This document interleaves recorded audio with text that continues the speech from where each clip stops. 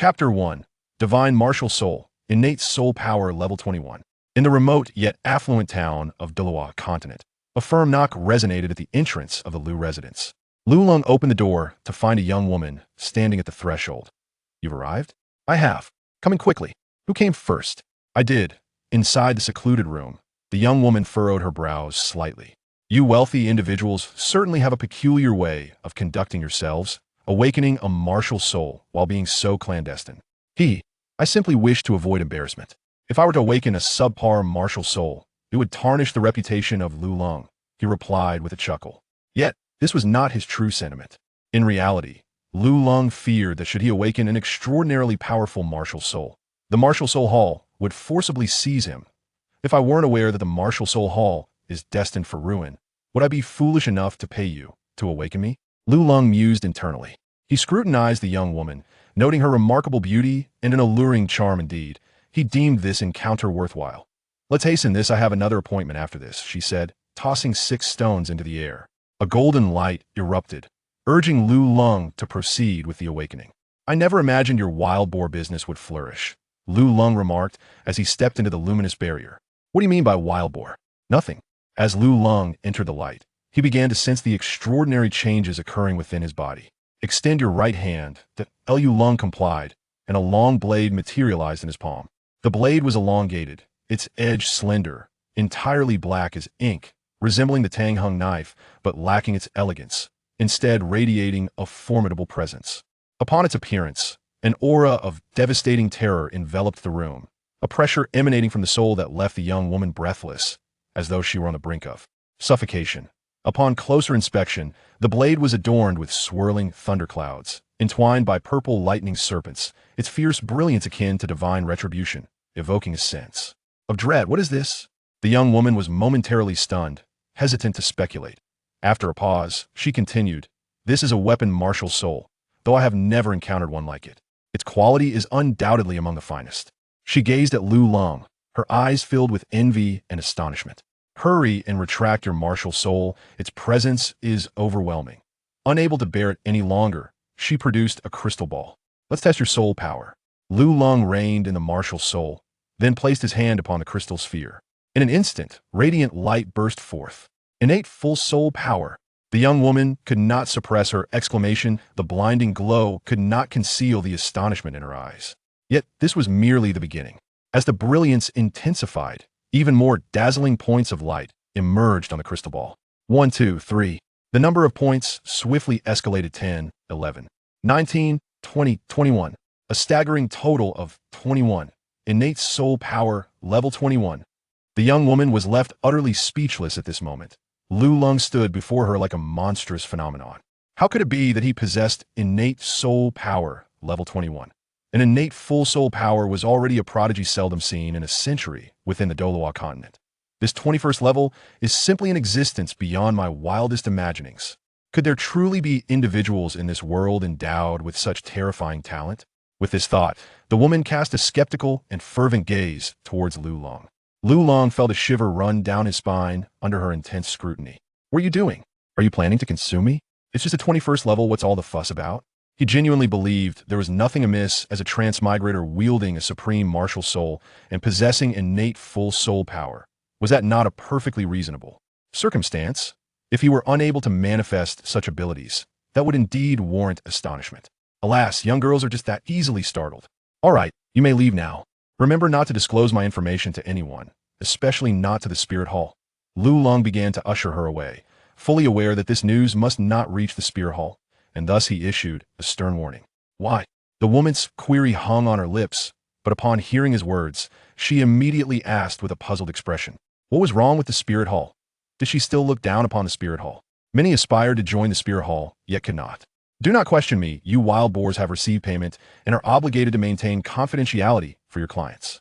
That is your duty, Lu Lung replied coldly. In that case, I shall first assist the others in awakening. The woman, uncertain as to why Lu Lung held such an aversion to the Spirit Hall, chose to refrain from further inquiry, given his extraordinary talent and her current position. They have all awakened. I created a ruse to mislead others. You should leave quickly, he insisted. With that, the young woman was hastily escorted out of Lu's residence. She gazed at the closed door and scoffed coldly. Humph. Once Ulaina discovers this, do you think you can escape this lifetime? Quickly return and report to the teacher. Without delay, Ulaina set off. Meanwhile, inside the house, Lulong suddenly felt a chill pass through him. How strange, isn't it rather sunny outside? 2 days later at the Spirit Hall, in the Pope's chamber. Nana, is what you say true? Bibi Dong sprang up from her seat, her long, slender legs betraying her excitement. Teacher, every word from Nana is the absolute truth. Ulaina replied. However, I cannot comprehend why Lulong is so resistant towards our Spirit Hall. When he awakened his martial soul, he preferred to pay someone rather than allow a Spirit Hall member to awaken him for free. If I hadn't fortuitously been on a training expedition, I might never have discovered him. This will not be tolerated. No one on this continent defies the Spirit Hall. Bibi Dong sneered. Yuguan, come with me. I shall personally bring him back. Bibi Dong displayed her commanding presence. But teacher, what if there are deep-seated grievances between the Spirit Hall and him? Are you not concerned he might resort to extreme measures? Ulaina asked worriedly. Fear not, such a prodigy, even if I must brainwash him, shall remain with the Spirit Hall. Bibi Dong's gaze burned with intensity. This talent surpassed even that of Qian Rinxua. Such brilliance must belong to the Spirit Hall. Let us depart immediately to avoid any lengthy delays. Understood. Upon hearing this, Ulaina felt a twinge of embarrassment. And no matter how exceptional his talent, he was but a mere 6-year-old child. Did the teacher truly need to make such a grand spectacle? But let us not forget, she is Bibi Dong, and the Spirit Hall she commands operates with unyielding dominance. In the distance, Lulong gazed quizzically at the sun above, muttering, how peculiar, I can't shake this unsettling feeling. 2 days later, at the entrance of the Lu residence, Lulong was being hoisted like a fledgling chick by Zhu Yueguan, with a neatly packed bag slung over his back. It was evident he intended to flee, only to be fortuitously captured by Bibi Dong and her 2 companions.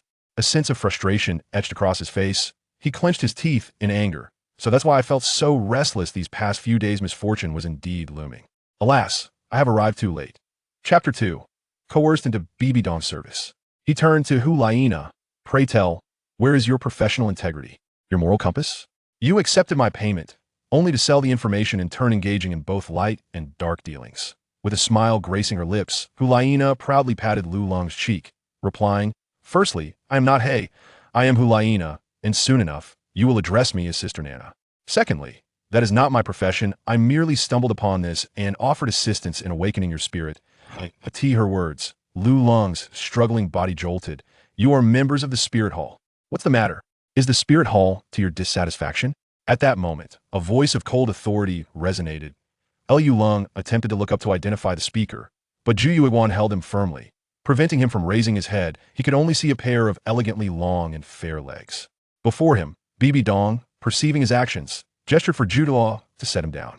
Upon regaining his footing, Lulong lifted his gaze, and in an instant he was taken aback. The woman appeared to be in her 20s, her features exquisitely crafted, devoid of any flaw. Her figure was strikingly graceful, with long, delicate legs, a slender waist, and a staff adorned with glimmering gems. Her skin glistened like polished jade, her bright eyes shimmered like stars, and she moved with the grace of a swan, standing with the elegance of a pine tree. Even Lulong, with his 2 lifetimes of experience, felt his heart flutter in her presence. This woman was incomparably more beautiful than any starlet from his previous life. She was undoubtedly the most stunning woman he had ever encountered.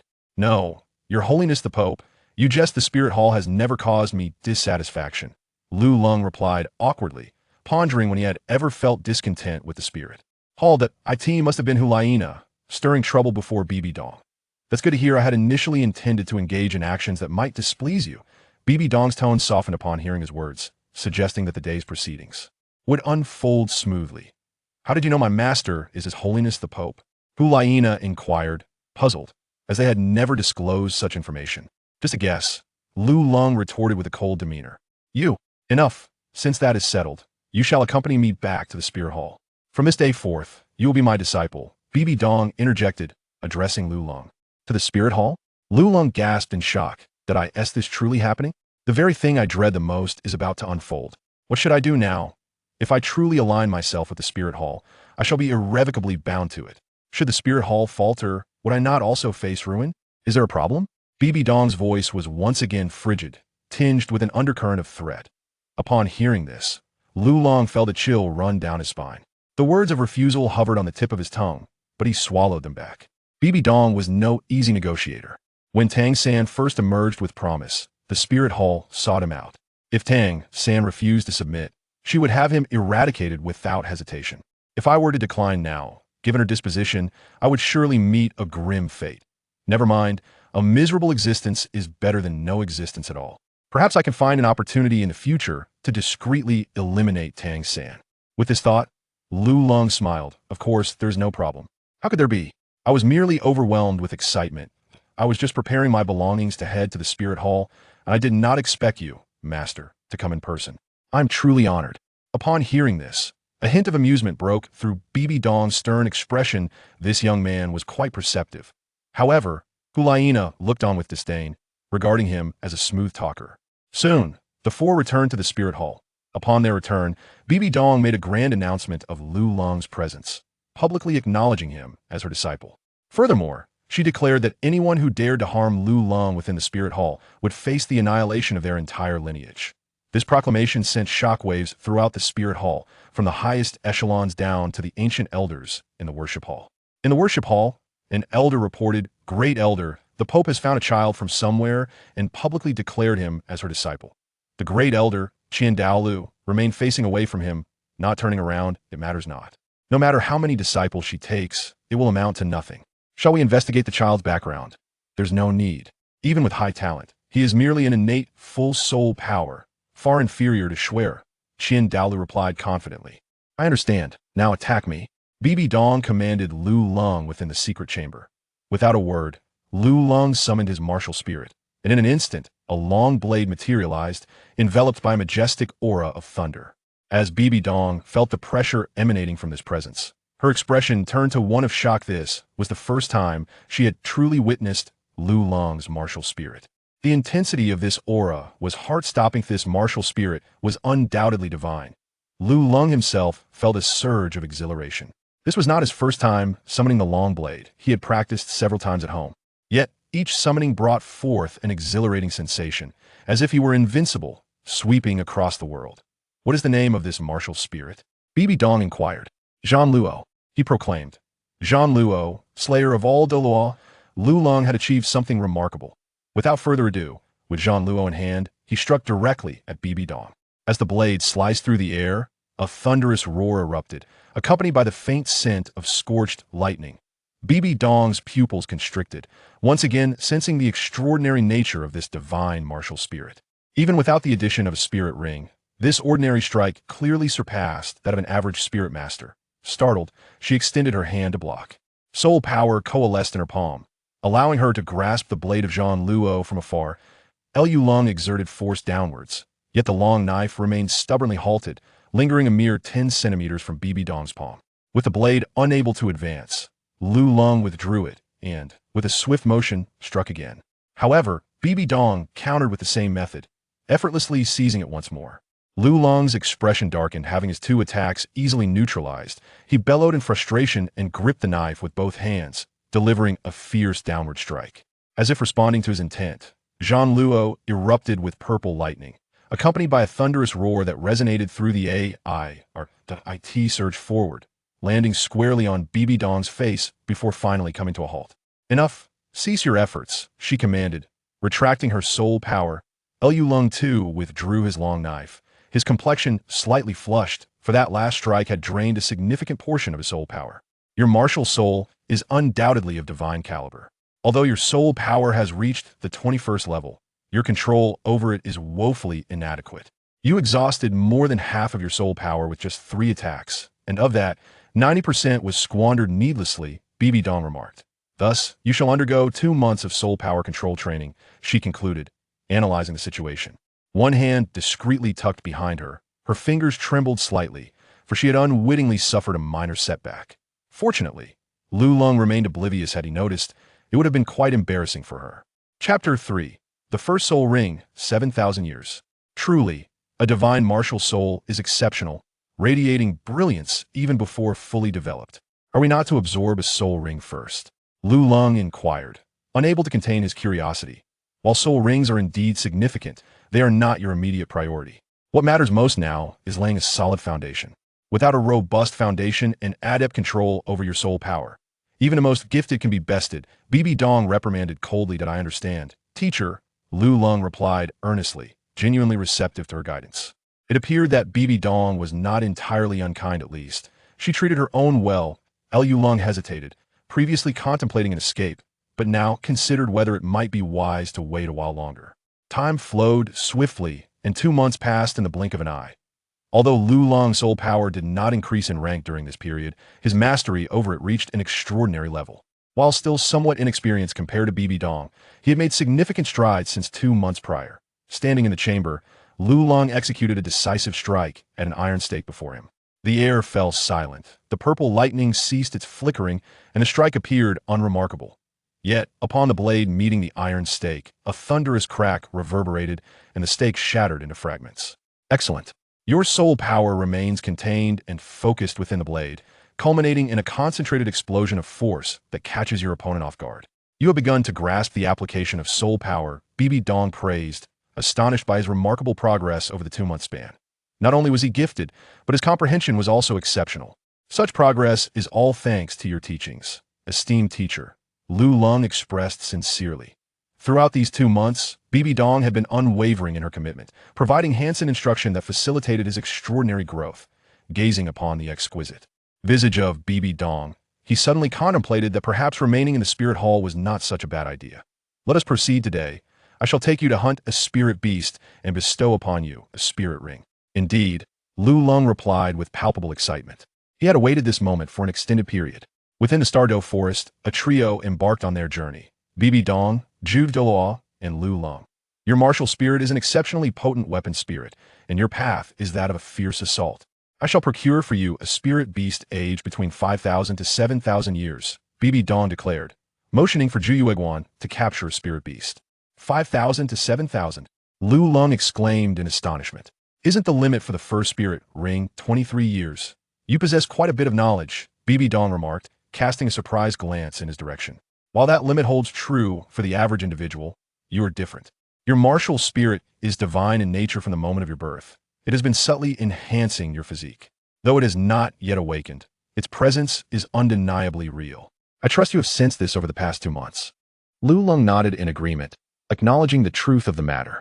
Over the past 2 months, he had distinctly observed a remarkable enhancement in his physical capabilities. This improvement was not merely ordinary. It was an extraordinary acceleration. Initially, he suspected it might be a medical anomaly, only to later realize it was due to the influence of his martial spirit, Zhan Luo. The sensation intensified whenever he held Zhan Luo in his grasp, leading him to become accustomed to not returning it to its resting state. Bibi Dong continued, moreover, you have now attained the level of 21 in soul power and have begun to master its control. Therefore, I deduce that absorbing a 7,000-year soul ring will pose no challenge for you. I desire a 10,000-year soul ring for my first. Lu Lung exclaimed with excitement upon hearing Bibi Dong's words.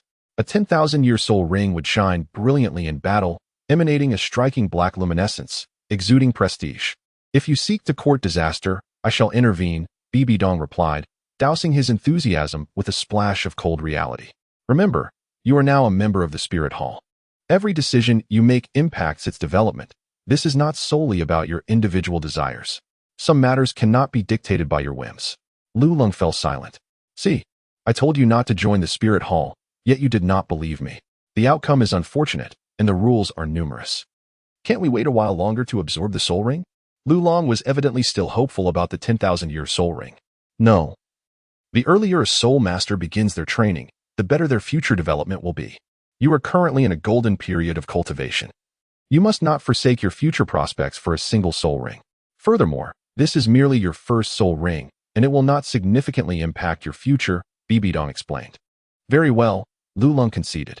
Lu Lung had no choice but to concede. Soon, a battle erupted in the distance, and shortly thereafter, Douluo returned, cradling a nearly lifeless spirit beast.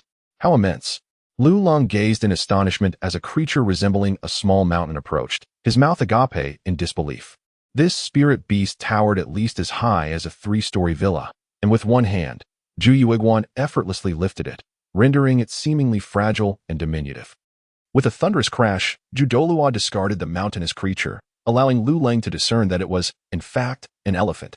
This elephant was clad in armor, impervious and formidable, with two enormous tusks that were exceptionally sharp, certainly a fierce beast in the present day. Yet, in Zhu Douluo's grasp, it was effortlessly subdued. This was the 1,000-gene charging elephant, approximately 7,000 years old in terms of size. Absorb its soul ring, and I shall provide you protection. Bibi Dong was quite pleased with this spirit beast. The 1,000-gene charging elephant, known for its aggression, paired with the slashing Luo martial spirit, constituted an unparalleled combination. Indeed, Lu Lung stepped forward, drawing forth his blade, Zhan Luo. With a decisive stroke, he struck down the soul beast. Faint purple specks began to coalesce above the fallen creature, swiftly forming a radiant purple halo. The hue of the soul ring was resplendent, and Lu Lung could perceive the formidable energy contained within it. No longer hesitating, he grasped Zhan Luo, channeling his soul power through the blade, drawing it towards the soul ring. The ring, responding to his pull, approached Lu Lung and rapidly contracted, encircling his blade, the manifestation of his martial soul. In an instant, he felt a searing energy surge into his being. Remain vigilant, guide with your soul power. Bibi Dong's voice echoed in his mind, yet a sardonic smile crept across his lips. What was this meager energy? Was it necessary to stay alert? Bibi Dong. Zhu Douluo, this display is quite impressive. Regardless of the bravado, Lu Lung understood the necessity of careful maneuvering. The surging soul power relentlessly refined Lu Lung's body, akin to a rampaging tiger, asserting its dominance. He could sense his body expanding, a searing pain coursing through him. Yet, amidst this agony, a gentle warmth followed, akin to a spring breeze after a storm, mending the recent turmoil. After approximately a quarter of an hour, Lu Lung opened his eyes. Lu Lung realized that he had succeeded. So, how does it feel? Bibi Dong inquired. Not bad. Akin to soaking in a hot spring, Lu Lung replied nonchalantly. Chapter 4. The First Soul Skill, Blade Draw. Pa. The golden Douluo muttered under his breath, unable to suppress a scoff, yet deep down, he harbored a measure of admiration. Indeed, I admire his audacity. Suddenly, Lu Lung felt a tightness around his body. Glancing down, he discovered that his clothes had shrunk, constricting him uncomfortably. The absorption of the first soul ring has certainly contributed to your height, Bibi Dong remarked. Lu Lung nodded. At merely 6 years of age, he was already approaching a height of 1 meter and 20 centimeters. What is your first soul skill? He introduced. It is called Blade Slash. This soul skill temporarily bestows the power of 1,000 pounds of force, enabling me to crush my enemies with unparalleled strength, while simultaneously possessing the ability to breach defenses, thus amplifying the impact of this strike. Furthermore, as my strength increases, the power and duration of this skill will become greater and prolonged. Upon hearing this, Bibi Dong's expression turned approving. Such a formidable skill would undoubtedly allow you to challenge opponents beyond your level. How long does it last now? 3 seconds. Not bad. After absorbing the first soul ring, Bibi Dong chose not to allow him to absorb a second soul ring just yet, suggesting instead that he take some time to acclimate. Returning to his room, Lu Lung finally found a moment to relax, reflecting on everything that had transpired, still feeling as though it were somewhat unreal. Meanwhile, not far away, Yin inquired with concern, Nana, why have you been so unhappy lately? He held some gifts in his hands. What does it concern you? Hulaina replied sulkily. Since the arrival of Lu Lung 2 months ago, the teacher's attention toward her had noticeably diminished. It seemed that the teacher was particularly invested in Lu Lung, visiting him almost daily, which left her feeling quite discontent. She observed this change and internalized it, yet felt unable to voice her feelings. After all, she was aware that Lu Lung was a genius with innate soul power of level 21. Is it that Lu Lung fellow? Yin, not lacking in perception, recognized that the most significant change over the past few days was indeed the arrival of Lu Lung. What do you think? Hulaina shot him a glare, responding irritably. Hulaina, already possessing striking beauty, exuded an enchanting allure with every movement due to her martial spirit. Yin had long harbored feelings for her, and at that moment, her display of vulnerability sent his heart racing, especially that glance of grievance she had just cast, which propelled his heart to the brink. It's definitely him. I'll go teach him a lesson. In Yan's heart, Hulaina was paramount. No one was permitted to bully her, not even a disciple of the Pope. Thus, with a heart full of fury, Yan strode toward Lu Lung's room. Hulaina paused, initially intending to intervene, but then reconsidered and held her tongue. It might do him some good to receive a lesson. The memory of Lu Lang's arrogant demeanor during this time only fueled her irritation. Lu Lang's room was not far from Hulaina's. Within a few breaths, Yin arrived at Lu Lang's courtyard. Lu Lang, come out. Who is it? Disturbing the peace at such an hour? Lu Lang, in the midst of washing his face, was taken aback by the sudden outburst and stepped out with a frown. He soon spotted a young man standing in the courtyard, visibly furious. Who are you? Are you out of your mind? You are Lu Lang? Yin replied with an icy gaze. Indeed, I am. And you are? My name is Yin, and I've come specifically to teach you a lesson for bullying my Nana. How shameless. Who is this Nana of yours? You think she cares for you? You. Yin retorted, Nana doesn't like me. Does she favor you, a mere child? I advise you to reconsider, for a sycophant who clings to others often ends up with nothing. It's best you give up now. Lu Lang offered, his tone laced with concern. Enough of your nonsense. Today, I will fight you. Although Yin was unaware of the meaning behind sycophant, he recognized the insult and chose to act without further delay. Meanwhile, Hulaina, who was secretly observing from behind the door, was initially inclined to intervene but reconsidered, believing Yan's intentions were merely to teach Lu Lang a lesson, which likely wouldn't escalate to anything serious. After all, it was also a means for her to vent her frustrations, so she decided to wait and see. As Lu Lang watched Yin charge at him without hesitation, his expression shifted to one of disbelief. Indeed, Hulaina is a source of trouble. This sycophant seems utterly brainwashed. However, fortune favored him. For having absorbed a soul ring earlier that day, he was eager to test his newfound strength. With the Zhan Luo blade firmly in hand, Lu Lang regarded him with a haughty demeanor. In contrast, Yin summoned the colossal figure of his martial spirit, the Flame Lord, which roared into existence behind him. The intense heat radiated forward, casting a vibrant red hue over the surroundings. His body underwent a transformation, encased in a rocky armor-like exoskeleton. 2 yellow soul rings hovered above and below him. Boy, why don't you unleash your martial spirit? Yin shouted, witnessing Lu Lang's indifference. Lu Lang raised the blade known as Zhan Luo in his hand, declaring, This is my martial soul. Yan's pupils constricted, filled with disbelief. Are you mocking me? Furious, Yin resolved that even if this broken knife was indeed his martial soul, the absence of any visible spirit rings was a profound disrespect. Unaware of his own limitations, he vowed to bring Lu Lang to his knees. With a sudden leap, he unleashed a powerful punch directed at Lu Lang, the wind from his fist slicing through the air. Granite. In midair, Yin activated his second soul skill. His hand swelled to an enormous size, surpassing his own body. Resembling a burning boulder of molten lava, propelled by a fierce wave of heat towards Lu Lang. With the blade in hand, Lu Lang's demeanor abruptly transformed. His expression turned cold and stern, starkly contrasting with his previous demeanor. Yan's fist approached in an instant, yet Lu Lang remained utterly still, as if paralyzed by fear. Humph. The Pope's disciple is nothing remarkable. Disdain flickered in Yan's eyes. However, at that moment, Lu Lang suddenly moved. He sharply lifted his head, a glint of icy brilliance flashing in his eyes, and an overwhelming aura of coldness erupted forth. Simultaneously, the purple soul rings on Lu Lang's body gleamed.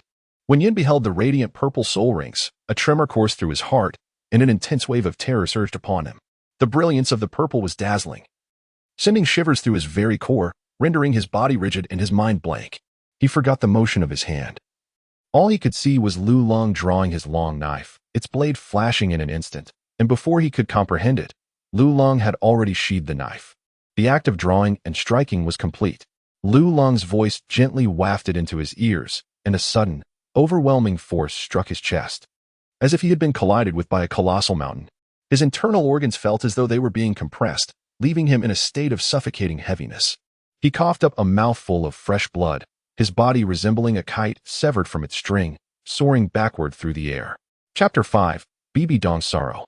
In the midst of his flight, fragments of rock shattered from his body, scattering across the ground, while his chest caved in. With a swift strike, Lu Lang made his mark and, without hesitation, drew his blade, Zhan Luo, aiming fiercely at Yan's head. Stop! Hulaina appeared suddenly before Lu Lang. However, upon seeing the blade pressed against Yan's scalp, embedded in the ground, she exhaled deeply in relief. Extracting the blade that was half buried in the earth, Lu Lang spared not a glance at the two, coldly stating, This time, I show mercy. Next time, luck shall not favor you. With that, he turned and departed. Hulaina helped Yin to his feet, both casting fearful glances at Lu Lang's receding figure. A millennium soul ring. Yin managed to utter those 4 words before succumbing to the oppressive shadow of death. The following day, Lulong arrived at the training grounds. Did you injure Yin? Bibi Dong inquired, having received news of the incident promptly after it occurred the previous night. Yes.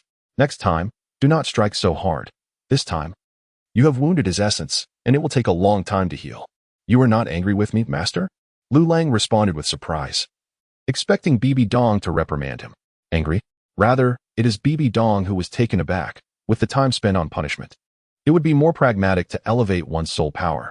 Upon hearing these words, Lulong comprehended that Bibi Dong was indeed someone who favored her own.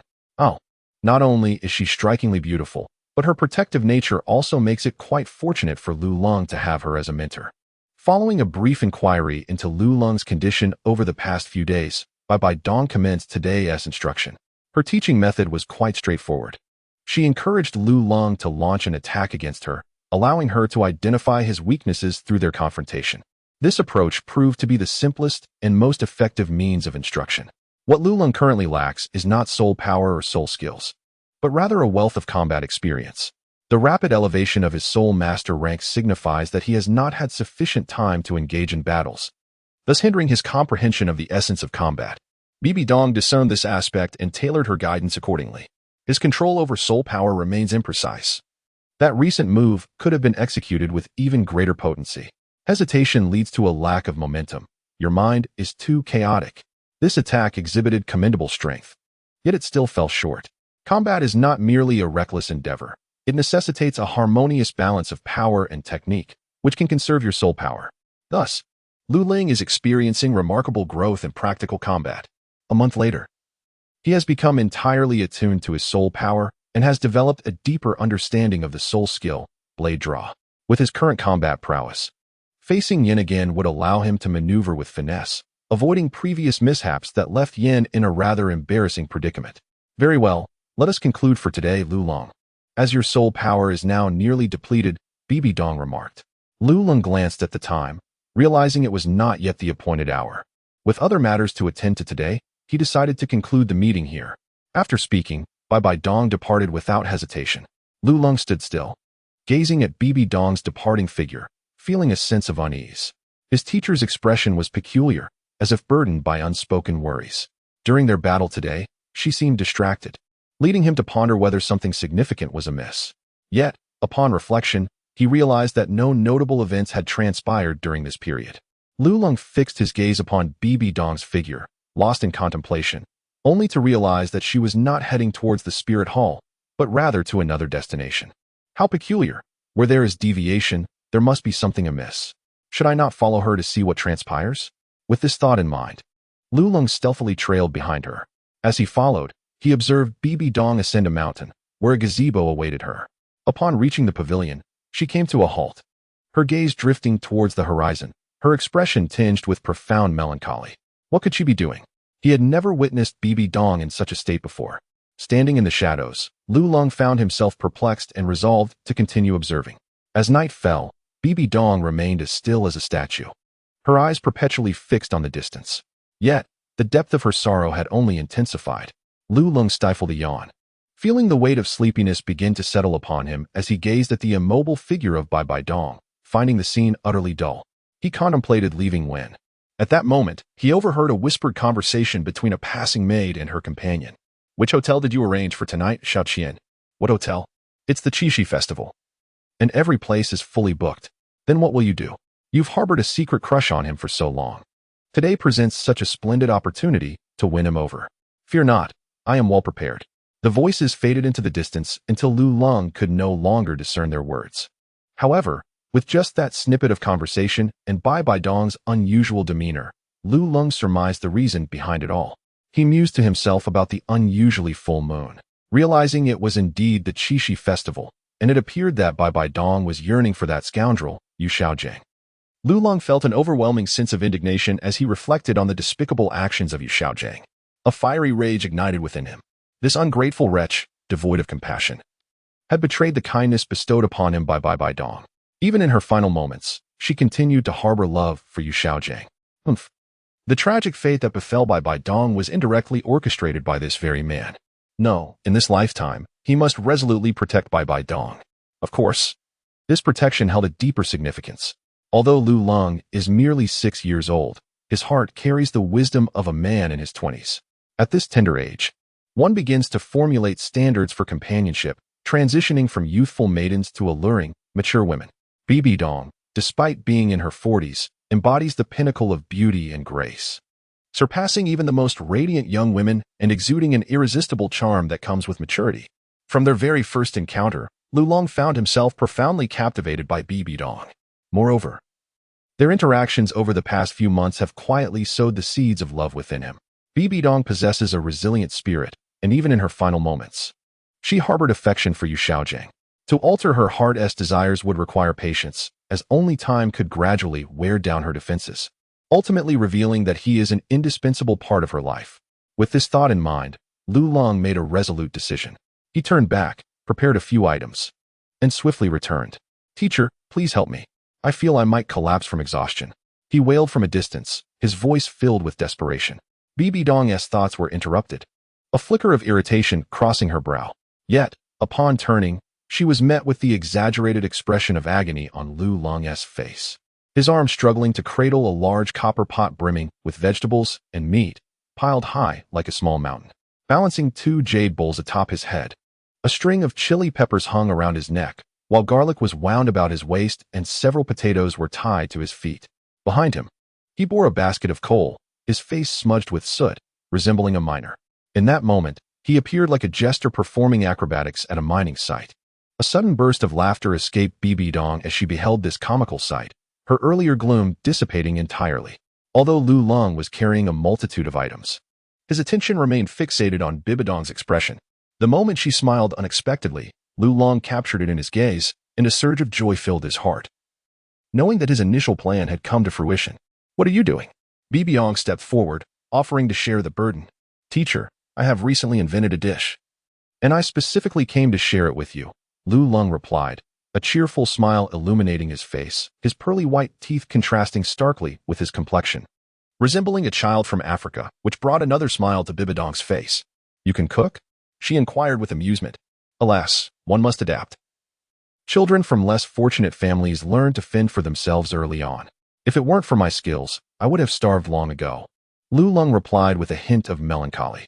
"I recall your family was quite affluent, with a grand estate," Bibi Dong remarked. "Ahem, let us not dwell on that, but rather taste my culinary skills first." Lu Leng coughed lightly, hastily shifting the conversation. Fortunately, his dark complexion concealed the embarrassment of being called out. "First, go wash your face." After Lu Leng swiftly washed his face a couple of times, he proceeded to prepare his culinary creation under the curious gaze of Bibi Dong. He set up a charcoal stove, placed a copper pot atop it, added clear water, and arranged the sliced meat elegantly. Indeed, Lu Leng was preparing a Sichuan-style hot pot for Bibi Dong today. The hot pot, often regarded as a rather provocative dish, facilitates an intimate exchange between the sexes through the mingling of saliva. Lu Leng prepared hot pot for 2 reasons. Firstly, it was because this world lacked such a culinary experience, igniting Bibi Dong's curiosity. Secondly, the vibrant atmosphere of hot pot would help alleviate Bibi Dong's longing for Yu Xiaojing, which was indeed Lu Leng's primary objective. As the water boiled vigorously, the fragrant aroma of red oil, spices, and garlic filled the air after a plethora of ingredients were tossed in. Once the meat was added and began to cook, Lu Leng prepared the most classic dipping sauce for Bibi Dong, comprising merely minced garlic, sesame oil, and chopped green onions. Then, amidst Bibi Dong's eager anticipation, they waited a moment longer before diving into the feast. "All right, it's time to eat. Please, give it a try, teacher," Lu Leng encouraged as he placed a slice of premium soul beast meat into Bibi Dong's bowl. Bibi Dong was somewhat skeptical. It was her first time experiencing such a dish. Yet, under Lu Leng's earnest gaze, she placed the meat slice into her mouth. The moment it touched her palate, it melted effortlessly, remarkably tender, with a perfect balance of fat and lean, devoid of any greasiness. Coupled with the spicy and fragrant broth, it delivered a delightful explosion of flavors. Just one bite was enough to win Bibi Dong's heart. Delicious," she exclaimed involuntarily, her eyes sparkling with joy, savoring the delightful blend of spicy and numbing flavors. "See, I told you my culinary skills were commendable," Lu Leng remarked, noting Bibi Dong's approval. He realized that his goal for the day had drawn significantly closer. I had no doubts, she replied, though her earlier expression had been one of skepticism. As they continued to eat and converse, the flavors of the hot pot intensified, becoming richer with each passing moment. Lulong had prepared a substantial amount of food, yet he still underestimated the combat prowess of the two companions. By the end, he found that all the provisions he had brought were entirely consumed. I shall prepare a bit more, he thought, noticing the sheen of perspiration on his forehead, which filled him with immense joy. That will suffice for today, Bibi Dong interjected, waving her hand. Such delightful experiences are best savored with a lingering sense of longing. With that, she rose and stepped to the edge of the pavilion, her gaze drifting towards the horizon. Her demeanor once again fell into a state of melancholy. And Lulong understood that she was reminiscing about Yu Xiaojing. The yearning that followed such a fervent atmosphere only deepened the loneliness. Damn it, that scoundrel Yu Xiaojing. He has caused considerable trouble. Lulong seethed, vowing to find an opportunity to administer some form of retribution. Just as he began to speak, he was interrupted by Bibi Dong. Thank you for the dinner, teacher. I had a delightful time today. Rest well. Tomorrow I shall take you to hunt for the second soul ring. Seeing the situation, Lulong understood that further words would be futile at this moment. So he began to pack his belongings. You take this ring. It contains 100 cubic units. So next time you have to exert yourself moving it back and forth. Bibi Dong tossed a ring towards Lulong. Lulong took the ring and examined it closely. The entire ring was silver in hue, adorned with a jade stone that appeared quite ordinary, lacking in both opulence and value. On the cold surface, there lingered a trace of warmth. This was something I used in my youth, an item that accompanied me for many years. However, it has now become somewhat obsolete, serving merely as a decoration. I shall bestow it upon you. Thank you, esteemed teacher. Lulong said respectfully. It is I who must express my gratitude to you. Lulong remained silent, for he comprehended the meaning behind Bibi Dong's words. He once more performed a bow, waved his hand to gather the utensils, and then turned to depart. After Lulong departed, Bibi Dong gazed at his receding figure, her eyes tranquil as water, lost in contemplation. Upon returning to her chamber, Lulong caressed the ring upon his finger. Although the dinner did not entirely fulfill Lulong's intentions, it undeniably bore fruit, leaving an impression within Bibi Dong and sowing a seed of connection. Their relationship has progressed, still defined by the master-apprentice dynamic, yet imbued with a subtle spiritual elevation. This ring serves as a testament to that bond. Do not underestimate its significance, for this marks a crucial step. Often, it is this initial gesture that unlocks a woman's heart. The following day, Lulong was pleasantly surprised to discover that his soul power had broken through, reaching the 22nd level. This led him to ponder. Could it be that fate itself is assisting him? In the Stardow Forest, Lulang and his two companions returned once more. The second soul ring should be able to absorb 1,000 years, right? Lulong inquired, determined not to absorb a ring of merely 1,000-year level, for that would be quite unremarkable. Indeed, your physical prowess surpasses my expectations. The second soul ring can roughly absorb between 12,000 to 14,000 years. That is splendid. Lulong responded with a beaming smile. This time, Bibi Dong chose not to send Douluo to capture a soul beast, instead personally leading Lulong deeper into the forest. The specific configuration of the second soul ring's soul beast remained uncertain. They could only see what fate would present. Soon, they encountered a blazing fire bear. The blazing fire bear is known for its explosive temperament, strong attack, and great strength. It suits you well. Though it only possesses a lifespan of 10,000 years, which falls short, Bibi Dong assessed, shaking her head. Continuing forward, they soon came across a nether mamba. Its age is adequate, but its attributes do not align. It leans towards poison and lacks sufficient offensive power, making it unsuitable. Bibi Dong once again shook her head. As the trio encountered additional soul beasts, Bibi Dong's evaluations revealed that none were quite perfect. Just as they prepared to take a brief respite, a soul beast suddenly appeared in the sky. Lo and behold, it was a flying soul beast, and as Lulong focused his gaze, he discerned it was an avian creature. Its size was modest, approximately 1 meter in height and over 2 meters in length, with piercing eyes and a robust physique, exuding an aura of regal authority. Its wings were entirely black, save for a hint of white at the tail feathers. The creature's sharp claws resembled poised daggers, glinting ominously. It seemed to have noticed the trio, circling above them. Under the sunlight, one could even perceive a purple luminescence shimmering across its wings. Upon closer inspection, It became evident that this radiance was none other than lightning. This soul beast astonishingly possessed the rare lightning attribute. Lu Leng was astonished. It was his first encounter with such a magnificent soul beast. After a brief moment of mutual gaze, the creature did not retreat but instead let out a piercing cry and charged towards Lu Leng and his companions. Was it truly so reckless? Lu Leng was taken aback. Without any enmity between them, this soul beast was intent on attacking. With the presence of the two formidable Douluos, Bibi Dong and Jiyuguan, the creature's actions were tantamount to courting death. Bibi Dong, observing the scene, let out a cold snort. Ignorant fool. Jiyue, the Douluo, stepped forward, unleashing the formidable aura of a tidal Douluo. Yet, astonishingly, the soul beast showed no fear. Instead, a frenzied gleam lit its eyes. As it dove forward, a thunderous roar erupted around it, while its feathers shimmered with a violet glow, and the air crackled with intense friction and heat. Simultaneously, it extended its sharp claws, aiming directly at Jiyuguan. With a swift motion, Jiyue invoked his third soul skill, the breath barrier. This skill was designed to immobilize enemies within its confines for a brief period. The necessity to employ this skill arose from the soul beast's astonishing speed, so swift that even he could only perceive a fleeting shadow. By rights, once the barrier was enacted, the soul beast should have halted. However, the outcome was not as expected. The creature not only failed to stop, but vanished entirely. Lu Leng witnessed a flash of purple lightning appearing out of thin air, and in an instant, the soul beast had disappeared without a trace. Where had it gone? Jiyue was alarmed. He sensed no presence of the soul beast within his barrier. It must have utilized its soul skill to evade the confines ahead of time. Just then, Lu Leng felt a chill creeping down his back. Instinctively, he drew his sword and, without hesitation, executed a sword slash, but he struck nothing but empty air. Was it merely an illusion? No, it was not. The prickling sensation that had plagued his back vanished. Suddenly, a blood-curdling scream pierced the air. Turning his head, Lu Leng beheld Bibi Dong. Remarkably, she had delivered a powerful punch that rendered the soul beast incapacitated on the ground, unable to rise. Lu Leng's eyes widened in astonishment. The soul beast that had even outmaneuvered the formidable Douluo was utterly incapacitated by a single punch from Bibi Dong. What an extraordinary display of power this is.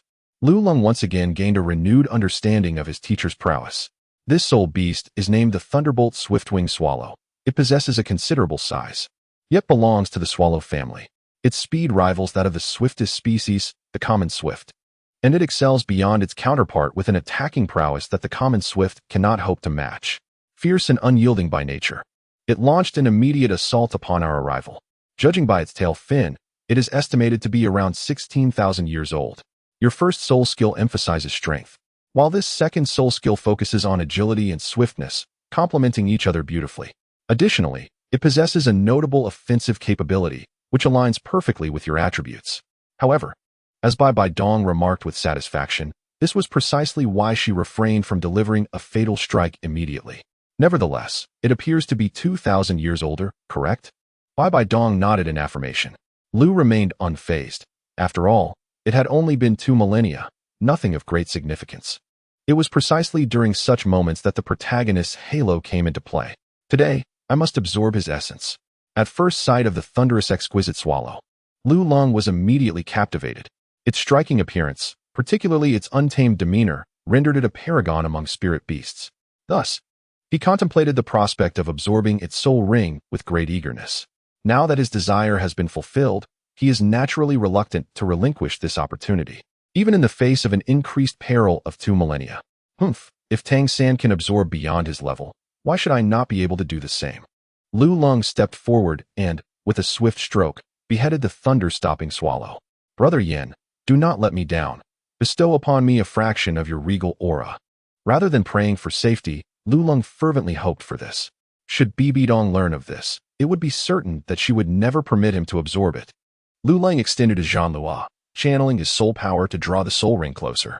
The deep, obsidian black soul ring, upon making contact with the Zhanluo blade, immediately shrank and enveloped it. Simultaneously, an overwhelmingly formidable energy surged into Lu Leng's body. Lu Leng uttered an expletive, utterly astonished by the overwhelming force of energy that surged within him. At the very onset, he nearly succumbed to its might. Fortunately, he managed to bite down on his tongue just in time, forcibly repressing the tempestuous energy. Denied an outlet, The energy rampaged within his body, wreaking havoc in a furious frenzy. It felt akin to being struck by lightning, accompanied by a searing, tingling sensation. Soon, Lulong's complexion flushed crimson, blood seeping through his skin and staining his garments. Damn it, this was far too perilous. Indeed, 2,000 years of power was not something to be trifled with. A flicker of regret coursed through him as he sensed his control slipping, the formidable energy threatening to erupt. Endure. The possibility of success now hinged entirely on his resolve. The calm voice of Bibi Dong resonated in his ears, jolting him to attention, as memories of her desolation from the previous night flooded his mind. A fierce determination ignited within him. I cannot falter. I must still pursue my dream of marrying a beautiful and wealthy woman. Lulong gritted his teeth. Yet the ferocious energy refused to relent, persistently battering against his mental barriers. Each collision and defense resulted in a tumultuous clash of forces, pushing Lulong to the brink of surrender on numerous occasions. Nevertheless, relying on his indomitable willpower, he managed to endure. Time passed laboriously, and Lulong's complexion grew increasingly grim. His body had transformed into a bloody figure, with his blood even vaporizing into a mist of crimson surrounding him. This scene left Bibi Dong and Douluo in a state of shock and trepidation. Enduring what few could bear, some individuals are destined to be strong from birth. Douluo felt a deep-seated admiration stirring within him. Chapter 8. External Spirit Bones. Thunderwings. Bibi Dong clutched her staff tightly, and unbeknownst to her, beads of sweat formed in her palm, a sensation she had not felt in a long time. It had been ages since such concern had gripped her, and now, its sudden resurgence left her momentarily at a loss. Suddenly, Lulong's brow relaxed, and a look of relief washed over his face. He had succeeded. Bibi Dong and Douluo exhaled in relief. However, just as the situation appeared to stabilize, Lulong's previously relaxed brow furrowed abruptly, contorting into a grimace as he emitted an even more anguished scream than before. Bibi Dong was startled, unsure of what had transpired. As she moved closer, she observed Lulong's body levitating off the ground, bent and arching, while two protrusions, each the size of a fist, emerged from his back. What was happening? Douluo was taken aback by this bizarre sight, utterly perplexed. Yet, the well-informed Bibi Dong suddenly regained her composure, her eyes igniting with fervor. Be vigilant and protect him, she commanded, and though Douluo was bewildered, he complied without hesitation. Meanwhile, Lulong's agony continued unabated, the protrusions on his back growing more pronounced, their shapes becoming increasingly sharp, as if something were striving to break free. Bibi Dong's beautiful gaze was intently fixed on him. Suddenly, with a horrific rupture, two razor-sharp bone spurs burst forth from Lulong's back. A chilling scream erupted from Lulong, a sound so harrowing that it pierced the hearts of both individuals, striking them with deep anguish. The bony protrusions did not relent. Instead, they continued to grow, and within less than a minute, a magnificent set of skeletal wings emerged. These wings were drenched in blood, adorned with fragments of torn flesh, surrounded by an enveloping aura. Lulong felt the remnants of flesh on his skeletal wings regenerate at a visibly rapid pace. As the wings became fully enshrouded in blood and flesh, a series of black feathers began to emerge, each one deep and profound, shimmering with hints of violet light upon their completion. At last, Lulong opened his eyes, revealing a flash of purple lightning within, his gaze sharp and piercing, akin to a blade glinting in the light, imbued with an air of indifference and defiance, reminiscent of a phoenix that has just weathered a storm. How do you feel? Bibi Dong inquired.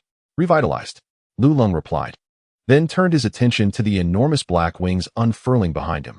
What is this? It is an external spirit bone. Bibi Dong's eyes widened with astonishment.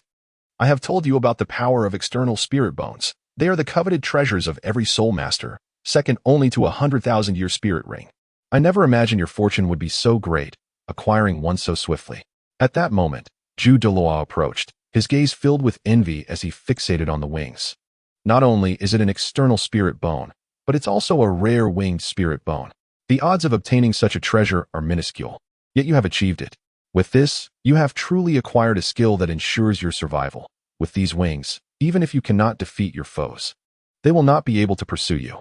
Flight has always been the most coveted ability among the soul masters of the Douluo Continent.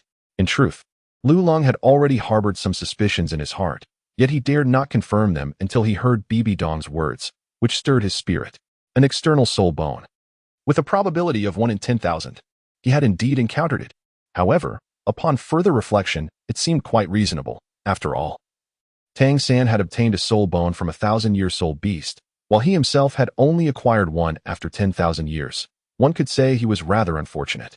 Soul rings endow soul masters with soul skills, and while they do enhance the attributes of the soul master to a degree, their primary function lies in the soul skills themselves.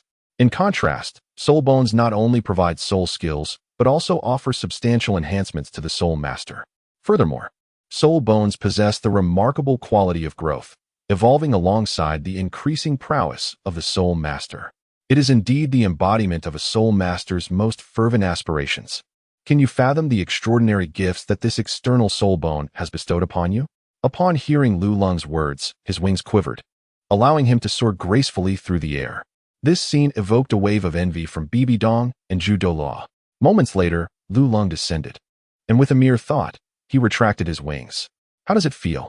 Bibi Dong inquired. It feels incredible, Lu Long replied. My overall attributes have seen a substantial enhancement, with the most notable improvement being my speed. Even without the aid of external soul bones, I surpassed the average soul master. Not even a soul king could catch up to me. Moreover, I have acquired a new soul skill, Thunderous Might. This ability allows me to harness the power of lightning while airborne, unleashing a formidable strike upon my foes. The potency of this attack is amplified during stormy weather. Upon hearing Lu Long's words, Bibi Dong's expression reflected astonishment. The ability to command the power of thunder was a rare soul skill. For one must recognize that lightning is among the most formidable energies in nature, beyond the control of ordinary individuals. Lu Long understood. What do you intend to name this external soul bone? Bibi Dong inquired. Let us call it Thunderwing. Bibi Dong nodded. She found Lu Long's naming skills quite commendable. What is your second soul skill? Swallowing Flash. As he spoke, a glimmer of brilliance shone in Lu Long's eyes, revealing his satisfaction with this soul skill.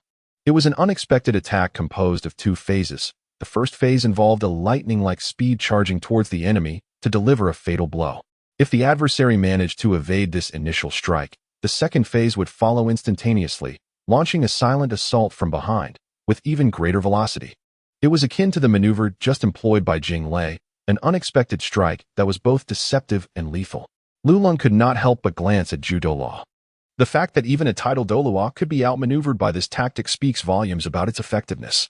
Indeed, Bibi Dong nodded in agreement. This soul skill possesses remarkable surprise attack capabilities, particularly effective against enemies encountered for the first time. However, for those of significant strength, it becomes relatively easy to counter upon a second encounter.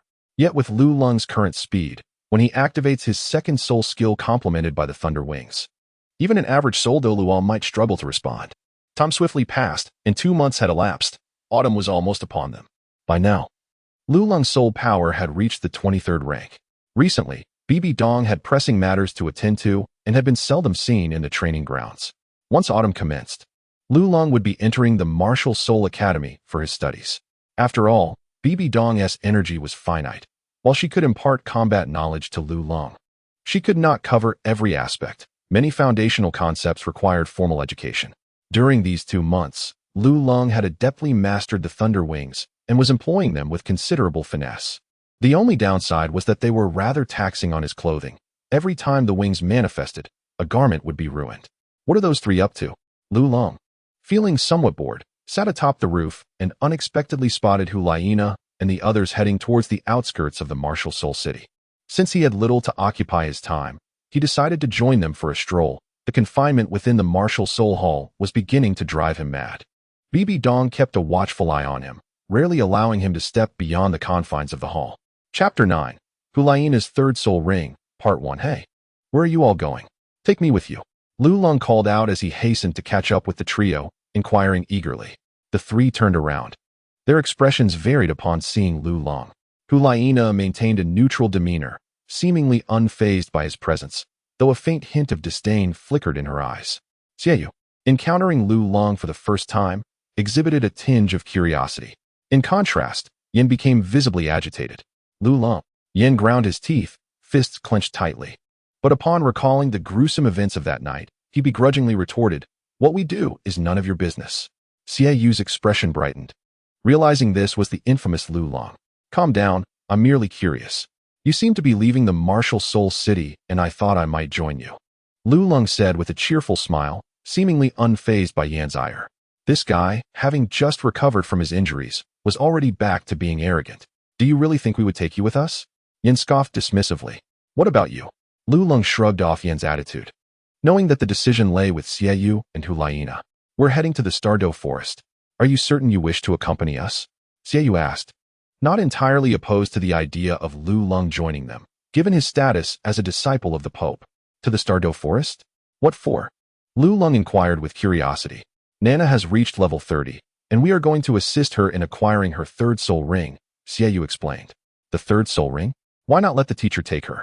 Lu Lung harbored doubts. After all, Hulaina was also a disciple of Bibi Dong, and it seemed implausible that she would not assist her in obtaining a soul ring. The teacher had been preoccupied with matters these past few days and preferred not to trouble her. Moreover, it was merely the third soul ring, with our combined strength. It is certainly within our reach. As she spoke, Hulaina's tone turned somewhat bitter. The estrangement she felt from the teacher over these past months, coupled with his growing fondness for Lu Lung, only deepened her discomfort. Her gaze towards Lu Lung grew increasingly disdainful. Primarily, we wish to hone our practical combat skills and gain some experiential knowledge. Xiaoyu and his sister, attuned to Hulaina's emotional shift, quickly interjected. I see. Lu Lung replied, understanding their intent. I shall accompany you then. Just you? Perhaps it would be better to refrain. Your presence may hinder us. Yin blurted out without a second thought. Upon hearing Lu Ling's words, Yin could not help but smile. Are you certain? She was about to affirm. Yet the chilling gaze from Lu Lang reminded her of the purple soul ring, causing her heart to quail. Nevertheless, her face remained defiant as she huffed and turned away. Since there are no objections, let us embark, Lu Lang declared with a joyful grin, elated at the prospect of finally venturing out. The Douluo Forest falls under the jurisdiction of the Spirit City, and since they were merely heading to the outskirts for hunting, their pace would allow them to arrive in just 2 to 3 days.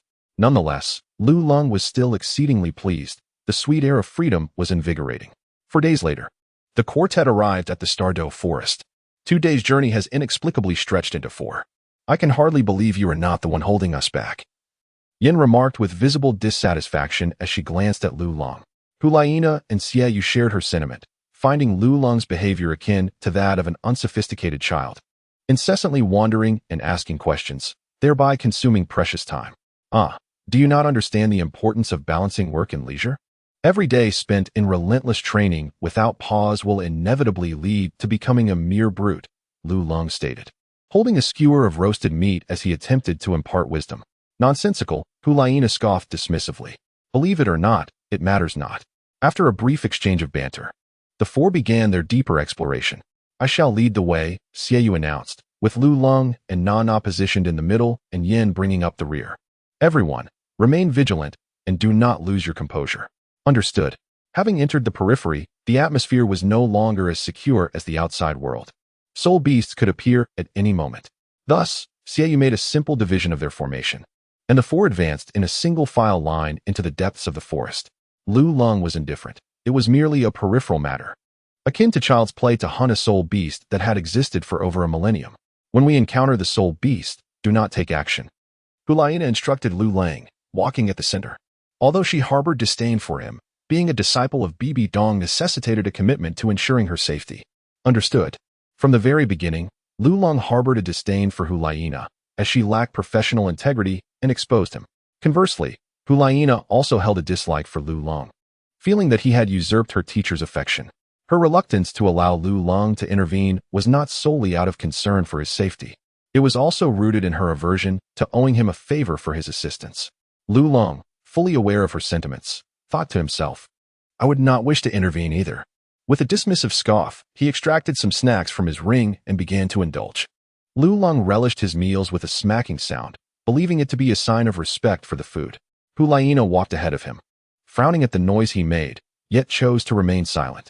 Lu Lung walked behind her, idly glancing around. However, as he observed his surroundings, his gaze suddenly froze, captivated by the enchanting figure of Hulaina. Though she was not yet 13 years old, the inhabitants of Douluo Continent tended to mature early, and her 12-year-old form was already remarkably developed.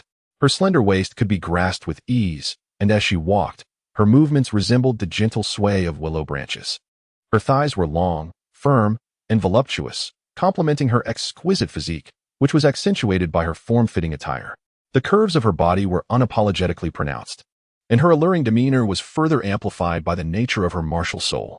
It was only then that Lulong realized the unexpected allure of this young girl's figure, and he quickly averted his eyes, mindful of his wavering resolve. The group continued forward, and after approximately 10 minutes, Xiaoyu halted his steps. "Stay alert, a soul beast has appeared," he warned, prompting everyone to sharpen their focus. Soon, they spotted a fox, a pink, fluffy creature with a magnificent tail, foraging for food. "What luck! We've found a suitable soul beast right away," Hulaina exclaimed, her excitement palpable. Given her martial soul, the enchanting fox, she had been assigned a specialized development path by Bibi Dong, focusing solely on absorbing fox-type soul beasts, particularly those possessing alluring attributes. This strategy would amplify her strengths infinitely. Chapter 10. Hulaina's Third Soul Ring, Part 2. As per their usual strategy, Nana initiated the control, while Yin engaged in close combat to restrain the beast. "I will deliver the finishing blow." The trio had harmonized their efforts over the years, seamlessly crafting their tactics in mere moments. After Xiaoyu spoke, he recalled Lulong's presence and added, "Lulong, just focus on protecting yourself." Given Nana's reluctance for Lulong to assist, he felt it unnecessary to press further. Lulong was indifferent, allowing himself to be a mere bystander. He earnestly embraced this role, retrieving from his ring a grand chair and a watermelon. "All right, you all carry on." The trio, Xiaoyu shook his head with a bitter smile, surprised by Lulong's obedience. Collecting their thoughts, the three stealthily approached the pink peach fox. But when they were 30 meters away, the fox's keen senses detected their presence. "Now," Xiaoyu shouted, and Yin immediately surged forward, his body transforming into a rock-like state. Simultaneously, Hulina initiated her control. "Fox charm." With a soft utterance, Hulina summoned her fox spirit, sprouting 2 fluffy ears and enveloped in a faint pink glow. With a delicate touch to her red lips and a glimmer of pink allure in her eyes, the distant pink peach fox suddenly froze, as if entranced. Goodness! What a temptation, Lulong thought, swallowing a mouthful of watermelon juice, hastily averting his gaze. If her second soul skill was already this beguiling, what would happen when she ascended to the rank of title Douluo? On this side, everything was under Xiaoyu's control. Within mere seconds, Yin closed the 30-meter gap. The crescent blades materialized in Xiaoyu's hands, one raised to the left and the other to the right, as he charged forth, joining Yin in a combined assault. Granite Rock, Fire Rock Fist. Yan's fist propelled forward, activating both his first and second soul skills with the intent of swiftly dispatching the fox. Likewise, the blades in Xiaoyu's hands gleamed ominously. This pink-faced peach fox was a soul beast with formidable control, but its offensive capabilities were relatively weak. The trio felt confident. They merely needed to be wary of the fox's control to secure an easy victory. However, at that moment, an unexpected turn of events occurred. The seemingly dazed pink peach fox suddenly regained clarity, and as it gazed at Hulina, there was a hint of mockery in its eyes. "This fox is toying with me." Hulina realized the peril as her control was broken. The ease with which the fox had dispelled her charm indicated that it was no ordinary creature. It was undoubtedly over 2,000 years old. "Be careful," Hulina urgently warned, but it was evidently too late. The pink peach fox emanated a radiant pink light, its tail unfurling, and its captivating gaze pierced through the trio. Yan's movements abruptly halted, his eyes clouded, and his actions shifted to strike Xiaoyu. Xiaoyu, unwilling to yield, swung his crescent blade in retaliation, and the two became entangled in a fierce struggle. Meanwhile, from behind the pink peach fox, a red fox suddenly emerged. The red fox moved with astonishing speed, targeting Hulina directly, disregarding both Xiaoyu and Yan. With a swift swipe of its claw, imbued with a metallic scent, Hulina bent backward, narrowly evading the sharp talons that grazed past her nose in a thrilling escape. Yet, before she could even relish her moment of relief, a sudden sweep from the approaching tail sent her body hurtling backward. Hulaina emitted a muffled grunt as she collapsed onto the ground, unable to rise from the sheer force of the blow. The bloodthirsty crimson fox. Upon recognizing the fearsome visage of the red fox, terror engulfed Hulaina's eyes. It was 3,000 years old. Her heart raced, having already faced the 2,000-year-old pink-faced peach fox. Now a 3,000-year-old bloodthirsty crimson fox had emerged unexpectedly. Unlike the pink peach fox, the bloodthirsty crimson fox was fiercely aggressive and exceedingly cruel, with a penchant for devouring spirit masters alive.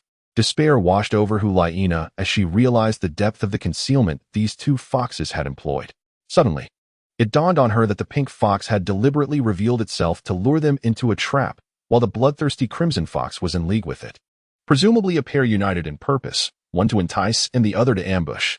Such a profound scheme. Brother, Yin, awaken quickly. Hulaina felt acutely aware of her inadequacy against the bloodthirsty crimson fox. Her only hope rested upon Xiaoyu and Yin. If they could awaken, there might still be a chance for a counterattack. Yet, Xiaoyu and Yin were already ensnared, oblivious to her desperate calls. Xiaoyu possessed formidable offensive capabilities, while Yin was renowned for his robust defense. One was a level 30 spirit elder, the other a level 29 great spirit master. The disparity was evident. Yet their martial spirits displayed a mutual restraint, resulting in a fierce stalemate, albeit both were grievously injured. Hulaina watched with mounting anxiety, feeling utterly helpless. If this continued, they would surely perish within the minute. The bloodthirsty crimson fox approached with a cruel glint in its eyes, its gait deliberate, instilling psychological terror in Hulaina. Its gaze was cunning, and the corners of its mouth curled into a mocking grin. Witnessing this scene, a wave of despair surged within Hulaina. She could hardly believe that a disciple of the illustrious Pope of the Spirit Hall was being outmaneuvered by a spirit beast. The expression of helplessness deepened on her face. Just then, both Xiaoyu and Yin let out anguished cries. Hulaina turned in their direction, only to find them bereft of their martial spirits. Their bodies battered and bleeding, lying motionless on the ground. Brother, she cried out in anguish, her heart clenching painfully at the sight. A tide of profound regret washed over her. She bit her lip, tears streaming down her face. She struck the ground in despair, overwhelmed by remorse for disregarding her teacher's advice and venturing out to hunt spirit beasts alone. She lamented her decision to sneak away without informing Juyu to seek his covert protection. It was all her fault. Had she not allowed jealousy over Lu Ling's favored status with the teacher to drive her out of the city, her brother and Yin would not be in such dire straits. She truly regretted it. Lu Ling, flee quickly and convey my sincerest apologies to the teacher. Hulaina realized that escape was no longer an option. Her only hope now was for Lu Ling to flee. After all, Lu Ling represented the future of the Spirit Hall. Given her teacher's regard for Lu Ling, if a choice had to be made between them, her teacher would undoubtedly wish for Lu Ling's survival. The bloodthirsty red fox had drawn near, raising its claws to slash at her throat. In despair, Hulaina shut her eyes. Yet, at that moment, a chilling voice suddenly resonated in her ear, "Draw the blade." Upon hearing this, Hulaina abruptly opened her eyes, only to see a figure soaring above her. She tilted her head back, catching a glimpse of Lu Ling's face and those icy eyes. Chapter 11.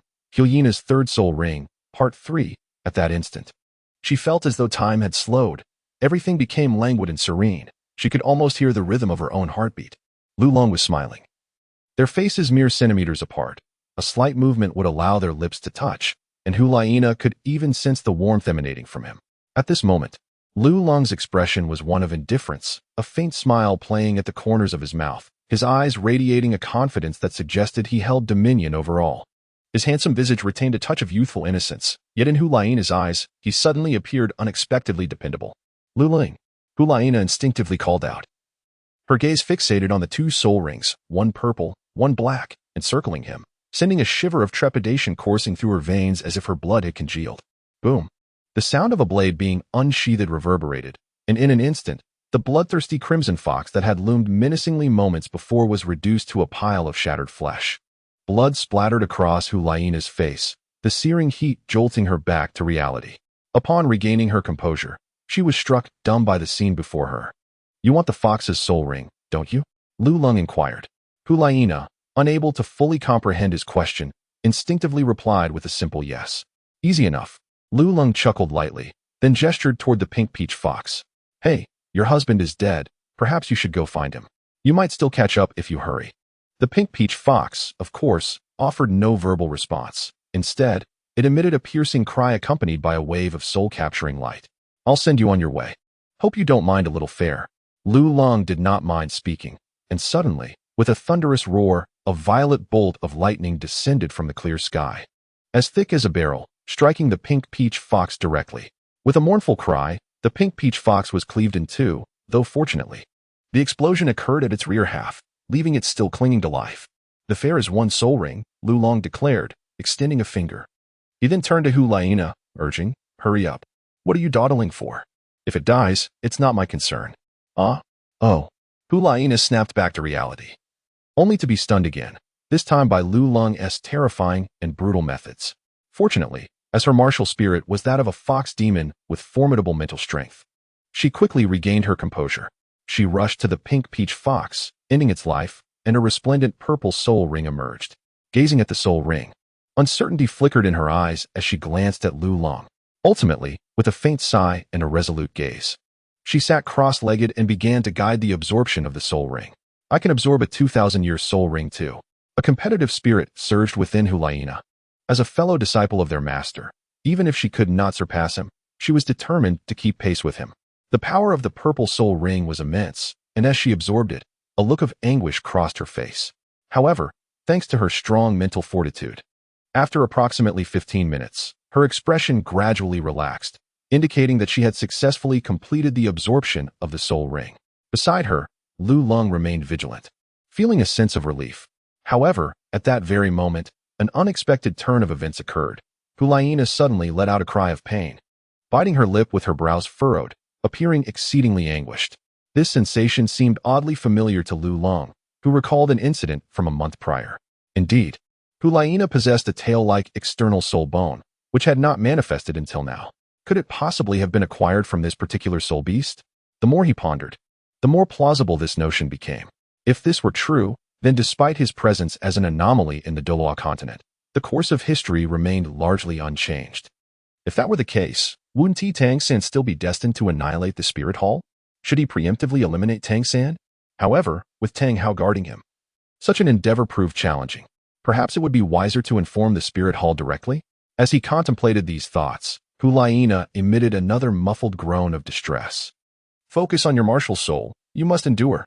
I stand guard for you," Lu Lang swiftly urged, witnessing her plight. Lu Long's voice reached Hu Laina's ears, and it was evident that her trembling body had steadied significantly. Lu Long gazed around, noting that Xiaoyu and Yin had yet to awaken.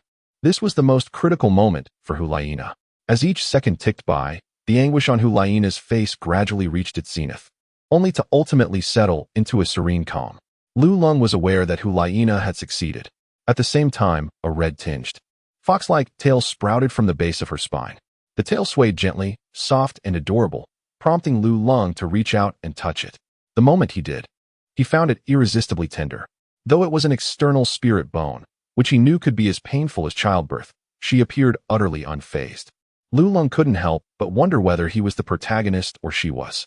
Suddenly, his gaze became fixed, as though he had stumbled upon a new discovery. Following his line of sight, it became evident that the tail had ruptured Hu Laina's trousers, revealing an enticing expanse of snowy white.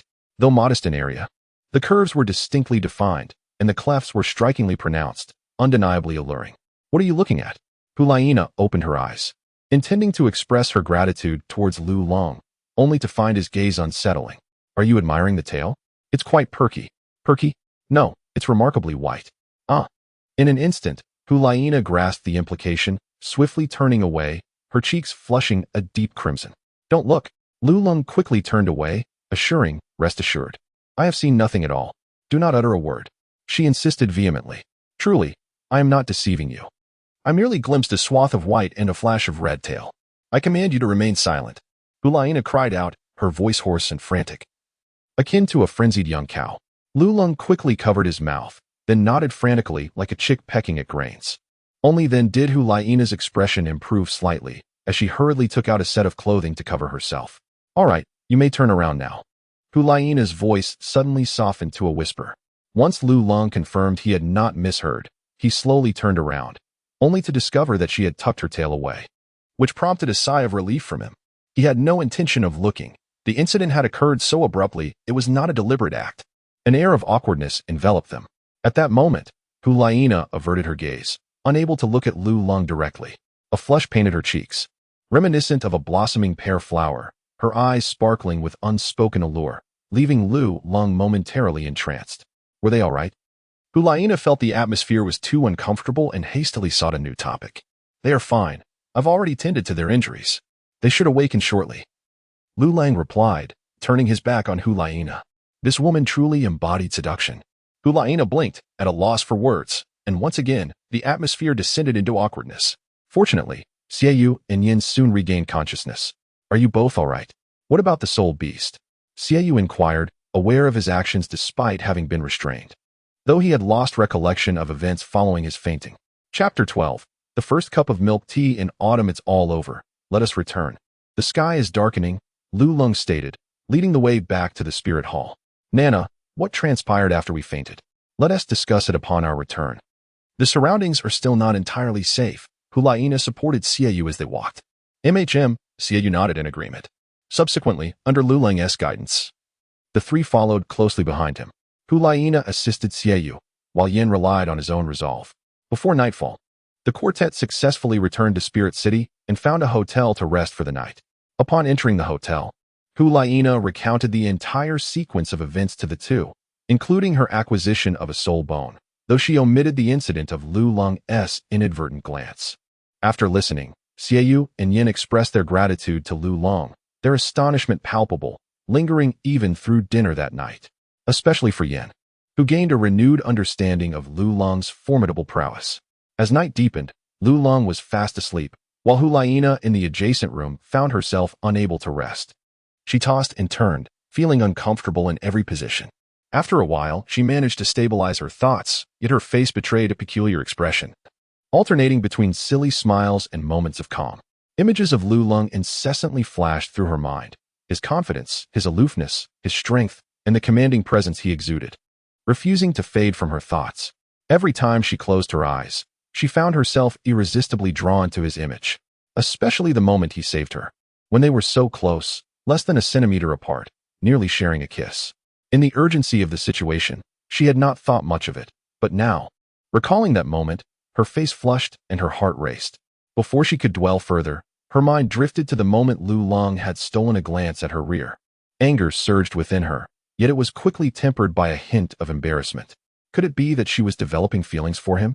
It is inconceivable. How could one harbor affection for this proud individual? Ever since he arrived at the spirit hall, he has consistently targeted me, even disparaging himself as a wild boar. Indeed, it is absolutely impossible. He can't be more than 7 years old. Is that not considered unlawful? The following day, after the four had breakfast, they returned to the spirit hall. Oh, did you not sleep well last night? Lu Lung inquired, noticing Hulaina's drowsy appearance. None of your business, Hulaina retorted, blushing and shooting him a glare. Lu Lung felt a twitch at the corner of his mouth, wishing he could slap himself for being foolish. Despite his apparent disdain for this girl, he still found himself speaking unnecessarily. Upon returning to the spirit hall, Bibi Dong immediately summoned them. Hulaina concealed some perilous details and recounted the entire incident to Bibi Dong. After listening, a look of appreciation for Lu Lung appeared on Bibi Dong's face. Witnessing this, Hulaina felt a pang of sadness. Yet, as she recalled how Lu Lung saved her, a smile graced her lips, and the bitterness vanished without a trace. Very well. You may leave now. In 3 days, autumn will arrive, marking the commencement of the Spirit Academy. Nana, please take Lu Lung to register, Bibi Dong instructed. Understood, teacher. The two replied respectfully before taking their leave. Nana, wait a moment. I would like to examine your soul bones and soul skills to provide you with some analysis. Bibi Dong called out to Hulaina. Yes, teacher, Hulaina replied, her face brightening at the thought that her teacher had not forgotten her. 3 days later, Hulaina found Lu Lung. Let us go. Today I'll take you to enroll. Just a moment, I'm almost done, Lu Lung replied, preoccupied and not looking up. What are you busy with? Hulaina asked curiously, peering over. In Lu Lung's hands was a basin containing a milky substance, albeit with a hint of pink. Within it were translucent fruit bits and small black spheres of unknown origin. It exuded a faintly sweet aroma. What are you making? Hulaina inquired, detecting a fruity scent in the air. She had previously learned from Bibi Dong that Lu Lung was quite skilled in the kitchen and often concocted delicious treats, although she had never had the chance to taste any. This is called milk tea. Would you like to try some? He offered. Really? Hulaina was taken aback, as this was the first time Lu Lung had proactively invited her to taste something. Are you hoping I'll serve as your guinea pig? She pondered. Try it or not. Your choice, Lu Lung scoffed. Of course I will, Hulaina declared, seizing a spoon. Being a guinea pig isn't so bad. She swiftly scooped some into her mouth, chewed a few times, and swallowed along with the fruit bits. Delicious. It seems my teacher wasn't lying. Your skills are indeed impressive. Good. Give me more, she said, grabbing a large bowl and preparing to scoop a generous serving without Lu Long's consent. Take it easy. Leave some for the teacher. Lu Long quickly intervened, as there was hardly any left, and her scoop took away 2/3 of it. With your talent, you should make more in the future. By the way, what do you call this? She asked. It has no name, Lu Long replied curtly. Such a delightful creation. And it remains nameless. What a pity. Let us call it Pink Love, she suggested. After contemplating, Lu Long agreed, the name evoking fond memories of his past life. How kitsch. Hulaina scoffed, though a peculiar feeling stirred within her heart at the name Pink Love. Is he confessing his feelings to me? He is so young. Should I refuse? Why are you standing there like a fool? Step aside. I'll take a cup to the teacher. Lu Lang's disdainful voice instantly shattered Hulaina's daydream. Humph. I knew it. Hulaina pouted in frustration. Why does he get to drink from a bowl while the teacher receives such a refined cup? And with a straw? Hulaina suddenly noticed the distinctive cup in Lu Long's hand, elegantly adorned and accompanied by a beautiful straw. Instantly, she felt her own bowl of drink had lost its appeal. Because you are a wild boar, wild boars do not require elegance. You are the wild boar. Your entire family consists of wild boars. Soon, Lu Long arrived at the Pope's Hall. Lu Long, what brings you here? Aren't you supposed to be starting school today? Bibi Dong, busy and somewhat melancholic, immediately softened her expression upon seeing Lu Long. Teacher, I have invented a new dish and came specifically to present it to you before I leave, Lu Long said with a smile, placing the milk tea before her. How thoughtful. Bibi Dong, aware of Lu Long's culinary skills and his penchant for creating delightful treats, felt a surge of curiosity at the prospect of a new creation. Lu Long smiled as he handed the milk tea to Bibi Dong. Bibi Dong accepted it, curiously examining the delicate pink beverage, and inquired, what is this? The first cup of milk tea of autumn, he replied. Chapter 13. The Martial Soul Academy. The Martial Soul Academy is vast, covering an expanse of over 10,000 acres, encompassing the surrounding mountains. The entire institution exudes grandeur, seamlessly blending with the natural landscape, where mountains and waters converge to create a refreshing environment. The academy is divided into 3 main divisions: the primary Martial Soul Master Academy, the intermediate Martial Soul Master Academy, and the advanced Martial Soul Master Academy. It primarily enrolls individuals of considerable talent or the offspring of noble families from the Tiando Empire and the Xinglua Empire. Today marks the commencement of the new academic year. As many students prepare to embark on a fresh semester, Lu Lang stood before the grand gates of the Spirit Soul Academy, marveling at the opulence of the Spirit Hall, which had spared no expense even on its entrance. The colossal gate stretched an impressive 100 meters, adorned in a Gothic architectural style, with a magnificent angel statue at its forefront, arms wide open to welcome all who approached. Upon entering the academy, guided by Hulaina, they effortlessly made their way to the academic affairs office. The director, an elderly gentleman with spectacles, was known as Soars, a formidable soul Douluo with an impressive rank of 88. Greetings, Director Soars. This is my junior, Lu Lang, here to complete his enrollment procedures. Hulaina politely announced as she knocked on the door. Upon hearing this, Soars was taken aback and turned his gaze toward Lu Long. Your junior? He is indeed a newly accepted disciple of His Holiness the Pope. Yes, Lu Long confirmed. Soars scrutinized Lu Long, noting his striking appearance and remarkable demeanor, which radiated a subtle confidence. Nodding in approval, he remarked, a promising talent indeed. Let us assess your soul power. No need for a test. I am at level 23. You may record it directly, Lu Long replied. 23. Soars exclaimed, his expression shifting to one of astonishment, the wrinkles on his face smoothing with disbelief. He turned to Lu Long, incredulity written all over his face as he adjusted his glasses, seemingly attempting to ascertain Lu Long's reality. How old are you? 6.5. 6.5. 23. Soars was once again taken aback, though he had prepared himself upon observing Lu Long's features. The confirmation still left him in a state of shock. However, he quickly regained his composure, steadying his emotions as he addressed Lu Long. It is not that I doubt you, but the Academy's regulations necessitate a test. Lu Long pursed his lips, clearly skeptical. Soars took out a crystal ball and gestured for Lu Lang to infuse it with his soul power. In no time, the crystal ball emitted a dazzling white light, illuminating the room without a single shadow. It truly was a remarkable rank of 23. Soars' jaw dropped, momentarily oblivious to his own display of disbelief. Indeed, this was a disciple favored by His Holiness the Pope, Such talent was unparalleled. It is likely that no one else on the entire Douluo Continent could match it. At just 6.5 years old, a rank of 23, he should enroll in the first class of the Intermediate Academy. What do you think? Soares inquired. Director Soares, the teacher intends for Lu Long to join the sacred class, Hulaina interjected before Lu Long could respond. The sacred class? Soares' astonishment deepened, accompanied by a hint of skepticism. Indeed, Hulaina nodded. After a moment of contemplation, Soares remarked, given Lu Long's extraordinary talent, entering the sacred class is merely a matter of time. However, such an early admission might adversely affect his state of mind. Should his mindset become compromised, even with great talent, he may struggle to become a formidable individual. This aspect has certainly been considered by the teacher, who believes Lu Long can overcome it. Hulaina asserted resolutely, since it is the arrangement of His Holiness the Pope, I shall not oppose it. Soares sighed, though his gaze toward Lu Long still bore a trace of concern. While pondering this, Soares completed the necessary formalities. Once Lu Long exited the administrative office, Soares sighed once more. Subsequently, Hulaina guided Lu Long to familiarize himself with the surroundings before proceeding to the dormitory. What is the sacred class? Lu Long could not help but inquire along the way. The sacred class, as the name suggests, is the preparatory class for the Holy Son, Hulaina explained, her eyes sparkling with aspiration at the mention of the sacred class. But you are not yet a holy maiden? Lu Long exclaimed in surprise upon hearing this. Holy maiden? Hulaina questioned, puzzled by Lu Long's assumption. Lu Long realized that he had inadvertently let something slip and hastily clarified. What I meant to say is, given your remarkable talent, it is astonishing that you are not the saintess. Hulaina sighed and replied, of course I aspire to become the saintess. Yet it is not merely a matter of desire. Both the saintess and the saint are esteemed titles within the Spirit Hall, representing the future pope, and their status is profoundly exalted. Although I am a disciple of my master, this connection does not grant me an automatic passage to the position of saintess.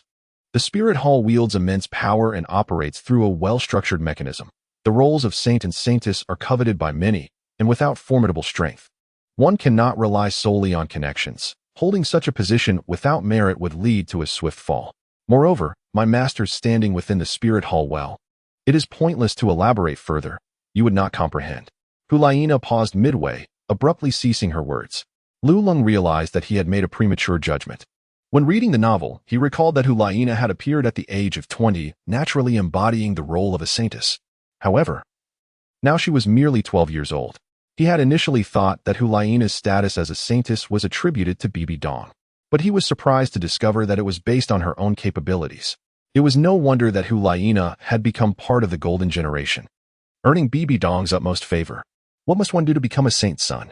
Lu Long inquired, since she was not yet a saint's son. He felt compelled to contemplate the path to that esteemed title. The holy class comprised the most gifted students from the entire Spirit Soul Academy, with no age restrictions, only prowess being the criterion. To ascend to the position of saint's son or saintess, one must reach the rank of Soul King by the age of 20 and maintain the top position on the Academy's strength ranking for 6 consecutive years. As Hulaina spoke, confidence radiated from her eyes, but when she turned to Lu Long, that brilliance seemed to extinguish instantly. He was an anomaly. Should he remain in the holy class, the position of saint's son would be virtually uncontested.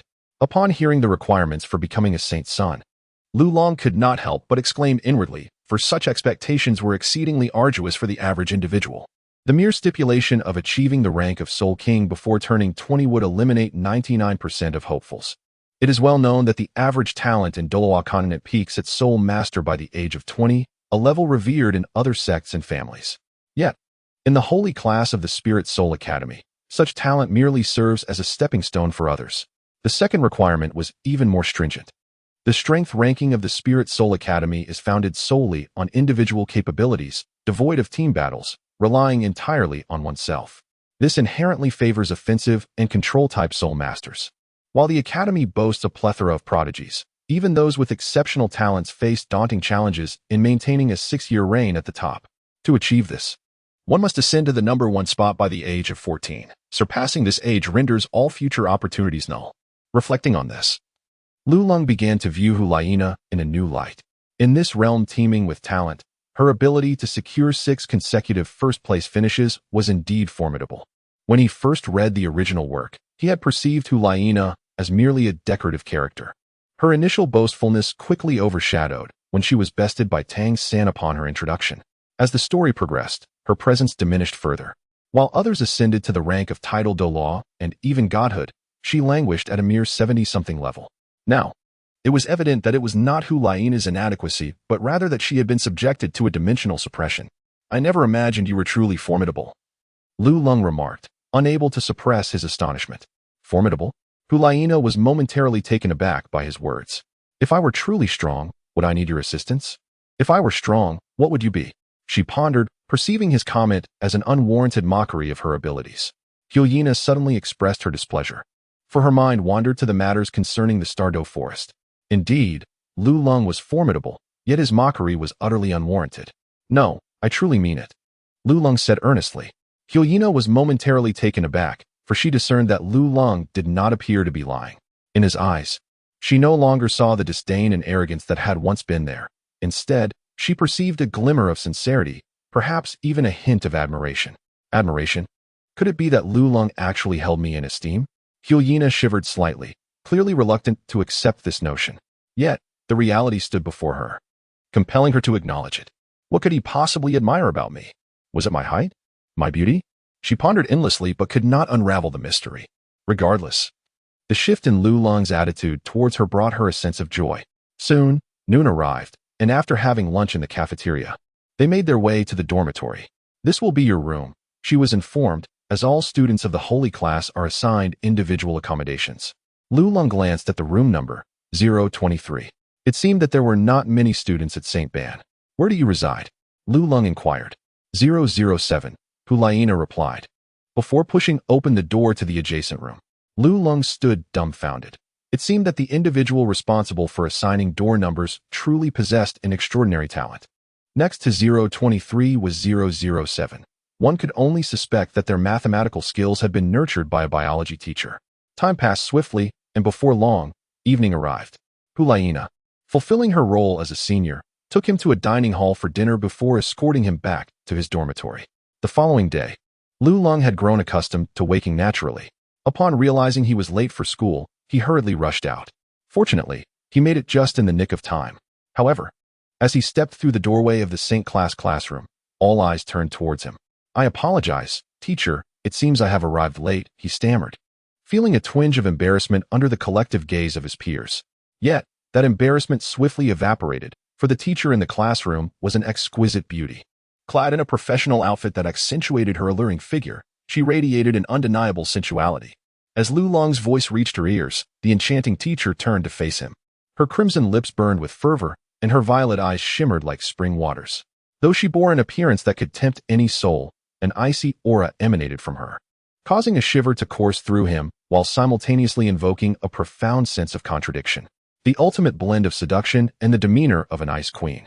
Dear boy, not only are you late, but it seems you have wandered into the wrong classroom, teased a golden-haired man from within the classroom. What a foolish child. I wonder which merciless parents cast you out like this. This is not your place. Go home and have your mother feed you. Laughter erupted in the classroom, a chorus of merriment echoing through the air. The students of the Saint class, endowed with exceptional talent and formidable backgrounds, spoke with unrestrained audacity. Huaina, seated in the center of the classroom, watched Lu Lung with concern. Has it begun so soon? She pondered anxiously. At merely 6 years of age, he was still a child. Could he truly endure such trials? Would the teacher's methods ultimately lead to his ruin? A multitude of questions loomed large in her mind. As a disciple of Bibi Dong, she was acutely aware of her mentor's intentions. Lu Lung's innate talent was extraordinary, possessing a soul power of 21 from birth and a divine martial soul, which allowed him to surpass his peers and attain a position of privilege and authority. However, this meteoric rise in strength also unveiled his shortcomings. The ease with which he acquired such power inflated his ego. Within the spirit hall, he regarded almost everyone with disdain. Save for Bibi Dong, he acted with a sense of entitlement, not entirely reckless but undeniably tyrannical, with few daring to oppose him. The acquisition of his first 1,000-year and second 10,000-year soul rings further exacerbated his arrogance. This disregard for others and inflated pride were grave pitfalls for a soul master in training. Bibi Dong had already discerned this flaw when Lu Lung nearly killed Yen during their first encounter. At merely 6 years old, his character was already troubling. If he continued to develop in such a manner, he might become uncontrollable. Concerned for his future, Bibi Dong decided to enroll him in the holy class, hoping it would temper his disposition. She realized that sending him to any other class would be futile. The holy class was filled with prodigies, and Bibi Dong hoped Lulong would come to understand that there are always those greater than oneself, leading him to a clearer self-awareness, thus enhancing his strength. Yet, she also feared that if he could not withstand this reality check, he might succumb to despair and self-destruction, which would be a regrettable outcome. Ultimately, Bibi Dong resolved to place him in the holy class. She preferred a lucid individual over a madman. This would serve as both a trial and an opportunity for Lulong. Unbeknownst to him, it was the innocuous events of a hot pot dinner on the Qixi festival, a cup of milk tea in autumn, and the myriad of daily interactions that influenced Bibi Dong's decision. In truth, from the moment Bibi Dong laid eyes on Lulong, she intended to mold him into a soulless warrior who would obey her every command, clearing the path for her ambitions. Chapter 15. The youngest holy class student. Alas. Hulaina sighed. Now that matters had reached this point, further worry was superfluous. Her thoughts returned. Lulong was not a weak individual. Upon hearing the mocking laughter in the classroom, he immediately retaliated. You lowly creature who looks down on others. His voice was not loud, yet it resonated clearly for all to hear. What did you say?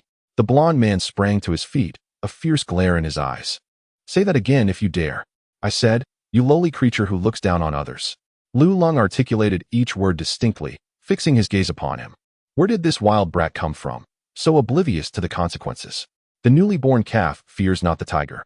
Young man, I advise you to apologize quickly, or else do not blame me for the consequences. The courage of the younger boy was commendable, yet the older sister had to inform him that in the Martial Soul Academy, strength was the true measure of worth. Before the blond man could respond, others began to chime in, as if rehearsing a play, exchanging words back and forth. There is no need for your false kindness here. I, Lulong, speak my mind unequivocally, declaring that you look down on others. What will you do about it? Lulong stated without reserve, his aura rising. Goodness. He had offended everyone outright. Yin, seated in the corner, shook his head in disbelief. The blond man, now infuriated, coldly remarked, since you seem to seek your demise, I shall not hesitate to grant you that favor. With that, he prepared to take action. Lulong did not falter in the slightest, his soul power swirling. Poised for action. Cease at once. At that moment of heightened tension, the beautiful teacher at the podium finally spoke. Her words carried an air of authority. And upon hearing them, the golden-haired young man without pretense returned to his seat. Upon observing the situation, Lulong also withdrew his soul power. The classroom is a place for learning, not for fighting. Do not blame me for not giving a warning. Any misconduct will result in immediate expulsion from the sacred class. The beautiful teacher reiterated, her voice as frigid as her demeanor. She then turned her gaze towards Lulong. You claim your name is Lulong? Indeed, he replied. The teacher reflected for a moment, recalling that Souls had mentioned a new student would arrive today, though she hadn't anticipated he would be so young. Her expression briefly conveyed surprise, but she quickly masked it. I am Mimi's, your homeroom teacher. I hope you will take your studies seriously and not disappoint your family's expectations. Mimi's had categorized him among those who might have gained admission through dubious means. Thank you, teacher. Lulong nodded nonchalantly. May I ask where I should sit? Mimi's lifted her gaze to survey the classroom. Wait a moment, teacher. Are you implying that this boy is our sacred class student? Another voice interjected. Yes. Mimi's affirmed with a nod. No way, he is a student in our sacred class? How old is he? A chorus of astonishment erupted in the classroom. Such a small fellow, surely he must have taken the backdoor route. Indeed, the youngest in our sacred class is at least 10 years old. Hey kid, how old are you? 6.5, Lulong responded, relishing the astonished expressions of his classmates. Sure enough, another wave of disbelief swept through the room. 6 years old? When did 6-year-olds gain entry to the sacred class? This kid must have definitely taken the back door. Mimi's could not help but furrow her brow. Silence. The classroom fell abruptly into silence. Lulong felt astonished. It seemed that Mimi C was not merely a pretty face. To command the obedience of these arrogant prodigies, she must possess some extraordinary qualities. Lulong, you shall sit beside Hulaina. All right, teacher. Ignoring the gazes of those around her, Mimi C commenced the day's lesson once Lulong had taken her seat. All right, we shall now officially begin our class. Today, we will discuss group tactics. As Lulong sat attentively in class, he counted the attendees and realized that there were only 23 individuals, including himself. Yet, These 23 comprised the elite of the entire Martial Soul Academy. Each of them would serve as a stepping stone on his path to becoming the Holy Sun. The lecture passed swiftly, and when the bell rang, Lulong was taken aback, having been engrossed in the lesson. It must be said that teacher Mimi C delivered her lecture exceptionally well. It was vibrant and engaging, illustrating the essence of knowledge through numerous examples, allowing for rapid absorption and profound benefit. No wonder everyone heeded her words. She truly possessed remarkable skill. "Hey, you're quite arrogant, aren't you?" A blonde-haired youth approached him immediately after class. "Arrogant? Is that a problem?" Lulong replied without turning around. "Which elder is your ancestor? Why should that concern you?" Lulong had no desire to waste time on such trivial matters and stood up to leave. However, his departure was hindered as the blonde youth extended his hand to block him. "Are you trying to run after showing off your bravado? What do you intend to do? I remember the rule against fighting in this classroom." Lulong uttered those words not out of fear of conflict within the classroom, but rather out of concern for being expelled from the holy class, which would mean losing his chance at becoming the Holy Sun. Of course, no one would dare fight in the holy class. "If you have the courage, let us meet at the arena." With that, the blonde youth turned to leave. "I'll be waiting for you. Don't be a coward." As he exited, the blonde youth pointed his fingers at his own eyes, then at Lulong. "Coward? Lulong is indeed someone who would be intimidated, isn't he? Clearly, that is not the case. My protagonist aura is precisely meant for such moments. How could I possibly be afraid? Furthermore, such a splendid opportunity to showcase my prowess. Would I really shy away?" Lulong merely wished to smirk, as he originally contemplated how to establish his dominance within the Martial Soul Academy. Yet, upon reflection, he realized there was no need for concern. With the aura of a protagonist, it was only natural that others would seek him out. "Are you truly going?" Just as Lulong took a step forward, Hulaina approached him with her inquiry. "Why would I not?" Lulong retorted. "Others are bent on humiliating me. Should I greet them with a smile and apologies instead? Besides, if I do not go, would I not be bringing shame upon my teacher? Do you even know who he is, and yet you dare to confront him?" At that moment, Yen and Xiaoyu also joined them. "Who is he?" "He is the grandson of the demon bear Douluo, named Xiong. At 15 years of age, he possesses a soul power of 35, ranking 59th on the Martial Soul Academy's strength list, higher than Xiaoyu's current standing. Is he truly formidable?" Lulong inquired.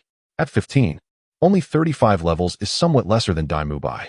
As for the rankings, while he may be ahead of Xiaoyu, considering that Xiaoyu is merely 12, he could easily reach level 40 by 15, far surpassing Xiong. When Lulong posed this question, the three were momentarily rendered speechless. Indeed, he is strong, isn't he? A 15-year-old with 35 levels, a 23 level at 6 years old, a stark contrast.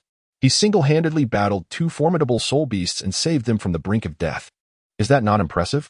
The first spirit ring is a 1,000-year spirit ring, and the second spirit ring, well, it seems I have yet to witness it. But is that not remarkable? Then what are we worrying about? Yen and Xiaoyu exchanged bewildered glances, suddenly at a loss for their previous anxieties. After a prolonged stare, they unanimously concluded that they had prematurely judged Lulong, considering him merely a typical genius.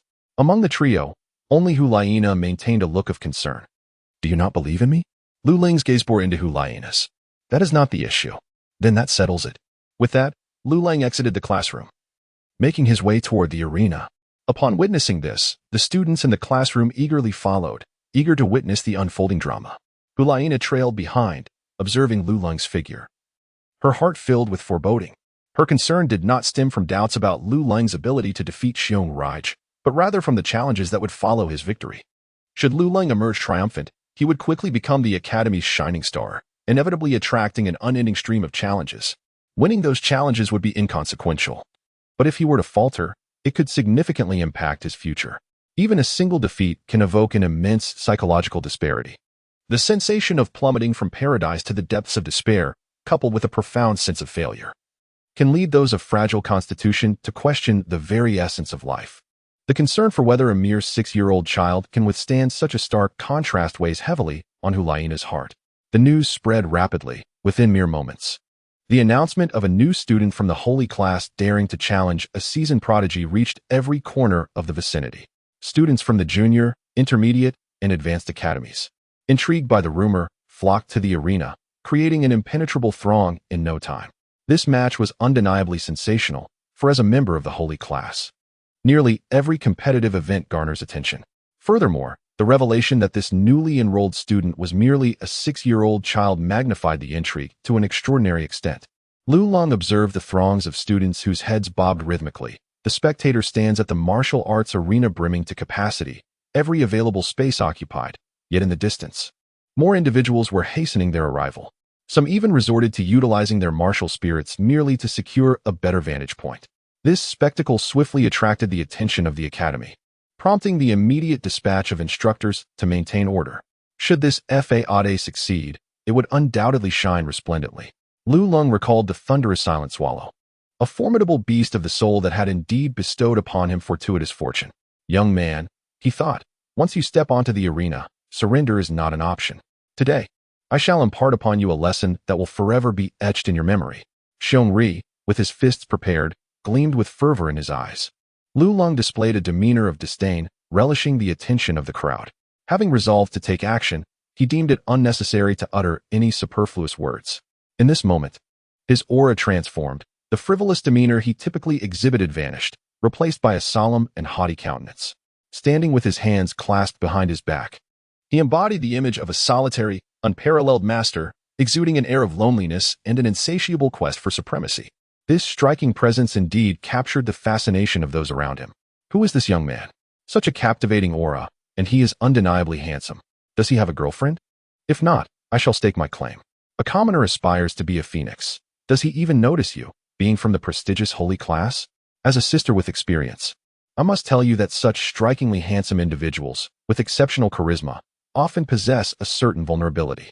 If you cannot seize the opportunity, leave it to me. Soon, as more spectators gathered, the atmosphere reached a crescendo. Upon witnessing the unfolding events, Lulong deemed it time to commence, casting a glance towards Xiongri. With a twisted neck and a fierce glint in his eyes, Xiongri let out a thunderous roar, declaring himself as a 35th level battle soul sovereign, wielding the blood fiend demon bear as his martial spirit. Lulong, on the other hand, stood as a 23rd level great soul master, with the slashing Luo blade as his martial spirit. After stating his rank, Lulong gazed calmly at Xiongri, though internally he was shouting in exhilaration. Indeed, within less than a second, the spectators erupted into piercing gasps of astonishment. What level? 23rd? Surely I misheard. Yes, 23rd. If I weren't so close, I would have thought I was mistaken. Is it true? He is only 6 years old. The realization struck them. No wonder he could enter the holy class at such a tender age. I had my doubts about nepotism, but it appears my perspective was limited. Sister, he is at 23rd level. You cannot compete with him. Let me take the stage. Listening to the murmurs of surprise and discussion, Lulong felt a swell of satisfaction. What did it matter if he was only at 23rd level? Today, he would make Xiongri search for his teeth. Meanwhile, Xiongri's expression darkened, the shadows in his eyes deepening. With a fierce roar, he summoned forth the blood fiend demon bear behind him, his form transforming simultaneously. Beneath his feet, 3 soul rings emerged, oscillating with a configuration of 2 yellow and 1 purple, the ideal arrangement.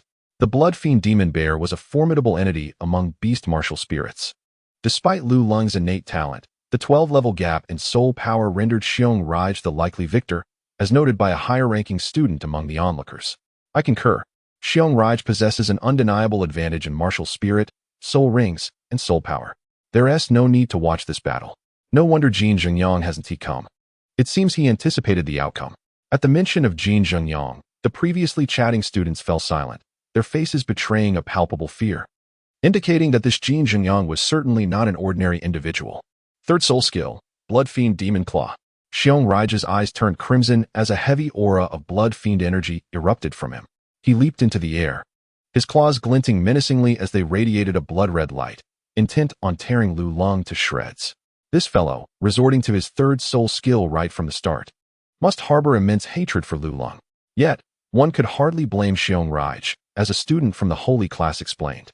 Xiongri's talent was merely average within the elite cohort, and as he approached the age of 15, he faced mounting pressure. If he failed to ascend to the top of the strength rankings before the semester concluded, he would no longer qualify to remain in the holy class. Once he surpassed the age of 15, even if he reached the pinnacle, he would still fall short of the requirement to maintain a consecutive 6-term reign at the top. Thus, Xiongri felt increasingly anxious this semester, and Lulong's emergence was undeniably another blow to his aspirations. Consequently, he was determined to unleash the pin-up fury within him, disregarding his image in the process. A desire for a decisive strike surged within him, aiming to resolve the situation with Lulong. This fellow had yet to reveal his martial spirit, likely frozen in fear. It is hoped that the teachers will intervene promptly. For Lulong is indeed a prodigy and holds great potential to become a titled Douluo in the future. Chapter 17. A swift decapitation. Meanwhile, Lulong remained aloof. His gaze fixed upon the soaring figure of Xiong, a glimmer of excitement finally illuminating his eyes. His remarkable leaping ability was evident. With his 36th level of soul power, he exuded an impressive aura. However, this was advantageous. With such height, there was no need for me to draw my blade at ground level, lest I soil my garments, which are a rare treasure in need of preservation. Lulong murmured to himself. Meanwhile, the student closest to him appeared utterly bewildered, wondering what he was saying, as he failed to comprehend a single word. The girl beside him quickly interjected. He said he likes girls who can help him with laundry. The student was left speechless. As the formidable Xiong approached, Lulong remained motionless, while some soft-hearted girls outside the arena covered their eyes, unable to witness the impending confrontation. Go to hell. Xiong eyes were filled with bloodlust, his expression radiating confidence and victory. On the sidelines, the medical staff stood ready with a stretcher, prepared to intervene at any moment. The order instructor activated his martial soul, ensuring Lulong would not be fatally harmed. The female students shielded their eyes, yet their mouths opened, poised to release piercing screams. The atmosphere fell into a profound silence, each individual seemingly attuned to the rhythm of their own heartbeat. But after a fleeting second, the anticipated events did not unfold. In the stillness, a cold, indifferent voice resonated in their minds, clear and distinct. Draw the blade. Boom. The sound of the blade drawing from its sheath was inaudible. As the spectators witnessed Xiong transform into a projectile, hurtling backward before crashing heavily outside the arena. Silence. Utter silence. A deathly stillness enveloped the scene. Yet, following this brief hush, an eruption of astonished gasps ensued, akin to a volcanic explosion or a raging flood. What the hell? What did I just see? What happened? I barely caught a glimpse. Confusion reigned as they wondered how Xiong, the supposed aggressor, had been the one to be sent flying. They had failed to see how Lulong had made his move. All they noticed was a fleeting shadow, and then Xiong was propelled away. This individual seemed to have defeated Xiong without even summoning his soul ring. The crowd buzzed with disbelief and astonishment, each voice intertwining with the next in a cacophony of shock. The medical staff reacted swiftly, rushing to Xiong side as he emitted a pained wail. They urgently applied healing techniques, placing him onto the stretcher to transport him back to the infirmary. Those nearest to Xiong could see his arms hanging limply, lifelessly draping over the edge of the stretcher, reminiscent of a boneless, deceased eel. Simultaneously, a depression appeared on his chest, and blood continuously oozed from the corners of his mouth, occasionally mixed with fragments of flesh. Did you see clearly? In the distance, 3 young individuals stood together. One of them, a woman with purple hair, spoke with a grave expression. He drew his blade. His martial soul is a sword. Among them, one individual with closed eyes remarked, his brow furrowed, and his ears sharper than the average person's, as if they were capable of movement. And you? The purple-haired woman turned to another man, tall and slender, with keen, eagle-like eyes. Your martial soul is the wind eagle. Your visual acuity should be formidable enough to capture the details, right? The violet-haired woman continued, one purple, one black. The man with eagle-like eyes replied, his gaze sharp and his pupils a striking gold, reminiscent of a hawk's keen sight. What do you mean by one purple, one black? The violet-haired woman was perplexed by his words. Soul rings. Soul rings. Upon hearing this, the violet-haired woman immediately held her breath, her eyes trembling as she cast a fearful glance at Lulong. In the arena, Lulong was quite pleased with the effect he had created. In truth, with his current strength, the eagle-eyed man could easily discern his movements. However, Lulong was no ordinary individual. He was a prodigy. With his exceptional talent, he had assimilated his soul skills within just 2 months. Recently, while executing the blade draw technique, he had seamlessly integrated it with his second soul skill, the flash return. The first segment of the flash return allowed for rapid acceleration, thereby augmenting the power of the blade draw. Simultaneously, he utilized the second segment of flash return to instantly reposition himself to an unexpected location after striking. This produced a striking scene of I have yet to strike, and you have already fallen. Moreover, it maximized the dramatic effect. Of course, had Lu Lung employed the Thunderwing alongside the blade draw, even the eagle-eyed man would have found it impossible to follow his movements. Below, Hulaina's beautiful eyes sparkled. Her lips slightly parted in astonishment at the prowess of this individual. Even though she had anticipated Lu Lung's strength, she was still taken aback by the fluidity of his combat style.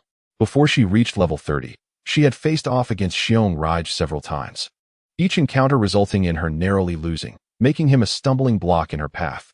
However, after surpassing level 30, she was confident that Xiong Raj would not last more than 2 rounds against her.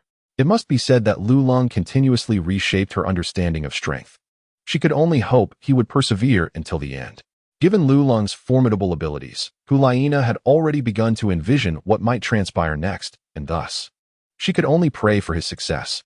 Meanwhile, far away in the office of the Academic Affairs Department, 3 individuals stood by the window, affording them a clear view of all that transpired in the competition arena.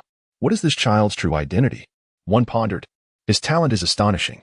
At merely 6 years of age, he has already reached level 23, and his soul rings are fearsome, 1 purple, 1 black. Mimi C's breath became heavy, evidently shaken by Lu Lung's display. Oh, as the homeroom teacher, Ms. Mi, you are unaware? He is a disciple of His Holiness the Pope, remarked the middle-aged man. Ziqingyang, with a hint of sarcasm. He was the homeroom teacher of the Advanced Academy's elite class, which served as a preparatory stage for the Holy Class, aimed at providing quality candidates to the Holy Class. Mimi C, being younger and less experienced, with a lower strength level than him, had somehow become the homeroom teacher of the Holy Class, much to Ziqingyang's chagrin.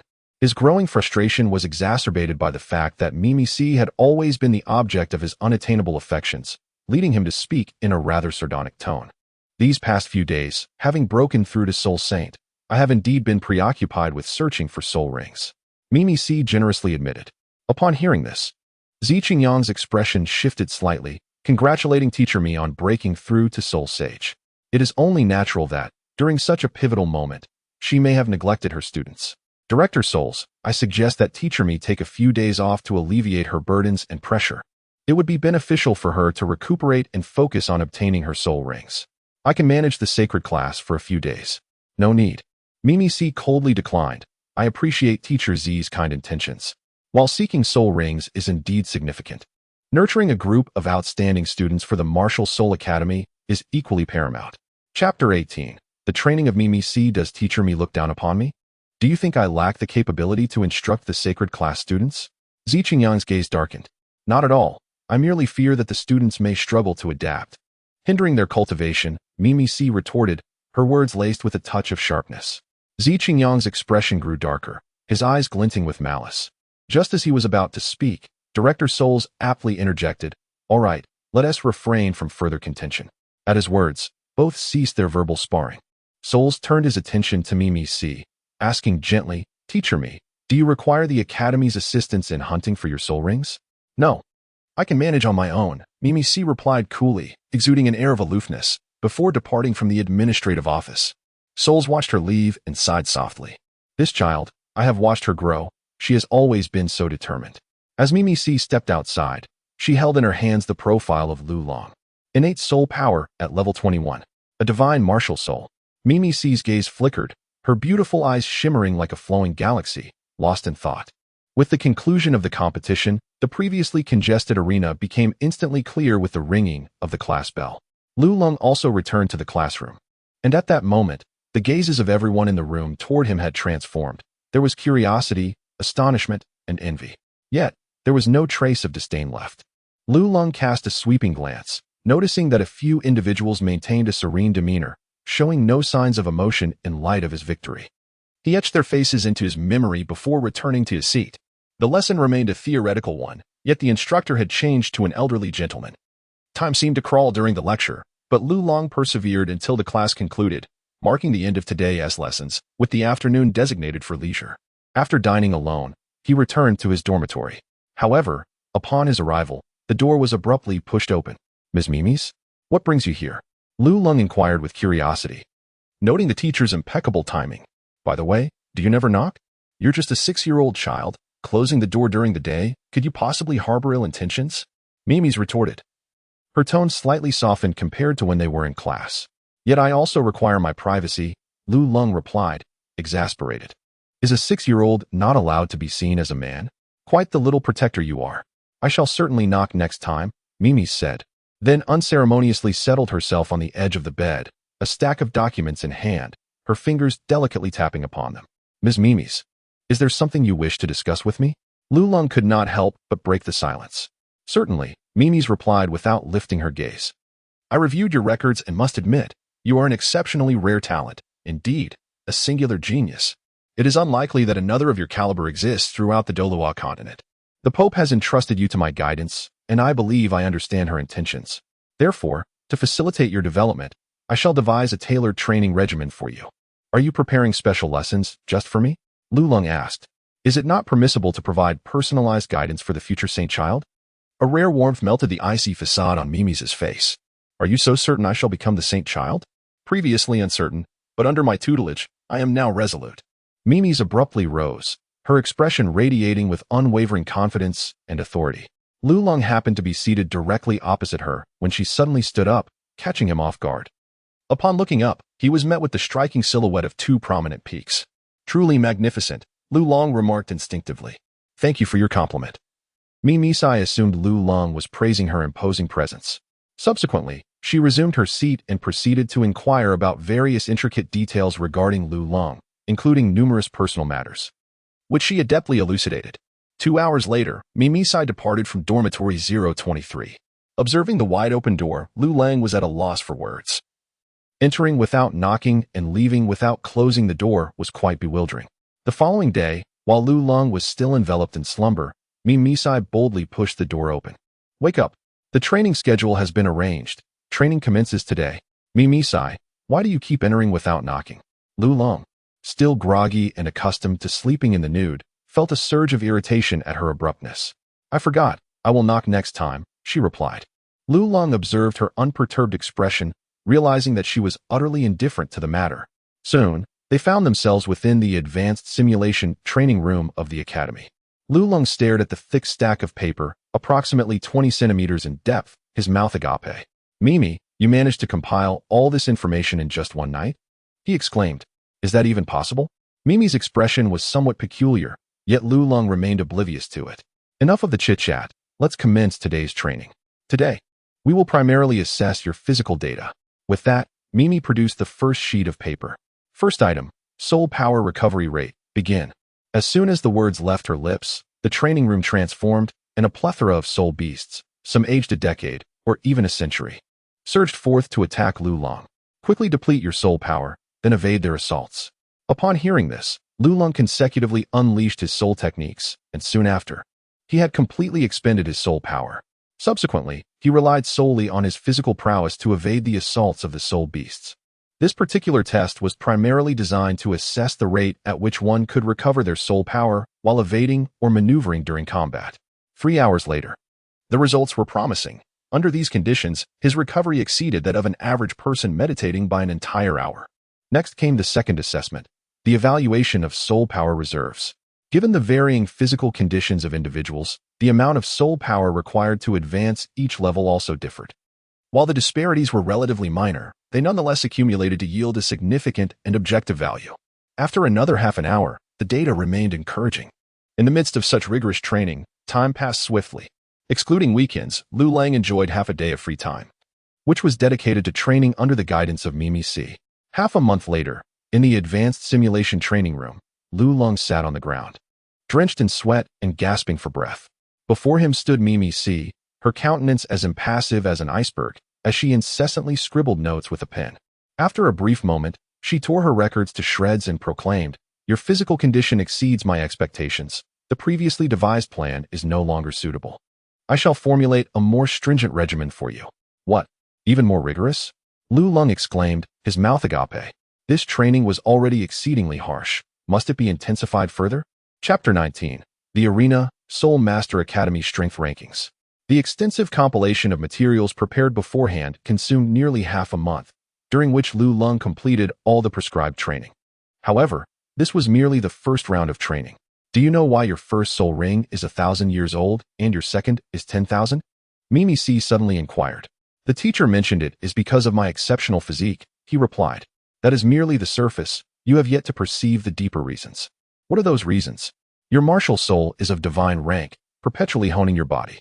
Over the past half-month, you must have sensed that through relentless stimulation and training beyond your physical limits, your martial soul can refine your body more effectively. This refinement is extraordinarily beneficial, and its most critical advantage becomes evident when you absorb soul rings. Possessing the capacity to absorb soul rings at a higher level is largely due to your divine martial soul. Therefore, as long as you continually unlock your potential, the age of the soul rings you can absorb in the future will increase. The teacher has mentioned this as well, Lu Lung replied nonchalantly. Yet it is evident that you have not fully grasped it. I have never encountered a divine martial soul before, and the records within the martial soul hall offer only a scant insight into its functions.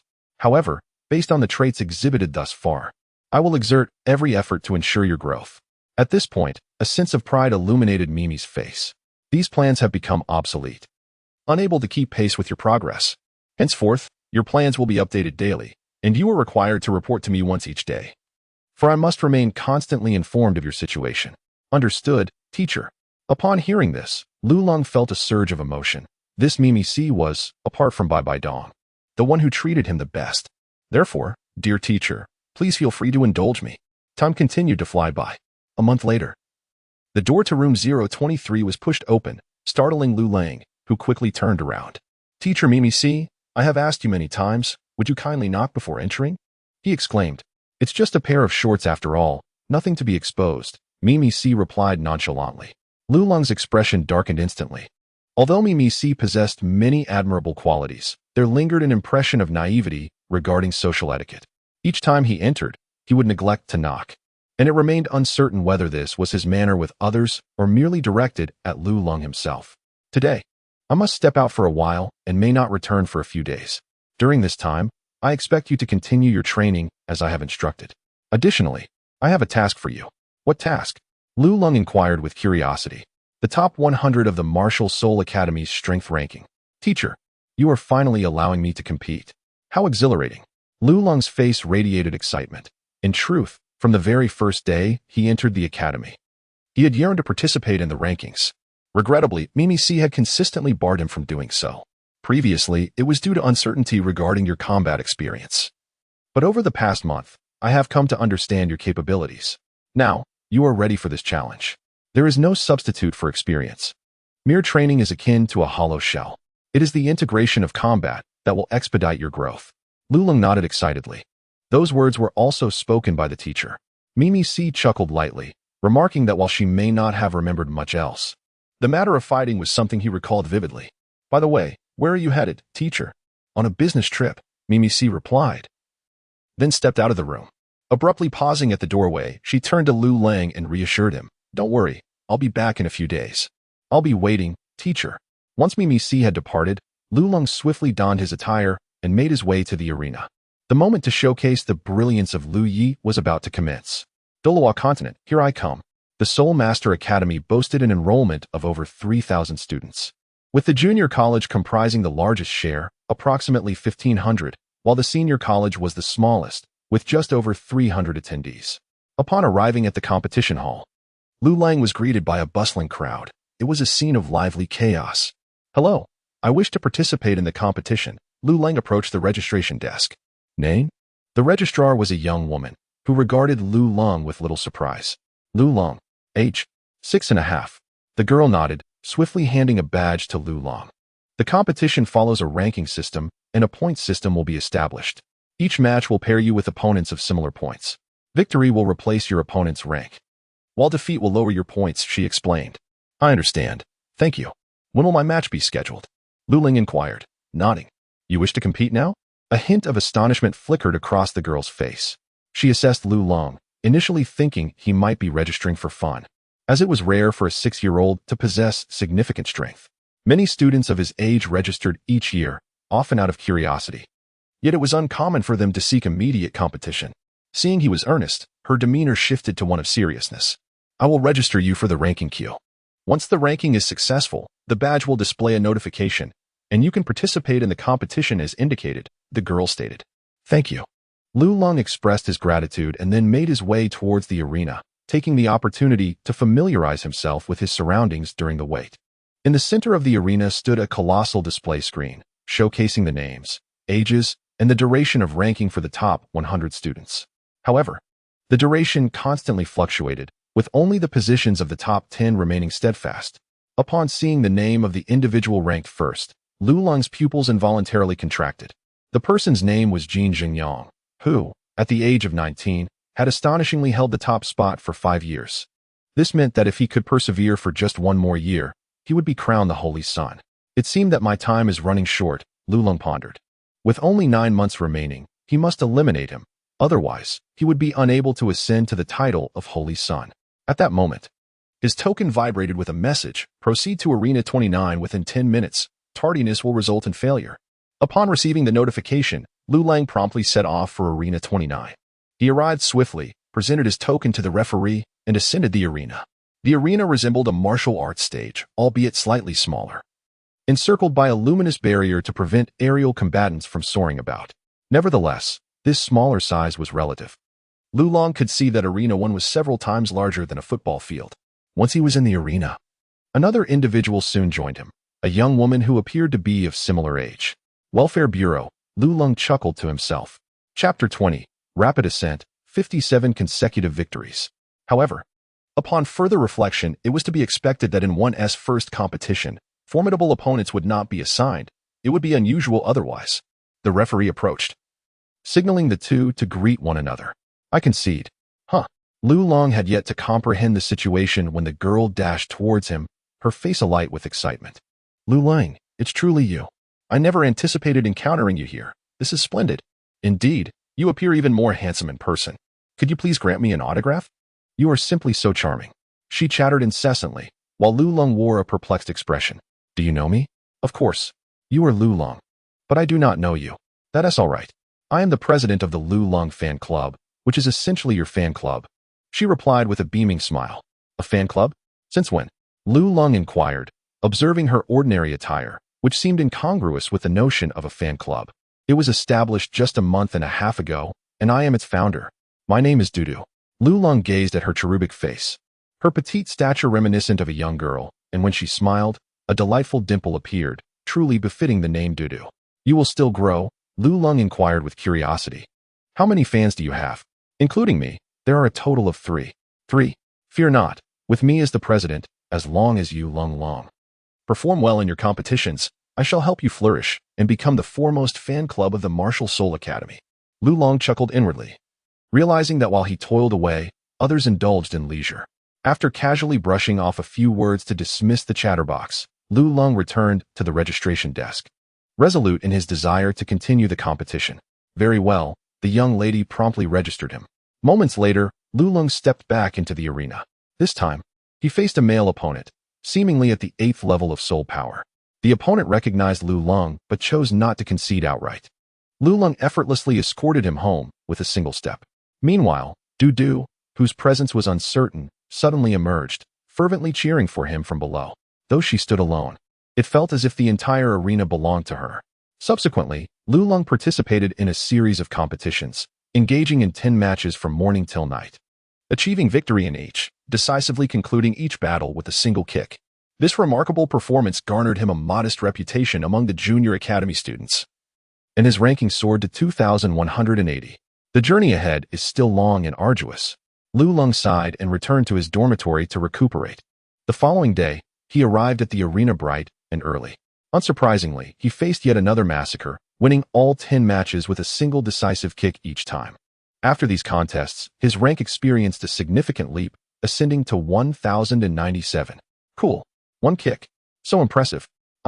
Upon defeating an adversary, Lulong heard a jubilant voice and turned to find Douluo celebrating. However, this time she was not alone. She was accompanied by 6 adoring fans. Upon witnessing Lulong's triumph, they rushed over, eager for autographs. Can you believe it? In just one day, I have more than doubled the size of the fan club. Douluo exclaimed with a sense of pride. Lulong held the signed document in his hand, a broad smile adorning his face. Indeed, 3 individuals had transformed into 7, effectively doubling in number, and even more.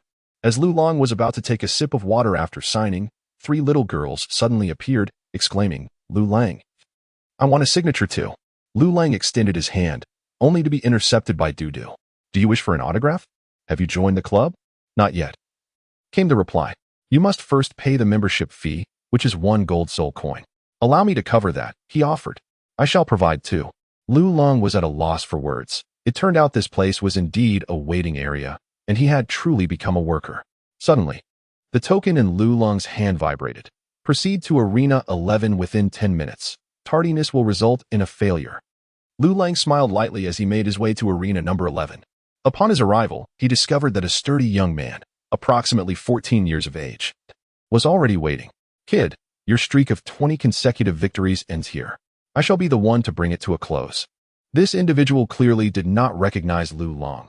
Otherwise, he would not have dared to speak so arrogantly in light of Lu Lang's impressive record.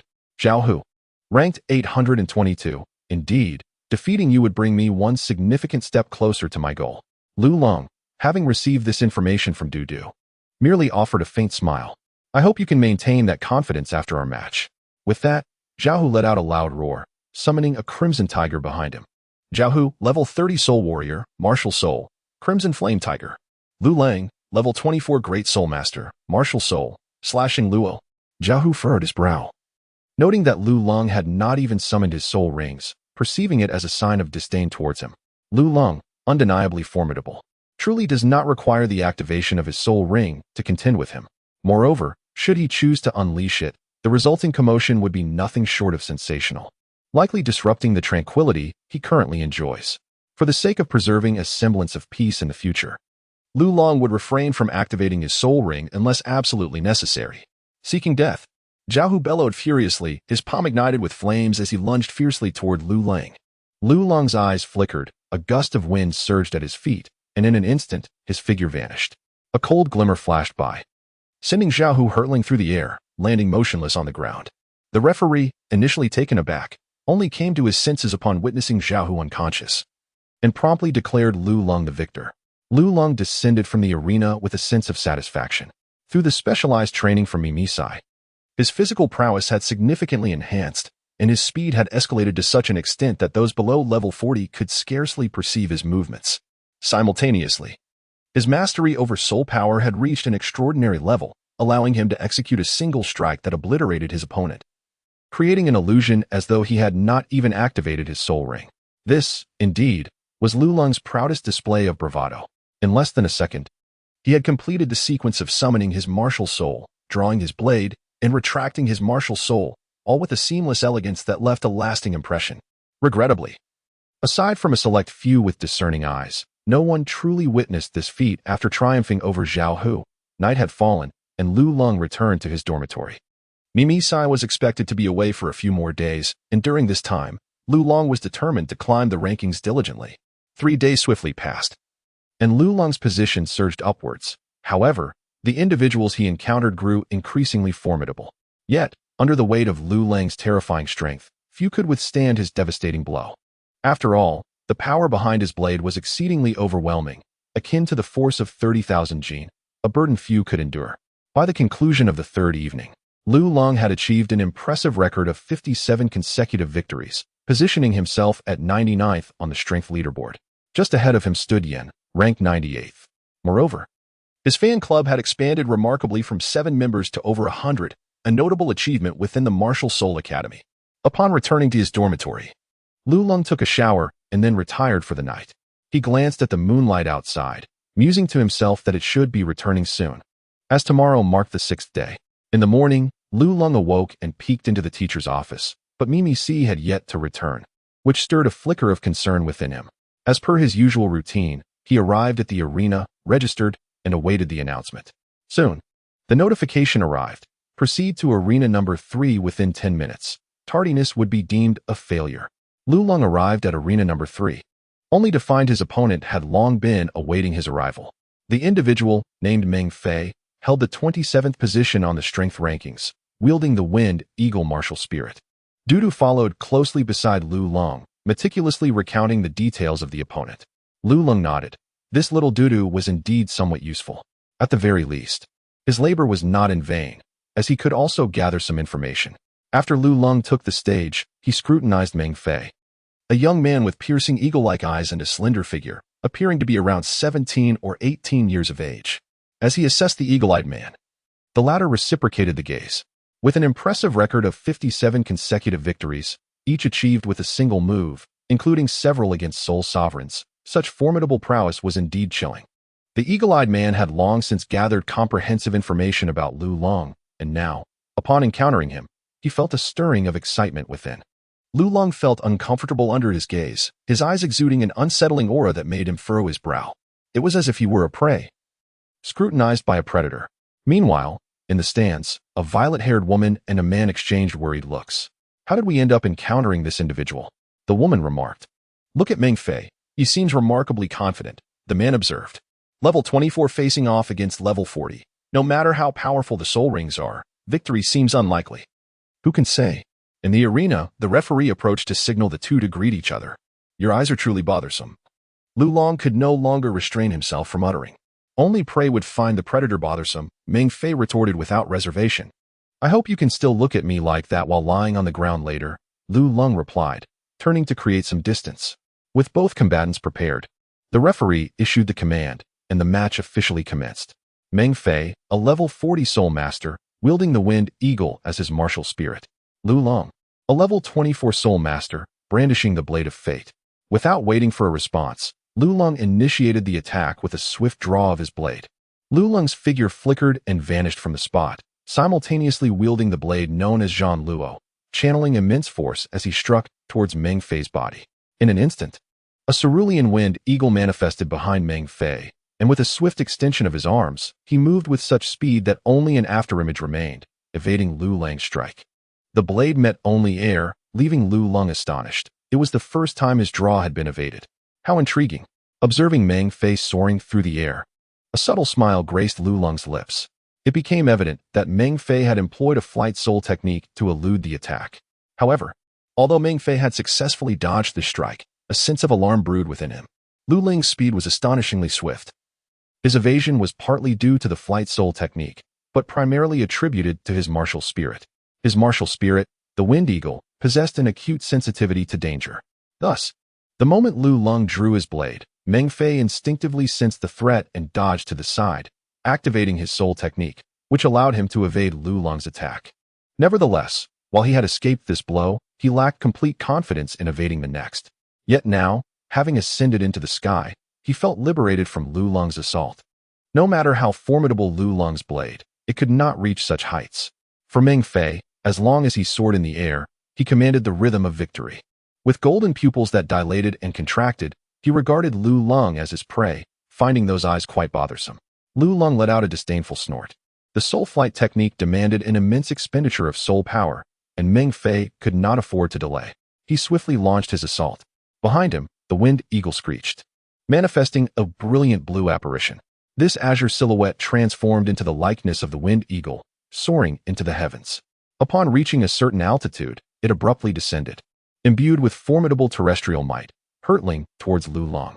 The second soul technique, eagle strikes the sky. Lu Long gazed at the azure wind eagle soaring through the sky. With an attack power of level 40 soul force, even his formidable strength could not dare to confront it directly. Though it seemed that he was only a few levels below Xiong Raj, the disparity was indeed vast. He could withstand Xiong Raj's might. Yet he could not match the ferocity of Meng Fei. Contemplating this, a glimmer of amusement danced in Lu Long's eyes. Since he was destined to shine brightly, why not allow that brilliance to manifest a tad earlier?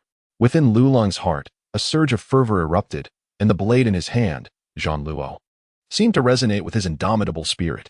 No longer concealing its prowess, it crackled with vibrant purple lightning, the sheer force causing the surrounding air to grow still.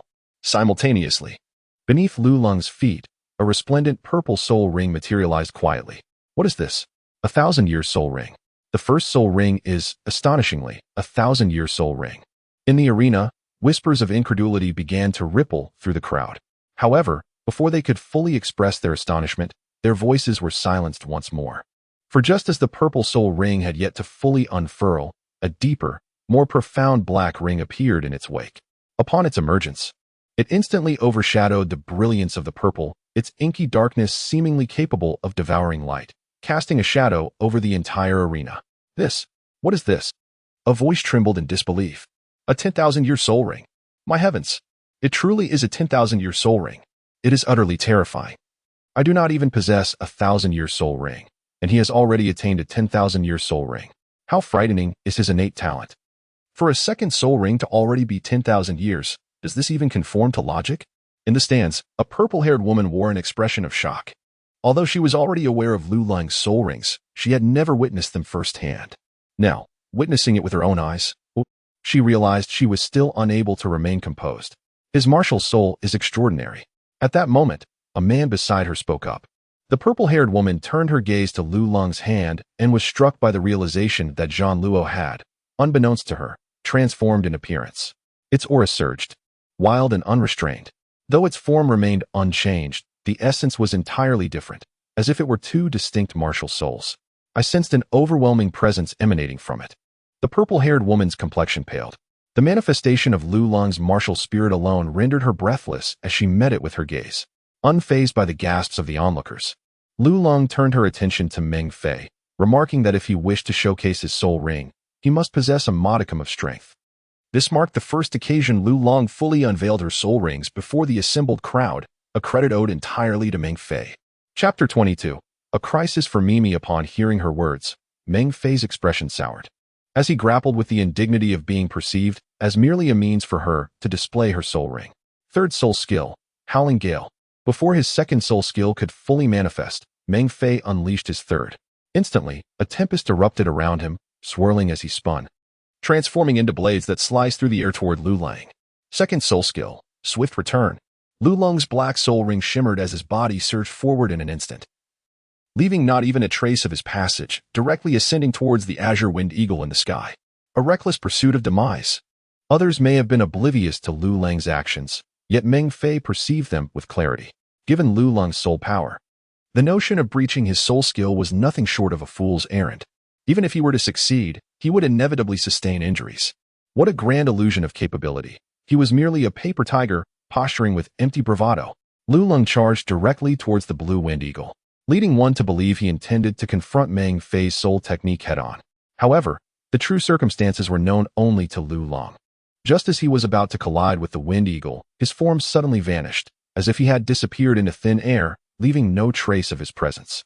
Where did he go? Meng Fei was taken aback, swiftly scanning his surroundings, his keen eyes narrowing as he sought to discern Lulang's trajectory. Lulang had seemingly evaporated before his very eyes, instilling a sense of unease within him. Yet, at that moment, with the tempest roaring around him, he felt a semblance of security. Just then, his heightened senses alerted him to an imminent danger approaching from behind. His instincts had never failed him. He instinctively attempted to evade, but this time, he was too late. The cold blade of Lu's knife appeared behind him, slicing through the air with a sudden ferocity, blood splattering in its wake.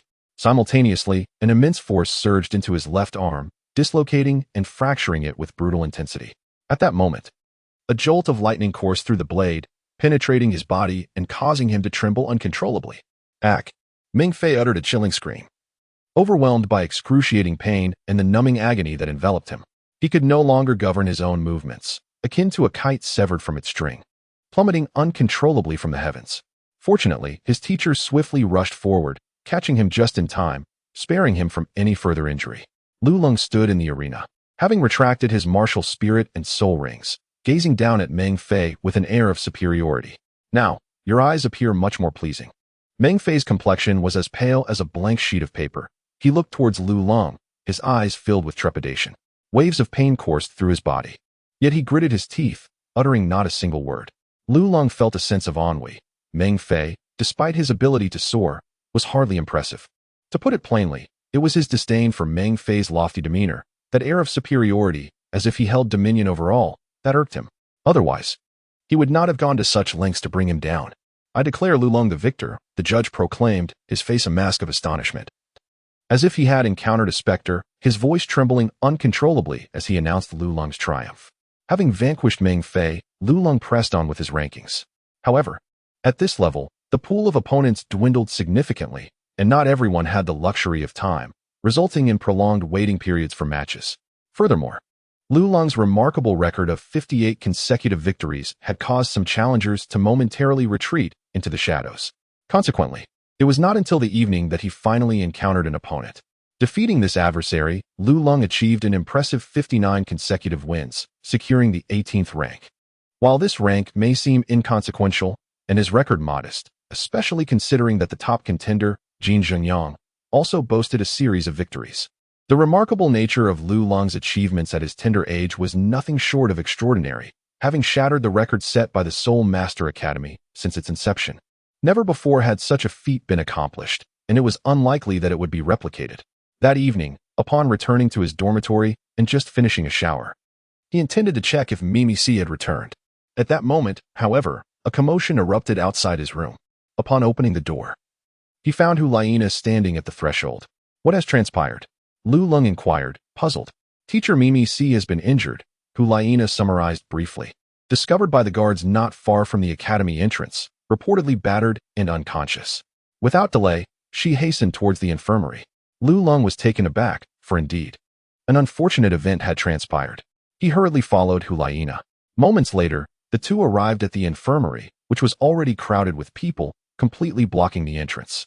Most of them were students from Mimi's and a few teachers. However, due to Hulaina's status as a disciple of the Pope, a path was immediately cleared for her, allowing Luolong to enter the infirmary with ease. Luolong turned his gaze towards Mimi's, only to discover her drenched in blood. His pupils dilated in shock, and his breath quickened, a surge of rage brewing within him. At that moment, Mimi's appeared pale, her brows furrowed and her lips tightly pressed together. Although she lay in a state of unconsciousness, it was evident that she continued to endure excruciating pain. Her right arm hung limply, likely fractured, and her body bore numerous wounds of various sizes. At present, under the care of the assisting Soul Master, these injuries were mending rapidly. Yet, the blood that stained her body vividly illustrated the brutality she had endured. "What transpired?" Luolong inquired. "We are still unclear about the specifics. Teacher Mimi's was discovered by the Academy's security in this condition." Sal shook his head in response to Luolong's question. Unaware of the situation? How could one be oblivious to such severe injuries? Within Luolong's heart, frustration surged with no outlet for release, causing his fists to crackle ominously. At that moment, the auxiliary soul master in charge of treatment withdrew his soul power and glanced at souls, stating, "Following my healing, it is highly probable that there are no serious issues aside from the fractured arm. However, there is considerable internal bruising and a misalignment, likely due to a violent impact. Most of the external wounds are also contusions, not inflicted by sharp instruments. Moreover, there is a presence of soul beast aura and residual fur on him, which leads me to surmise that Teacher Mimi's encountered a formidable soul beast, resulting in this condition. What kind of soul beast possesses such strength to incapacitate a soul sage?" Souls remarked, somewhat astonished. He was well aware of Mimi's prowess, a level 70 battle soul sage, among the elite in her class. Even if confronted with an insurmountable soul beast, escaping should not pose a challenge. Of course, if she had encountered a soul beast of 100,000 years, it would explain her absence now. I believe it is best for everyone to refrain from speculation. Let us all return and not disturb Teacher Mimi's, allowing her ample time to recuperate at this juncture. Ziqing stepped forward to speak. Indeed, Teacher Ziqing is correct. Everyone should disperse. A large gathering may hinder Teacher Mimi's recovery. For the time being, let Teacher Ziqing temporarily take over the sacred class, Souls decisively concluded. Chapter 23. Suspect. Ziqing. Upon hearing this, the crowd had no choice but to depart. Luolong, you should also leave. Souls addressed the few remaining individuals. Luolong clenched his fists, preparing to depart. At that moment, Xiong Raj suddenly burst forth from the crowd, pointing an accusatory finger at Ziqing, his eyes brimming with indignation. "Why did you harm Teacher Mimi's?" he demanded. "So you were waiting here, Teacher Z. Do you not feel ashamed for your actions? What do you mean by that? Are you insinuating that Teacher Mimi's was harmed by him?" Upon hearing Xiong Raj's words, Luolong ignited like a lit fuse, vehemently questioning Xiong Raj. Meanwhile, the students lingering in the infirmary turned their gazes towards Ziqing, while the teachers, including Source, regarded him with skepticism. One must speak with evidence when making claims. To slander a teacher without proof is unacceptable in this Soul Master Academy, Source remarked, his expression grave. Unfazed by the doubt cast upon him, Ziqing replied, "Since I dare to speak, I naturally possess evidence." Xiong Raj continued, "Just days ago, I happened to see Teacher Mimi's leave the academy, and coincidentally, you exited at the same time, heading in the same direction. knowing your relationship with teacher Mimi's. I found it peculiar and decided to follow. Ultimately, you trailed her into the Douluo forest. It was too perilous for me to enter alone, so I returned. Yet, I never anticipated that you would harm teacher Mimi's. Observing Xiong Rai's righteous fury, the crowd began to question the veracity of his words. Casting expectant glances at Zi Qingyang for a response. Source added, Teacher Z, is there any truth to this? His expression darkened. If the allegations held weight, he would ensure that Zi Qingyang learned a memorable lesson. There is indeed a kernel of truth, Zi Qingyang began, just as Source prepared to unleash his wrath. However, I entered to hunt soul beasts. Hunt soul beasts? Source clearly doubted this claim. What soul beasts can you hunt alone? Why is it that teacher Mimi's can hunt soul beasts alone, yet I cannot? Zi Qingyang retorted, a cold laugh escaping his lips. Interestingly, I just broke through to level 70 a few days ago. I had the time to hunt for a soul ring in the Douluo forest. Is that not permissible?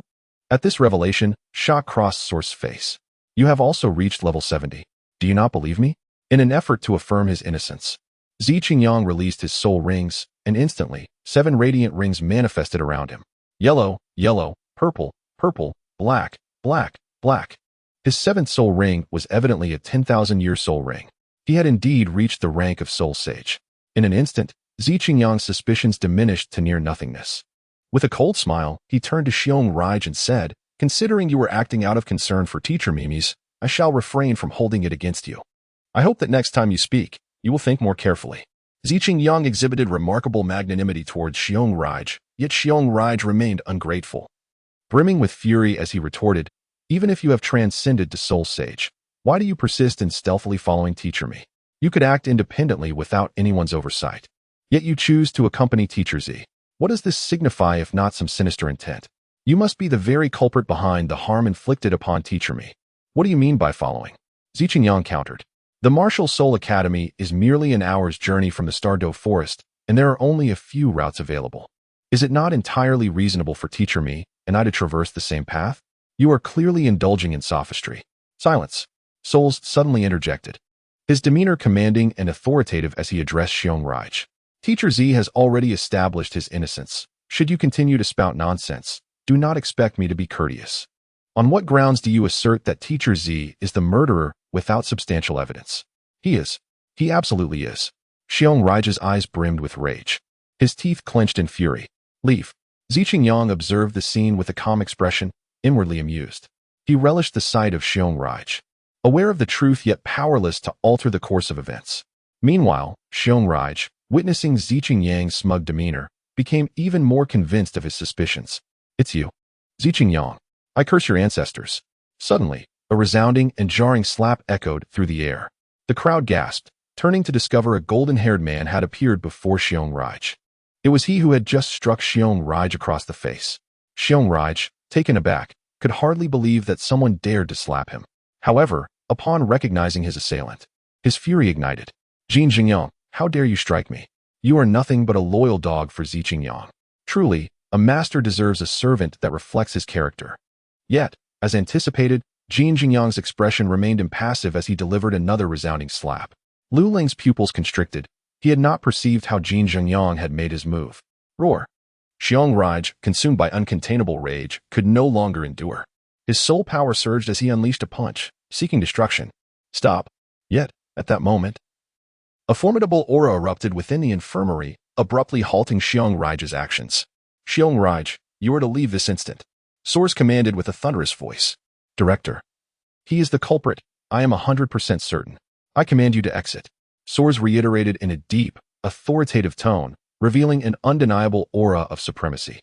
Xiong Rai's expression wavered as he contemplated speaking further, but upon witnessing Source's fury, he dared not utter another word. After all, he lacked conclusive evidence. Reluctantly, he turned and departed in silence. Very well, you may all leave as well, Source declared, dissipating his soul power and addressing the assembly with a solemn countenance. Lu Lung did not wish to depart in such a manner. However, as he stepped forward, he was halted by Hulaina. She shook her head at him and pulled him away. Upon returning to the dormitory, Lu Lang expressed his dissatisfaction, questioning her motives for restraining him. If I hadn't stopped you, what would you have done? Hulaina retorted. Zi Qingyang has harmed teacher Mimi's, and the expression on Xiong Ri's face seemed genuine. Lu Long stated, where is the evidence? She inquired. There is none, Lu Lang admitted, feeling somewhat disheartened. Are we truly to let this matter rest? He continued, still agitated. Hu Laiina raised an eyebrow, incredulous. Let it rest? How could we? Zi Qingyang and teacher Mimi's have always been at odds. He had previously pursued her affections but was rebuffed. Furthermore, he has long harbored aspirations for the position of the head of the holy class, yet has consistently fallen short in competition, nursing a grudge all the while. If teacher Mimi's situation was not merely an accident, then Zi Qingyang indeed possesses a motive for the crime. Chapter 24. Martial Soul, Gleaming Silver Spear. Moreover, while Xiong Ri may have a volatile temperament, he has never been known to utter falsehoods. Although there is no concrete evidence implicating Zi Qingyang, circumstantial details may nonetheless shed light on the matter. Lu Leng nodded in agreement. Xiong Ri had mentioned that Zi Qingyang ventured alone into the Stardo Forest, while teacher Mimi Si also went solo but had unfortunately sustained injuries, whereas Zi Qingyang emerged unscathed and even triumphantly acquired a 10,000-year spirit ring. If there were no foul play involved, I would find it utterly implausible. Hu Laiina concurred with Lu Leng's assessment, asserting that regardless of his strength, he was merely at level 70. To annihilate a 10,000-year spirit beast would undoubtedly exact some cost. Thus, it was almost certain that he was the one orchestrating this. But what could his motive be? It is evident, of course, that he covets the position of the headmaster of the sacred class. This role holds considerable prestige within the spirit hall, coveted by many. One must understand that securing the headmaster position in the sacred class, barring unforeseen circumstances, typically leads to becoming an elder of the spirit hall. No wonder, Lu Leng mused, lowering his head in contemplation. Suddenly, a thought struck him. You are on good terms with the chrysanthemum Douluo. Perhaps you could ask him to investigate. This is feasible, Hu Laiina agreed. By the way, who is Jin Jingyang? Lu Leng recalled the alarming incident in the infirmary. That individual possessed terrifying strength and was ranked first on the strength leaderboard. He is the grandson of the golden crocodile Douluo and Zi Qingyang's most esteemed student, boasting exceptional talent and having held the top rank for 5 consecutive years. In just a year, he could ascend to the position of Holy Son. The mention of Jin Jingyang caused Hu Laiina's expression to turn solemn. With such remarkable talent, why is he not in the sacred class? Can't students from outside the sacred class also become holy sons? Lu Leng questioned. Who told you that one must be in the sacred class to become a holy son? Hu Laiina shot him a glance. The sacred class merely gathers individuals with high potential for focused training. The criteria for becoming a holy son are twofold, and these requirements are not absolutely tied to one's class. Anyone who meets them will qualify. As for why Jin Jingyang is not in the sacred class, that is certainly attributable to Zi Qingyang's actions. Zi Qingyang, being the nephew of the golden crocodile Douluo, shares a familial connection with Jin Jingyang. With such extraordinary talent, he would naturally be reluctant to relinquish his position. After all, if Jin Jingyang were to become the holy son, his own standing would inevitably rise. I see now. Lu Leng finally understood. No wonder Jin Jingyang felt compelled to retaliate when Xiong Ri insulted him earlier. In truth, we need not worry excessively. Once teacher Mimi Si awakens, we will uncover the truth of the matter. For now, we should focus on our training. Indeed, the following day, Mimi Si had regained consciousness, though her severed arm required further recuperation. The class of the Saint class inevitably fell upon Zi Qingyang. However, in stark contrast to Mimi's teachings, the students exhibited a palpable aversion towards him, resulting in a chaotic atmosphere and a lack of enthusiasm. Initially, Zi Qingyang feigned indifference, adopting an air of magnanimity. Yet after several days, his true nature emerged.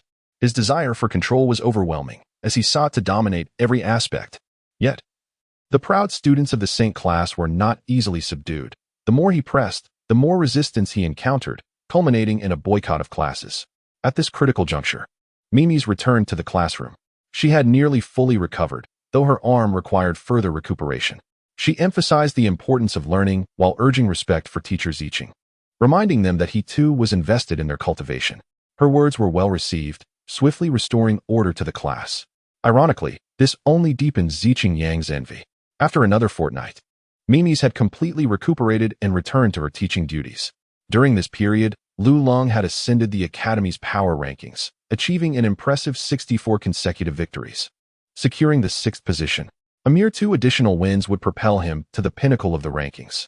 In the advanced simulation training room, Lu Leng awaited Mimi's. As today marked the first day of training following her recovery, Over the past 2 weeks, he had gleaned the details of the events that transpired. Yet tangible progress remained elusive, aligning closely with their initial speculations. However, an unfortunate revelation emerged. She had failed to acquire her soul ring. She distinctly recalled nearing the defeat of the soul beast, only to be inexplicably besieged by a horde of soul creatures. This revelation placed Ziqingyang under a cloud of suspicion, with a staggering 99% likelihood of guilt. Before long, the door to the training room swung open. Oh, why is she here? Lulong thought, noticing that Mimi's had brought someone along. What? Am I not allowed to come? Hulaina retorted, her dissatisfaction evident. You are a disciple of the teacher, and so am I. If you can have special treatment, why can't I? What if I become the saintess? Upon hearing these words, Lulong refrained from mocking her. Instead, he felt a tinge of awkwardness. She was not entirely incorrect. Had he not arrived in the Douluo Continent, he indeed would have been a saintess. Yet, such sentiments were not to be voiced. Very well, the two of you will train together, following the same regimen. Mimi C remarked with a smile, appearing quite spirited. Same regimen. Lulong exclaimed, glancing at Mimi C with uncertainty. Are you certain she and I will follow the same training method? Whom do you look down upon? Hulaina retorted, unable to contain herself as she delivered a playful kick to Lulong's rear. It's not that I look down upon you. I merely fear you might start crying. Lulong shot back. Humph, who might cry is still up for debate, you little brat. Am I small? I am quite grown up. You are clearly still quite young. As the two exchanged playful banter, Mimi C smiled softly. All right, enough bickering. Time is of the essence. Let us commence. Finally, the duo quieted down. Unlike previous sessions, Mimi C did not bring along the thick training materials. Instead, she announced, today's training will still focus on unlocking your physical potential. But we shall employ a different approach. What approach? Lulong inquired, bewildered. Martial soul, radiant silver spear. Mimi C declared, summoning her martial soul. Instantly, soul rings appeared beneath her feet, and a sleek, gleaming silver spear materialized in her hand. The spear was long and straight, entirely white, with even the tassels at its tip maintaining the same pristine hue. Its shaft was elegantly adorned with unknown engravings, while the spearhead was sharp and cold, exuding an aura of lethal intent. Is this Mimi C's martial soul? How beautiful, how striking, how magnificent. Lulong mused inwardly. Teacher, you have summoned your martial soul not to spar with us, I trust? Hulaina couldn't help but ask. Certainly not, Mimi C replied, shaking her head. In battle, aside from the paramount importance of combat experience, there is another crucial element that can decisively influence the outcome. What is it? That would be combat emotion. Observing the puzzled expressions on their faces, Mimi C elaborated, combat emotion can be understood as one's state of mind during battle. A pessimistic mindset inhibits one's full potential, while an exhilarating emotion can lead to extraordinary feats. Thus, today's focus will be on honing your combat emotions. With that, Mimi C pointed her spear forward, and an atmosphere of grim intensity enveloped the entire training room.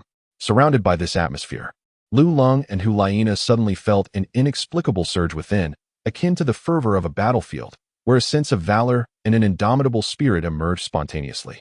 As time progressed, this emotion intensified, and Lulong sensed an almost palpable increase in his own strength. This is my domain of battle intent, under my benevolence.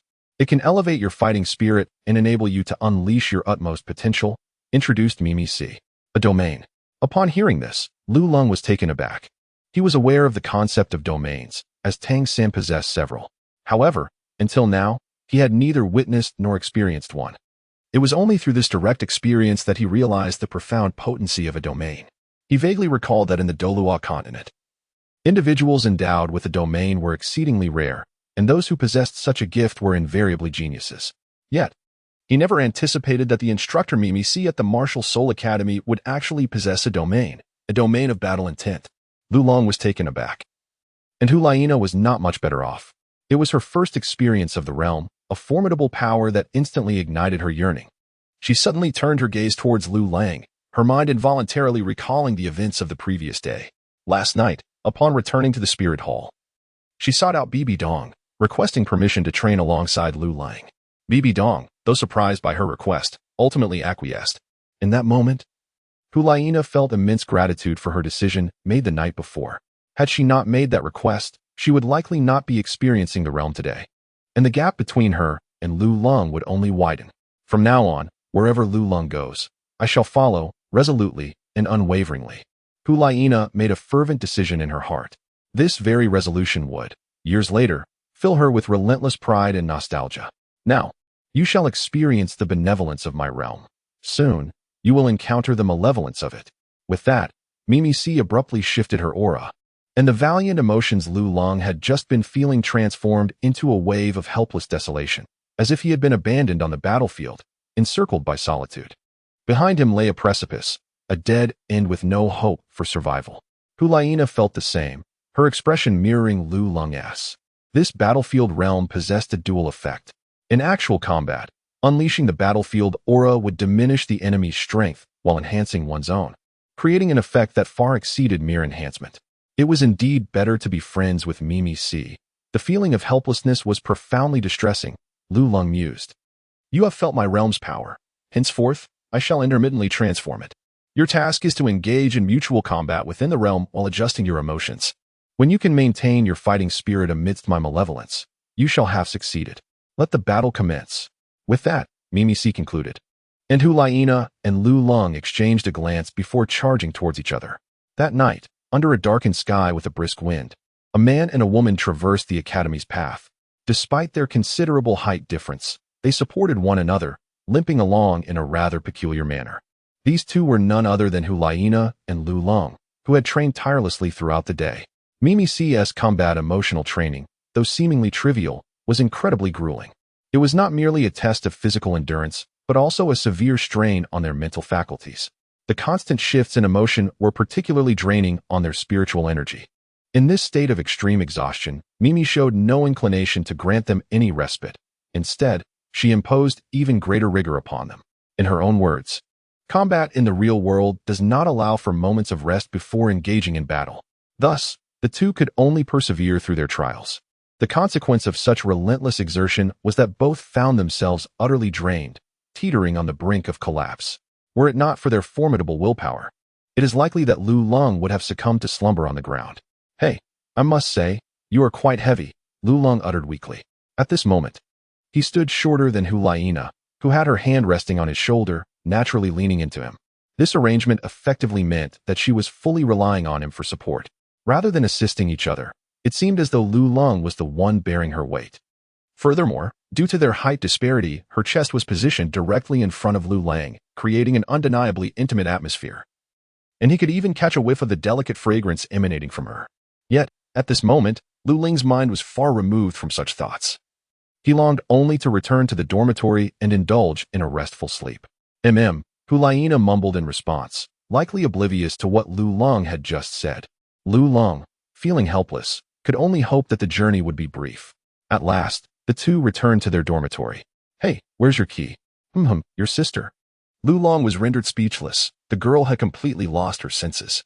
Without a key, he had no choice but to return to his own room. Damn it. Where's my key? Lu Lang glanced at his ring and discovered that he too had forgotten his key. However, he quickly regained his composure. With a swift motion, he kicked the door, and it swung open. Remarkably, the lock remained intact. Mimi C truly deserved her title as a teacher. Life was a constant source of lessons. Lu Ling marveled once more at Mimi C's prowess. Upon entering the dormitory, he had no intention of tidying up. He simply wished to sleep. At that moment, Hulaina suddenly opened her eyes. Are we there? Thank you. I'm going to sleep now. Saying this, she lay down on the bed, much to Lu Long's astonishment. Yet, as she reclined, her arm remained draped around Lu Long's neck. Due to inertia, she inadvertently pulled him onto the bed as well. Thus, Lu Long found himself embraced by her, and within seconds, she let out a sweet, melodic sigh. Lu Long was at a loss for words. His immediate instinct was to struggle and rise, for such a situation was hardly befitting a gentleman. However, with Hulaina's considerable weight pressing down upon him, he found himself utterly immobilized. Chapter 26. Together in slumber? Moreover, the mere fact that he managed to return to his dormitory was a testament to his willpower, which was now stretched thin. His mind was heavy with fatigue, teetering on the brink of slumber, leaving him devoid of any surplus strength. After several attempts to push himself up, he remained completely still. Lu Long had given up. His eyelids were already fighting against sleep. He had managed to hold on until now, but as soon as he laid down on the bed, an overwhelming heaviness enveloped his body, and the last thread of his willpower snapped. He could no longer endure. Then, in less than a second, he fell into a deep slumber. The following day, seemingly aware that Lu Lung and his companions would be sleeping like logs, Mimi C did not seek them out. Instead, she thoughtfully prepared a leave of absence for them.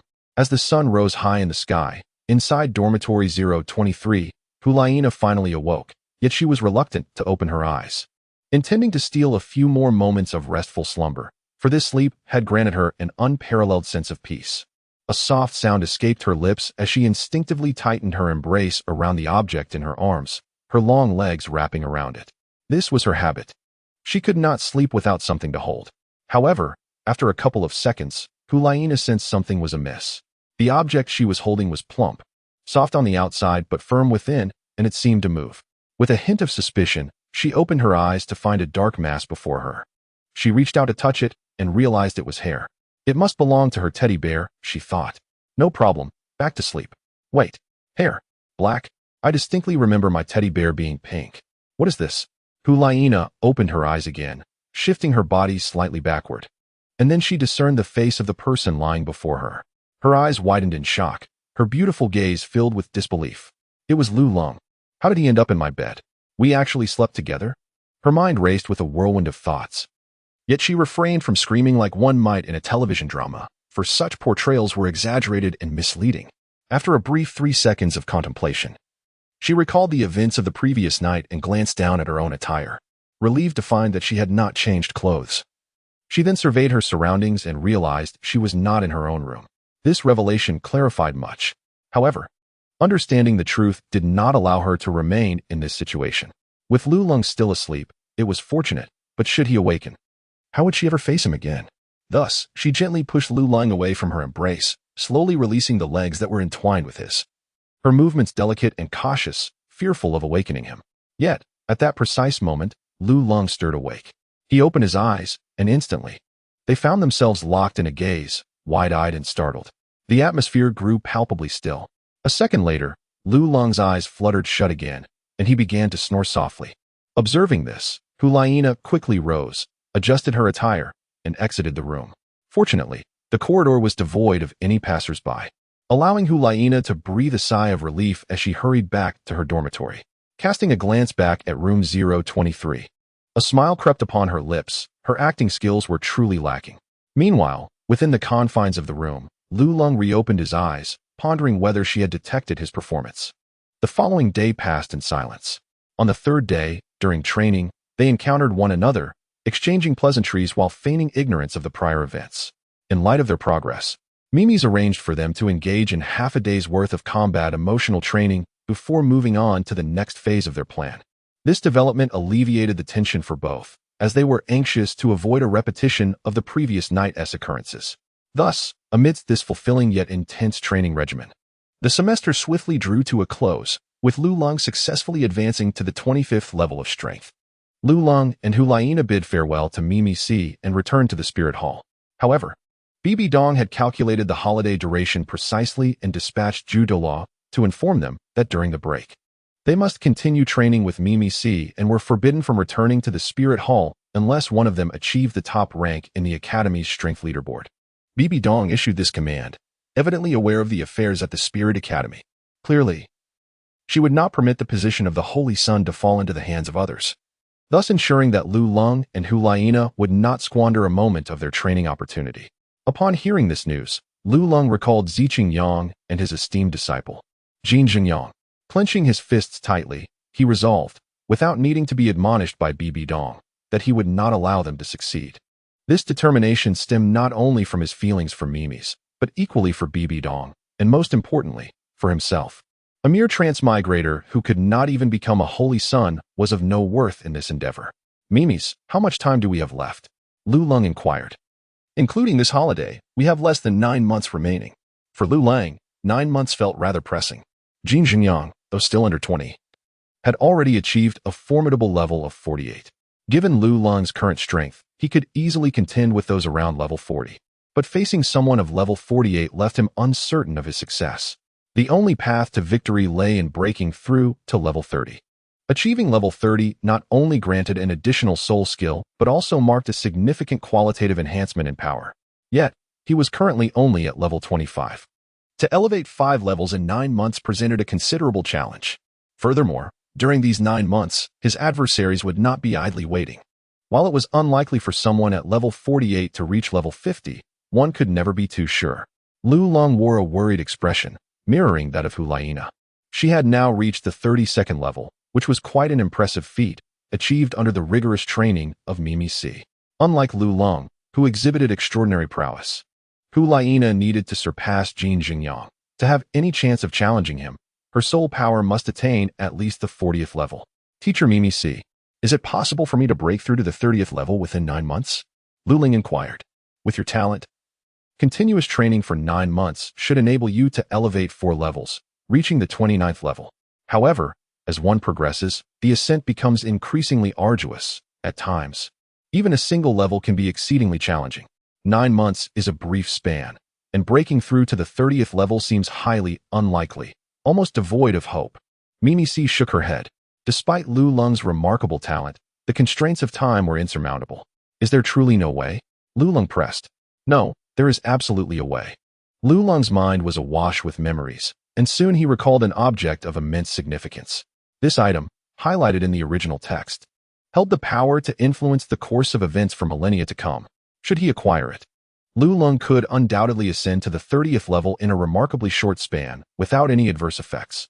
However, the peril at this juncture was exceedingly high. This object was none other than the celestial herb within the Eye of Ice and Fire. Initially, he had contemplated waiting a few years to seize it. But it seemed that plans were futile against the tides of change. A cruel smile crept onto Lu Ling's lips. In times of danger, one must act. For the thrill of being a transmigrator lay in the very essence of risk. Furthermore, what if his arrival altered history? Allowing Tang San to acquire those celestial herbs ahead of schedule? Such an outcome would be a bitter loss. Chapter 27. The Eye of Ice and Fire. Seizing the celestial herb with this thought, Lu Lung promptly resolved, I must return to the Spirit Hall. He raised his gaze to Mimi C. And though he could not break through to the 30th level, he felt compelled to push himself further. But, Ms. Mimi C., trust me. Mimi C. Wishing to dissuade Lu Lung from placing such immense pressure upon himself, hesitated as she beheld his youthful face brimming with confidence. Ultimately, she chose to withhold her concerns, nodding in silent support, unwilling to undermine Lu Lung's belief in himself. Upon seeing Mimi's consent, Lu Lung wasted no time and promptly returned to the Spirit Hall. What business do you have at the Spirit Hall? Hulaina quickly followed suit. Of course, to become the Holy Sun. You need not accompany me, he replied. No. Wherever you go, I shall follow, Hulaina declared resolutely. She had already made up her mind.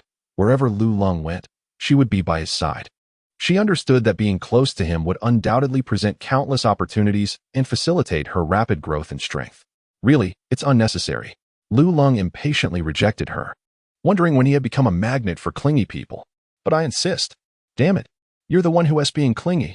Upon arriving at the Spirit Hall, Lu Lung retreated to his chamber, neglecting even to meet Bibi Dong, and immediately began tinkering with various items. What are you working on? Hulaina inquired curiously, her beautiful eyes blinking with interest. She had initially thought Lu Lung was about to engage in some extreme training, yet he returned to manipulate inexplicable objects. Mind your own business. Either be quiet or leave. Lu Lung snapped, his hands busy with various tasks. If you tell me what you're doing, I can assist, Hulaina said, sensing the chill in his tone and fearing he might exclude her, thus attempting to curry favor. Assist? Lu Lung cast a glance at her. Perhaps there was indeed a matter that required her assistance. Very well, if you wish to accompany me, go and fetch Douluo, and have him perform a private task for us. Upon hearing the word we, Hulaina realized that Lu Lung no longer rejected her, and without inquiring further, she joyfully exclaimed, I shall go at once. Lu Lung chuckled lightly before returning to his task. A week later, the trio set off towards the Sunset Forest. Lu Lung, what is our purpose in the Sunset Forest? If it is to seek out spirit beasts for personal training, the Stardew Forest would be more suitable for us. Hulaina inquired, puzzled along the way. I truly did not wish to bring you along. You talk far too much, Lu Lung replied, a shadow crossing his face. How had he not noticed her incessant chatter before? Lu Lung, are you certain you are not deceiving me?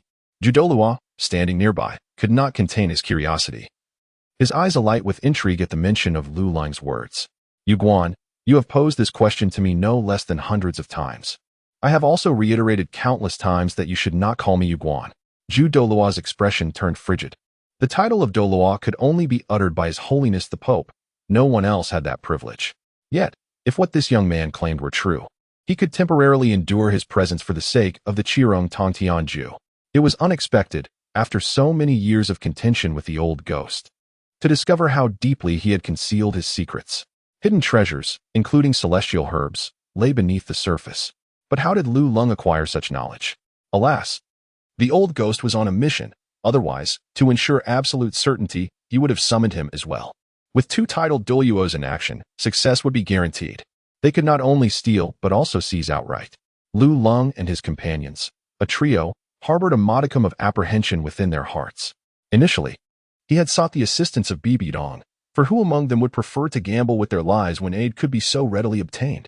However, to his dismay, Bibi Dong had chosen this moment to enter seclusion, and the ghost Douluo had departed on a mission. In the vast expanse of the Spirit Hall, only Zhu Douluo remained as a potential ally, while the other members of the Elder Hall were beyond contemplation. Zhu Douluo had only acquiesced to assist due to her connection with Hulaina and the allure of the divine herb, risking the ire of Bibi Dong to lend her support. Previously, while indulging in novels and animations, Lu Lung had perceived Zhu and Gui as mere attendants of Bibi Dong, perpetually shadowing her in idleness. It was only upon his own transposition into this world that he comprehended the multitude of tasks they undertook, often absent from sight. Indeed, the greater the power, the more responsibilities one bore. It was likely that their slower cultivation pace in later stages stemmed from these burdens, Lu Lung mused. The Sunset Forest lies within the territory of the Tiando Empire, and the journey would take approximately half a month. After this duration, Lu Lung and his companions successfully arrived at the Sunset Forest. They unfurled a map, discerned their bearings, and proceeded towards the heart of the forest. The environment of the Sunset Forest was conducive to their endeavors, although the soul beasts here were not as formidable as those found in the Stardew Forest. The diversity of species and the overall strength were commendable. Many individuals with a modicum of capability often chose the Sunset Forest for hunting soul beasts. On the path through the forest, Lu Lung encountered numerous groups of adventurers. However, his purpose was not to hunt soul beasts, but to scour for celestial herbs. Thus, his party pressed onward. With the presence of the Chrysanthemum Douluo leading the way, the soul beasts dared not provoke them. Yet, the Chrysanthemum Douluo refrained from fully unleashing his aura, choosing instead to contain it within a limited range. After all, should the aura of a titled Douluo be released, it was likely that Dugu Bo would sense it immediately. Consequently, they were bound to encounter some reckless soul beasts. Fortunately, their journey continued smoothly. Days passed, and under the dark sky adorned with twinkling stars, Lu Lung suddenly halted in the depths of the forest. He gazed at a hazy area ahead, consulting his map before stating, "This should be the central region. The misty area is merely the outer toxic miasma. Once we traverse it, we shall be fine." The Chrysanthemum Douluo glanced around, his brow furrowed with concern. This miasma possesses considerable potency, and the ground is littered with the corpses of both soul beasts and humans. "Do you two have a plan to enter?" "Rest assured, I have my own strategies," he replied. "Allow me to share my plan." The three crouched down, leaning in close. "Yuguan, your primary task is to distract Dugu Bo. You will probe his presence. If he is there, lead him away. If he is absent, wait outside. Should he return, your duty is to restrain him, ensuring he does not discover our presence." Lu Lung was exceedingly grave. The success of this endeavor primarily hinged upon you. Remember, your task is to delay, to devise every possible means of stalling. For the longer you can prolong the situation, the better. Otherwise, if he returns, he will surely eliminate both me and Hulaina, and your fate will be sealed. Upon witnessing Lu Lung's solemn demeanor, Zhu Douluo suddenly felt a pang of regret. Especially as he observed Lu Lung and Hulaina, he came to a startling realization of the audacity he had displayed. Lu Lung and Hulaina are both disciples of the Pope. If anything goes awry, I will undoubtedly face consequences. Moreover, if one of them encounters trouble, I will certainly be in jeopardy as well. This time, it is highly likely that two will perish. Chapter 28. Poisonous Miasma. I possess a gas mask. Alas, even if I were to be turned into fertilizer for flowers, it would scarcely suffice. How could I have been so foolish as to fall for this wretched boy's trickery? I have suddenly realized that I have been deceived. The flower Douluo, in a moment of belated understanding, remarked, "It is too late now. You have no chance for regret." With a serious expression and an overwhelming sense of pressure, he added, I no longer desire any divine herbs. I merely hope that both of you can return alive. Do not worry, I am not yet married, Lulong reassured him, patting his shoulder with a steady demeanor. How much time do you require? At least 12 hours. Lulong calculated, estimating it would be sufficient. The flower Douluo brushed his hand away, casting a heavy gaze upon him. Be cautious. With that, he leaped into the air, unleashing the formidable aura of a tidal Douluo, causing the surrounding birds and beasts to scatter in fright. Poisonous catfish, your grandfather is here to claim your life. You audacious little flower, how dare you come alone? From the depths of the forest, a sinister elderly man with green hair appeared, a massive emerald serpent looming ominously behind him. The green light glimmered eerily, emanating a chilling terror. He is Douluo. Indeed, he resembles his depiction in the original work. His fearsome visage is not to be trifled with, Lulong thought anxiously. Poisonous catfish, today I shall take your life. You foul flower, just you alone? Where is that wretched creature? Why does it not dare to show itself? Douluo was keenly aware of the close bond between the two, remaining vigilant of his surroundings. Why use a sledgehammer to crack a nut? I alone am sufficient. As he spoke, the flower Douluo took the initiative, launching an attack towards Douluo. Though Douluo is currently afflicted by poison and is notorious for his toxic prowess across the Douluo Continent, even as the weakest tidal Douluo, few dare to underestimate him. After all, his poison is immensely potent, nearly impossible to counteract. The flower Douluo, well acquainted with him, understood that direct confrontation was unwise. Ranged attacks would be the best approach, allowing for strategic retreat and advance. If you seek death, I shall grant it. Douluo's malevolent gaze, coupled with his grass-green hair, rendered him particularly unsettling. The battle erupted instantaneously, with Lulong and Hulaina waiting below for an opportune moment, simultaneously admiring the clash between the two. The confrontation among tidal Douluos is a rare spectacle. This old poison master truly lives up to his name, as the miasma he emitted ravaged the landscape, with trees wilting and soul beasts collapsing in his wake. Had the flower Douluo not maintained a distance from him, this area would likely have suffered the same fate. Lulong was profoundly shaken. Indeed, even the weakest tidal Douluo possesses such formidable strength. Previously, I had been overly confident, boasting of my own abilities while challenging those beyond my reach. It now appears that this audacity is merely a result of the protection bestowed by Bibi Dong. Should they venture beyond the confines of the spirit hall, they would likely be oblivious to the manner of their demise. With this thought, Lulong became increasingly resolute in his intention to plunder the celestial herbs. Initially, he had contemplated leaving a few for Tang San. But now he realized that one must act decisively. To leave even a trace is to allow the roots to flourish anew with the spring breeze. The battle between the two was fierce and reciprocal, but soon, the chrysanthemum Douluo revealed a flaw.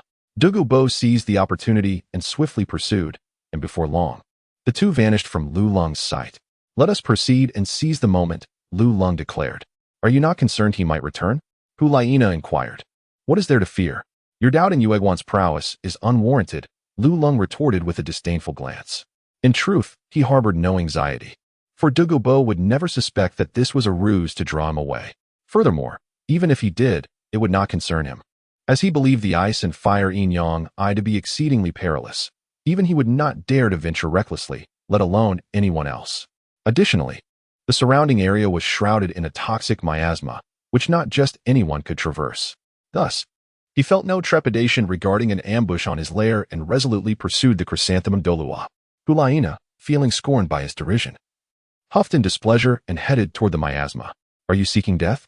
Lulong exclaimed, pulling her back forcefully. What is it? She retorted. Take this, Lulong said, producing a dark, peculiar object. How disgusting. What is this hideous thing? Hulaina exclaimed in disdain as she took it, having never encountered such an item before. It resembled a mask, with eyes made of glass and an elongated protrusion at the mouth, reminiscent of a wild boar. It is something that will save your life. Lulong replied curtly, use it or not, it's your choice. This object was a gas mask, crafted over a week with the finest adsorbent and isolating materials. While it may not rival modern designs, it was perfectly adequate for a day or two of use. He then demonstrated how to wear it. Hulaina was not one to be overly fussy. Despite her distaste, she quickly donned the mask. After trying it himself and finding it effective, Lulong signaled for Hulaina to follow. The area enveloped in miasma was not extensive, and Lulong dashed forward. After approximately a quarter of an hour, They reached the deepest point, where the toxic haze dissipated entirely. He glanced around. The ice and fire yin-yang lay low, concealed beneath a cliff. Even if one reached the cliff's edge, it would be difficult to discern its presence, as the vegetation below appeared exceptionally lush. However, Lu Long was aware of its location, and he promptly removed his mask to investigate the surroundings. "This is the spot," he declared, excitement lighting up his face. "How do we descend from such a height?" Hulaina inquired, surrounded by cliffs that rose sharply like knife edges, devoid of any foothold, and they were utterly incapable of descending given their strength. "Have you forgotten? I can fly." With that, Lu Long unfurled his thunder wings. Hulaina gazed at the wings on his back, her face a portrait of astonishment. This Lu Long had concealed his abilities so deeply, and she was utterly unaware of when he had acquired such an external soul bone. Suddenly, she could not help but wonder what other hidden cards he possessed that remained unknown to her. "Then why didn't you fly just now?" she asked. "Are you foolish? What if there are others inside?" Lu Long scoffed, recalling that Douluo Bo had a granddaughter. If she happened to be nearby, they would surely be discovered. Hulaina felt even more uncomfortable at Lu Long's reproach. "What are you dawdling for? Climb on." Lu Long half-squatted, and, noticing Hulaina standing there in a daze, called out again, urging her to mount his back. "You want me to ride on your back down?" Hulaina blushed at his words. "What other choice is there?" Lu Long rolled his eyes. "Or would you prefer to jump down?" Hulaina inwardly grumbled. This guy had disparaged her several times in such a short span. Chapter 29, Timeless Beauty, Enchanting is the Fair Maiden. She shot him a glance, realizing it was not the time for idle thoughts. Observing his back, she decided against hesitation, wrapping her arms around Lu Long's neck. "Hey, are you trying to strangle me, seize my thunder wings, and go down alone?" Just as her mind wandered further, Lu Long's cold voice interrupted. "What now?" Hulaina looked bewildered. "What do you mean, what now?" Lu Long exclaimed with irritation. "You are taller than I am, and while you could at least place your legs on me, you aren't even close to me. Are you trying to make me fly while simultaneously hanging myself?" At this, Hulaina finally realized that she had merely wrapped her arms around Lu Long's neck, with no other part of her body making contact. This was indeed not the correct position for being carried. Moreover, in that manner, her grip only served to exacerbate the situation. "My apologies. It's my first time being carried, and I lack experience," Hulaina said apologetically, then leaned her upper body against Lu Long's back. However, her tall stature, which exceeded Lu Lang by a head, meant that even when she leaned, she could not fully shift her weight onto him. Lu Lang suddenly felt a soft pressure against his back, causing him to tremble with tension. It was his first time carrying a girl, and this stirred a flurry of chaotic thoughts within him. However, he quickly regained his composure. This was not the moment for such distractions. His focus must remain on the precious herb. The intense pressure not only disrupted Lu Long's thoughts, but also stirred the heart of Hulaina. Initially shy, she sensed Lu Long's reaction and immediately understood his feelings. A blush crept across her cheeks, mingled with a hint of joy. "All right," she murmured, her voice barely audible, still overwhelmed with shyness. Fortunately, as she was behind Lu Long, he could not see her face, or else she would have blushed to the point of embarrassment. Without further hesitation, Lu Long spread his wings and soared down toward the cliff below. The sudden sensation of weightlessness startled Hulaina, prompting a soft gasp to escape her lips. In the midst of their flight, her legs could no longer support her and instinctively wrapped around Lu Long's waist, prompting him to securely grasp her hips with both hands. This resulted in their bodies being pressed closely together. On his back, Hulaina felt her cheeks burning, her heart racing as the sensation from his touch sent waves of excitement coursing through her. It was as if a wild deer was about to leap from her chest. With a rosy complexion, her captivating eyes sparkled, and her delicate lips emitted soft breaths, an exquisite sight indeed. Had Lu Long caught a glimpse of this scene, he would undoubtedly be entranced, lamenting that beauty is timeless and that such charm belongs to a rare and lovely maiden. Alas, he could not see the enchanting sight behind him, as it faded like a spring breeze. As they sped through the air, the cool wind brushed against Hulaina's face, soothing her restless heart.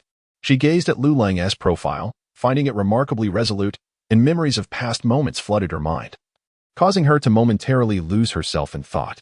Behind him, Hulaina's heart fluttered with budding affection, yet Lu Long remained oblivious, his mind solely occupied with thoughts of the fragrant, vibrant, and delightful herb. At that moment, he recalled a line from a poem from his past life. "O steed, you are all mouth. O ocean, you are all legs." He felt an overwhelming urge to add, O duality, you are all grass. Before long, Lulong landed safely at the periphery of the ice and fire duality eye. He was acutely aware of its formidable power and recognized his own lack of Tang San's vast knowledge, thus he understood the necessity of utmost caution. Remember, do not touch any of the plants here. Many are highly toxic, and poisoning leads only to death, he sternly warned Hulaina. Understood, she replied. Stepping off Lulong's back to survey their surroundings, she noticed the extraordinary abundance of plant life, teeming with vitality and diverse in species, many of which she had never encountered before. Yet, there are a few that she could recognize, but in comparison to the entirety, they are merely a drop in the ocean. This is the celestial chrysanthemum, Hulaina suddenly exclaimed, pointing at a yellow flower.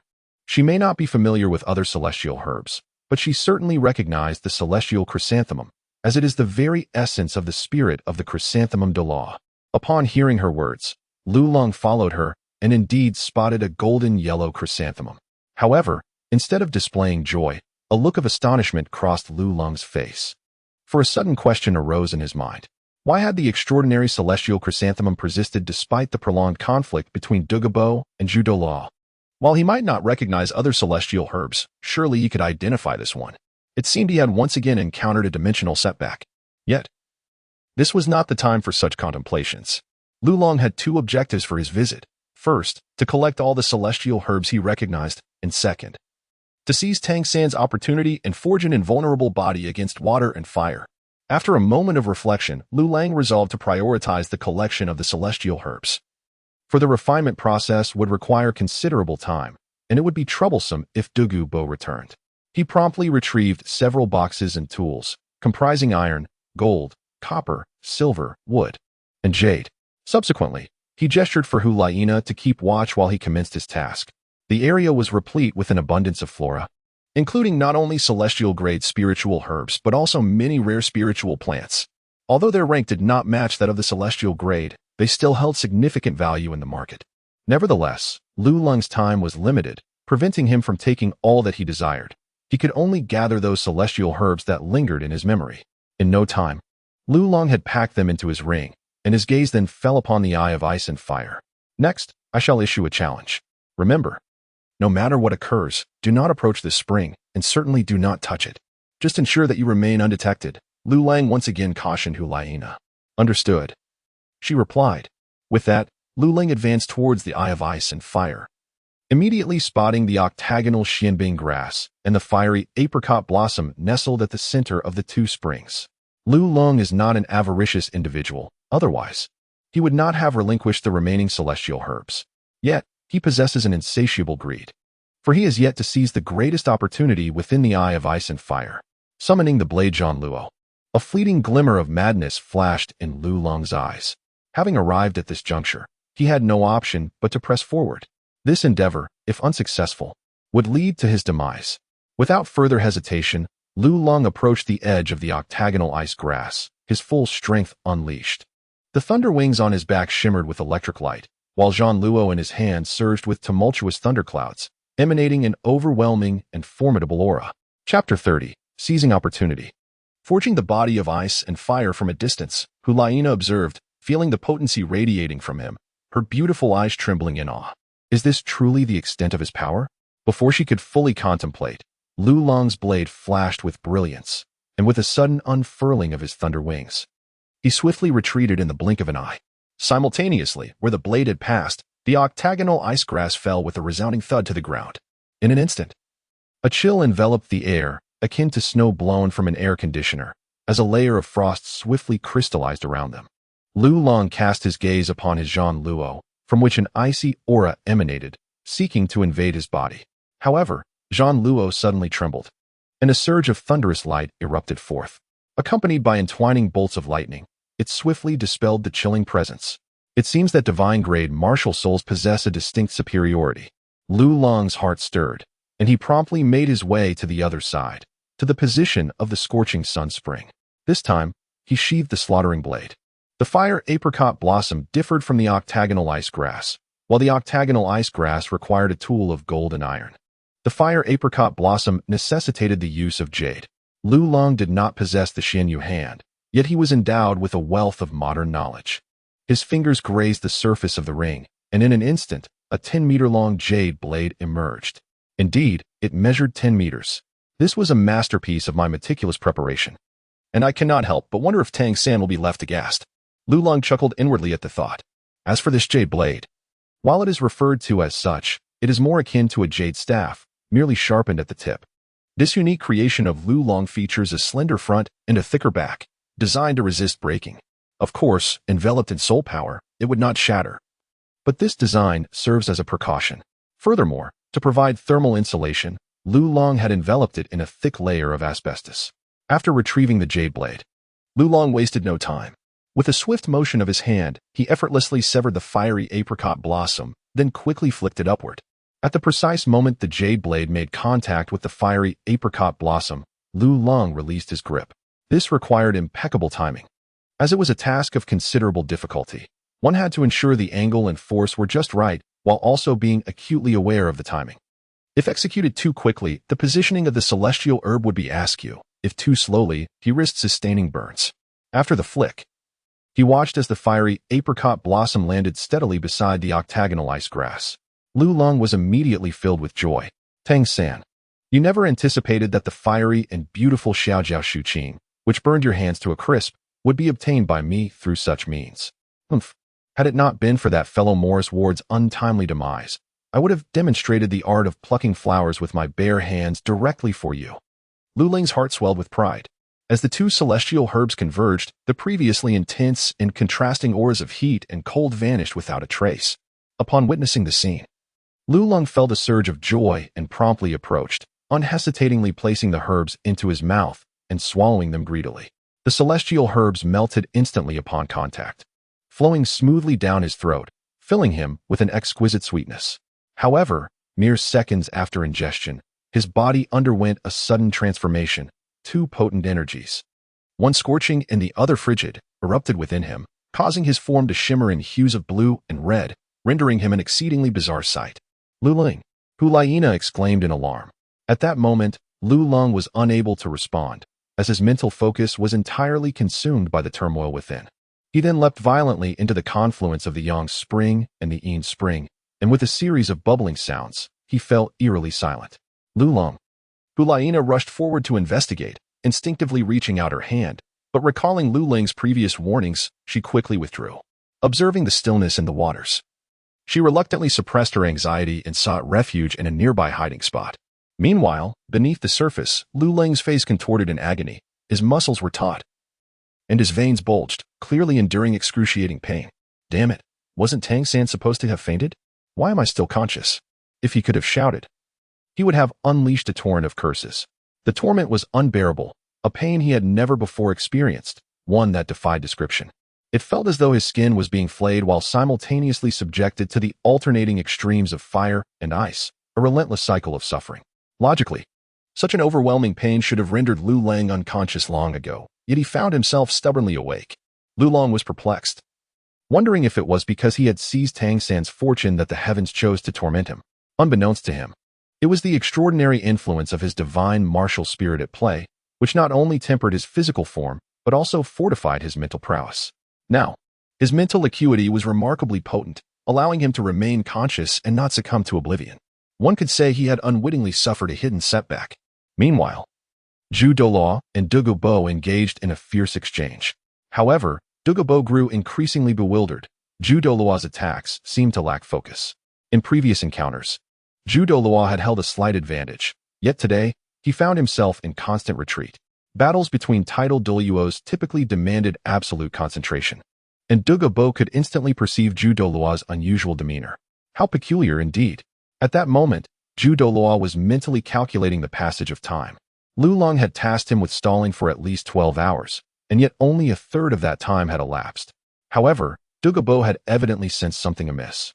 Zhu Douluo pondered his options, aware that Douluo Bo could feel the shift in his consciousness. Old Zhu, if you have any courage, don't flee. Douluo Bo suddenly ceased his pursuit. Zhu Douluo, noticing this, retorted, Douluo Bo, is this what you call running? I prefer to think of it as a tactical maneuver. Wearing down your soul power. Spare me your nonsense.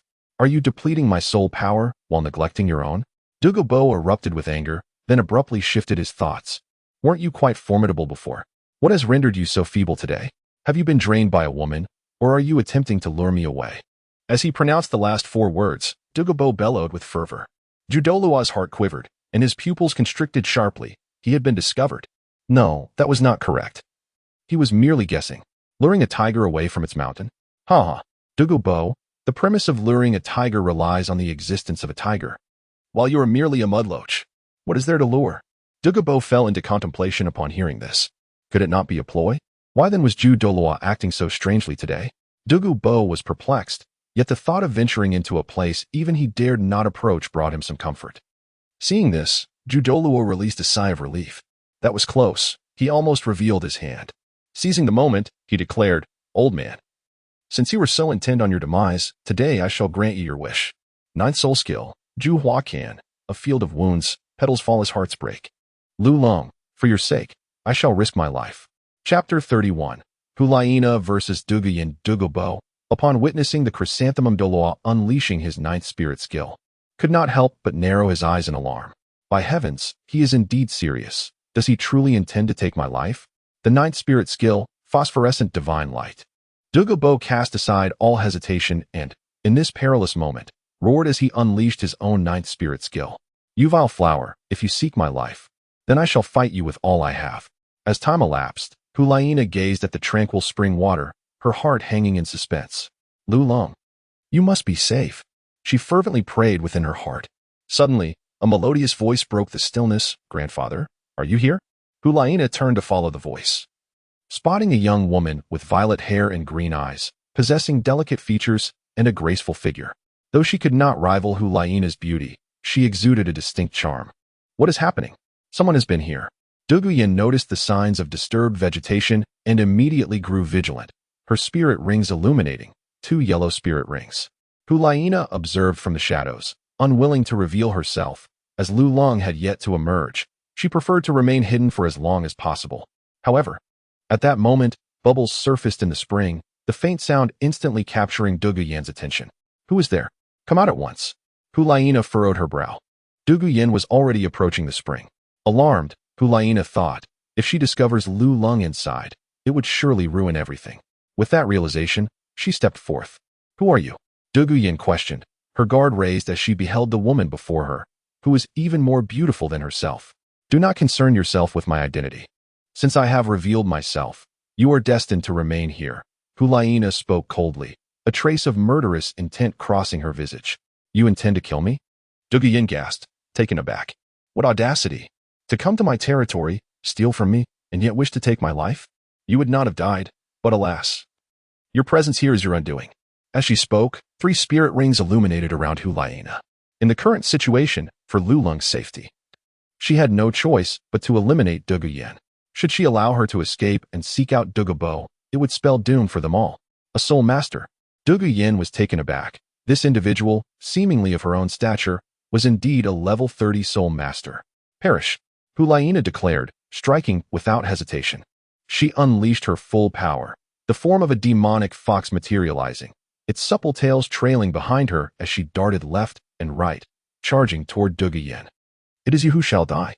As the emerald-hued serpent emperor emerged behind Douluo, it simultaneously unleashed its first soul skill, the phosphorescent red poison, enhancing its speed and offensive capabilities.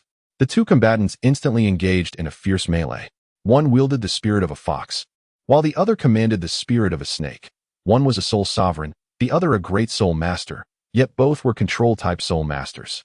However, their methods of control diverged. Hulaina favored singular control, whereas Douluo leaned towards a more collective approach. In this one-on-one scenario, coupled with the disparity in their soul power, Douluo soon found herself at a disadvantage, retreating while defending. With her second soul skill, Fox Charm, Hulaina summoned a fox that suddenly darted forth, reaching Douluo in the blink of an eye. Douluo felt a soft rush pass by and realized, to her dismay, that her body had become immobile. Seizing the moment, Hulaina closed in and delivered a powerful kick to Douluo's abdomen, sending her flying several meters away. Douluo felt a sharp pain in her lower belly, and a metallic taste filled her throat as she coughed up blood. Just then, her body regained control, and she quickly struggled to her feet, invoking her second soul skill, phosphorescent blue poison, to alleviate her suffering while bolstering her defenses. she still possessed considerable fighting spirit. Hulaina, embodying Bibi Dong's battle philosophy, sought to capitalize on her opponent's vulnerability without hesitation. Without a moment's pause, she charged again, throwing a punch that Douluo, astonishingly, did not evade, allowing Hulaina's fist to connect squarely with her face. Yet, Douluo smiled, tilting her head down as she harnessed her waist strength to pivot, using her left foot as a fulcrum and unleashing a powerful kick with her right leg, tracing a wide arc through the air towards Hulaina. This unexpected maneuver caught Hulaina off guard, and she was struck with considerable force. Her body propelled 4 to 5 meters away. Disheveled yet resolute, Hulaina sprang to her feet, the pain radiating from her right arm further cooling her demeanor. Without uttering a word, she activated her soul bone skill. The external soul bone skill, a unique non-control ability among her 4 skills, was named Spirit Assault. Upon activation, it allowed for 3 surprise strikes. In an instant, Douluo perceived a fleeting afterimage before a heavy blow struck her abdomen. However, fortified by the phosphorescent blue poison, she felt no pain. As long as her body remained under control, she could temporarily disregard Hulaina's attacks. All she needed was to ascertain Hulaina's position to mount a counterattack. Yet, Hulaina's speed was overwhelming. Just as Douluo recovered from the initial blow, the next strike was already upon her. A powerful fist struck from behind, and her body was propelled forward, teetering on the brink of collapse. Suddenly, she placed her hands beneath her chin, and in that instant, a long, powerful leg struck her hands. She deftly utilized the momentum, executing a flawless somersault through the air and landing gracefully.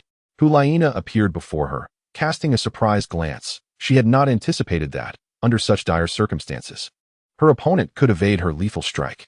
The recent ethereal assault, with the initial 2 moves serving merely as a prelude, meant that should the final kick connect with her neck, Douluo would either perish or be gravely injured. Douluo let out a cold chuckle. Do you truly believe that such a feeble attempt could vanquish me?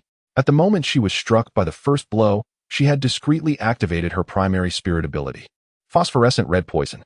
This ability, when employed on herself, augmented her neural responses and attack velocity. Conversely, when directed at her adversary, it diminished their reaction time and speed.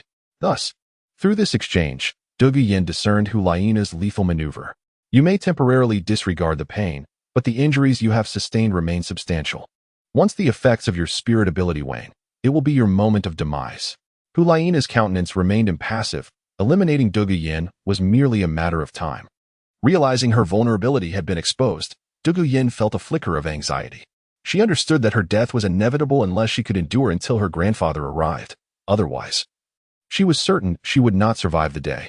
However, despite the prolonged confrontation, her grandfather had yet to appear, leaving her utterly perplexed as to his whereabouts.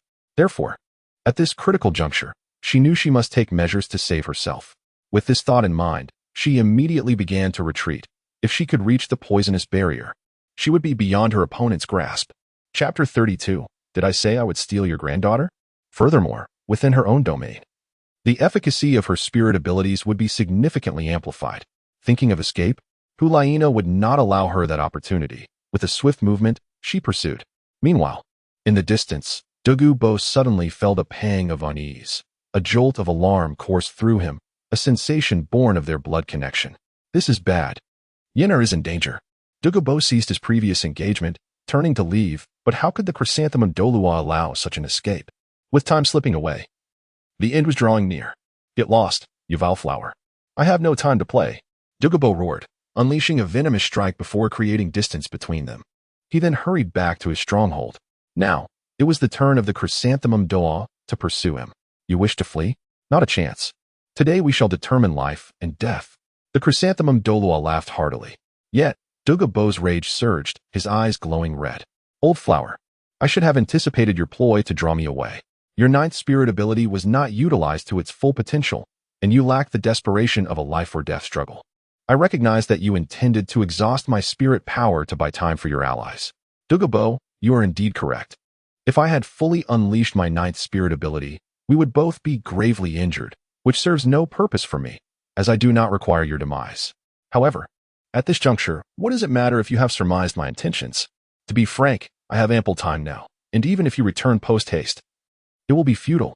The desired objects have already been secured. However, I truly did not expect that you were concealing the mystical Chirong Tontian chrysanthemum. this celestial herb. The chrysanthemum Douluo exclaimed with unrestrained fury. To him, it felt as though his beloved had been stolen. Chirong Tong Tian chrysanthemum? Douluo was taken aback momentarily. Are you not targeting Yinu? Yinu?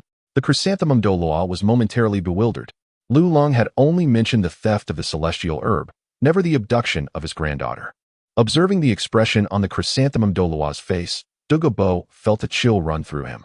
You had best not obstruct me. My Yinner is in peril. If you dare to hinder me further, I will ensure you pay dearly. The cold aura emanating from Douluo compelled the chrysanthemum Douluo to believe he would indeed act in such a manner. Dugu Yin was his only kin. Should anything happen to her, he would undoubtedly descend into madness, wreaking havoc upon anyone in his path. We are not here to harm your granddaughter. We merely seek the celestial herb. If you promise not to harm my people, I shall allow you to leave. The chrysanthemum Douluo observed that time was of the essence. Prolonging this confrontation was unnecessary. Humph. Douluo grunted in agreement and swiftly made his way back. Compared to his granddaughter's life, the celestial herb was of little consequence. The chrysanthemum Douluo hastened to follow suit. The distance between them and the center of the sunset forest was considerable. A situation deliberately orchestrated by the chrysanthemum Douluo as they retreated while engaging in battle. Now to return, even with their tidal Douluo strength. A direct route would require at least an hour. Douluo, feeling the urgency for his granddaughter's safety, employed his soul abilities to hasten his pace, significantly increasing his speed. Meanwhile, at the center of the sunset forest, Dugu Yan's soul ability had worn off, and excruciating pain coursed through her body, rendering her nearly unable to stand. Hulaina moved with great speed, leaving her little opportunity to escape. Were it not for her familiarity with the terrain and knowledge of poisonous flora, she would have likely perished long ago.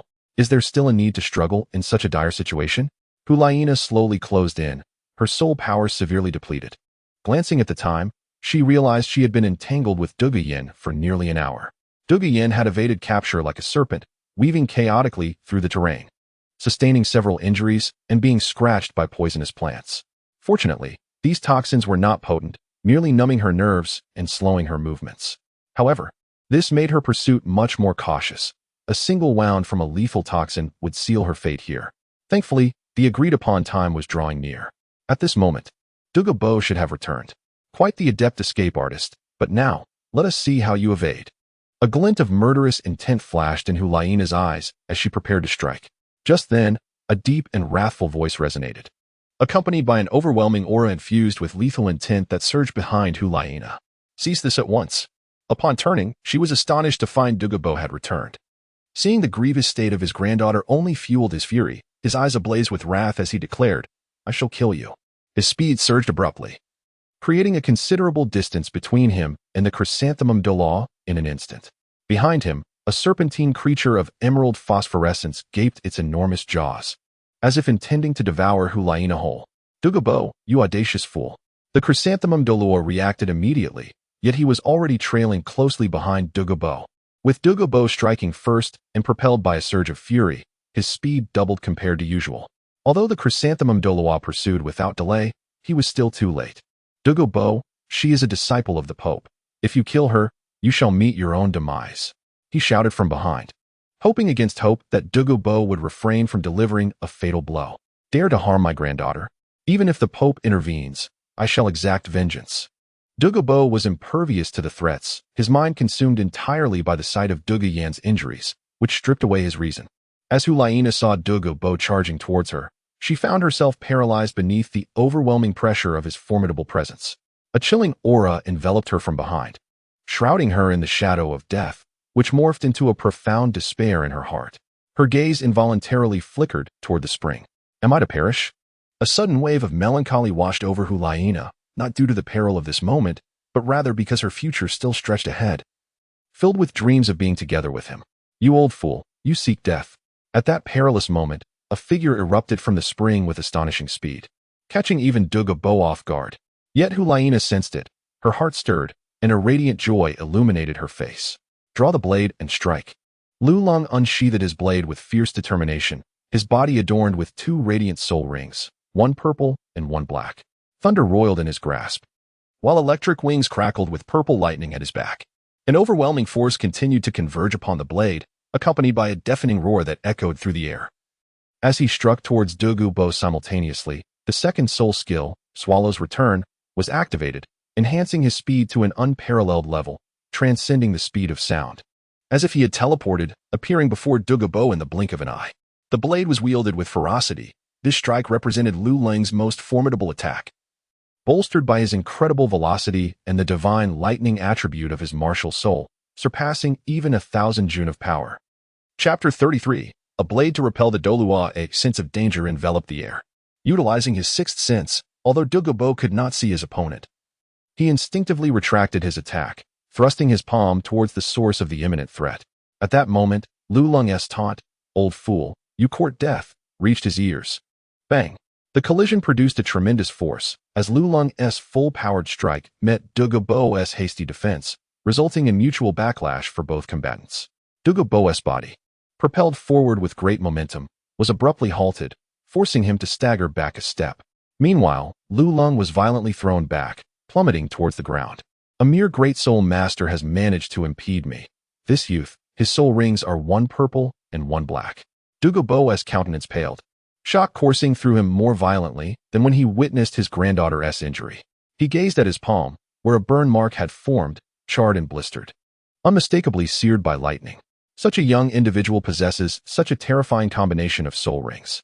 To inflict injury upon me at the great soul master level, if he matures, he will undoubtedly become a formidable force. I have already made an enemy of him, and he will surely seek vengeance once he grows stronger. This youth cannot be spared. A murderous intent surged within Douluo, and he charged towards Lu Lang with lethal intent. Douluo, do you truly wish to oppose my spirit hall? In the wake of Lu Lang's interruption, Douluo had caught up. Seeing Douluo prepare to attack, he immediately stepped in front. Seizing the opportunity, Lu Lang unfurled his wings, a thunderous roar echoing, and rushed to Hulayina, cradling her in his arms as he soared towards the horizon. He possesses a flying soul bone. What a prodigious talent. This youth must not be allowed to live. Douluo's eyes brimmed with murderous intent. Disregarding Douluo and the consequences, he unleashed a soul skill. Eighth soul skill, Poison Dominance. This technique may not wield the most overwhelming power, yet it excels in group attacks, capable of decimating an entire city. A swirling tempest of green toxic gas began to surge, racing towards Lu Lang at an alarming speed, withering all plant life in its path, leaving the remains of soul beasts in decay, and turning the ground into a desolate black expanse. Fourth soul skill, Gathering of Cold Blossoms. Confronted by this soul skill, Douluo found himself unable to dispel it. His current objective was to safeguard Lu Lang and the other individual. Thus, he unleashed his fourth soul skill, transforming into a whirlwind that swiftly retreated into the distance. Lu Lang moved with remarkable speed, evading the poisonous mist that could not catch up to him. However, this place was the domain of Douluo, and the toxic miasma of the Sunset Forest could be manipulated at will. Thus, Lu Lang found himself surrounded by poisonous fog not only behind, but also on both sides, with even a cloud of toxic mist hovering above him, obstructing his escape routes.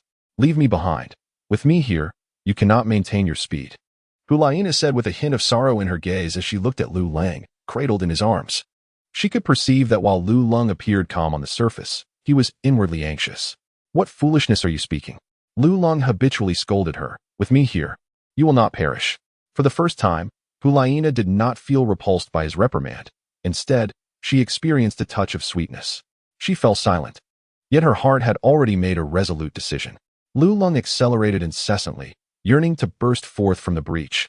However, the noxious fog was overwhelming. Though his pace was swift, it was still insufficient.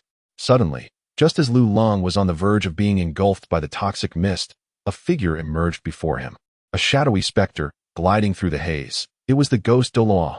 The ghost Douluo moved with remarkable speed, even outpacing Lu Lang in that moment.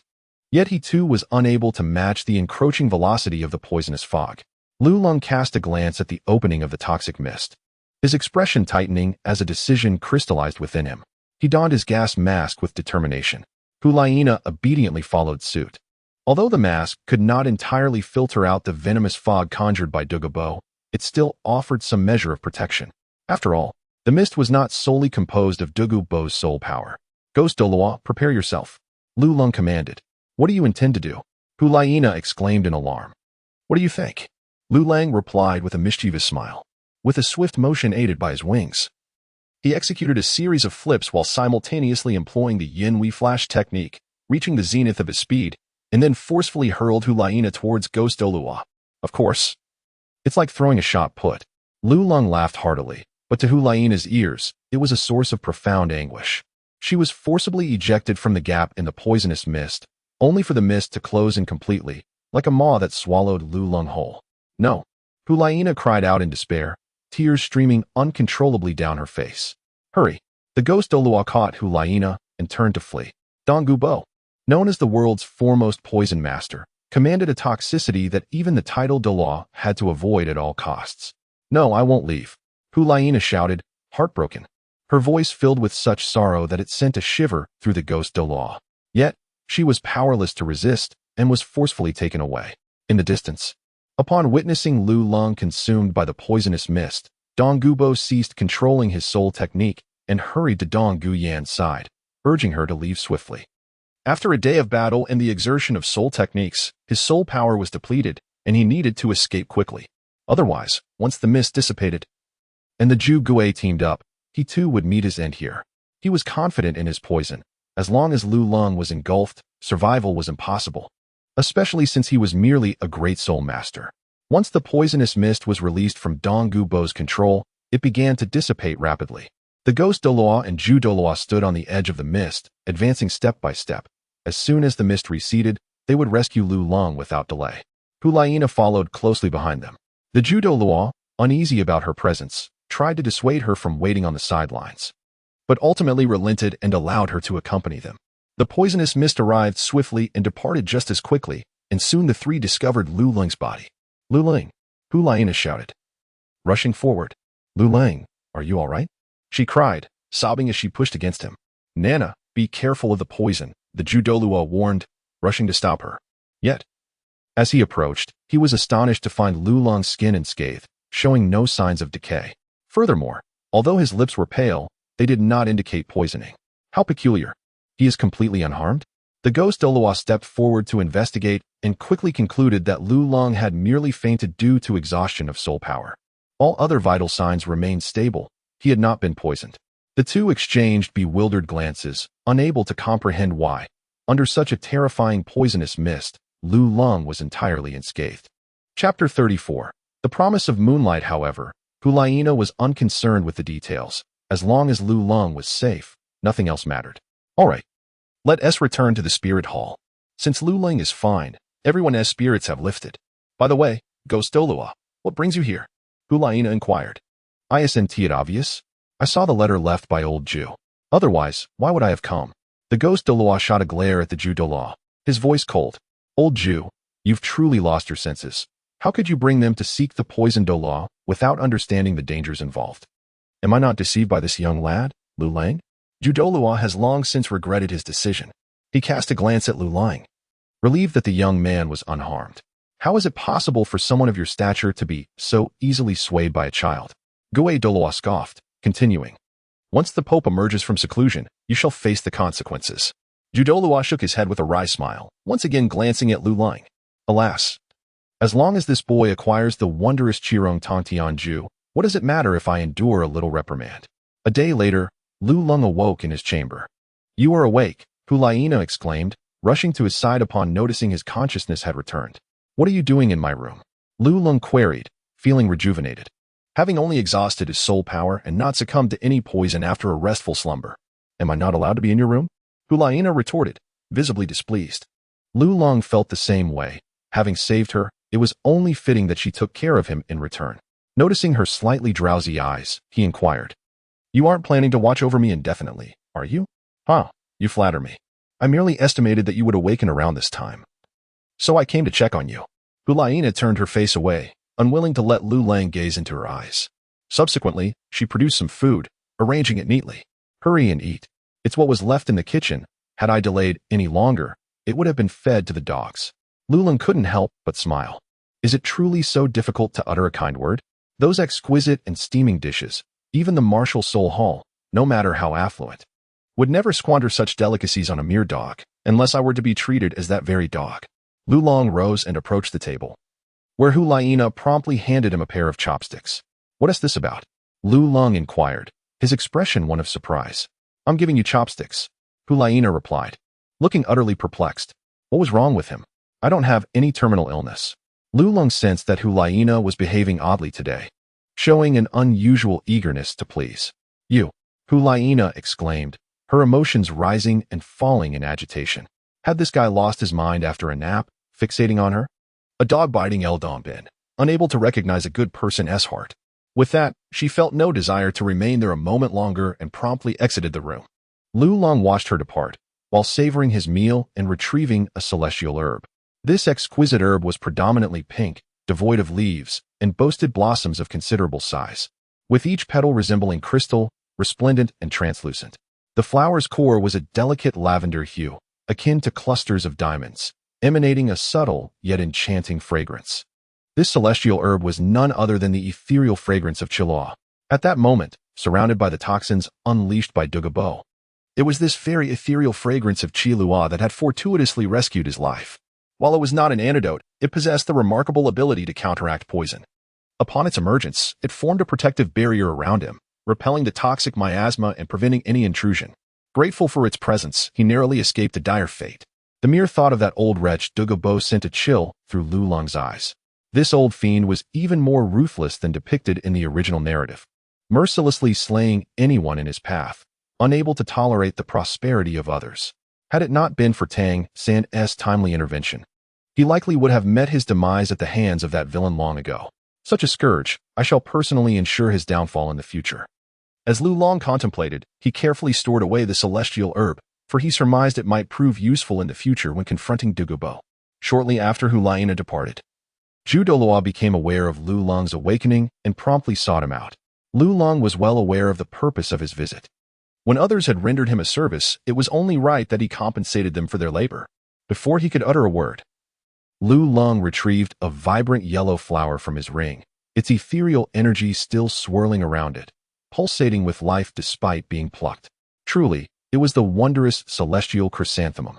The chrysanthemum. Douluo gazed at the extraordinary celestial chrysanthemum in Lulong's hand, his eyes brimming with excitement as he exclaimed, "When have I ever deceived you?"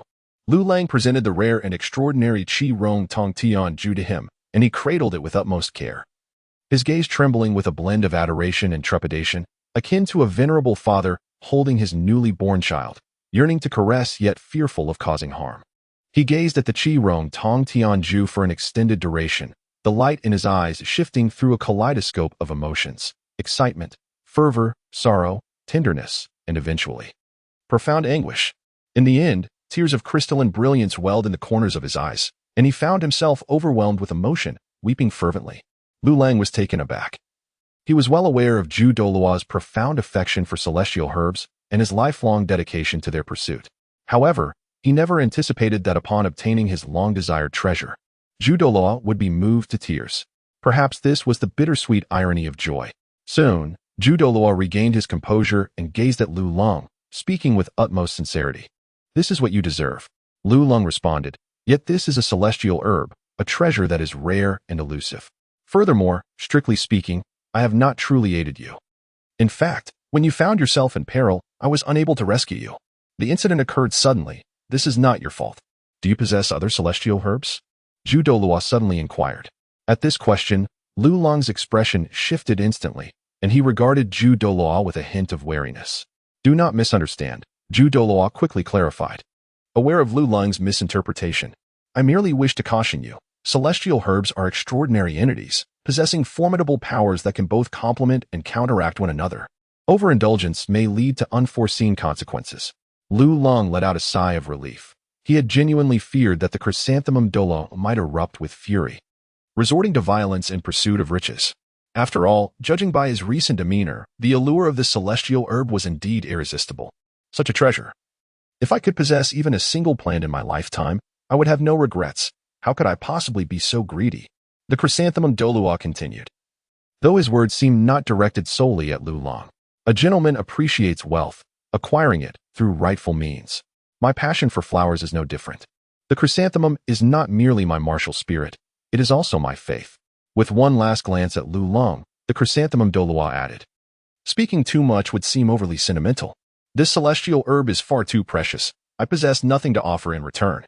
I can only extend to you a promise. Whenever you require my assistance, do not hesitate to call upon me. I shall brave fire and water without reluctance. You're too kind, Yu Guan, Lu Lung replied with a faint smile, genuinely surprised that a single celestial herb had won the chrysanthemum Douluo's heartfelt sincerity. Upon hearing this name, the chrysanthemum Douluo paused, looking taken aback before responding, "You are the second person permitted to address me as Yu Guan." With that, the chrysanthemum Douluo exited the room. As Lu Lung watched his retreating figure, he couldn't help but sigh softly. The chrysanthemum Douluo was indeed an intriguing individual. Wait a moment. Suddenly, Lu Lung recalled something. The chrysanthemum Douluo halted, gazing at him in confusion. As the saying goes, settle accounts promptly. I have a favor to ask of you, Lu Lung stated. What is it? The chrysanthemum Douluo inquired. Help me find a soul beast. Chapter 35. Water Fairy's Jade-like Skin and Bones. Breaking through 10 levels after informing the chrysanthemum Douluo of the desired soul beast, Lu Lung finished his meal and proceeded to seek out Bibi Dong.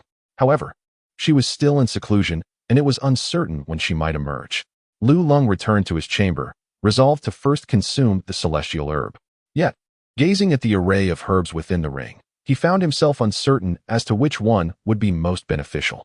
These celestial herbs were no ordinary items. Even someone as knowledgeable as Tang San, aside from the octagonal mystic ice grass and the fiery apricot blossom, had only ingested a single specimen. Lu Lung was not entirely comprehending, and thus did not dare to indulge excessively. Among these celestial herbs, it was reasonable to surmise that the glimpse of autumn waters would be particularly beneficial for him, as it could cultivate the fire eye of insight, allowing one to perceive extraordinary phenomena. This would consequently bestow him with an additional skill, granting him greater mastery over environments that were otherwise inscrutable during combat. Moreover, when facing Tang San's purple extreme magic eye, he would find himself on equal footing. However, what he truly required at this juncture was an elevation in his soul power level. While the glimpse of autumn waters was indeed splendid at this stage, the water fairy jade bone was evidently more suitable. In the original narrative, the water fairy jade bone was recognized as the most effective celestial herb for enhancing soul power levels. Zhu Zhuqing had consumed it and ascended directly from level 31 to 38, a remarkable leap of 7 levels. This clearly illustrated the potency of this herb. Nonetheless, one must weigh gains against losses and avoid excessive greed. Lu Lang recalled the words spoken by the chrysanthemum Douluo earlier in the day, and without further hesitation, he promptly took the water fairy jade bone and consumed it. It melted upon contact, eliciting a salivary response. Truly, being a celestial product, it was devoid of unpleasant flavors. After consuming it, Lu Lung swiftly sensed a transformation within his body. As gentle waves of soul power began to proliferate, he immediately settled into a meditative posture, commencing the refinement of this celestial herb. This process of refinement spanned from night until dawn. Upon awakening, Lu Lung discovered himself enveloped in a sticky substance that emitted a foul odor. A glance revealed a shocking sight. His entire body was coated in a black material, grimy and odorous, as if he had emerged from a sewer. Lu Lung was aware of the miraculous effects of the celestial herb, which cleansed the meridians and expelled impurities from the body. He promptly retreated to the bathroom for a thorough wash. An hour later, Lu Lung changed into a fresh set of clothes and began to assess his physical condition. To his astonishment, he discovered that he had reached the formidable level of 10. He had transcended from level 25 to an astounding level 35. The acceleration of such progress was swifter than a flight. The efficacy of the herb was indeed terrifying. Achieving level 10 soul power typically required 3 to 4 years of diligent cultivation for an ordinary person. It was no wonder it was referred to as a celestial herb. Its potency was truly remarkable. Suddenly, Lu Lung felt a twinge of regret for not having destroyed all the celestial herbs from the ice and fire yin-yang eye. In the haste of the moment, he had only taken those he was familiar with. There were still many he did not recognize, and it was possible that other celestial herbs lay within. After all, Tang San possessed an extensive knowledge base and could certainly uncover more. Unfortunately, time was not on his side, and Lu Lung sighed deeply. Had it not been for the return of the old curmudgeon, Douluo, he would have made more of an effort. Days swiftly passed. Yet Bibi Dong showed no inclination to emerge from her seclusion. During this interval, Lu Lung focused on consolidating his newfound level 35, awaiting Bibi Dong's reappearance. After all, hunting for soul rings required her assistance. Although Zhu Douluo had the capability, his limited perspective made it difficult for him to choose the appropriate soul beasts. As for the others, Lu Long was unfamiliar with them, leaving him no choice but to wait for Bibi Dong. Yet, the duration of this wait was uncertain. What to do with the remaining celestial herbs? One evening, Lu Long sat in his room, contemplating the matter. He decided to bestow one upon Hulaina, for she had accompanied him on his journey and had sustained injuries. Such a debt of gratitude could not be forgotten. The remainder would go to Bibi Dong, while the others would be set aside for the right moment. After some reflection, this was the extent of his resolve. The following day, Lu Long sought out Hulaina. "Well, what a rare visitor. The great genius has taken the time to visit me," she remarked, her tone playful, yet her heart was filled with joy at his presence. However, as Lu Long drew closer, she sensed something amiss. "Wait, your soul power is at level 35. Hulaina's eyes widened in disbelief, her mouth agape in astonishment. It was as if she had encountered a ghost. How could his soul power have surged by 10 levels in just a few days? Surely, such a rapid ascent was beyond mere luck. "I am a genius in my own right. A mere 10 levels of soul power should be child's play," she mused. Though Lu Long, reveling in her astonishment, could not help but boast. "So quick to declare yourself a saint? You haven't even begun to prove yourself. What does it matter if I'm at level 35? With a triumphant smile, he added, "You must be at a loss for words now. I have broken through to level 35, and I could easily surpass everyone at the Martial Soul Academy." "Keep boasting," Hulaina retorted, still feigning disbelief. Yet her tone had softened considerably. Deep down, she recognized the truth of his formidable abilities. Lu Long smiled, clearly pleased with her display of vulnerability. "Now, do not think that I would disregard you after having my fill. Your contribution has played a significant role in my fortune. Therefore, as one ascends, so too shall those around him rise. I shall not abandon you." With that, Lu Lang produced a rare celestial herb from his ring, a Douluo tulip. "This is for you." "For me?" Hulaina was taken aback. Although her knowledge of celestial herbs was limited, she had absorbed some understanding from her time with the chrysanthemum Douluo. Lu Long's generous gift of a precious herb truly took her by surprise. However, bestowing such a valuable item upon herself felt like incurring a significant debt of gratitude. Although she had assisted him, the favor was not particularly substantial or critical. "Did you not see how much I gathered? Surely, I cannot be the sole consumer," she mused. Observing her hesitation, Lu Long promptly placed the herb into her hands, remarking that it was merely leftover, and if she refused, it would be fed to the pigs. "You!" Hulaina exclaimed, her eyes narrowing as she clenched her fists. "This fellow bore a grudge. After I had teased him about his rations, he retaliated by offering me swine fodder. Humph, you are the true swine. Your entire family is swine." In a huff, she accepted the herb and began devouring it with vigor, all the while muttering about Lu Long.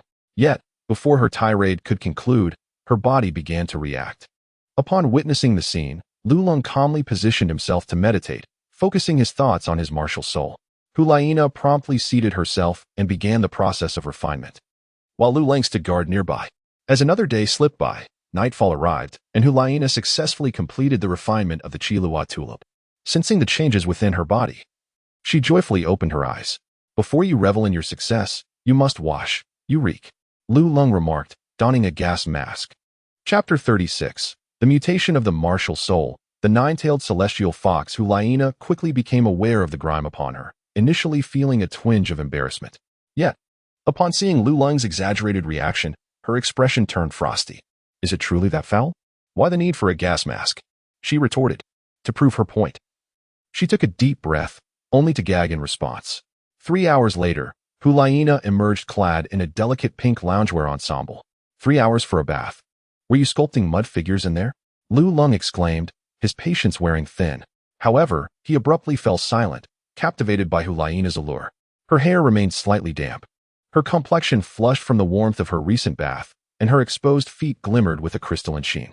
Her long, slender calves and flawless skin were simply enchanting. With a towel in hand, she dried her hair, her figure subtly swaying, revealing a tantalizing glimpse of beauty. "What are you staring at?"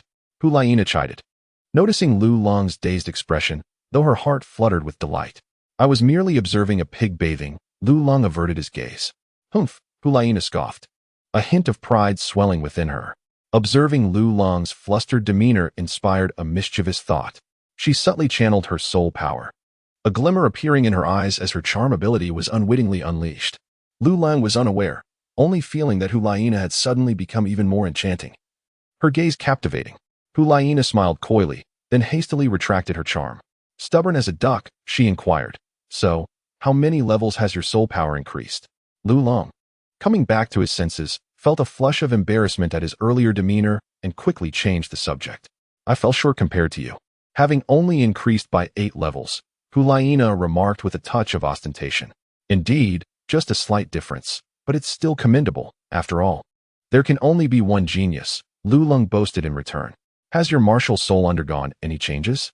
Lulong recalled Ning Rongrong, who had transformed her 7-treasure glazed tile pagoda into the 9-treasure glazed tile pagoda after consuming that miraculous herb. "How did you know my martial soul had changed?" Hulaina was taken aback, initially planning to reveal it during their next battle to impress him, but she was caught off guard by his insight. "Just a guess." "I'll believe that when pigs fly," Hulaina pouted, then with a firm voice declared, "Martial soul, activate." As her words echoed, 3 soul rings shimmered beneath her feet, and a white fox materialized behind her. Upon a mere glance, Lulong's expression instantly shifted to one of seriousness. This white fox, in contrast to the seductive fox of Hulaina from before, not only exhibited a change in hue, but also significantly diminished in size. Furthermore, the alluring aura it once possessed had waned, rendering it seemingly less formidable. However, paradoxically, it now emanated an air of mystical ethereality, its demeanor serene and otherworldly. Surrounded by an aura of celestial grace, pure and unblemished, not to be profaned. When it gazed at Lulong, its eyes seemed to transcend the heavens, ethereal and elusive, evoking a profound sense of insignificance within those who beheld it.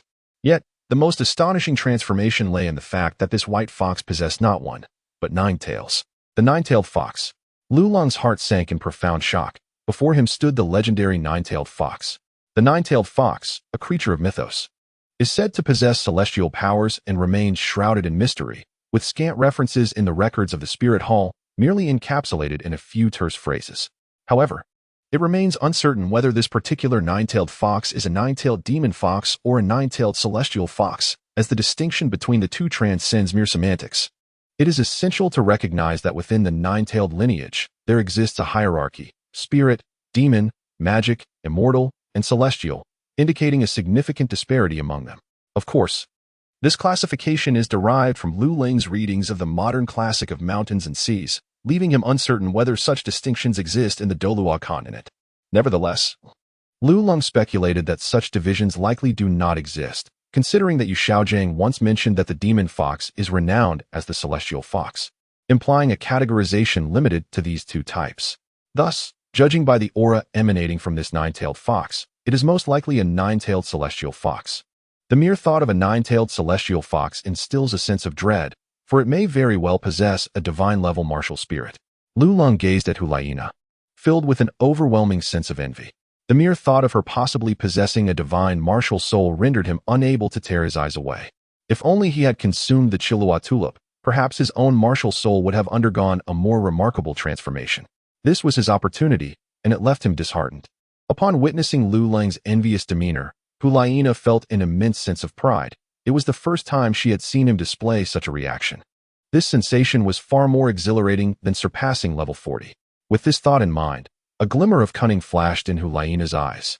"Since you are so astonished, I shall ensure your amazement continues throughout the day." With that in her thoughts, Hulaina summoned her external soul bone. A white tail emerged from her lower back. Lulong was perplexed, unsure why she had revealed her external soul bone. However, in the next instant, his gaze fixated on her tail. To his astonishment, the tail divided into 9 distinct parts, astonishingly resembling the 9 tails of her martial spirit. What an unbelievable sight! At this moment, Lulong could not help but exclaim in disbelief. He was filled with regret, wishing he had opted for the enchanting Chilua tulip earlier. The effects were astonishingly potent, transforming not only his martial soul, but also causing a mutation in his soul bone. It seemed that Ning Rongrong, back in the day, did not even possess a soul bone. Could a celestial herb truly instigate such a transformation in a soul bone? While the original text did not mention this, Lulong speculated that this particular soul bone might possess the bloodline of the 9-tailed fox, thus evolving alongside the enhancement of his martial soul. This was the only plausible theory he could conjure. No other explanations came to mind. Damn it!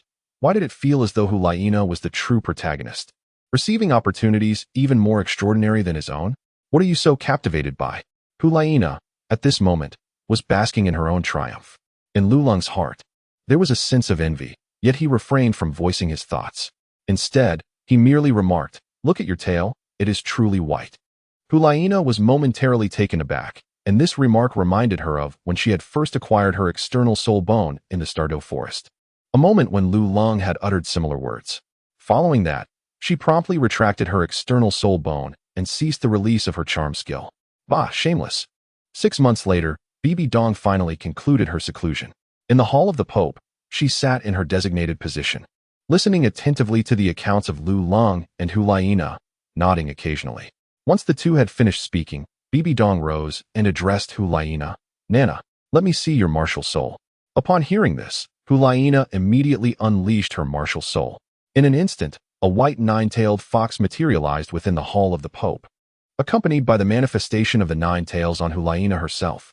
Bibi Dong scrutinized the sight, sensing the aura emanating from the martial soul. After a prolonged moment, she gestured for Hulaina to retract her martial soul. Undoubtedly, it was the 9-tailed celestial fox. Such an ethereal and transcendent presence could only belong to the legendary 9-tailed celestial fox. Is this also a divine-level martial soul? Hulaina could not help but inquire. Of course, Bibi Dong asserted with certainty, her eyes inevitably gleaming with delight. With 2 divine-level martial souls of unparalleled talent, it seemed even the heavens had favored my martial soul haul. Consequently, the success rate of my plans appeared to rise significantly. You mentioned that you have broken through to level 40, and that your spirit rings have been attached. What is your soul skill? Bibi Dong inquired.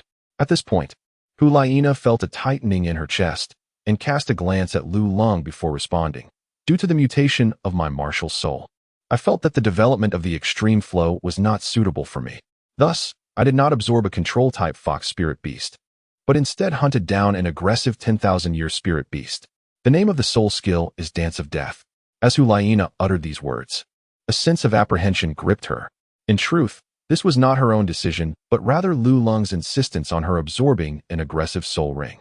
She had hesitated at that time, for defying her teacher's wishes could be deemed a grave transgression. However, Lulong's arguments were both rational and well-founded. Additionally, she subconsciously wished to place her trust in him, which emboldened her to heed his advice. Lulong had conveyed to her that regardless of whether her martial spirit was indeed the 9-tailed fox, the diminished allure of her martial spirit was an undeniable reality. This implied that her previous control skills would be significantly hampered due to the inherent nature of her martial spirit. Consequently, if she continued to forcibly absorb control-type fox soul beasts, it would be a waste of the unique attributes possessed by the 9-tailed fox. Thus, drawing upon his extensive experience with divine-level martial spirits and the descriptions from his era, Lulong encouraged Hulaina to take a bold leap. The outcome, of course, was unexpectedly favorable. When confronted by Bibi Dong's inquiry, Hulaina refrained from revealing Lulong's involvement, instead attributing the idea to herself. This caught Lulong by surprise and increased his admiration for her. Upon hearing this, Bibi Dong contemplated for a moment, displaying no signs of anger. Instead, she praised Hulaina, expressing her happiness at such awareness. Relieved by this response, Hulaina's respect for Lulong's foresight deepened. Bibi Dong continued, stating that although Hulaina's martial spirit was once a demon fox, it had now transformed into the 9-tailed fox. Hence, the previous strategy was to be discarded. "You have executed this transition excellently," she remarked. Hulaina humbly responded, "You flatter me, teacher." Nevertheless, the enchanting attributes of the 9-tailed fox still lingered, and one should not solely pursue an aggressive path. A balance of both approaches would yield better outcomes. Thank you for your guidance, teacher. By the way, you mentioned that your 4th soul ring is 1,000 years old. Bibi Dong seemed to recall something. To be precise, it is 11,000 years, Hulaina corrected. Was this your own decision? No, she replied decisively, having already benefited from Lulong's insights without needing to claim this credit as well. This analysis was provided by junior brother Lulong, who, as a divine-level martial spirit, possesses a deeper understanding of their characteristics and related experience. In fact, I could have obtained my soul ring 6 months ago, but junior brother Lulong advised me to wait, allowing my divine-level martial spirit to refine my physique for a while longer. Ultimately, combined with the effects of celestial herbs, I was able to absorb this 10,000-year soul ring. After hearing Hulaina's account, Bibi Dong expressed her admiration for Lulong. noting that spending 6 months to secure a fourth soul ring of that caliber was undoubtedly a wise choice. And what of you, Lulong? Have you acquired your third soul ring yet? Not yet, teacher. I have been waiting for your return, uncertain of the condition of my body, Lulong replied. Upon hearing this, Bibi Dong's expression turned stern. In such situations, do not hesitate to summon me directly. There is no need to wait. Hulaina and the others can endure 6 months without concern, for the rewards reaped are undeniably tangible. However, for Lulong to endure the same duration would be a lamentable waste of time. There is no time to lose. Let us embark without delay. One moment, master. Lulong interjected. I have procured a celestial herb for you, known as the Heartbreak Red. Its effects are remarkably potent, and I present it to you as a token of my reverence. He produced the Heartbreak Red before Bibi Dong, his intention behind this offering being a subtle test. The Heartbreak Red chooses its master. Originally, it was meant for Zhu Zhuqing, yet due to her lingering feelings regarding Dai Mubai's past actions, it ultimately found its way to Xiao Wu. Lu Lang's aim in offering it to Bibi Dong was to discern whether her affections for Yu Xiaojing still remained unreserved. Should the Heartbreak Red successfully choose its master, Lu Lang would then proceed with his secondary plan, to sever Bibi Dong's hopes by eliminating Yu Xiaojing. Conversely, if it failed to choose, it would signify that Lu Lang still held a chance to win Bibi Dong's heart. Thus, as he extended the Heartbreak Red towards her, all of his mental focus was attuned to the herb's transformation. No need, she replied. You should keep it for yourself, unexpectedly pushing it back with a mere glance. Lu Lang was taken aback. He could hardly believe that Bibi Dong would refuse. Which plan should he then implement?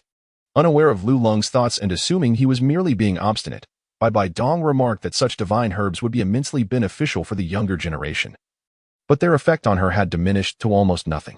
Rather than squander such a precious resource, it would be wiser to reserve it for the youth, who could cultivate even greater strength. Bibi Dong understood Lu Lang's good intentions. In truth, at her current level of soul power, which stood at 98, and while undergoing the trials of the Rakshasa god, the herb held little significance for her. As she stated, it is better to provide assistance in times of need than to enhance something already flourishing. Very well, I comprehend your stance. Bibi Dong declined the offer, and Lu Lang dared not insist, though he felt a tinge of disappointment. After concluding their conversation, Bibi Dong summoned Judo Luo, and the four of them set off towards the Stardo Forest. How have you been feeling at the academy, Lung'er? Bibi Dong inquired with concern as they traveled. Teacher, you already know everything. Why ask? Lu Lang replied awkwardly, fully aware that Bibi Dong was already privy to their every move. I am asking about your feelings, not your results. Actually, it's been fine, nothing particularly notable. It feels quite similar to being in the spirit hall. After all, we are all rather inexperienced. Do not aim too high. This time was merely fortunate for you. However, Yu Guan, your audacity is truly remarkable. Since you have concluded your hunt for soul beasts today, you shall be grounded for a year. Yes, your highness, Judo Luo responded with a wry smile, knowing well that punishment was inevitable. With Judo Luo facing repercussions, Lu Lang dared not intercede. He understood Bibi Dong's temperament well. What she said was final.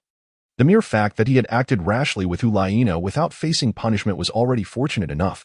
He would not dare to plead on behalf of another. What of your teacher? Bibi Dong redirected the conversation back to Lu Lang. Upon mentioning Mimi Si, Lu Lang's interest was piqued. You mean teacher Mimi Si? She is wonderful. Not only is she beautiful, but her strength is formidable as well. Most importantly, her training methods are exceptionally unique and thorough, allowing her to analyze my strengths and weaknesses, enabling me to enhance my abilities in a short span of time, which has been immensely beneficial. Moreover, she can produce an extensive amount of materials overnight, which I greatly admire. Cough cough. Lu Lang was poised to continue speaking, but the figure beside him, Hulaina, could not help but clear her throat twice before gently tugging at the corner of his garment. As Lu Lang's voice trailed off, he abruptly sensed an unsettling shift in the atmosphere. Stealthily, he cast a glance towards Bibi Dong, only to discover that, despite her inscrutable expression, an aura of frigid intensity enveloped her, exuding an unmistakable demeanor that warned others to keep their distance. Lu Lang felt a sudden pang in his heart, instantly realizing that he had misspoken. After all, Bibi Dong was still a woman. Praising the intelligence and beauty of others in her presence had already made her uneasy. Furthermore, as his teacher, it was inappropriate to commend another instructor's teaching abilities, as it implicitly suggested that Bibi Dong's instruction was lacking. This was an intolerable affront. akin to inviting disaster by implying that his mentor was inadequate. In a hurried attempt to rectify the situation, Lu Lung remarked that the teacher Mimi Si was somewhat foolish, lacking in social graces, and had poor habits, entering rooms without knocking, snoring while asleep, eating noisily, and failing to drink soup when consuming noodles or to spit out grape skins. At the mention of snoring, Bibi Dong's expression darkened, and a chill emanated from her, making Lu Lung feel as if an immense iceberg were descending upon him. It was merely a nap. Sometimes, after an exhausting training session, I take a brief respite in the training room. Lena can attest to that, he hastily explained. Yes, I can attest to that, Lena quickly chimed in, her tone reminiscent of a chick pecking at grain. Yet, immediately after speaking, she found it peculiar. Attest? Why must I attest to this? Isn't it a perfectly normal occurrence? Similarly, Bibi Dong's mood shifted dramatically, like spring thawing winter, as the earlier tension dissipated in an instant. Lengo, why are you so anxious? I am merely curious about how a woman could snore in her sleep. Lu Lung's face instantly darkened, nearly spitting blood in frustration. This was truly an elaborate scheme by Bibi Dong. The heart of a woman is as inscrutable as the depths of the ocean. When did Bibi Dong develop such a penchant for mischief? Observing Lu Lung's discomfort, Bibi Dong turned her head and couldn't help but smile lightly. She realized that Lu Lung was quite entertaining. Your Majesty, there is a soul beast ahead, said Zhu Douluo, signaling everyone to halt. Following Zhu Douluo's gaze, Lu Lung beheld a robust white horse adorned with a singular horn upon its brow. This creature was unlike ordinary horses. Aside from its horn, its coat was extraordinarily smooth, emanating a faint azure glow. It grazed beneath a tree, and despite the stillness of the air, its mane flowed as if caressed by the wind, a peculiar sight indeed. The Windstrider unicorn, estimated to be around 48,000 years old, possessed a fierce temperament. Though it appeared gentle and docile, once provoked, it became incredibly ferocious, earning the moniker Tiger of the Grass among herbivorous soul beasts. With swift speed and wind attributes, it was well suited for you.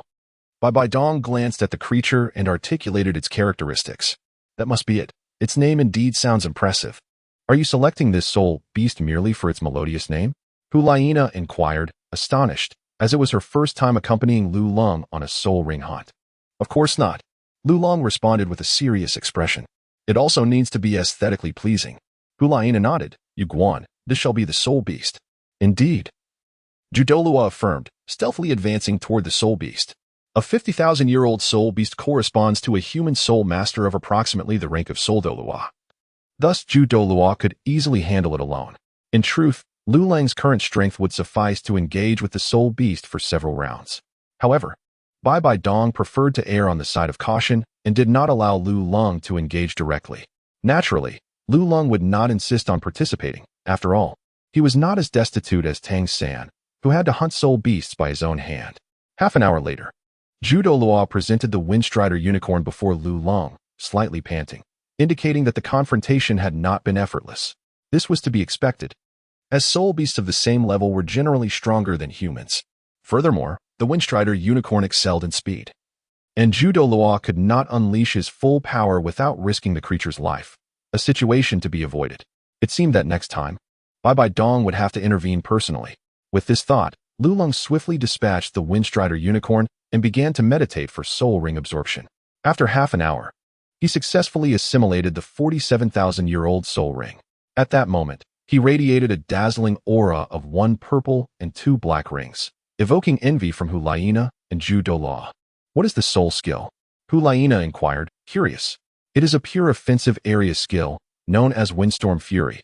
Upon activation, it unleashes 8 violent tornadoes that spread outward from my center. One may also amalgamate these 8 tornadoes into a singular, mightier one, infused with lightning. Indeed. Bibi Dong nodded in acknowledgement, as this was well within her expectations.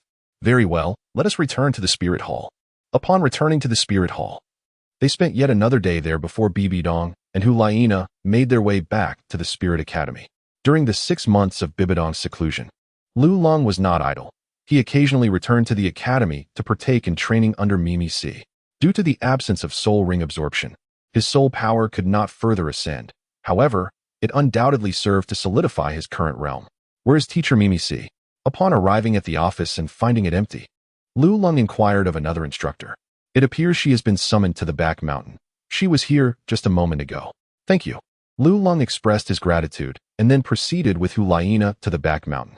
Chapter 39, Valentine's Day, Lu Long's Plan. The ambience of the back mountain was elegant, adorned with a serene lake and lush vegetation, distanced from the teaching and administrative buildings, making it an idyllic haven for students and a sanctum for romantic rendezvous. What brings teacher Mimi's to such a place? Lu Long pondered aloud, perplexed, for it was a locale she rarely frequented. Who knows? Hulaina initially shook her head, but suddenly a thought struck her, her eyes widening. Could it be that teacher Mimi's is here for a date? Surely not, Lu Long replied, astonished yet skeptical, believing that teacher Mimi's was rather oblivious to such matters. You never know, Hulaina remarked, gazing at him. Regardless, I don't believe it. The two engaged in playful conjecture, and soon they arrived at the back mountain. It was vast, and fortune favored them as they quickly located teacher Mimi's. However, to their surprise, she was not alone. A young man was accompanying her. It was Zhang Kuan, holding a bouquet of roses. What on earth is he doing? Lu Long exclaimed upon recognizing the student, who was also from the holy class and ranked among the top 5 in the Martial Soul Academy.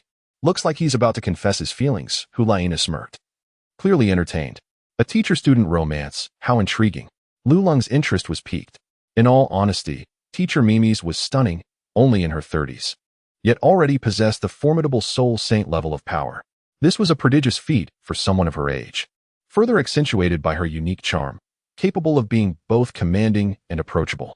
She was the object of affection for many male instructors and students alike. However, it was unexpected that Zhang Kuan had the audacity to be the first to take the plunge. The question remained, would teacher Mimi's reciprocate his feelings? Lu Long continued to watch, but the outcome soon became apparent. Mimi C decisively rejected him, urging him to focus on his studies and refrain from entertaining such nonsensical thoughts. Zhang Kuan, feeling dispirited, departed with the flowers in hand. Lu Long chuckled softly, fully aware of the outcome. Just as he was about to approach Mimi C, a man suddenly sprang up beside her, clutching a bouquet of roses. What on earth is this? Is it a group declaration of love? Lu Long was taken aback. Is this how they are playing it? Don't you know? Hulaina retorted. Know what? In a couple of days, it's Valentine's Day. Their eagerness is quite normal, she said, her eyes sparkling mischievously as she glanced at Lu Long. Valentine's Day? Lu Long paused upon hearing this. He hadn't paid attention to Hulaina's expression but was instead lost in thought. He hadn't realized that another year had flown by, bringing Valentine's Day around once more. He recalled the last Valentine's Day spent with Bibi Dong, during which their relationship had deepened significantly. Indeed, Valentine's Day presents a splendid opportunity. He must prepare thoroughly this time, hoping to open Bibi Dong's heart a little more. With this thought in mind, Lu Long decided not to linger further. Where are you going? Hulaina inquired, perplexed. Of course, back to the dormitory. What? Am I supposed to consume dog food here? I haven't even been turned into a dog yet. You insist on being one before you are willing to leave, Lu Long replied without turning back. Hulaina, after all, was a woman and far too inquisitive. However, his luck was rather unfortunate. Having taken only a few steps, he was spotted by Mimi C. Lu Long. She called out to him. Apologies, teacher, we're fine. Please continue, Lu Long responded, feigning a smile. Mimi C's face flushed, realizing that Lu Long had undoubtedly seen through the pretense. What do you mean fine? Hurry and train. In 2 months, Jin Jingyang will become the Holy Sun. Then I'll go defeat him now, Lu Long declared, pretending to stride forward. Aren't you seeking revenge for your teacher? Mimi C intercepted him. Indeed. Isn't that what I'm doing to help you? What are you so anxious about? Don't you know that defeating an enemy at the height of their pride inflicts the greatest damage? A malevolent glint appeared in Mimi C's eyes. This glimmer of malice elicited a teasing response from Lu Lang. Teacher Mimi C, you're quite wicked. But I like it, heh. Stop your banner. Let me tell you. Zi Qingyang is already aware of your surge in strength and is currently subjecting Jin Jingyang to intense training. However, Jin Jingyang only recently broke through to level 49. No matter how much training he undergoes, he cannot surpass level 50, so rest easy. That's fine. I am confident I can defeat him even at level 50. Lu Long assured, patting his chest. You need to curb that boastful tendency. Jin Jingyang is not an ordinary opponent, Mimi C chided, playfully flicking his forehead. Having said that, Mimi C beckoned Hulaina to join her. Come on, let us head to the training room for today's training session, combat emotion. Hulaina and Lu Long gasped in unison, as if recalling something terrifying. What's wrong? Mimi cast a curious glance at the two of them. As the competition was about to commence, it was indeed an opportune moment to cultivate their fighting spirit, and it should not be squandered. The following day, Lulong awoke and, after a brief morning routine, proceeded to attend class. "Teacher, I would like to request leave in a couple of days to return to the spirit hall," Lulong informed Mimi. "In a couple of days? Isn't it Valentine's Day? Have you acquired a little girlfriend?" Mimi replied with a hint of curiosity. "No, it's just a matter I need to attend to," Lulong firmly denied. "Well, what is the point of asking me for leave? It makes no difference whether it's approved or not," Mimi retorted, somewhat exasperated. As he reflected on the numerous classes he had skipped over the past 6 months, Lulong awkwardly smiled and expressed his gratitude to the teacher. In the blink of an eye, 2 days had swiftly passed, and Lulong once again showcased his talent for skipping classes. Returning to the spirit hall a day ahead of schedule. "Teacher, tomorrow is Valentine's Day. Shall we dine together?" Lulong approached Bibi Dong with a smile. However, there was an unmistakable hint of scheming in his grin. Bibi Dong was taken aback, pondering what one would eat on Valentine's Day, especially since it was not a celebration meant for him. Lulong immediately corrected, "Teacher, that statement is quite erroneous. Festivals are meant to be celebrated, regardless of their nature. The essence lies in our happiness, does it not? Moreover, it has been quite some time since we last engaged in a heartfelt conversation." As he concluded, a hint of sorrow flickered across Lulong's visage. Observing his earnest yet melancholic expression, Bibi Dong felt a pang of guilt within her. Indeed, over the past year, her attentiveness towards Lulong and Nana had waned. Thus, she acquiesced, "Very well, do invite Nana as well. If we are to celebrate, let us do so together and with joy." However, the thought of including her raised a concern. Wouldn't that jeopardize her own plans? Chapter 40. Long Island Iced Tea. Lulong wore a somewhat displeased expression. "What is the matter? I thought you would be happy with my promise. But now you seem upset. Should we just forget it?" Bibi Dong teased, noticing Lulong's change in mood. No, let us not forget it. I was merely contemplating how to prepare," Lulong quickly replied, realizing that if Bibi Dong truly decided to abandon the plan, it would be a significant loss.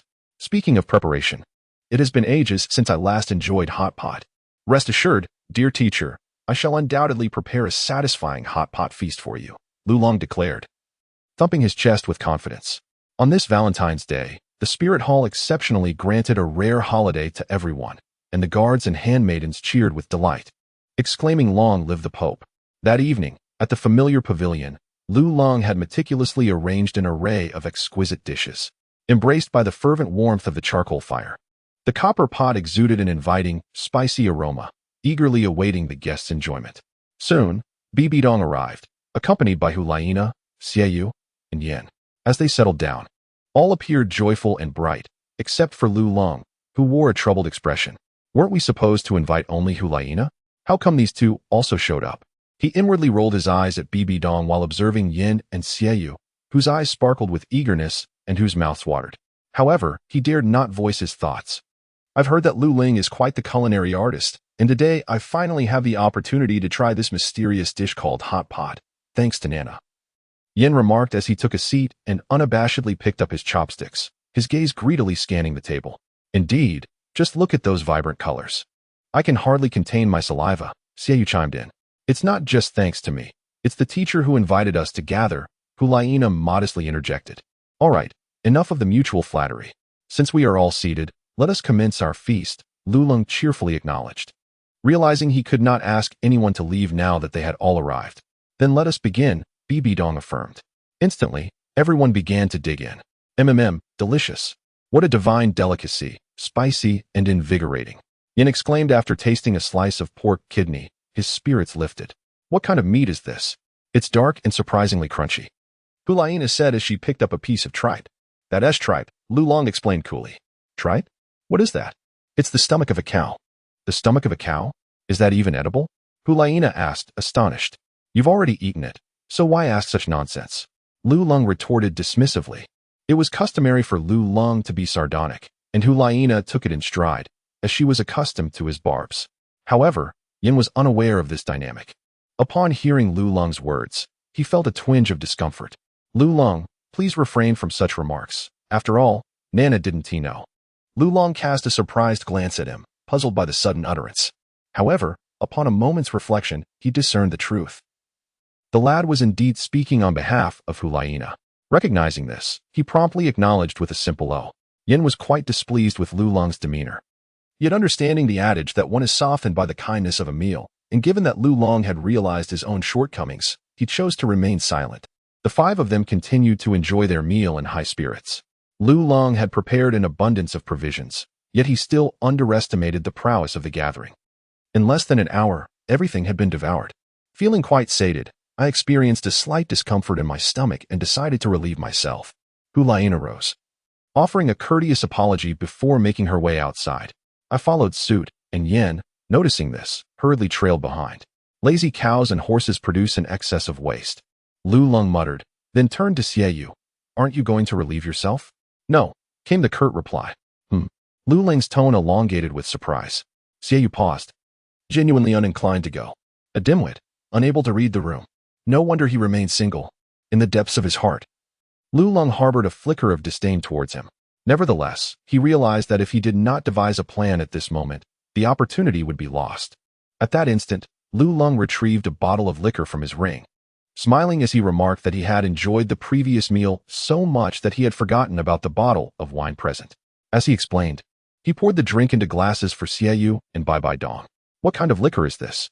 Xieyu inquired, intrigued by the peculiar beverage. This is Long Island iced tea, a concoction of my own making. Known in modern bars as a lost body drink, Long Island iced tea is nominally tea, yet fundamentally remains a potent alcoholic drink. It conceals a formidable danger. Although its hue resembles that of tea, it is deceptively crafted from 6 different spirits, boasting an alcohol content exceeding 40 degrees. The flavor is delightful and caters to feminine palates, yet its after-effects are notably intense. Typically, it is a drink favored by men in bars to ensnare unsuspecting women. However, Lulong had modified this drink, significantly reducing its potency, thereby lessening its overwhelming effects. Though it would still leave one feeling somewhat dazed. His primary intention in presenting this drink was to intoxicate Bibi Dong, prompting her to share her innermost thoughts. This approach would not only elevate her spirits but would also unveil her secrets, thereby deepening the bond between them.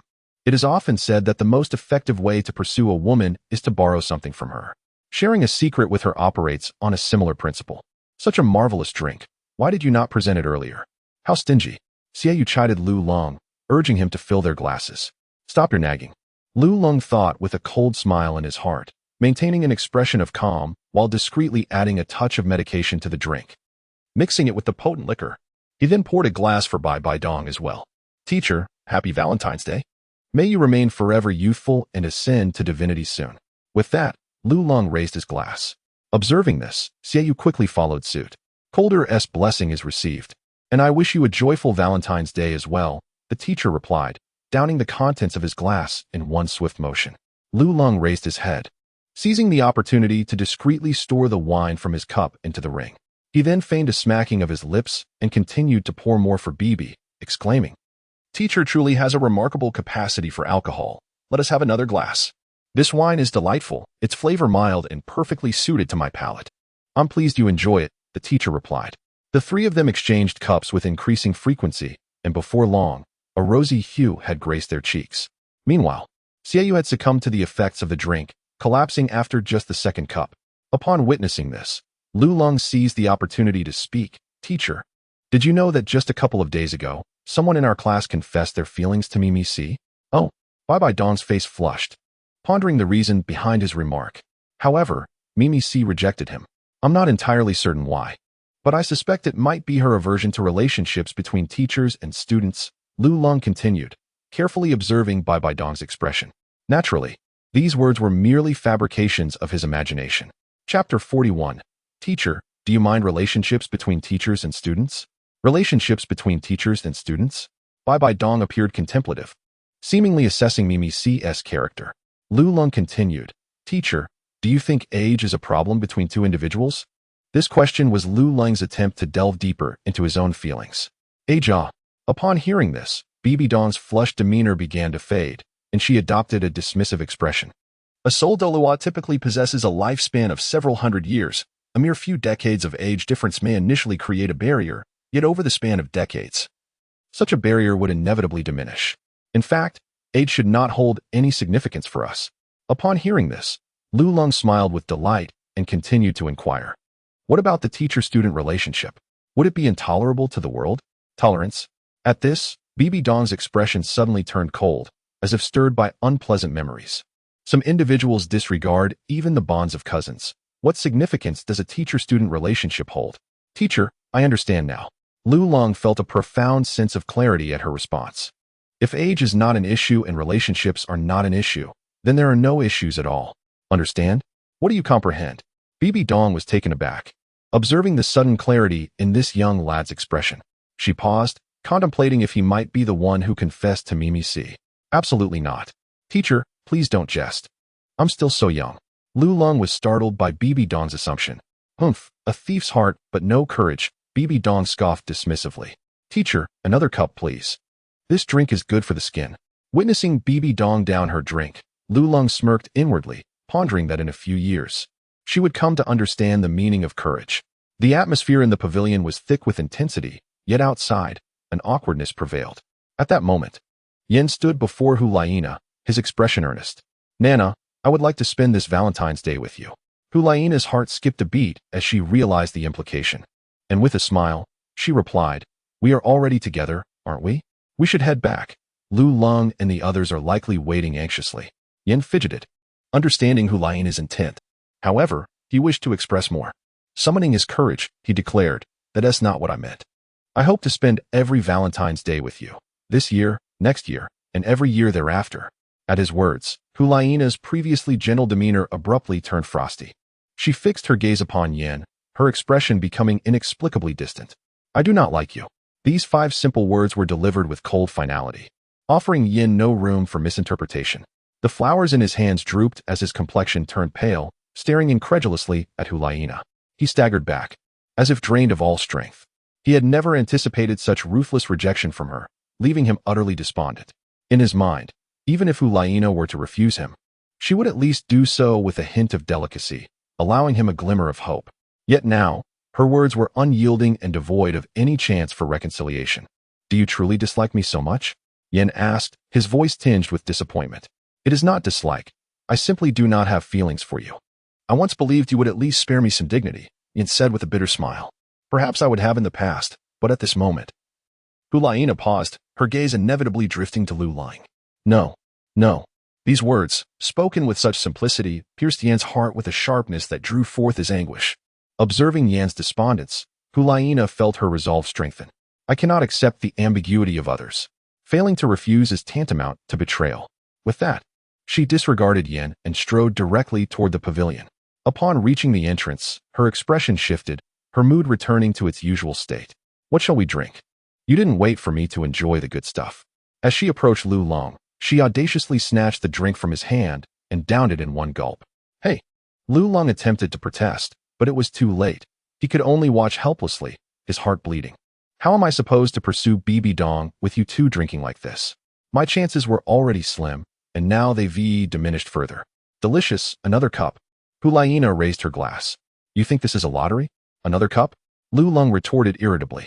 Enough chatter, hurry up and give it to me. When Lu Lung refused, Hulaina playfully lunged to seize it. Give it to me. No, you must. Absolutely not. The playful scuffle between Hulaina and Lu Lung only served to further salt Yen's already wounded heart. 2 months later, Lu Lung stood in the academy's arena, facing a woman with purple hair. This woman, named Zi Menghan, though sharing the surname Zi, bore no relation to Zi Qingyang. She was the strongest contender in the holy class, second only to Jin Zhengyang on the strength leaderboard. Defeating you will allow me to face Jin Zhengyang tomorrow, Lu Lung stated calmly. With a soul power of level 47. Zi Menghan was indeed formidable, but in Lu Lung's eyes, she was still insufficient. I concede, Zi Menghan replied with a hint of indifference. What did you say? I concede. She reiterated firmly. Ah, self-awareness, Lu Lung remarked, having secured victory as he turned to leave the stage. However, Zi Menghan, feeling anxious, called out to him. My concession does not imply that you are stronger than me. It is my hope that you can face him in peak condition. Understood, Lu Lung waved dismissively, leaving her with a nonchalant silhouette, while muttering unkindly, You've already conceded, yet you still cling to your pride. This remark was evidently overheard by Zi Mengyao. inciting her frustration as she ground her teeth in anger. Humph, were it not for your impending assistance to teacher Mimi C tomorrow, I would have surely sought to teach you a lesson today. Having triumphed in this match, Lulong now boasts an impressive 65 consecutive victories, elevating him to second place in the rankings. His next encounter will grant him the opportunity to challenge Jin Zhengyang.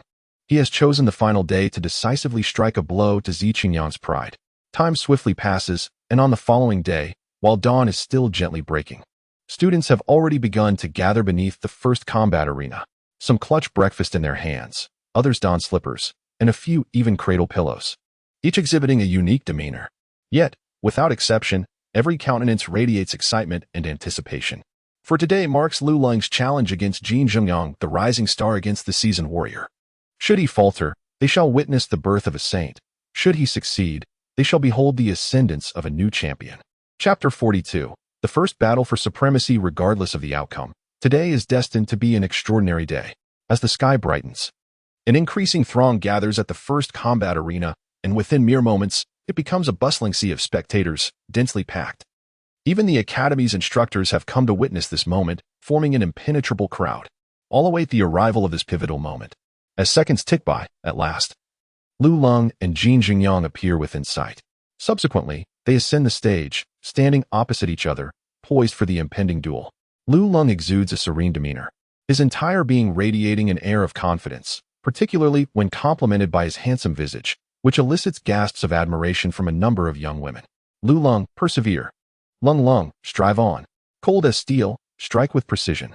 The sudden eruption of cheers from the audience drowns out all other noise, as Lulong's support team generates an astonishing atmosphere, making it feel as though the competition has already reached its zenith before it even commences.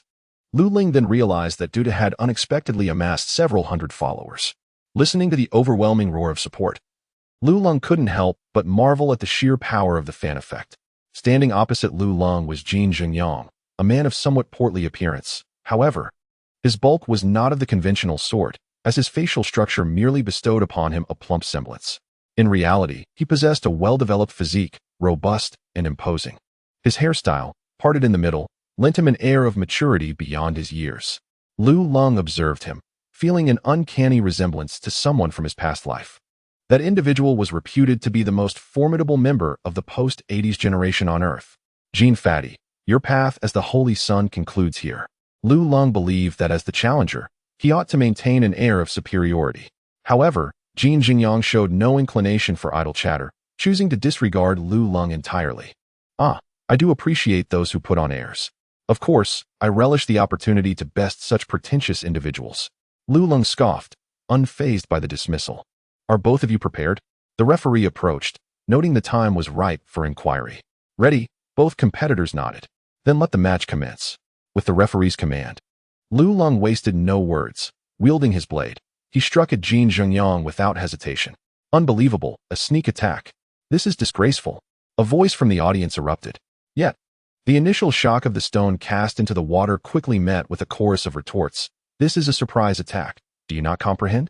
Your incessant chatter is meaningless. Why not attempt a sneak attack yourself? Martial ethics are meant for honorable individuals. Does he even qualify? Facing such a formidable opponent, Lulong had already exerted his utmost efforts. Why then should he be subjected to scorn? You must be a hired gun for Jin Fatty. Your demeanor betrays your lack of integrity. Each retort sunk deeper, drowning out the initial critic. Fortunately, Lulong was oblivious to their words. Otherwise, he might have felt akin to a dashing youth from another realm. On stage, Jin Zhengyang, caught off guard by Lulong's sudden assault, had anticipated a grand introduction of his martial spirit.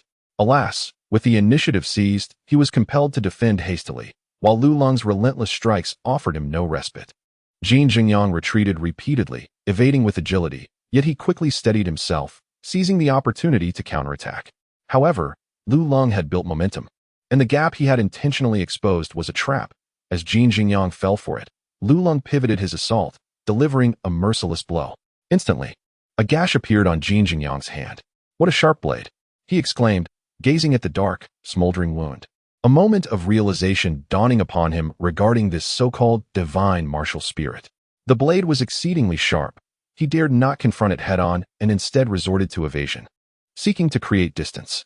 Yet, Lulong was relentless, pressing forward, and in that moment, Jin Jingyang found himself at the mercy of Lu Long's onslaught. Well struck. Finish him off, roared Xiong Ri from the audience. Witnessing Jin Jingyang being relentlessly pursued like a dog brought him immense satisfaction. In the stands, Hulaina, Mimi sighed, and others wore faint smiles, astonished by Lu Long's early advantage, which had caught them completely off guard. However, in stark contrast, Ziqing Yang's countenance remained largely unchanged, with a faint smirk lurking beneath the surface. Roar. On the arena, Jin Jingyang, enduring the agony of a potential second strike, finally seized an opportunity to neutralize Lu Long's assault. As he leaped out of Lu Long's attack range, he immediately activated his martial spirit. A magnificent golden crocodile materialized behind him, its gaping maw roaring incessantly, exuding an aura of formidable might. Simultaneously, 5 soul rings appeared around Jin Jingyang, oscillating in a mesmerizing display of yellow, purple, and black. A soul king at level 50. As the 5th soul ring emerged, gasps of astonishment echoed from the audience. At merely 20 years of age, achieving level 50 is truly frightening. Goodness, my teacher isn't even this impressive. With such prowess, Lu Long is bound to lose. How is this possible?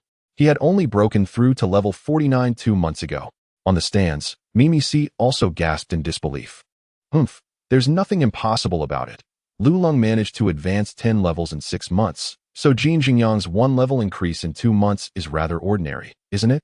Ziqing Yang remarked, taking pleasure in Mimi C's astonished expression. Mimi C shot him a glance, pondering, can they really be compared? Lu Long consumed a celestial herb, while Jin Jingyang's method remains a mystery. Though Mimi C wanted to counter his argument, she understood that such information must remain undisclosed. Revealing Lu Long's possession of a celestial herb could invite perilous consequences. As Lu Long beheld the rise of Jin Jingyang's 5 soul rings, a fleeting look of surprise crossed his face, quickly replaced by a surge of battle intent. Initially expecting a mere one-sided domination, he found himself intrigued. I appreciate the added challenge, Lu Long remarked, and without hesitation, he activated his own soul rings.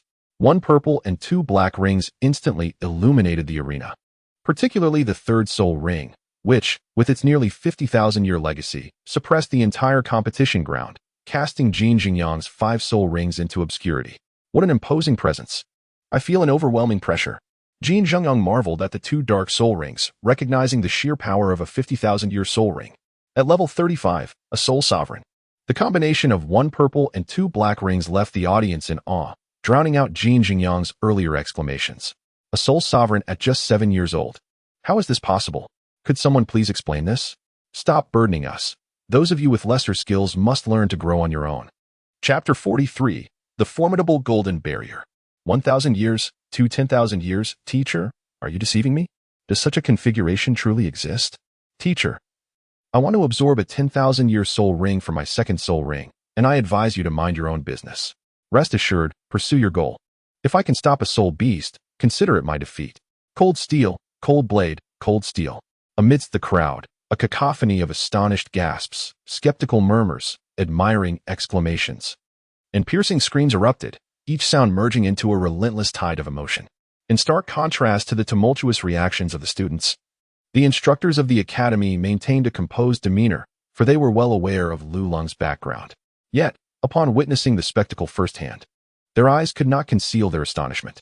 A divine martial soul, innate soul power at the remarkable 21st level, from the moment he entered the Hall of Martial Souls. His path to brilliance was irrevocably set. Teacher Mimi's, do you believe Lu Long can triumph? Hulaina inquired with palpable concern. Mimi's furrowed her brow at the question. Had Jin Jingyang remained at the 49th level, Lu Long might have secured victory with his prowess. However, with Jin Jingyang's recent ascension to the 50th level, the outcome became increasingly uncertain. Although merely a single level of enhancement, it signified a qualitative leap from Soul Master to Soul King, and the augmentation of strength was far from trivial. In the early stages of soul mastery, the disparities in soul power levels were not particularly pronounced. Lu Long, leveraging his martial soul and soul rings, could defeat a soul master of the 40th level at the 25th level. Yet, as one progressed, the difficulty of elevating soul power levels escalated, and the gaps between levels became vast, with some individuals capable of contending with several opponents despite being only marginally superior in level. Thus, whether Lu Long could claim victory remained uncertain. Upon hearing this, Hulaina clenched her fists in anxiety. Meanwhile, on stage, Jin Zhengyang regarded the radiant soul rings adorning Lu Leng with a piercing intensity. Roar! Jin Zhengyang bellowed. Unable to contain his fury, his hair transformed into a striking gold, and scales resembling those of a dense forest emerged upon his body. These golden scales, robust and formidable, resembled a suit of gilded armor. This was his first soul skill, golden crocodile armor.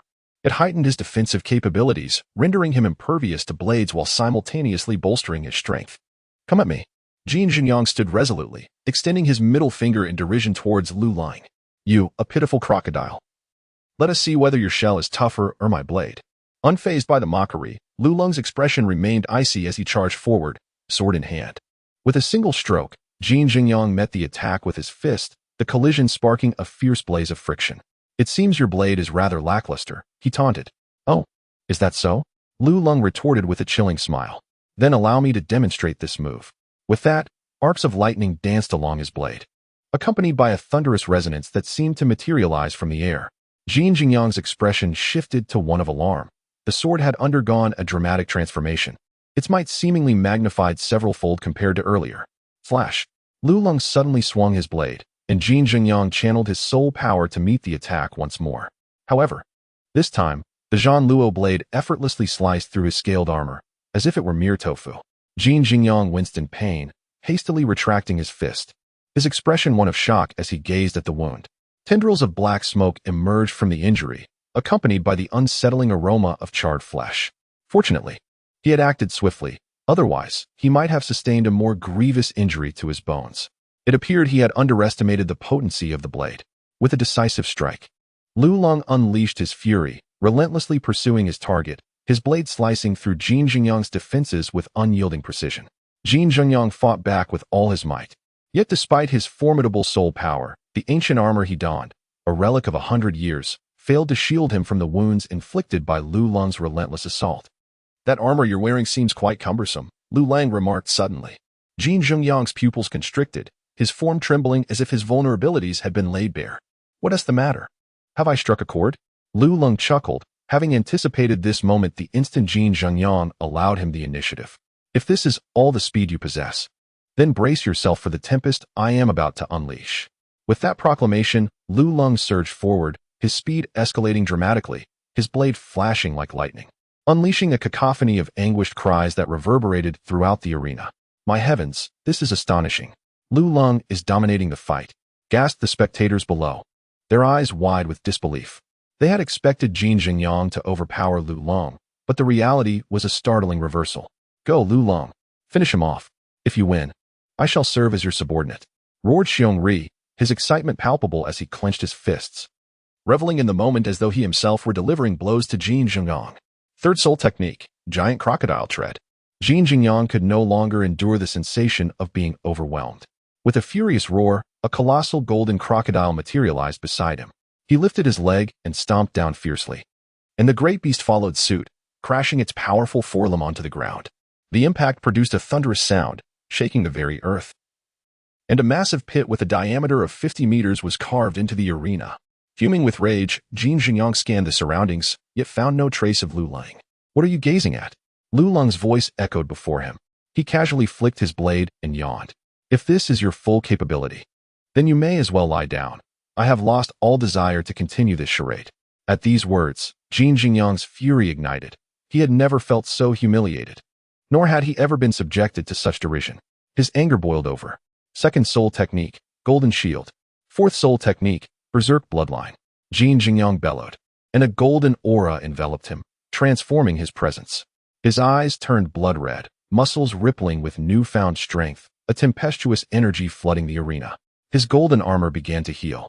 Lu Leng observed in astonishment as Jin Zhengyang's wounds mended beneath the golden glow, and the untouched portions of his armor grew even more formidable. This golden shield is no ordinary defense. Die? Jin Zhengyang roared, his voice a primal mix of human and beastly growls. Come at me.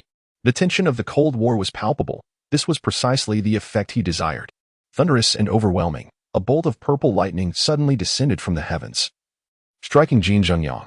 However, the anticipated rupture failed to materialize.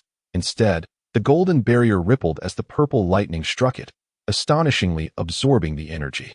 Furthermore, rather than diminishing, the strength of the golden barrier intensified. It appeared that this golden shield was no ordinary defensive skill. This soul technique was specifically designed to counter energy-based soul skills. Any pure energy attack would be absorbed and utilized. Luo Lung can no longer employ Thunderous Strike, Mimi C remarked. In that case, has Luo Lung lost a skill? Hu Laiina voiced her concern. Chapter 44. The first of the Soul Master Academy. Luo Lung was already at a disadvantage, possessing one fewer soul skill than Jin Zhengyang. Now, he faced another loss. In the arena, Luo Lung maintained a serene expression, concealing his thoughts. With determination, he swung his blade towards Jin Zhengyang. As the blade penetrated the golden light, Luo Lung immediately encountered a resistance akin to thick mud that sapped his strength. While energy could be absorbed, pure physical attacks could not. Despite being hindered by a formidable force, as long as his own strength was sufficient, he could still inflict damage. Lu Lung instantly grasped the purpose of the golden barrier. As for strength, that is precisely what I lack not. With the blade of Zhan Luo flickering with arcs of electricity, a wild smile crept upon Lu Lung's lips as he charged towards Jin Zhengyang. Hand-to-hand combat was his preferred style of battle, regardless of whether his opponent was male or female. Clang. The clash of blades and fists echoed as Jin Zhengyang, bolstered by his ferocious bloodline and formidable soul power, adeptly countered Lu Lung's assault. Yet, due to the unique properties of Zhan Luo, a wound still marred his flesh. However, this injury was trivial, as it quickly healed under the influence of the golden light. Let us see whether your recovery surpasses the swiftness of my blade. Lu Lung intensified his onslaught, the Zhan Luo slicing through the air, leaving a trail of wounds upon Jin Zhengyang's body with each stroke. Although Jin Zhengyang's feral bloodline granted him a threefold enhancement of his physical capabilities, he still could not match Lu Lung's astounding speed.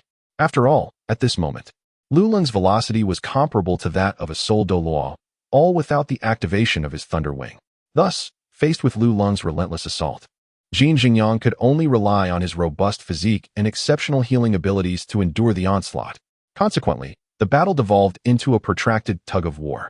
If this continued, Lu Lung would ultimately exhaust his soul power and face defeat, Hu Laiina remarked. Her analysis was astute. The fight had indeed transformed into a contest of soul power.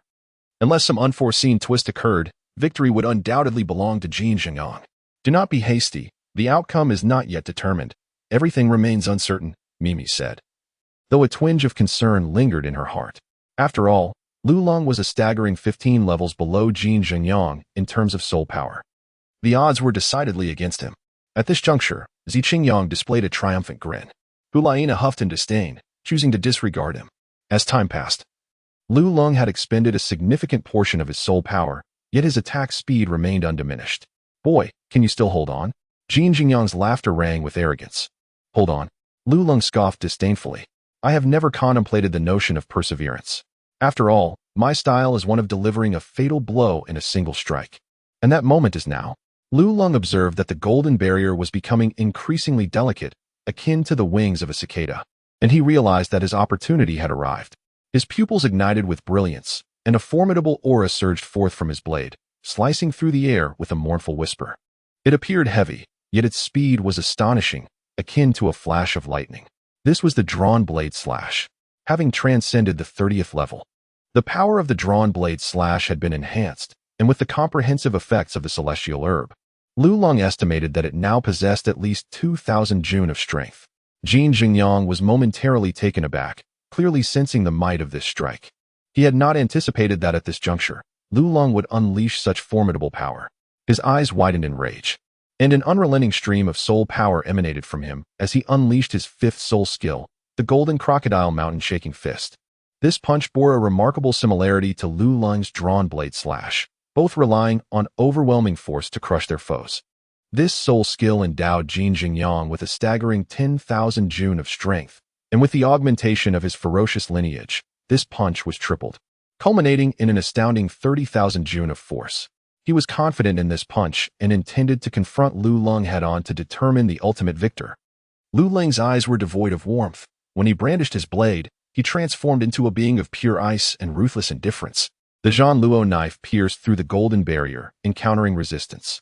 However, due to the extensive healing of Jin Zhengyang's injuries, the energy of the golden barrier was significantly depleted.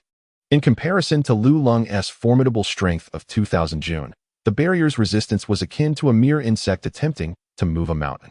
With a resounding crack, the golden shield shattered. Yet, immediately after, he was met with a colossal fist adorned with golden scales. Break for me. Upon collision, there was no semblance of equilibrium. Instead, Lu Long's overwhelming force surged forth like a torrential flood breaching a dam, effortlessly obliterating all in its path. Jin Jingyang let out a wretched scream as Lu Long effortlessly cleaved his fist, severing it in two. But that was not the end. A chilling voice echoed once more. Windstorm of the Vanquished.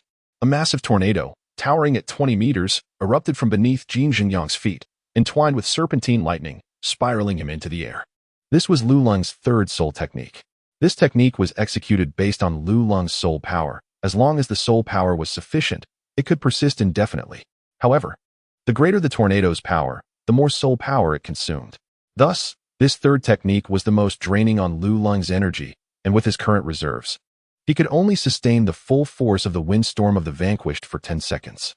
Should he fail to defeat his adversary in that brief window, he would be rendered powerless.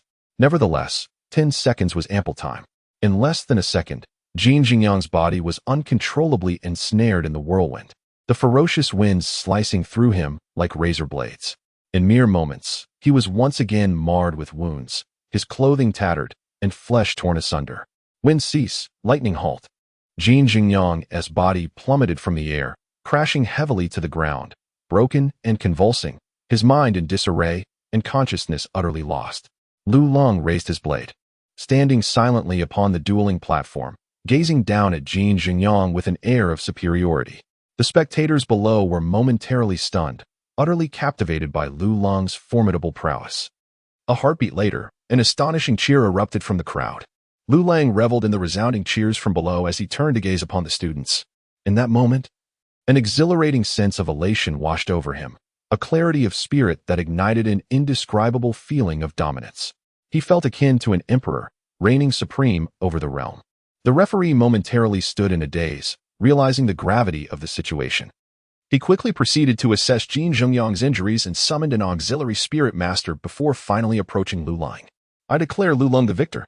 Upon his proclamation, the students erupted in an even more fervent chorus of cheers. Lu Long, Lu Long, Lu Long. They chanted his name, as if they themselves embodied the very essence of Lu Long. Lu Long gazed at them with an air of invincibility. In this moment, he was unrivaled. Bang! On the stage, Zi Qingyang slammed his palm down, shattering the table before him. His complexion was ashen, his chest heaving with barely contained fury. Chapter 45. The 10,000 Annihilation Golden Hammer Teacher Z. The table must be compensated for, Souls remarked with an indifferent tone. Humph. Zi Qingyang snorted coldly and left the viewing platform, looking rather disheveled. Souls regarded Lu Long and nodded appreciatively. Indeed, the Pope's discerning eye was sharp. On Mimi C's face, joy radiated, though she endeavored to maintain her composure. Gulaina clenched her hands tightly, her eyes sparkling with excitement, her heart racing as if Lu Long were a reflection of herself. However, the most exhilarated of all was Xiong Rigu, who bounded onto the stage and enveloped Lu Long in a hearty bear hug, prompting an expression of distaste from Lu Long. In fact, had Lu Long not placed the Zhan Luo Dao against his neck, he would have gone so far as to plant a kiss on Lu Long. Lu Long, oh no, Brother Long, from now on, you shall be my elder brother, and I shall be your little brother. I will keep my word. Xiong Rigu laughed heartily. Lu Long was bewildered, wondering when he had acquired a little brother. Without further ado, as my newly acknowledged elder brother, I shall treat you tonight. Your presence is imperative. Should you choose not to attend, it would be a blatant disregard for my esteem. Have you heard me?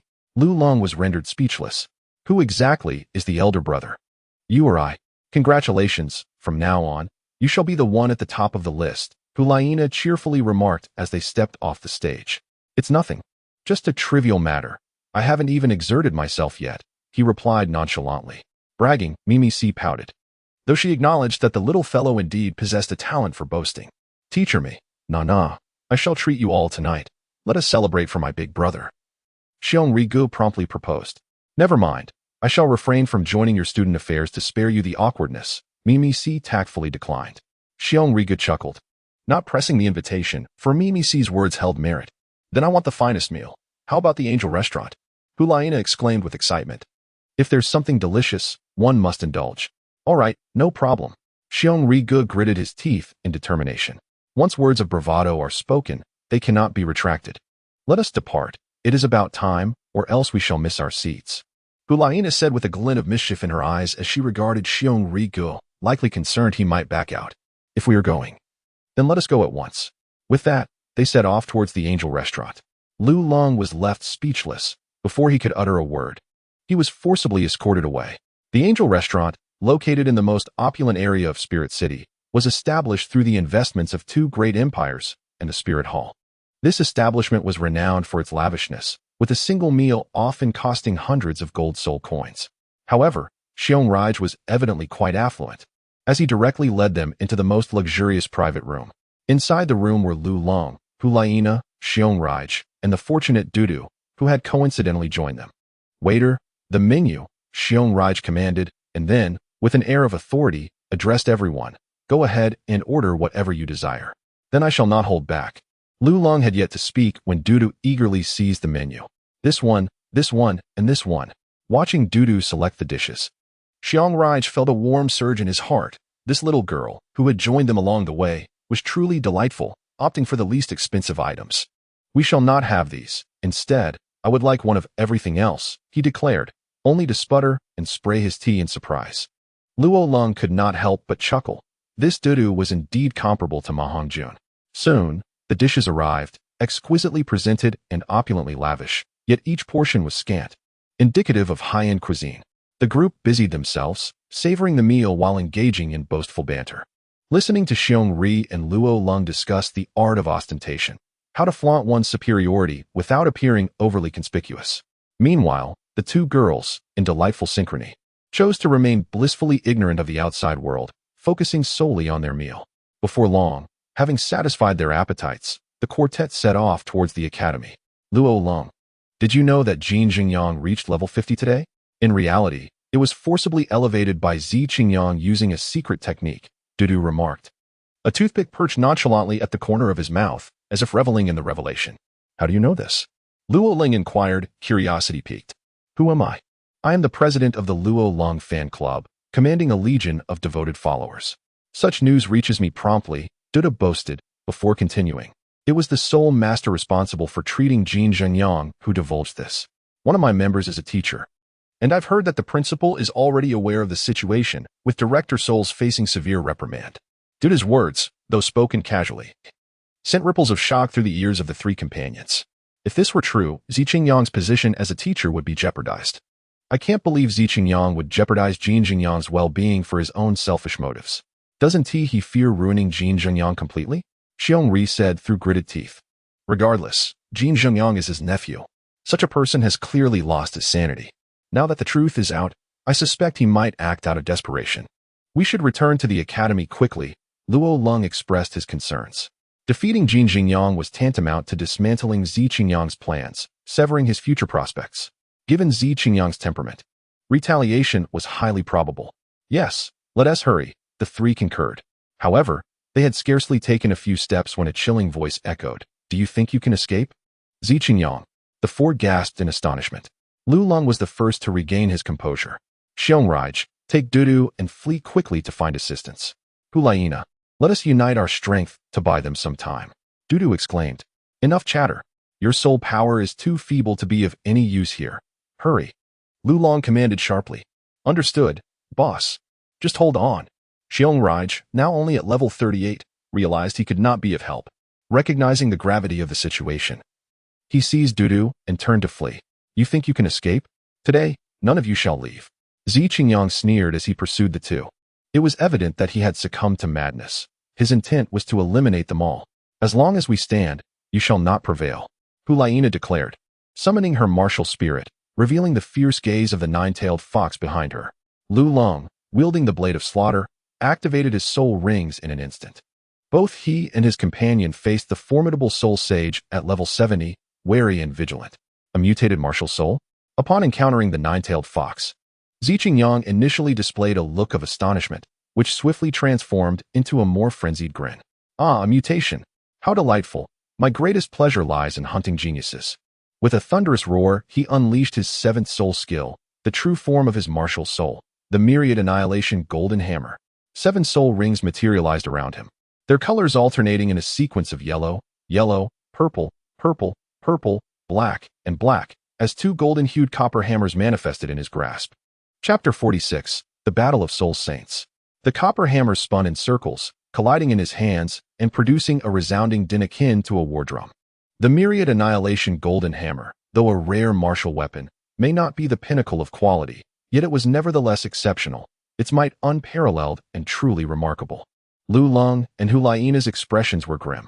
This individual had audaciously unleashed his martial soul's true form upon arrival, leaving them with no opportunity for resistance.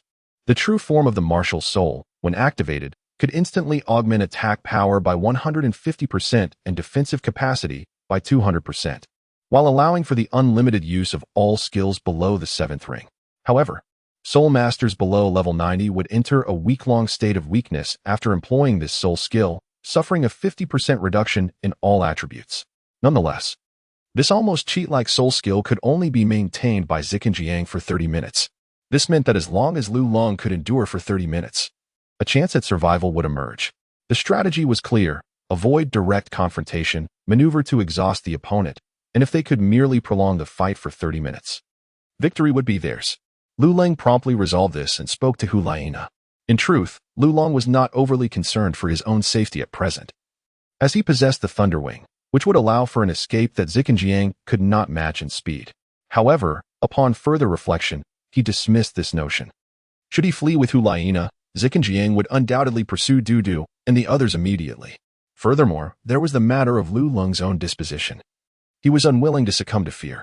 Faced with an adversary more powerful than himself, his first instinct was to fight, even if he were but a soul sage. Lu Leng is audacious, or perhaps one might say he is unhinged. His very essence is imbued with the bloodlust of a warrior. Otherwise, he would not dare to extract a tooth from the tiger's mouth by stealing the celestial herb from Dugabo. Upon hearing Lu Leng's words, Huliana nodded thoughtfully. Given her current capabilities, as long as she exercised caution and with Lu Leng's cooperation, it would indeed be possible to evade detection for half an hour. As for Lu Leng, there was no need for concern. Although his soul power had reached the 35th rank, his physical prowess had already attained the level of a soul Douluo, while Ziqinjiang was merely a soul sage. In terms of overall physical capabilities, Lu Leng surpassed Ziqinjiang by an entire tier, save for the aspect of soul power. Lu Leng issued his command. He consistently preferred to take the initiative. Upon hearing this, Huliana immediately activated her second soul skill, Enchantment. However, Ziqinjiang was well aware of Huliana's capabilities. At the very moment she unleashed her soul skill, he closed off all his senses and struck his hammers together. A deep, resonant sound, accompanied by a unique sound wave, emanated from the hammers. His second soul skill, Hammer Resonance. Hammer Resonance created a peculiar sound through the collision of the gilded hammers, which was then amplified and disseminated using soul power, thereby leaving individuals in a daze and causing their soul energy to dissipate. Those with lesser strength might even succumb to the shock and perish instantly. Cover your ears. Lu Leng immediately felt a buzzing in his ears, as if a great drum were beating within his head. His mental fortitude was currently at a level comparable to that of the legendary game Contra. Yet even with such prowess, the reverberation was still disconcerting, as if his soul energy was uncontrollably surging forth. If he felt this way, it was only natural that Huliana would experience it with even greater intensity. Thus, he hastily turned to her to offer a warning. However, upon glancing at Huliana, he was taken aback. To his astonishment, 2 pointed white ears had emerged atop her head, drooping down and firmly pressed against her skull. Her expression seemed remarkably more relaxed than his own. Was it possible to utilize these ears in such a manner? Lu Leng was astonished, realizing that the capabilities of the nine-tailed fox martial soul surpassed his expectations. The reverberations persisted, and while Lu Leng remained composed, a sense of irritation began to brew within him. In response, he unleashed a formidable strike of thunder. This bolt, though only as thick as an arm, was instantaneous and caught Ziqinjiang squarely as he was executing his soul skill. Ziqinjiang staggered, and the echoing sounds dissipated. He stared incredulously at Lu Leng and his companion, astonished that they had so effortlessly dismantled his soul skill. It seemed he had underestimated them gravely. He realized that swift resolution was imperative, otherwise, with the martial soul city sealed, escape would become impossible. A determination flickered in Ziqing Yang's mind as he raised his dual hammers, prepared to launch an offensive. Yet, would Lu Long grant him this opportunity? Seizing the moment of vulnerability had always been Lu Long's unwavering principle. Thus, as he initiated the thunderous strike, his blade, Zhan Luo, surged forth towards Ziqing Yang. The slash was unleashed. As Lu Long unleashed his soul skill, Ziqing Yang's pupils contracted sharply, clearly taken aback by the swiftness of the attack. He immediately raised his twin hammers, hastily attempting to block. The blade strike crashed against the hammers, unleashing a tremendous wave of energy that resonated with a deep, vibrating sound, forcefully propelling Ziqing Yang back over 20 meters. Regaining his balance, astonishment flickered in his eyes, his hands trembled, and he could barely maintain his grip on the hammers. Though he had long been aware of the formidable power of the blade strike, experiencing it firsthand revealed its terrifying nature. Ziqing Yang, shaken, realized he needed to act swiftly. Prolonging the confrontation meant not only the failure to vanquish Lu Long and Hulayina, but potentially his own exhaustion at their hands. Sixth soul skill, 10,000 gene hammer. With this thought, Ziqing Yang promptly activated his sixth soul skill. This skill bestowed the Wanmi Lu gene hammer with a staggering weight of 10,000 gene, effectively granting him a total of 20,000 gene of power. However, Ziqing Yang understood all too well that this power, while formidable, still paled in comparison to Lu Long's might. Yet, it provided him with the leverage necessary for a direct confrontation. With the addition of his seventh soul skill, which enhanced his attack power by 150%, combined with his soul power that far surpassed Lu Long's by 35 levels, he was poised to establish a balance in their contest. Moreover, how many more blade strikes could Lu Long sustain with his current soul power? Confidence surged within Ziqing Yang as he regarded Lu Long, already envisioning him as a fallen opponent. Third soul skill, Whirlwind Dance. Ziqing Yang once again wielded his hammers with both hands, their colossal size contrasting sharply with his slender figure. Yet, he deftly maneuvered the hammers, creating a tempest of hammer shadows that surged toward Lu Long with relentless force. Lu Long's gaze was grave, his hand wielding the sword of thunder with unrestrained ferocity, showcasing its dominance, seemingly expressing discontent towards the golden hammer with a provocative challenge. He drew his blade and struck. Lu Long unleashed his first soul skill once more, simultaneously employing the initial segment of his second soul skill, Thunderclap. The two forces collided with unwavering intensity, resulting in an explosive surge of power that reverberated between them, each refusing to yield. After a brief moment of stalemate, both retreated. Lu Long retreated 5 steps, while Ziqing Yang withdrew 7. It appeared that Lu Long still held the upper hand. Once more, Ziqing Yang shouted, although he had been defeated in that clash. It did not signify the finality of his defeat. Lu Long had executed the blade draw technique twice already, and he could likely perform it only 2 more times. Once his soul power was exhausted, it would mark his end. Blade draw in response, yet another strike was unleashed. Chapter 47. Basic attack is blade draw. The two clashed once more, and upon parting, it was evident that Lu Long maintained his advantage. Blade draw. Lu Long struck again with his blade. This marked the 4th strike, and once more, Lu Long was forced to retreat 5 paces, while Ziqing Yang staggered back 8. How shall you meet your demise? A maniacal laughter danced in Ziqing Yang's eyes. Lu Long had exhausted his 4 strikes, and this time he could not employ the draw and slash technique. Let us see how he responds. With a naked intent to kill flickering in his gaze, he wielded his weapon mercilessly, unleashing a fierce blow towards Lu Long. Lu Lingqiu remained calm, a faint smile gracing his lips as he unleashed the blade draw. How is this possible? Ziqing Yang's face was filled with astonishment. How could he still perform the blade draw? Such a formidable technique could not be executed multiple times, regardless of his powerful soul rings and exceptional physical attributes. Soul power is finite. It is utterly impossible for him to execute it. Absolutely impossible. Ziqing Yang shook his head furiously, realizing that this must be a ruse. Attempting to catch him off guard? Seeking to ambush him? Humph, he is too naive. Confident in his own judgment, Ziqing Yang pressed on with unwavering momentum, striking towards Lu Lingqiu. Boom. The two forces collided once more, producing a tremendous roar.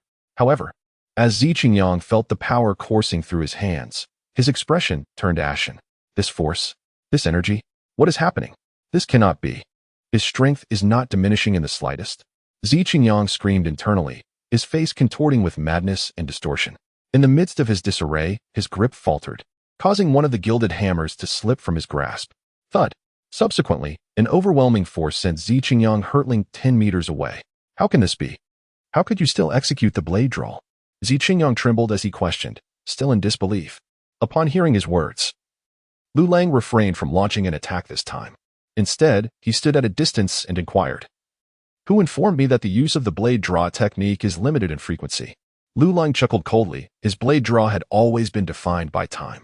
When he first acquired it, its duration was merely 3 seconds. Upon absorbing the second soul ring, it extended to 10 seconds.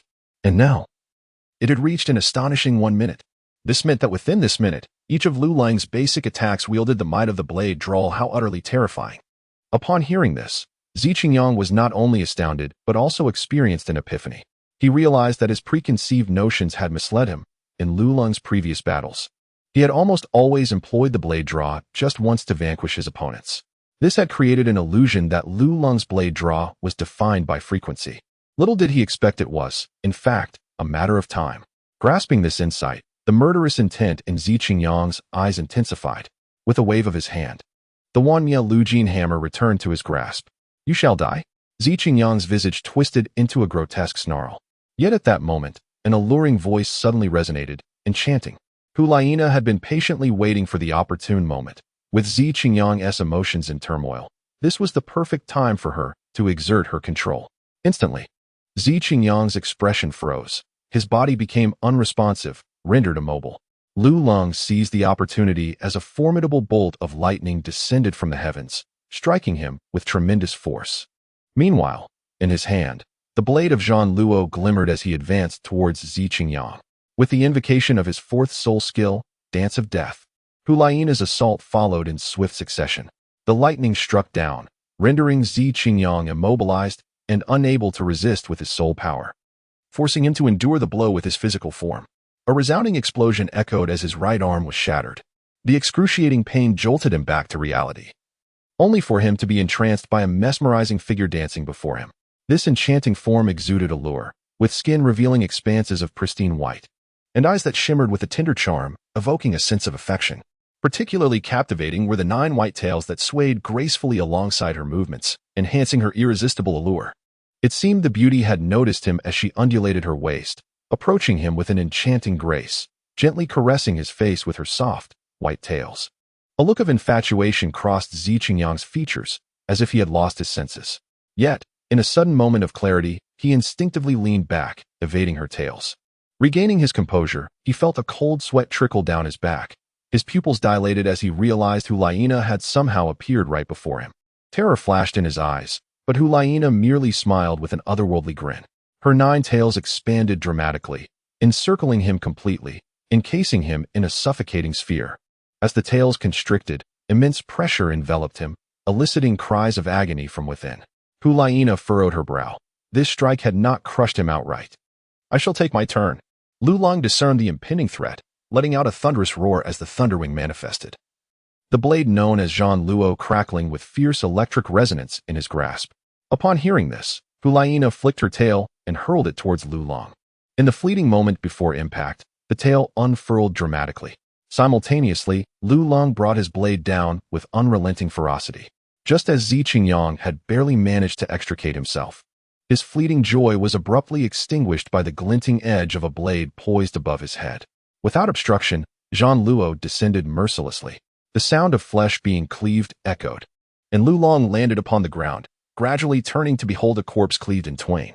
Hulaina approached Lu Lang, casting a glance at the lifeless body and calmly remarked, "It appears your blade is truly formidable. My dance of death was unable to claim his life. Your dance of death is not solely an offensive skill. It intertwines elements of control, introducing an element of unpredictability. However, if not for your continuous control, I would not have found this encounter so effortless," Lu Lang analyzed. "It is primarily your first soul skill that wields such dominance," Hulaina replied, her smile brightening. "Your transitions in control are executed flawlessly," Lu Lang complimented. "It is your blade that is sharp. Your tail is formidable. Your blade is powerful. Your tail is pristine. Your blade is resilient. You are fair. You are strong." The two engaged in mutual flattery, though their compliments began to diverge amusingly. As the battle concluded, several figures swiftly approached from the distance. It was Bibi Dong from the Spirit Hall accompanied by several titled Douluo, including the formidable Imo Xiong Douluo, the grandfather of Xiongri. What transpired here? Bibi Dong alighted before Lu Long and Hu Laiina, her expression stern and icy as she inquired. Simultaneously, Imo Xiong Douluo radiated an aura of fury, glaring menacingly around him. What audacity! Who dares to slay my grandson? I shall see him torn asunder. Lu Long cast a sidelong glance at him and could not help but exclaim, is it truly necessary to desecrate the dead at such a late hour? He is dead? It was only then that Bibi Dong and the bear Douluo noticed the bloodstains surrounding them, the dismembered body of Ziqing Yang lying in two halves, their faces reflecting astonishment. Did you kill him? Who else could it be? Lu Long replied with disdain, realizing that these old men had a penchant for asking questions they already knew the answers to. The bear Douluo flushed with anger at Lu Long's retort, his temper flaring. Mind your words, young man. Do not presume that your status as the Pope's disciple grants you the liberty to speak so insolently. If you provoke me, I shall not hesitate to teach you a lesson. Chapter 48. The belief of Qian Daolu, I have saved your grandson, and this is how you treat your savior? Lu Long countered, though his tone had softened somewhat. He had come to realize that the bear Douluo was affiliated with Qian Daolu and held only superficial respect for Bibi Dong, while his true feelings were indifferent. If truly angered, the bear Douluo might indeed resort to extreme measures, although he did not fear for his life. It was prudent to temper his defiance to avoid unnecessary suffering. Should he endure a beating, he could always seek retribution from Xiong. At that moment, Xiong stepped in to intervene with the bear Douluo. Upon witnessing this, the bear Douluo also recognized that, without Lu Long's assistance, Xiong might have met a dire fate. His tone softened slightly, yet remained firm. That is a separate matter. If you do not show me respect, I shall be compelled to retaliate, but rest assured, I will ensure your recovery. Lu Lingen felt a cold sweat trickle down his brow. This old fellow truly had a fiery temper and held steadfast to his principles. It seemed that further provocation was unwise. What on earth was happening? At that moment, Bibi Dong spoke up and inquired. Lu Long stepped forward and recounted the entire sequence of events. Upon finishing, Bibi Dong's face was icy, and she scoffed, exuding an aura of formidable authority. With a stomp of her staff, a surge of soul power manifested around her, causing the surrounding flora to sway without a breeze. The overwhelming pressure forcing Lu Long and the others to retreat several steps, compelled to resist with their own soul power. Lu Long pondered in confusion why the teacher was so enraged. Even if angered, such a display of power seemed excessive, clearly surpassing mere unintended emanations. The bear Douluo also summoned his soul power to withstand the intensity, his heart astonished by Bibi Dong's terrifying strength, which far exceeded his expectations. He distinctly sensed that this overwhelming aura was directed at him, evidently incited by his earlier words. She was fiercely protective. Realizing this, the bear Douluo felt a twinge of regret for having spoken so recklessly.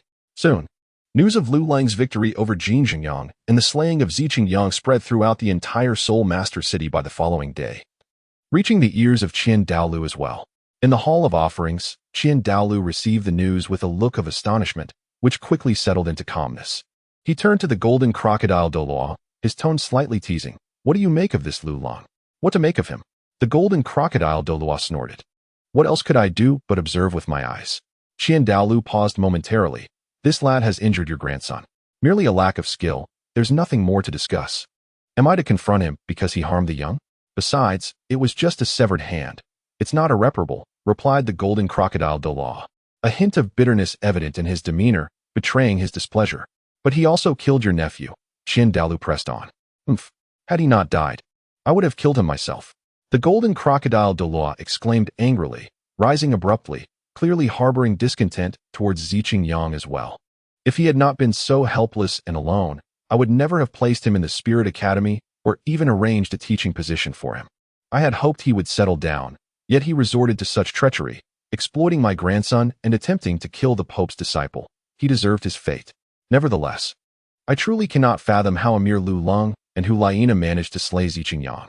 At this point, shock was written all over the golden crocodile Douluo's face. When he first heard the full account, he was astonished for over 10 minutes. Bibi Dong has indeed acquired a remarkable disciple, Qian Daolu lamented, his expression suddenly tinged with sadness. He was not particularly concerned about Lu Long. Rather, he was reminded of Shrek, far away in the Heavendo Empire. Shrek, with her innate soul power of level 20, had the potential to shine just as brightly as Lu Long, growing amidst the gazes of many. Her very birth destined her to remain unnoticed, to tread a path forgotten by the multitude. Alas, perhaps this is merely the caprice of fate. Had she received even a fraction of the affection that Bibi Dong bestowed upon Lulong, she would not be burdened with such immense pressure now.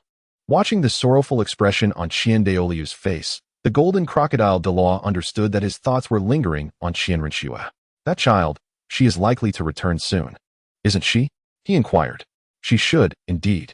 It has been over a year since we last met, Qian Daolu replied, his eyes brightening at the mention. What do you mean by should? You know full well whether she will return or not. She may not care about the Pope's birthday, but she certainly remembers yours. The golden crocodile Douluo remarked, feigning mockery. Though Qian Daolu was no longer young, he behaved like a child when it came to matters concerning Qian Renshua, relishing in the pretense of superiority. Since becoming the crown princess, Shuer has been inundated with responsibilities. Whether she can find the time remains uncertain, Qian Daolu stated earnestly. Did she not miss my last birthday? Upon hearing this, the golden crocodile Douluo paused momentarily, then sighed wistfully, lamenting the squandered potential of that child. Regretful? Qian Daolu murmured, turning to gaze at the angel statue behind him. His aura shifted dramatically, the previous sorrow dissipating as fervor ignited in his eyes. There will be no regrets, with me. Qian Daolu, she shall not know the meaning of the word, he declared with resounding confidence. As he spoke, a golden light emanated from the angel statue before him. Time flowed inexorably onward, and soon a year had elapsed. At this juncture, Lulong had reached the age of 9, having advanced his soul power to the 39th level within that year. His position at the top remained unchallenged, firmly secured. Meanwhile, Hulaina, having broken through to the 40th level, surged forward with a series of victories, claiming the second position and astonishing both the faculty and students of the academy. Alas, how tedious, how monotonous, how wearisome, how vexing. Lulong sat atop the rooftop, gazing vacantly at the moon, his expression dull and dispirited. What troubles you? You seem perpetually burdened with a frown, Hulaina inquired as she took a seat beside him, directing her gaze towards the same horizon. She had observed Lulong for quite some time and noted that he had been wearing a sorrowful countenance for an extended period. What are we truly striving for? Each day is consumed by training or the journey towards it. This monotonous routine has become exceedingly tiresome, Lulong expressed with palpable frustration. Chapter 49, Seeking Excitement. Journey to Soto City. Reflecting on the events of the past year, he realized there was no pressure, no danger, nor opportunities. Only relentless practice, ceaseless and unyielding. He felt overwhelmed. This seemingly predictable existence was intolerable for any modern individual, leaving him mentally exhausted. How can that be? I find it quite fulfilling, Hulaina responded, perplexed. Having lived this way for over a decade, she did not perceive it as tedious. On the contrary, each increment of strength she gained brought her immense joy. Lulong cast a glance at her, uncertain of how to articulate his thoughts, and could only let out a sigh. Hulaina, of course, could not fathom the depths of his mind. Unlike her, he was a man of the modern era, raised in a time of peace. Yet within him lay an inherent madness. He had an insatiable thirst for thrill, particularly for experiences that danced on the precipice of life and death, teetering on the edge of mortality's embrace. Otherwise, he would not have dared to forcefully transcend the age limit when absorbing soul rings. Nor would he have had the audacity, at merely 20-something levels, to attempt the theft of celestial herbs. After all, the title of Douluo bestowed upon Douluo Bo was not without merit. A single misstep could lead to his demise. However, he remained unfazed, for such risks only heightened his exhilaration. Yet now, the initial thrill of traversing into the world of Douluo began to wane as his familiarity grew, revealing the true essence of his being.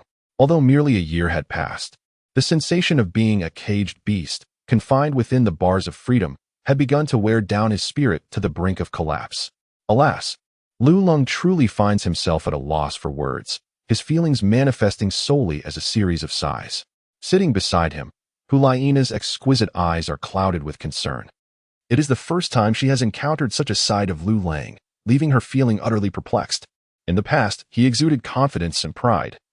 Yet now he appears transformed, burdened by an unknown turmoil. What trials has he endured to become this way? The incessant sighs of Lulong reached her ears, causing Hulaina's heart to tighten with unease. Her brows furrowed in worry, burdened by the guilt of being unable to alleviate Lulong's troubles. As she gazed at him, a flicker of determination coursed through her eyes, as if she had made a momentous decision. She moved closer, suddenly extending her right hand and swiftly encircling Lulong's neck. With her palm resting gently against his head, she leaned into him, allowing his head to settle upon her shoulder. In that instant, Lulong found solace against Hulaina's embrace. Struggling to contain the fervent beating of her heart, her face flushed crimson as she dared not meet his gaze. Her voice trembled as she spoke. "No matter what troubles you face, I shall remain by your side." Lulong was suddenly embraced by Hulaina, startling him momentarily. He instinctively prepared to struggle, fearing something untoward had occurred. Yet, just as he was about to move, her words reached his ears, resonating with an enchanting quality, transforming into a soothing warmth that rendered his body pliable.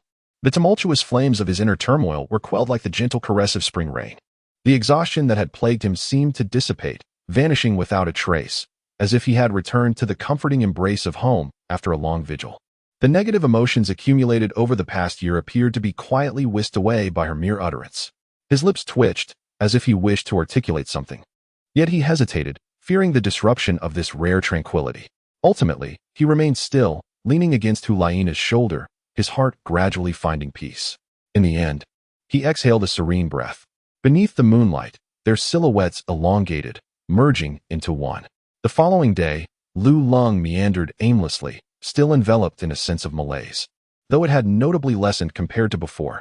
As he gazed upon the coveted Spirit Soul Academy, a growing sense of aversion welled in his heart. "Lung, what brings you here?" A voice of surprise jolted him from his reverie. He lifted his gaze to discover Douluo standing before him. Remarkably, he had nearly forgotten her. Had it not been for her distinctive voice and cherubic cheeks, she might have slipped from his memory entirely.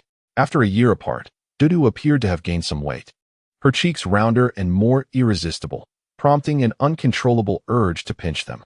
"Ah, Douluo," Lulong greeted, surveying his surroundings, only to realize he had wandered into the Junior Academy's campus.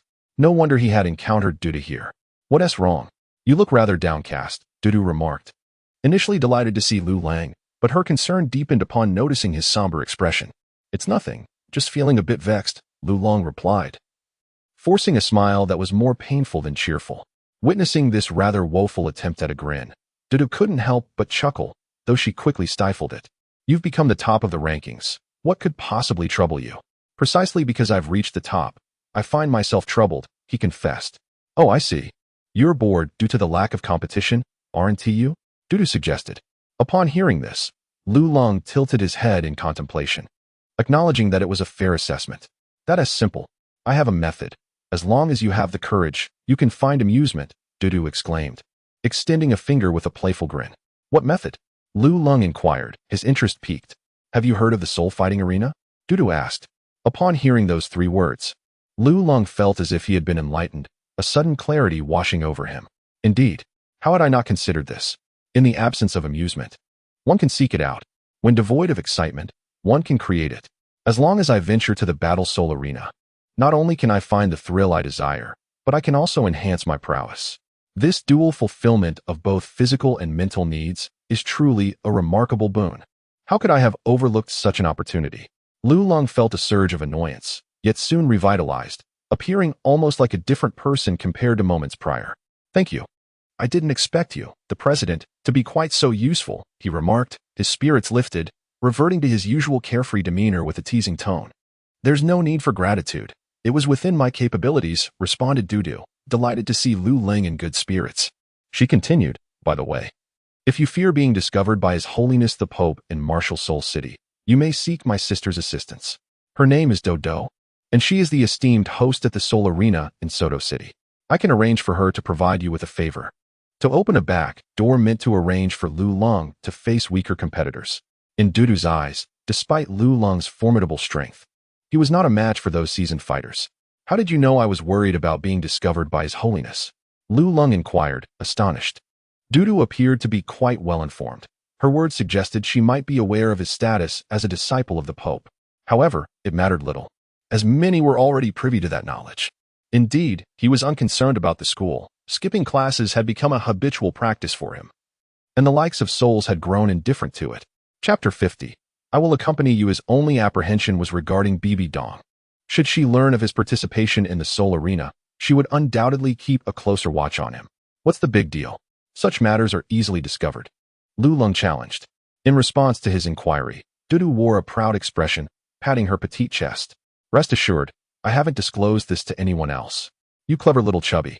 Lu Lung chuckled, choosing not to pursue the matter further. I'm not chubby. I merely possess baby fat, Dudu retorted angrily, unaware that this only accentuated her adorably round appearance. Very well, you are indeed plump. Lu Lang paid no heed to Dudu's retorts. His mind was solely occupied by 3 words. Soto City. Ah, Soto City. A splendid place indeed. The mere thought of it brought a smile to Lu Lung's lips, as he never imagined he would be heading there so soon. Nevertheless, since he was already on his way, he might as well embrace the journey to Soto City, for it was an inevitability. After bidding farewell to Dudu, Lu Lang swiftly gathered his belongings and stealthily exited the Spirit Soul Academy, with no intention of informing anyone. However, just as he stepped beyond the Academy's grand entrance, a striking figure obstructed his path. It was Hulaina. Damn it, I knew it, Lu Lung thought silently. Where are you off to? Hulaina inquired with a smile. Her chance encounter with Lu Lung was not mere coincidence. Rather, she had been discreetly following him all along. Lu Lung was in a foul mood, which naturally led to Hulaina's heightened concern for him. She feared he might engage in reckless behavior, prompting her to enlist a few junior students to keep an eye on him.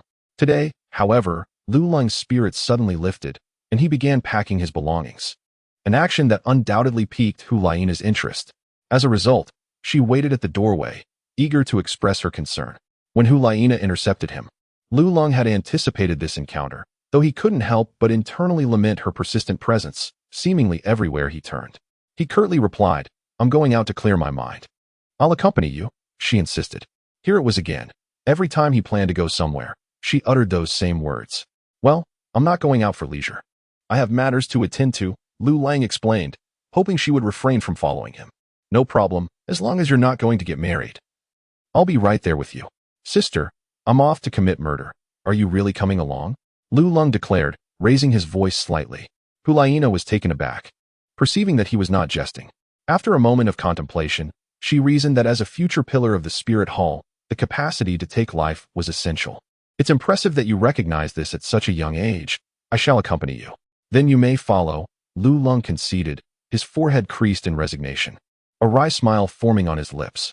However, he promptly cautioned, you must not disclose this to anyone, including the teachers. Agreed.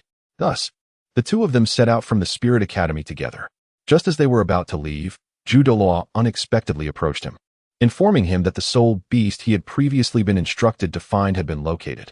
Lu Lung was overjoyed upon receiving the news and promptly conveyed the subsequent precautions before departing from the Spirit Hall Academy. A month later, in Soto City, a striking couple emerged onto the streets. The young man was handsome and well-proportioned, effortlessly attracting the admiration of countless young women wherever he went. The young woman, slightly taller than her companion, exuded an enchanting grace. With a slender waist, ample bosom, shapely legs, and a captivating visage, complemented by an alluring aura, she rendered many a man utterly spellbound. A perfect pair of golden boy and jade girl. Lu Lung, why have we traveled all this way to such a dilapidated city? Hulaina inquired, her brow furrowed in discontent. The two were indeed Lu Lung and Hulaina, having journeyed from Spirit City to Soto City. I never insisted you accompany me, Lu Lung replied with a hint of reproach. Unappreciative of kindness, I simply worry for your safety. Otherwise, who would wish to follow you? Hulaina retorted. Who knows who might end up protecting whom? Lu Lung chuckled inwardly, as they exchanged playful banter. They soon arrived at their destination, the Soto Great Spirit Arena. You intend to participate in the spirit battle? Hulaina exclaimed, her eyes wide with astonishment as she beheld the grand, vintage arena. What, are you afraid? Lu Lung smirked, appraising her from head to toe. If you fear, it would be prudent to turn back now. Afraid? Hulaina scoffed, as if she had heard the most ludicrous jest. Those from the Spirit Hall never entertained such notions. Her eyes sparkled with fierce battle intent, and her aura radiated confidence, revealing her own combative spirit. Then let us proceed inside, Lu Lung remarked. Then took the lead into the hall. Upon entering, the first sight that met his gaze was the immense stone tablet, inscribed with the names of countless individuals. Lu Lung understood that these were the souls who had perished in the arena of combat. Instead of feeling intimidated by the names, a fervent madness ignited within his eyes. Greetings, I wish to register. Lu Lung approached the service desk and addressed the attendant. Are you two here to register a team? Not at all. Indeed. The two voices echoed simultaneously. The attendant responded, very well, registering a team then. Lu Lung sighed in resignation. He was well aware that any argument with Hulaina would ultimately lead to his own capitulation, as had consistently been the case throughout their journey. Rather than engage in futile disputes only to relent, it was far more prudent to acquiesce from the outset. 10 gold soul coins. May I inquire the name of your duo? The attendant collected the coins and inquired. Lu Long, here to visit. Legend of the Cold Fox. A discordant voice interjected once more. The attendant shifted her gaze to Lu Long. Very well, the Legend of the Cold Fox it is. Lu Long's expression darkened. Before long, their badges and information were processed. The attendant handed them their badges, stating, here are your Iron Combat Soul badges. Proceed to the testing area to assess your soul power, and you may commence your participation in the arena. Thank you. The duo accepted their badges and subsequently made their way to the soul power testing area. As they approached, they were met with the raucous sound of a burly man whistling lewdly in their direction. Upon his whistle, several men nearby joined in the raucous jeering. Hey there, lovely. Quite a beauty. You're joining the arena with such youthful exuberance. In need of some cash, perhaps? How much for a night? I could cover the whole year. Do you really think she looks like she's in need of money? Clearly, she's here for some excitement. It seems that little pretty boy beside her isn't satisfying her needs. Come on, big brother here is robust and rhythmic. Ha. Upon hearing the voice, Lu Lung was on the verge of erupting, but at that moment, a gentle young man beside him grasped his arm. Little brother, do not pay them any heed. Endure this moment of tranquility. Once you have completed your test, depart swiftly. Lu Lung turned around and beheld a man who appeared to be genteel and refined. He inquired, are you afraid of them? Chapter 51. Teasing? Then let us engage in a life and death duel. In response to Lu Lung's question, the man merely smiled gently, displaying no anger. He remarked, they are all survivors of life and death struggles, living each day on the edge, where death could arrive unannounced at any moment. Thus, they concern themselves with little beyond monetary gain. This is merely a verbal dispute, unnecessary indeed. Should they set their sights on you, it could prove perilous. Young man, he continued, he speaks the truth. If you wish to live, it would be wise to refrain from meddling in matters that do not concern you. Otherwise, I shall ensure you end up in a most undesirable situation. Ha. Upon hearing those words, Lu Lung felt an inferno of rage igniting within him. He abruptly shook off the man's hand, his tone frigid as he declared, thank you for your kindness, but I have no need for it. With that, he turned and strode towards the testing area. The man was taken aback, momentarily thinking that Lu Lung was about to retaliate. However, he soon observed Lu Lung heading towards the testing zone, prompting him to shake his head with a wry smile. Although his temper was a touch volatile, he exhibited a semblance of reason and was receptive to dialogue. Such a disposition was commendable. Meanwhile, the group of burly men, witnessing Lu Lung's decision to depart, were momentarily dumbfounded. Yet, within a heartbeat, they erupted into raucous laughter. Initially, they had anticipated that Lu Lung, with his assertive demeanor, would take some action, and they had braced themselves for a confrontation. To their surprise, he simply turned and slinked away. It was akin to the sentiment of having one's pants down only to be shown something trivial. It appeared he was merely a master of words, which elicited peals of laughter from them. Hey, don't go, little girl. That pretty boy of yours is all looks and no substance. Come into my embrace, and happiness is guaranteed. The men continued their mockery, directing their scorn at Lu Lung's retreating figure. I must say, this does not seem like your character. Hulaina inquired coldly. Proud by nature and a disciple of the Spirit Hall's Pope, she had always been exalted and had never before encountered such vile words. The crude remarks from those men had pushed her to the brink of fury, and she was on the verge of retaliating. Yet, being a person of delicate sensibility, she contemplated the feelings of others before making a decision, particularly in this moment, as she was accompanied by Lu Lung. Her affection for him heightened her desire to gauge his response to the situation. It was reminiscent of the traditional roles where the man is the protector and the woman the nurturer. Thus, even though she harbored a burning desire to eliminate those men, she chose to await Lu Lung's decision. This also reflected the high regard in which Hulaina held Lu Lung, a position that could be likened to that of a husband. However, Lu Lung's ultimate choice evidently left her discontented. How could he remain indifferent while his girlfriend was being insulted by others? Lu Lung undoubtedly discerned the emotion in her words, her tone icy and resolute. In the arena of combat, the taking of life was strictly prohibited, Conversing with a group of lifeless souls held no significance whatsoever. What do you mean by that? Hulaina's ire diminished considerably upon hearing the term dead. What do you mean? Lulong's lips curled into a cruel smile. The life and death battle. A life and death battle? Hulaina exclaimed in shock, her small mouth agape. Are you really going to participate in the life and death battle? Lulong nodded and remarked. Did that individual not say that they are all survivors of life and death battles? Then let us proceed to eliminate them. At this moment, Hulaina grew concerned. However, her worries did not stem from the potential consequences of killing those individuals, but rather from Lulong's safety. What kind of man lacks such courage? Lulong declared with authority. Upon hearing his words, Hulaina was momentarily taken aback, and an unusual sensation surged within her heart. Did he imply that a man who cannot even protect his woman is not worthy of the title? The feeling was exhilarating. All right, I shall accompany you. Hulaina, inspired by his fervor, boldly declared in return.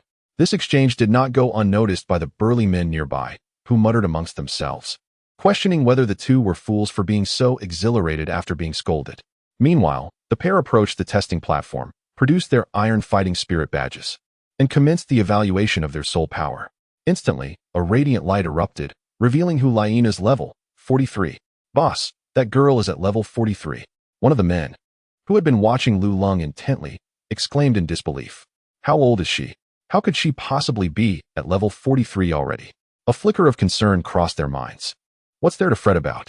It's just a level 43. Are we not all in our 40s? A man with a scarred face boomed. The very one who had whistled earlier. You know nothing. It's far more thrilling to play with a spirited girl like her.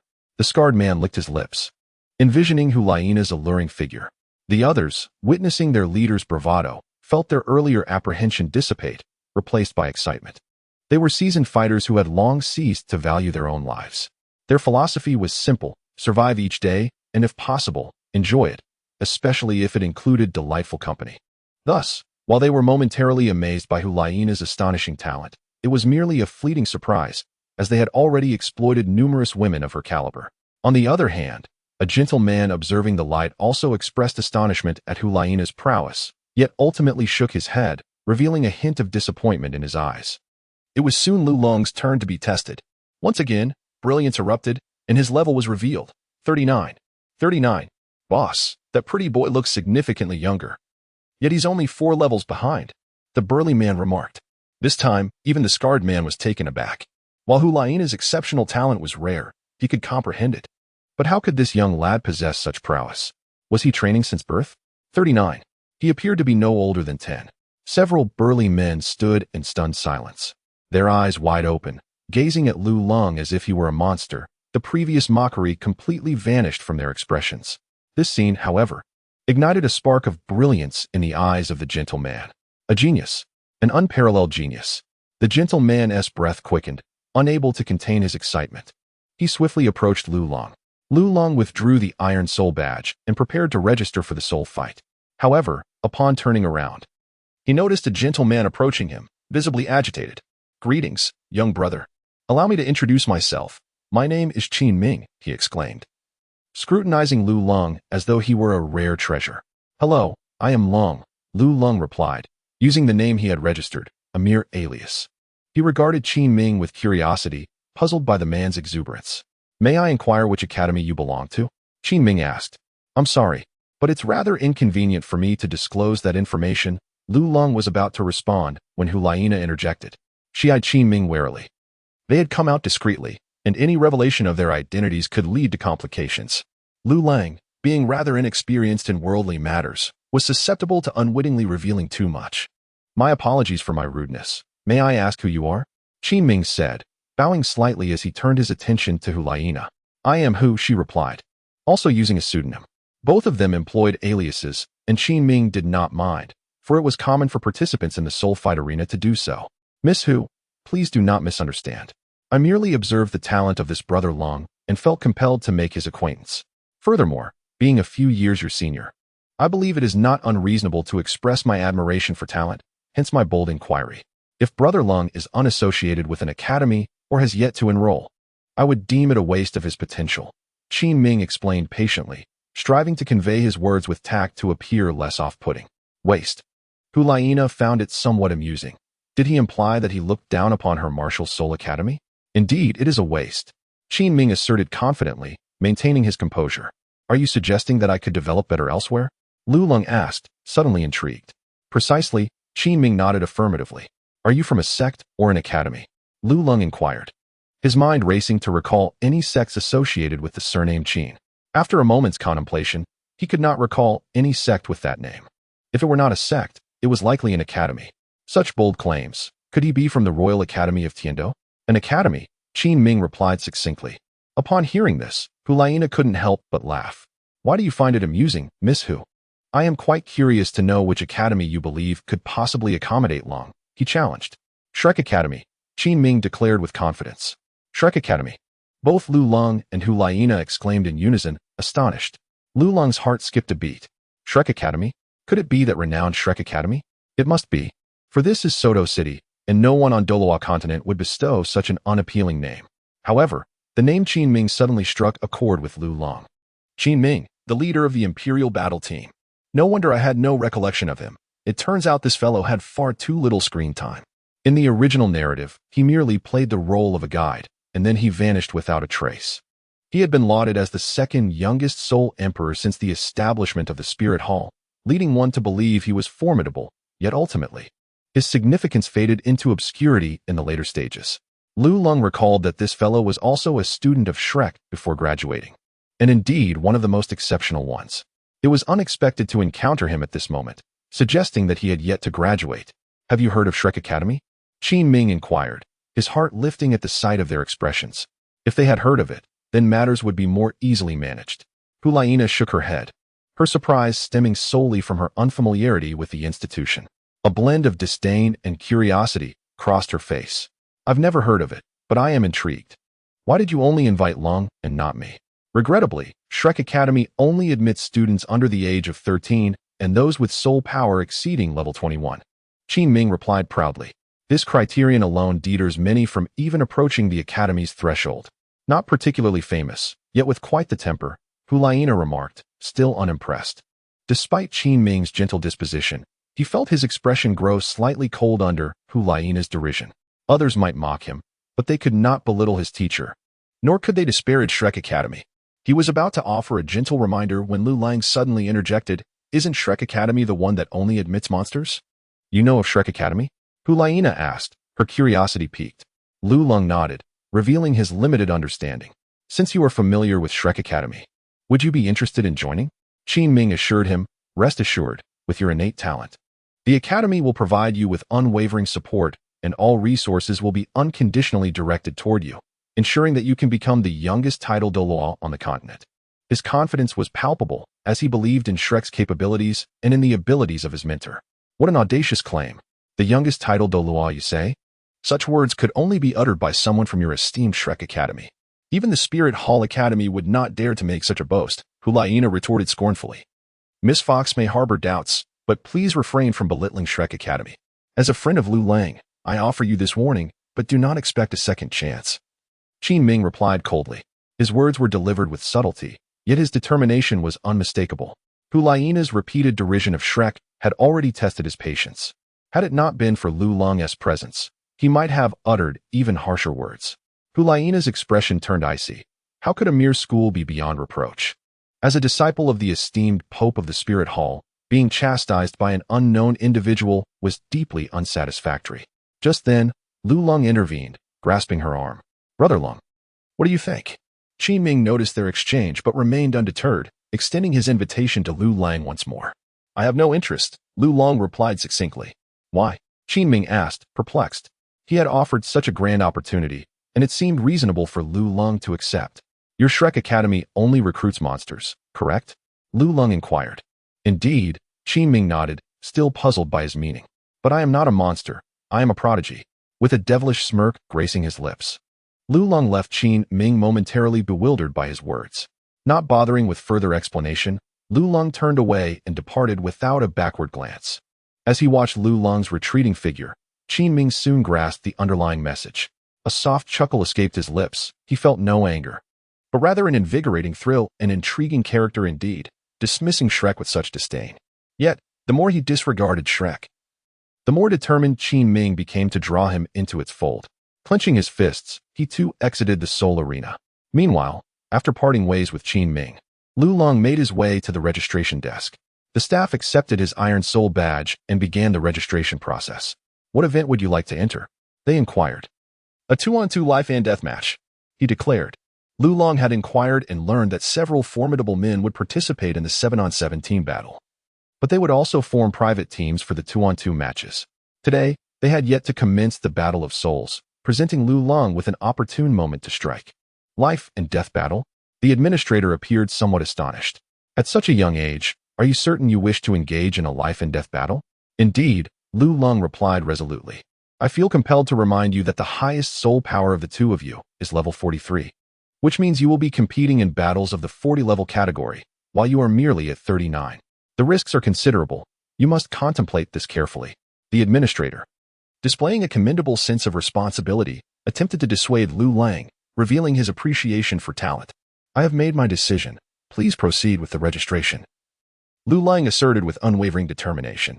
Seeing Lu Lang's steadfastness, the administrator let out a resigned sigh. Very well. Soon, Lu Lang and Hulaina completed their registration and awaited their turn in the lounge, anticipating notification when it was time for their Battle of Souls.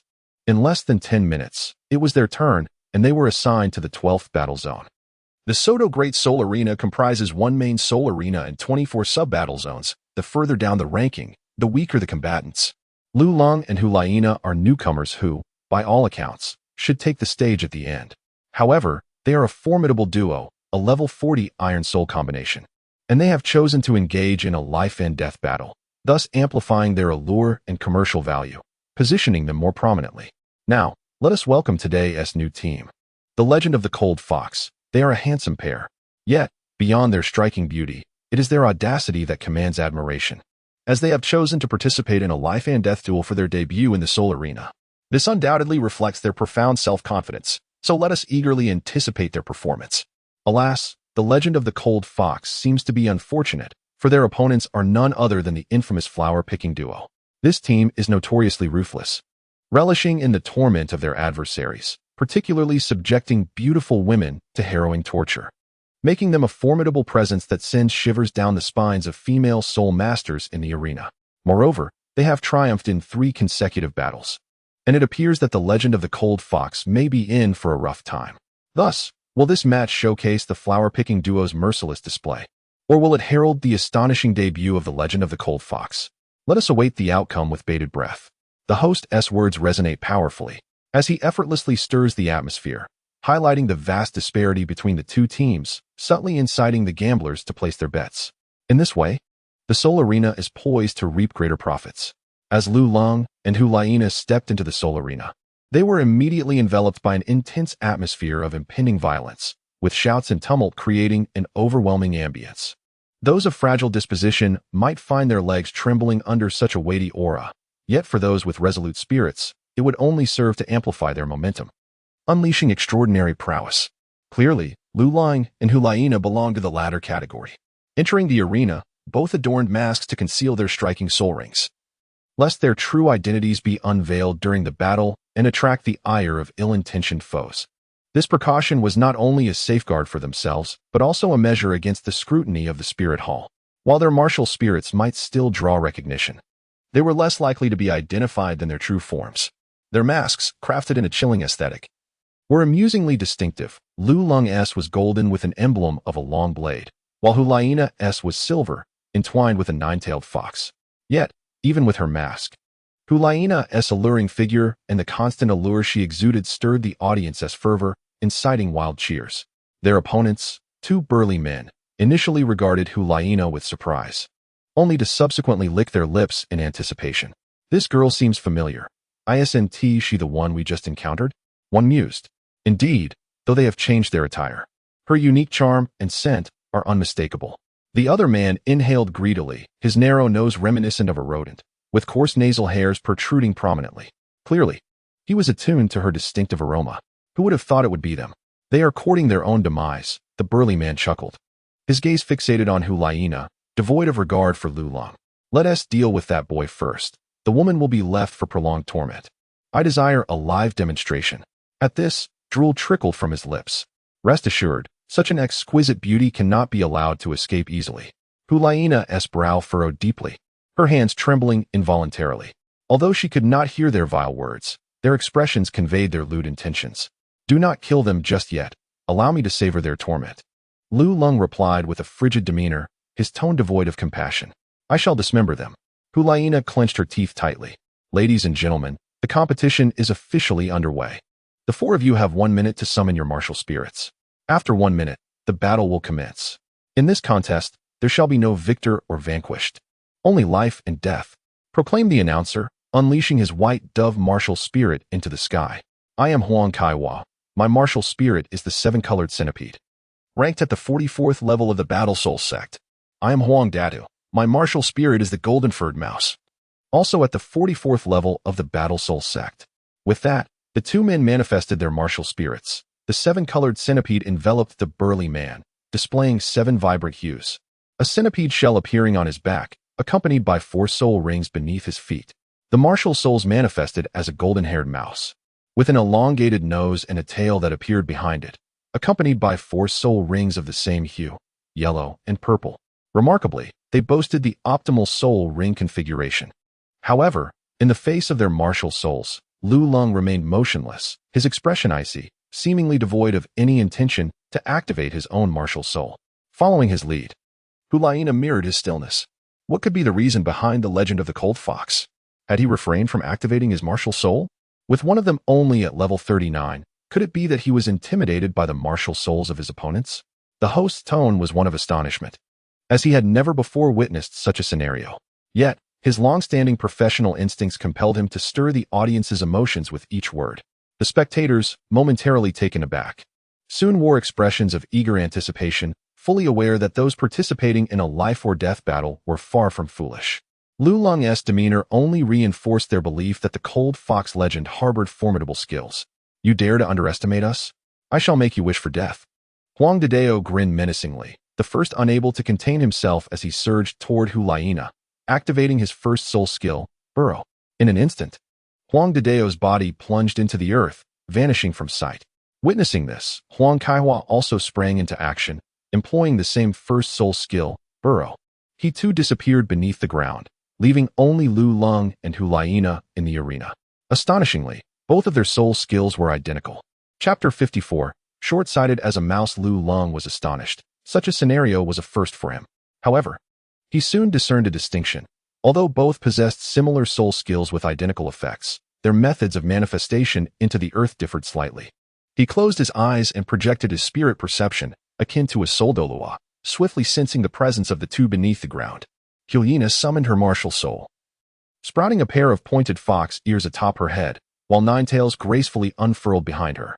Upon the manifestation of her martial soul, her ears perked up, the tips twitching as they attuned to the sounds surrounding her.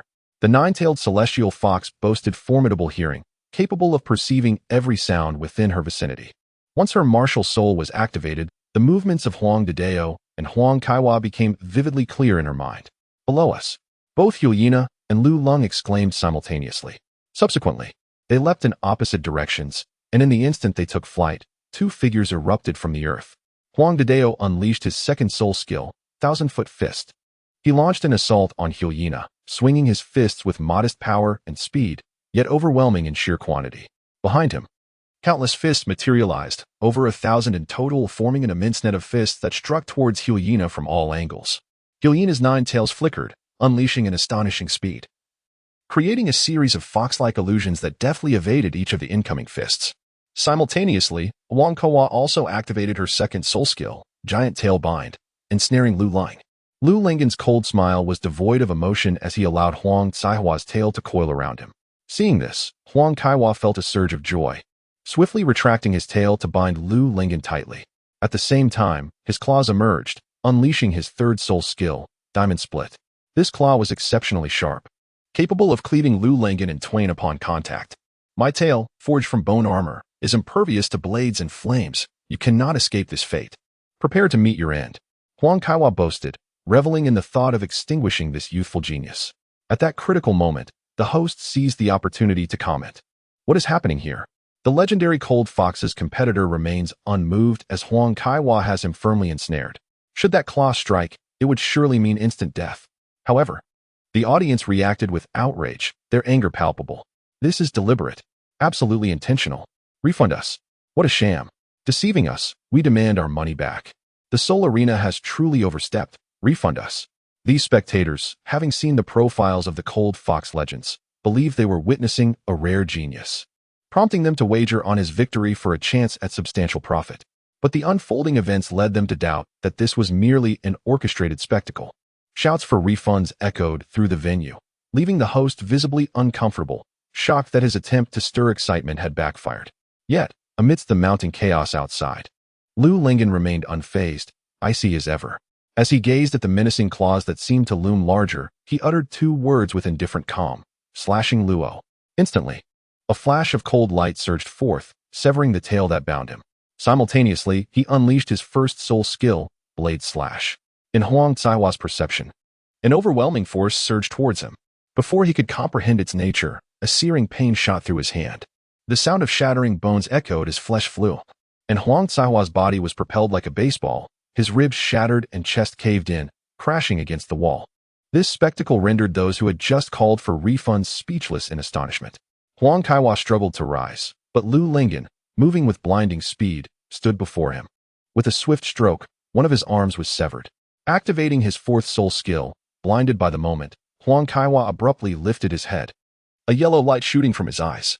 Lu Lingen, caught off guard by this last-ditch effort, hastily raised his blade to block. The yellow beam struck the slashing Luo, and Huang Caiwa's face broke into a triumphant grin, for this was his most potent attack, fueled by all his soul power. This move, lacking in overwhelming destructive power and not possessing a thunderous explosive force, harbors an unfathomable penetrative capability, capable of piercing through all martial soul defenses. He seldom unleashes this technique. For once it is activated, if it does not claim a life, he will inevitably perish due to the depletion of his soul energy. Consequently, he conceals this technique deeply, unleashing it only when cornered, when his opponent least expects it, in moments of arrogance and complacency, thus turning the tide. When Lu Long could not evade this strike, he recognized his impending victory, for he held absolute confidence in this technique, doubting that Lu Long's wretched blade could withstand it. Yet, in the next heartbeat, his smile began to solidify into disbelief. His short-sightedness met the blade of Lu Long, yielding no reaction whatsoever. It left not even a trace upon the weapon, dissipating into thin air mere seconds later. How could this be possible? There is no impossibility. Lu Long wielded his blade, mercilessly cleaving, blinding him with a single stroke. Following that, he delivered 4 swift slashes, severing the remaining limbs. Thus, Huang Caiwa's ribs were shattered, his hands and feet were lost, his tail severed, and his brother was cut down, leaving only his neck intact. This gruesome spectacle sent a shockwave through the arena. After a brief silence among the audience, a frenzied cheer erupted. Those who had just demanded refunds glared fiercely, their faces flushed with rage, veins bulging, fists clenched tightly around their tickets, waving them as if they were the ones who had just slain Huang Kaiwa. The hosts seized the moment, exuding fervor and passion, once again elevating the atmosphere to a crescendo. These spectators, typically meek and subdued, revealed their pent-up dissatisfaction and madness as soon as they entered the arena. What they relished most were these brutal slaughters, particularly when they were marked by vicious torment and merciless execution, for only in such moments could their repressed desires find release. As the events surrounding Lu Lung approached their climax, on the other side, the notorious Huang Dideo found himself entangled with Hulaina, and after a brief struggle, he soon fell into a disadvantageous position. Upon witnessing Huang Kaiwa's defeat, a sense of foreboding washed over him, prompting him to hastily burrow into the earth, too fearful to reveal himself. This harbinger of death was truly formidable. He hadn't even had the chance to discern the soul rings before Huang Kaiwa had been severed of his 6 limbs. Damn it! Even if I exhaust all my soul power, I will not emerge today. Huang Dideo trembled in the confines of the soil. Chapter 55. A stunning debut at this moment. His sole desire was to escape the arena from beneath the ground, yet the arena was sealed off. Above and below, all exits were barred, leaving him with no means of escape. If this continued, death was inevitable. He had previously thought himself unafraid of death, but when faced with its stark reality, fear gripped him. He yearned to live, even if just for another minute. He was buried 5 meters deep in the earth. Hulaina approached Lu Long, pointing to a specific location as she declared, "Leave it to me." Lulong's lips curled into a cold smirk, and in a flash, he appeared above the notorious Huang Didao. The radiant purple soul ring shimmered as he unsheathed his blade, delivering a powerful downward strike. Boom! The immense force of the slash created a colossal crater in the ground, resonating with a thunderous roar as fragments of earth were sent flying and clouds of dust billowed, obscuring the view within. After Lulong delivered a single strike, he swiftly approached Hulaina, saying, "You may conclude matters with this individual. No need for that. To kill him now would be to grant him too much ease. Let him remain as he is," Hulaina coldly replied, casting a glance at the barely alive Huang Kaiwa. Soon, as the dust settled, the sight of the notorious bandit, Huang Dadiao, was revealed at the bottom of the pit. The audience gasped in shock as they beheld the gruesome scene. Huang Dadiao had been reduced to a mere pulp, his remains mingled with the earth, devoid of even a recognizable fragment. This sight transformed their expressions, their eyes filled with terror as they were profoundly shaken by Lulong's formidable prowess. What they had anticipated as a mere slaughter by the Kaiwa duo had unexpectedly turned into a display of the cold fox legend's cunning, its terrifying might overwhelming the arena. Let us extend our congratulations. This victory belongs to the cold fox legend. The host's voice resonated powerfully, elevating the atmosphere to its zenith. Amidst the cheers, Lulong and Hulaina returned to the resting area, while Huang Dadiao was carried away by the staff, likely to be discarded as fodder for dogs. Checking the time, Lulong resolved to engage in 2 more matches. "There's still ample time. Shall we take a brief respite?" he inquired. "No need. Just now. I hardly utilized any soul skills, so my soul power depletion is minimal." Hulaina shook her head. Since her martial spirit had transformed into the 9-tailed celestial fox, her physical attributes had seen a tremendous enhancement. Moreover, she discovered that her soul power recovery rate was astonishingly rapid, exceeding her previous pace by more than double, thereby granting her a strategic advantage in attrition battles. "Given that, let us proceed," Lulong suggested. However, Hulaina hesitated, her expression tinged with concern. "Perhaps we should rest for a moment. Allow yourself to recover some soul power. Additionally, do not underestimate your foes. Had it not been for your powerful martial spirit, you might have." Hulaina's words trailed off, yet Lulong grasped her intent. The final move of Huang Kaiwa was formidable, and had it been anyone else facing Lulong, they could have been pierced through the skull. The coldness in his demeanor softened as he gazed into Hulaina's eyes, which were filled with worry, stirring a warm feeling within him. He smiled gently, assuring, "Do not worry, I will exercise caution." Before long, Lulong's second battle commenced. The two donned their masks, a blade and a fox, and made their way to the arena. Meanwhile, outside the battleground, the scar-faced man and 4 others gathered. "Boss, trouble is brewing. Huang Dadiao and Huang Kaiwa are dead." A flustered subordinate rushed in. "What? They are dead?" The scar-faced man and his companions were taken aback, though their faces betrayed little sorrow. They had believed this day to be far off, yet it had arrived sooner than anticipated. The scar-faced man remarked, his expression tumultuous. "They lived perilously. Our brothers faced death every few days, so the news of Huang Dadiao and Huang Kaiwa's demise merely surprised me." "Who was the one who killed them?" the scarred-faced man inquired, not out of a desire for vengeance, but rather to be adequately prepared for their next encounter. Unbeknownst to him, they all donned masks, known as the Cold Fox Legends. The demise of the infamous Huang thief and his cohorts was nothing short of gruesome. One had his limbs severed, while another was obliterated into a pulp, yet their adversaries emerged unscathed. The young subordinate recalled the scene he had witnessed from the audience, his legs trembling involuntarily. Was there truly no chance for resistance? The scarred-faced man inhaled sharply.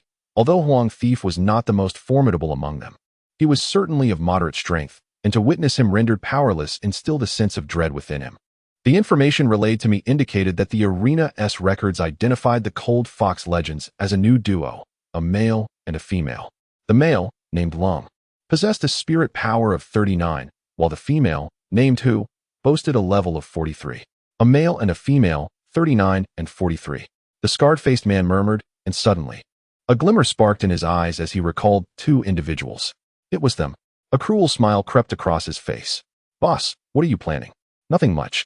Just inform the brothers that there's work to be done tonight." "Understood." Meanwhile, upon returning to Shrek Academy, Qin Ming found the sky dimming. Yet he did not head to his dormitory. Instead, he sought out his mentor, Flinder, the esteemed head of Shrek Academy. "Qin Ming, why aren't you at the arena?"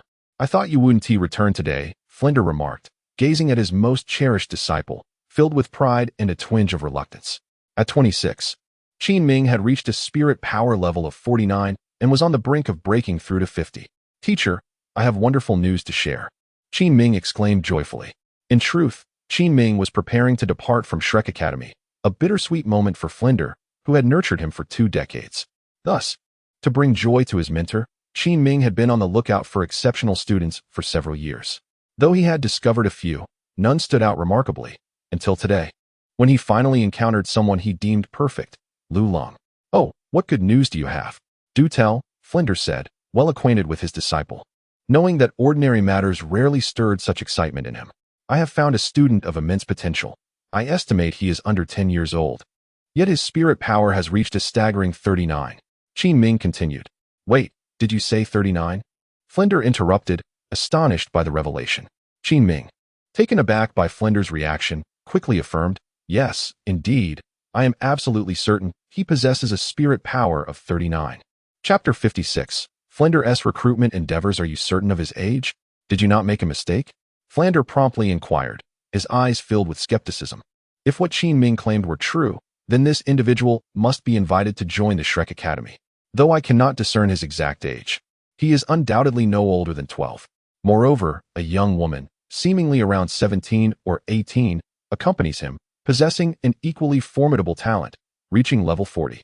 As Qin Ming spoke, his tone was imbued with astonishment and a hint of despondency. He had believed himself to be among the fastest cultivators on the continent, and indeed, his achievements had instilled a sense of pride. However, he was taken aback to encounter not one, but 2 individuals who surpassed his rapid progression today, leaving him feeling somewhat disheartened.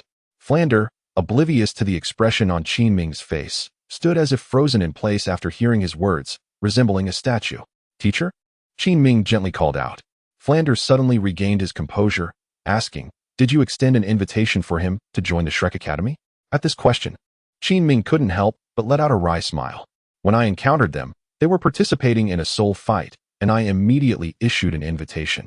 However, he seemed to hold our Shrek Academy in disdain. At such a young age, participating in a soul fight. Flinder was taken aback once more, then inquired. Did he mention which academy he attends? He did not, Qin Ming replied, shaking his head. Flinder pondered for a moment before reaching a swift conclusion. Since he did not specify, it indicates we still have a chance. Lead the way. I shall go in person. I hope they have not departed yet. Flinder clearly refused to give up, and it was understandable. No academy would turn away such a prodigy. Qin Ming, well aware of Flinder's determination, neglected dinner and immediately led him toward the soul fighting arena. Inside the arena, as dusk approached, Luolong had concluded his soul fight for the day. By nightfall, they had competed in 4 matches, achieving victory in all, earning 4 points and 200 gold soul coins. Due to the life and death nature of their battles, the quantity of gold soul coins acquired per victory was significantly higher than that of regular matches. However, the points remained the same. Only upon achieving 5 consecutive victories or 10 would the points for consecutive wins increase slightly. Overall, a day's worth of life and death battles had substantially enriched the practical experience of both individuals, far surpassing the knowledge gained from a semester of sparring within the academy. After all, the experience gained in the balance of life and death is far more effective and profound. Let us stay here for a while, Luolong said as he and Hulaina exited the arena. Where shall we lodge? In a hotel, where else? Luolong replied while searching for accommodations. Soon, they discovered a relatively upscale establishment, the Rose Hotel. The Rose Hotel, splendid. This will do, he concluded. Luolong nodded in satisfaction. The Rose Hotel, as depicted in the original work, is a favorite establishment of Dai Mubai, regarded as the finest hotel in Soto City. Although Soto City may not be particularly impressive, the fact that Dai Mubai chooses to stay here suggests it must possess a certain level of quality. Upon entering the hotel, they were greeted by a charming receptionist who welcomed them with a warm smile and guided them to the front desk. Good day, I would like to book 2 rooms, the gentleman stated. The receptionist, taken aback, inquired, are you certain you wish to book 2 rooms? It is quite intriguing to request 2 accommodations in this establishment. Luolong certainly understood her implication and immediately replied with a serious demeanor, do I appear to be someone who would seek a room for the night? What Luolong meant to convey was that he had not yet fully matured, questioning the utility of having a room. However, The waitress evidently misinterpreted his words. She responded with an apologetic smile, stating, "Sir, your appearance is striking and your demeanor exudes elegance. It is evident that you are a refined individual. In matters of affection, you are both fervent and self-restrained, never crossing boundaries. Truly, you are a rare gentleman, and I feel fortunate for your future wife." Her remarks were indeed astute, serving both to address Lu Long's inquiry and to bestow compliments upon him. Moreover, the waitress possessed a keen eye and immediately discerned Hu Laina's interest in Lu Long. Thus, her praise was intricately linked to the theme of love, aligning with Hu Laina's sentiments. Finally, by alluding to Hu Laina's potential role as a wife, she artfully concluded her response, encapsulating their connection with a flourish, a perfect answer. Lu Long was momentarily taken aback by the response. She mused that the Rose Hotel, being the largest establishment in Sodo City, indeed possessed its own merits. Even the front desk staff demonstrated such discernment. Although she had misinterpreted her own intentions, she promptly stated, "Enough of the chit-chat, let us proceed swiftly. We shall rent for 1 month first. There are discounts for long-term rentals, and while the rooms are refundable, the discounts are not. Once you two have made your decision, we can proceed with the deposit, totaling 550 gold soul coins for both rooms." Such an exorbitant amount. Hu Laina exclaimed, though she had little concept of money. She was aware of the value of a gold soul coin. 550 gold soul coins equated to a daily expense of 10 gold soul coins, whereas an ordinary family could barely sustain themselves for a month on just a few gold soul coins. We provide meals, and with such a substantial initial expenditure, you will be upgraded to VIP status, complete with complimentary transportation wherever you wish to go, the attendant elaborated. By that logic, it does seem quite reasonable. Very well. Let us proceed, Lu Long replied. In truth, the cost was of little consequence. After all, the spirit hall was affluent, and she had brought over 10,000 gold soul coins when she ventured out. In no time, Lu Long readily settled the rent and deposit. Subsequently, the attendant presented 2 golden keys, stating, "These are the keys to your rooms, located on the top floor, designated as the Red Ocean and the Blue Enchantress." Red Ocean? Lu Long was somewhat astonished. He had not anticipated that he could reside in the Red Ocean, which he distinctly remembered to be Dai Mubai's exclusive chamber. Considering the timeline, Dai Mubai should be nearing his arrival at Shrek Academy. However, the fact that the Red Ocean remained unclaimed indicated that he was either yet to arrive or had only just reached Sodo City and had not yet embarked on his pursuit of romantic conquests. With this realization, Lu Long proceeded to share a meal with Hu Lina at the hotel before making his way towards the room. Lu Long chose to stay in the Blue Enchantress, while Hu Laina naturally resided in the Red Ocean, with the 2 rooms in close proximity to one another. All right, it's best to retire early tonight to conserve our energy. We shall face battle again tomorrow, Lu Long remarked to Hu Laina before turning to enter his own chamber. As Hu Laina pushed open the door to the Red Ocean, she was immediately taken aback by the lavish decor within, an enormous heart-shaped rose, a carpet of red rose petals, crimson candle holders, and silk ribbons, as if she had stepped into a bridal chamber. Chapter 57. The Rose Hotel, Night Raid. Suddenly, Hu Laina dashed out of her room and glanced at Lu Long's door. Noticing it firmly shut, she couldn't help but ponder, did this fellow deliberately choose the Rose Hotel? Is he testing me with this display? Does he expect me to leave the door ajar for him tonight? Or perhaps he wishes for me to enter his room. Oh, how embarrassing. What am I thinking? He is but 9 years old. Ah, a child bride, a prospect not far off. Hu Laina felt a surge of anxiety. Her cheeks flushed, and after casting one last glance at Lu Long's door, she finally retreated into her room. On the other hand, the layout of the Blue Enchantress was decidedly less opulent than that of the Red Ocean. However, this mattered little to Lu Lang, as it was merely a place for slumber. After tending to his personal hygiene, he soon drifted into sleep. Meanwhile, outside the Rose Hotel, a group of 7 or 8 burly men lurked in the shadows. "Boss, they've extinguished their lights. Should we make our move?" one of them inquired. Scarface glanced at the time and replied, "Not yet. Let us wait a while longer until they are completely at ease." He then turned to another man, "Second, how are your arrangements coming along?" "Fear not. There is a server among them who was once my subordinate. I threatened him to ensure he would serve them a dose of intoxicating incense in their room. These 2 have won 4 matches today. They must possess a considerable amount of gold soul coins. This operation will not only avenge our brothers, but also yield a tidy profit." The third man chuckled. Scarface couldn't help but laugh as well, but then his expression shifted. "By the way, make sure not to harm that little lass. I wish to enjoy her properly. Rest assured, boss. However, will you be able to keep it to yourself after your fun? The second man's eyes gleamed with anticipation. I feast upon the meat. You shall not be deprived of the broth. Scarface declared with an air of authority. Thank you, boss. The group of subordinates responded with lascivious grins. Meanwhile, Flandre and Qin Ming arrived at the Soul fighting arena, but they were unable to locate Lu Long and his companion. Where are they? Flandre inquired. Wait a moment. I will ask the staff, Qin Ming replied, swiftly departing and returning just as quickly. I inquired of the staff. They have been gone for some time. Do they know where they went? Not exactly. The staff merely mentioned they headed east, Qin Ming said. But I suspect they are not from Soto City. At this late hour, they must be seeking lodgings. We can search for them at the hotel. In the vast expanse of Soto City, teeming with numerous hotels.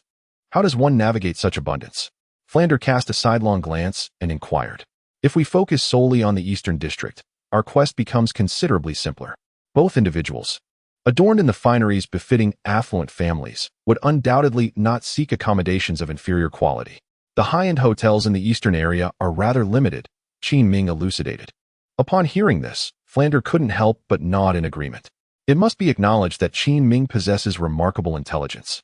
With merely a single remark from a staff member and his own deductions, he could infer Lu Long's whereabouts with considerable accuracy. Such a keen and composed mind justly renders him Flandre's most distinguished disciple. Let us set forth at once. There is no time to waste. The two immediately embarked on their search. As time crept by, Scarface and his companions had been waiting outside the hotel for half an hour. Has enough time elapsed? Scarface inquired. It is nearly time. The effects of the enchanting incense are at their peak now. Let us proceed according to our plan. Remember to stay clear of the hotel's security. Though they may be inept, they still pose a nuisance. Ensure a swift and decisive strike, then retreat immediately. Understood. Thus, a group of 7 or 8 split into 2 factions. One group feigned friendship and approached to inquire about a person, making their way up the front stairs, while the other stealthily circumnavigated the premises, climbing through the window. Soon enough, the ascending group found themselves at the door of 2 rooms. 1 minute remains. Once the time is up, we act without hesitation, Scarface whispered, glancing at the clock. In no time, the minute had passed. Scarface produced the spare key left behind by the staff, handing one to each of his 2 subordinates, who then proceeded to unlock the doors. The soft sound of the key turning echoed, and within Hulaina's room, tranquility reigned, punctuated only by her steady breaths. Meanwhile, within the room of the Blue Demon, Lu Long's eyes snapped open as he brandished his weapon, the Jean Luo, with startling urgency. Intruders! Lu Long's heart stirred as he swiftly tucked the fragrant and exquisite celestial garment beside his bed into his ring. The moment the celestial garment was sealed within the ring, Lu Long was immediately enveloped by an unusual scent. This is not good, it is a sedative. Hulaina. Lu Long was not concerned about himself. His first instinct was that Hulaina was in danger. His pupils constricted sharply, radiating a brilliant light as he prepared to rush out. Suddenly, the door handle twisted, creating a small opening. Lu Long's expression was frigid. Without uttering a word, he drew his blade and struck with fierce determination. At the entrance, a young subordinate had just pushed open the door, cautiously peering inside. Yet before he could comprehend the scene before him, a wave of coldness engulfed him. In the blink of an eye, a brilliant flash illuminated the space, and his head was severed in 2. Simultaneously, the formidable force of the Jean-Lois blade obliterated the door, sending another subordinate hurtling backward. Engage. The scarred-faced man, realizing Lu Long had detected him, promptly issued the command. 4 individuals burst through the window. 2 charged into Lu Long's chamber, while the others invaded Hulaina's room. The scarred man and another companion turned their attention back towards Lu Long, while the subordinate who lay on the ground, after a brief struggle, surveyed his surroundings and opted to enter Hulaina's room. Meanwhile, the tremendous commotion had alerted the management of the Rose Hotel, with security personnel hastening toward the source of the disturbance. Swift resolution. Eliminate him, commanded the scarred man. As all 4 advanced towards Lu Lang, danger loomed. In the first moment, Lu Lang was not preoccupied with his own safety, but rather with the peril that Hulaina faced. Possessing the fragrant and enchanting celestial item, he was immune to the intoxicating allure of the soul scent. Yet Hulaina was defenseless, likely in a deep slumber without any means to resist. Contemplating this, a chill swept over Lu Long's gaze, and he could no longer afford to hesitate. With his blade unleashed, the air crackled with electricity, and an ominous aura of formidable pressure condensed within the room. Beneath him, 3 soul rings, 1 purple and 2 black, radiated their brilliance. The ancient soul rings. The resplendent purple and the oppressive black instantly filled the chamber, causing the intruders to momentarily falter. Lost in a trance, the scarred-faced man finally exhibited a flicker of fear, realizing he had provoked a force far beyond his reckoning. However, he swiftly regained his composure. The die was cast, and retreat was not an option. A resolute glint flashed in his eyes as he bellowed for his comrades not to dawdle, commanding them to unleash their full might and eliminate Lu Long at once. Confronted by such an adversary, the scarred man understood all too well that one side would surely meet its demise in this confrontation, with no escape in sight. Chapter 58. 1 against 8 with that. He was the first to activate his martial spirit. His 4th soul ring gleamed with a dazzling purple, albeit a shade lesser than Lu Long's. The 4th soul skill, Song Wolf's Annihilation. Observing this, the others wasted no time in summoning their most potent soul skills. The 4th soul skill, Iron Foot Stomp. The 4th soul skill, Frenzied Rhinoceros Charge. The 4th soul skill, Explosive Flame. Almost in unison, they unleashed their attacks, having witnessed the terror of Lu Long's soul rings. Without needing the scarred man's urging, they understood the urgency to eliminate him at the earliest opportunity. The 1st soul skill, Blade Draw Slash. Without a hint of hesitation, Lu Long let out a low roar, wielding his blade with precision as he propelled himself forward like a cannonball. However, his strike was not aimed at his adversaries, but rather at the wall separating him from Hulaina's room. His foremost priority was to ensure her safety. Only then could he divert his attention to combating the foes before him. His speed was astonishing, particularly as he pushed himself to the limits, rendering him nearly invisible. Moreover, none of the 4 opponents possessed group skills, allowing Lu Lang to effortlessly slice through the wall and emerge into Hulaina's chamber. Upon entering, he caught sight of a burly man extending his menacing hand toward her. Without a moment's hesitation, Lu Long unleashed a bolt of lightning with tremendous force. The giant, caught off guard and perhaps unable to fathom that Lu Long could obliterate the wall to reach this room, was momentarily stunned. Yet, in that fleeting moment of reaction, a thick, purple lightning bolt pierced through the ceiling, reducing him to mere charred remains. The other 2 individuals in the room, witnessing this, swiftly activated their soul power and summoned their martial spirits. With a swift motion, Lu Long appeared beside Hulaina, relieved to find her merely in a deep slumber. He hastily retrieved a prepared antidote pill from his ring and administered it to her. There was no time to wait for her to awaken, as the remaining 6 individuals charged towards him once more. Meanwhile, outside the Rose Hotel, a sudden clap of thunder drew the attention of Qin Ming and Flender. "Teacher, there is a battle over there," Qin Ming exclaimed, pointing towards the hotel. "Let us investigate," Flender replied, his expression grave, as he hastened towards the source of the commotion. Inside the room, the 6 burly men closed in on Lu Long, encircling him with intent. He found himself unable to evade them, despite his remarkable speed. Breaking free from the 6 was impossible unless he took to the skies. However, doing so would undoubtedly jeopardize the unconscious Hulaina. In that moment, Lu Long arrived at a resolute decision. "Since you seek death, I shall oblige." Lu Lang's gaze was resolute, his expression devoid of warmth. With a swift motion, he brandished the blade of Jean Luo, unleashing a torrent of soul power that radiated forth with unabashed intensity from his 39th level. In an instant, 8 towering tornadoes, each exceeding 3 meters in height, erupted from the ground, spiraling outward in a rapid embrace of 8 distinct directions, with Lu Long at their epicenter. These tornadoes, imbued with the fierce power of thunder, expanded as they distanced themselves from Lu Long, ever intertwining without leaving a single vulnerable seam for intrusion. This was none other than his 3rd soul skill, Wind-Sweeping Thunder, a formidable ability bestowed by a soul ring nearly 50,000 years old. Its might was flawlessly manifested through the prowess of a divine-level martial soul. This technique demanded immense energy and, being split into 8 forms, also drained mental fortitude significantly, allowing it to persist for merely 30 seconds. Yet, in that fleeting half-minute, it was beyond the capability of their group, each at a mere 40-something level of soul master, to withstand. Even with their superior rank, the disparity in strength remained insurmountable, for their soul rings were but a millennium old. The tornadoes, sharp as blades and crackling with swirling electricity, met fierce resistance from the scar-faced individuals, who unleashed their soul techniques in a desperate bid to counteract the onslaught. However, upon contact with the tornadoes, they were met with an overwhelming force that tugged at their very essence. Their defenses faltered in mere moments. and the 6 of them were effortlessly lifted from the ground, drawn into the heart of the tempest, along with surrounding furniture and structures, leaving naught but desolation in their wake.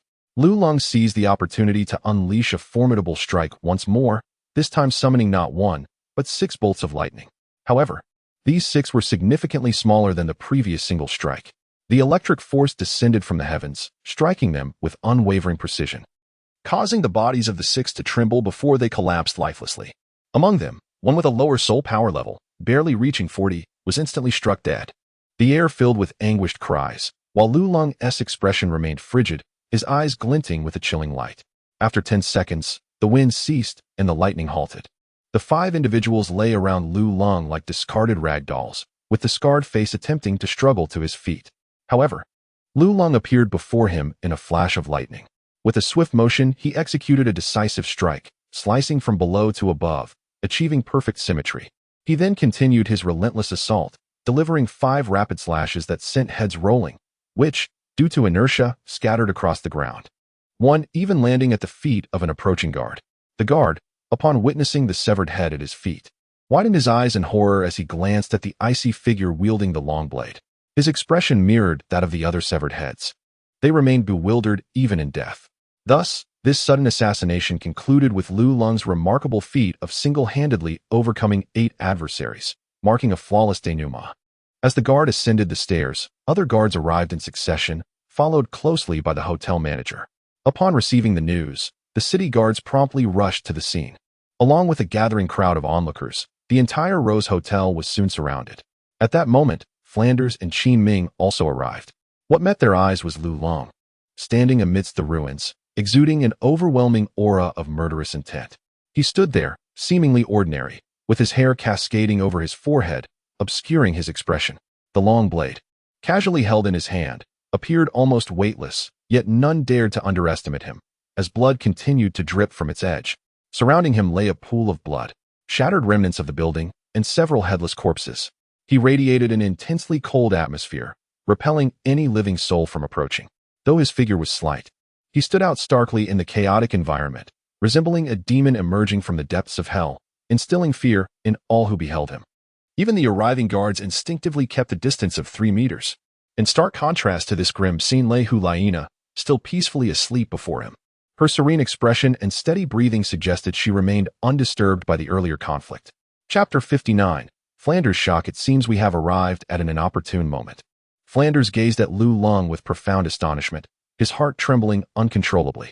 He recognized some of the deceased, individuals who had survived the deadly battles in the Soul Arena. They were powerful and notoriously ruthless, beings whom ordinary people would instinctively avoid. At this moment, they lay lifeless at Lulong's feet, an occurrence that left him utterly astounded.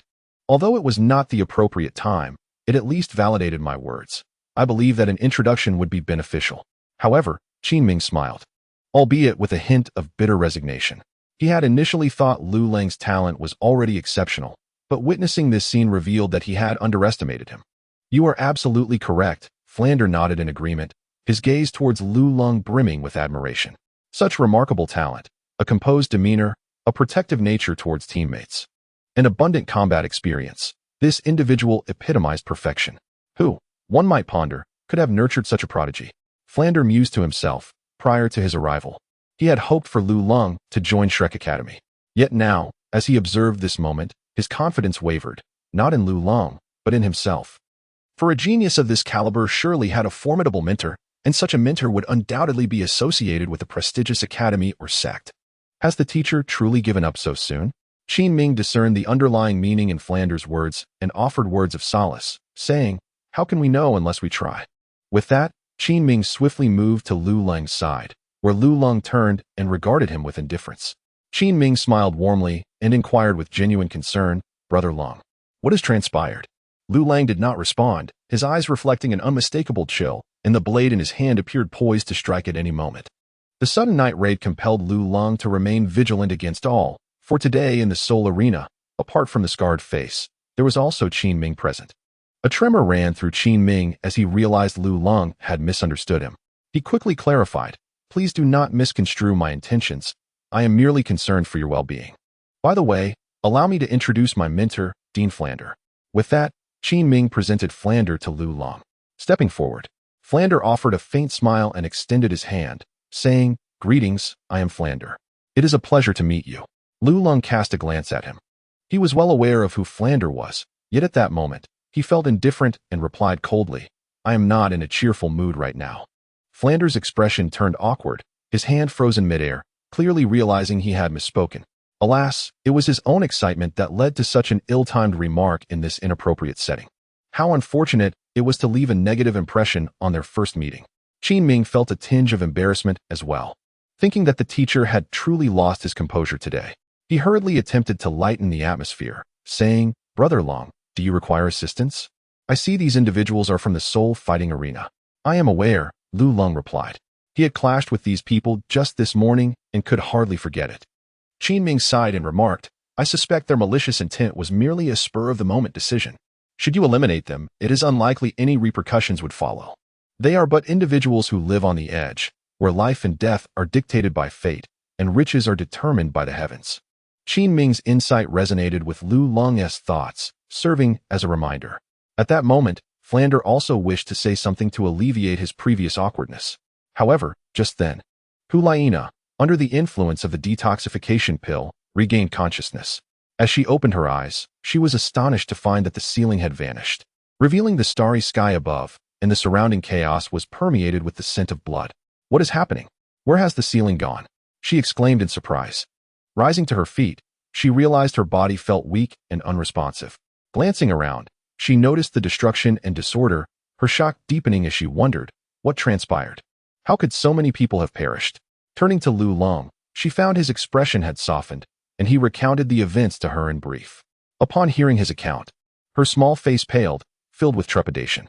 "Brother Long, it seems this hotel is no longer a viable option for us. It is quite late, and searching for another would be a waste of energy. Perhaps we should spend the night at Shrek instead?" Qin Ming, seizing the opportunity with Hulaina awake, suggested eagerly.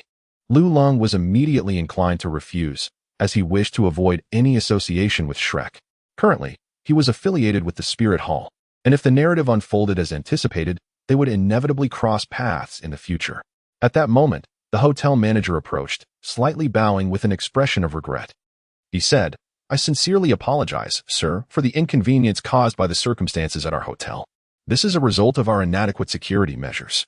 As a gesture of our contrition, we will refund the full amount of your prepaid accommodation and offer complimentary lodging for both of you in the future. However, I must ask for your understanding for tonight."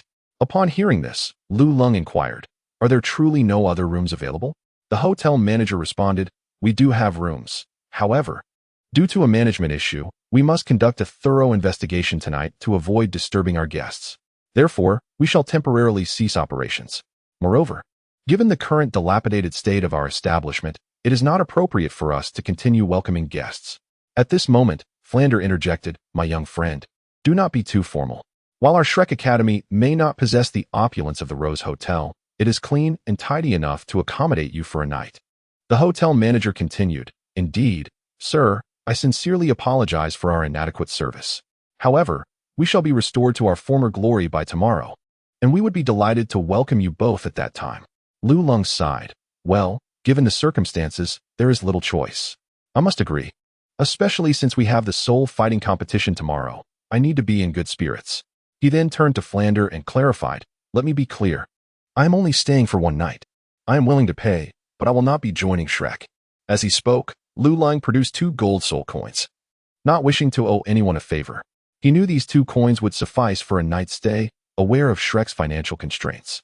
"Ah, you are being too formal," Flander said, feeling a sense of joy at Lulong's gesture.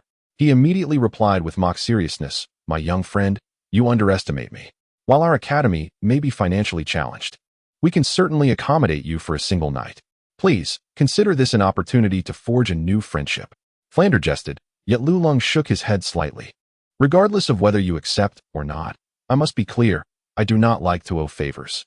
Chapter 60, Staying at Shrek. Upon hearing this, Flander recognized Lulong's resolute intent and felt a tinge of disappointment. Nevertheless, he quickly regained his composure and said, "In that case, I shall accept a copper soul coin." Flander respected Lulong's principles.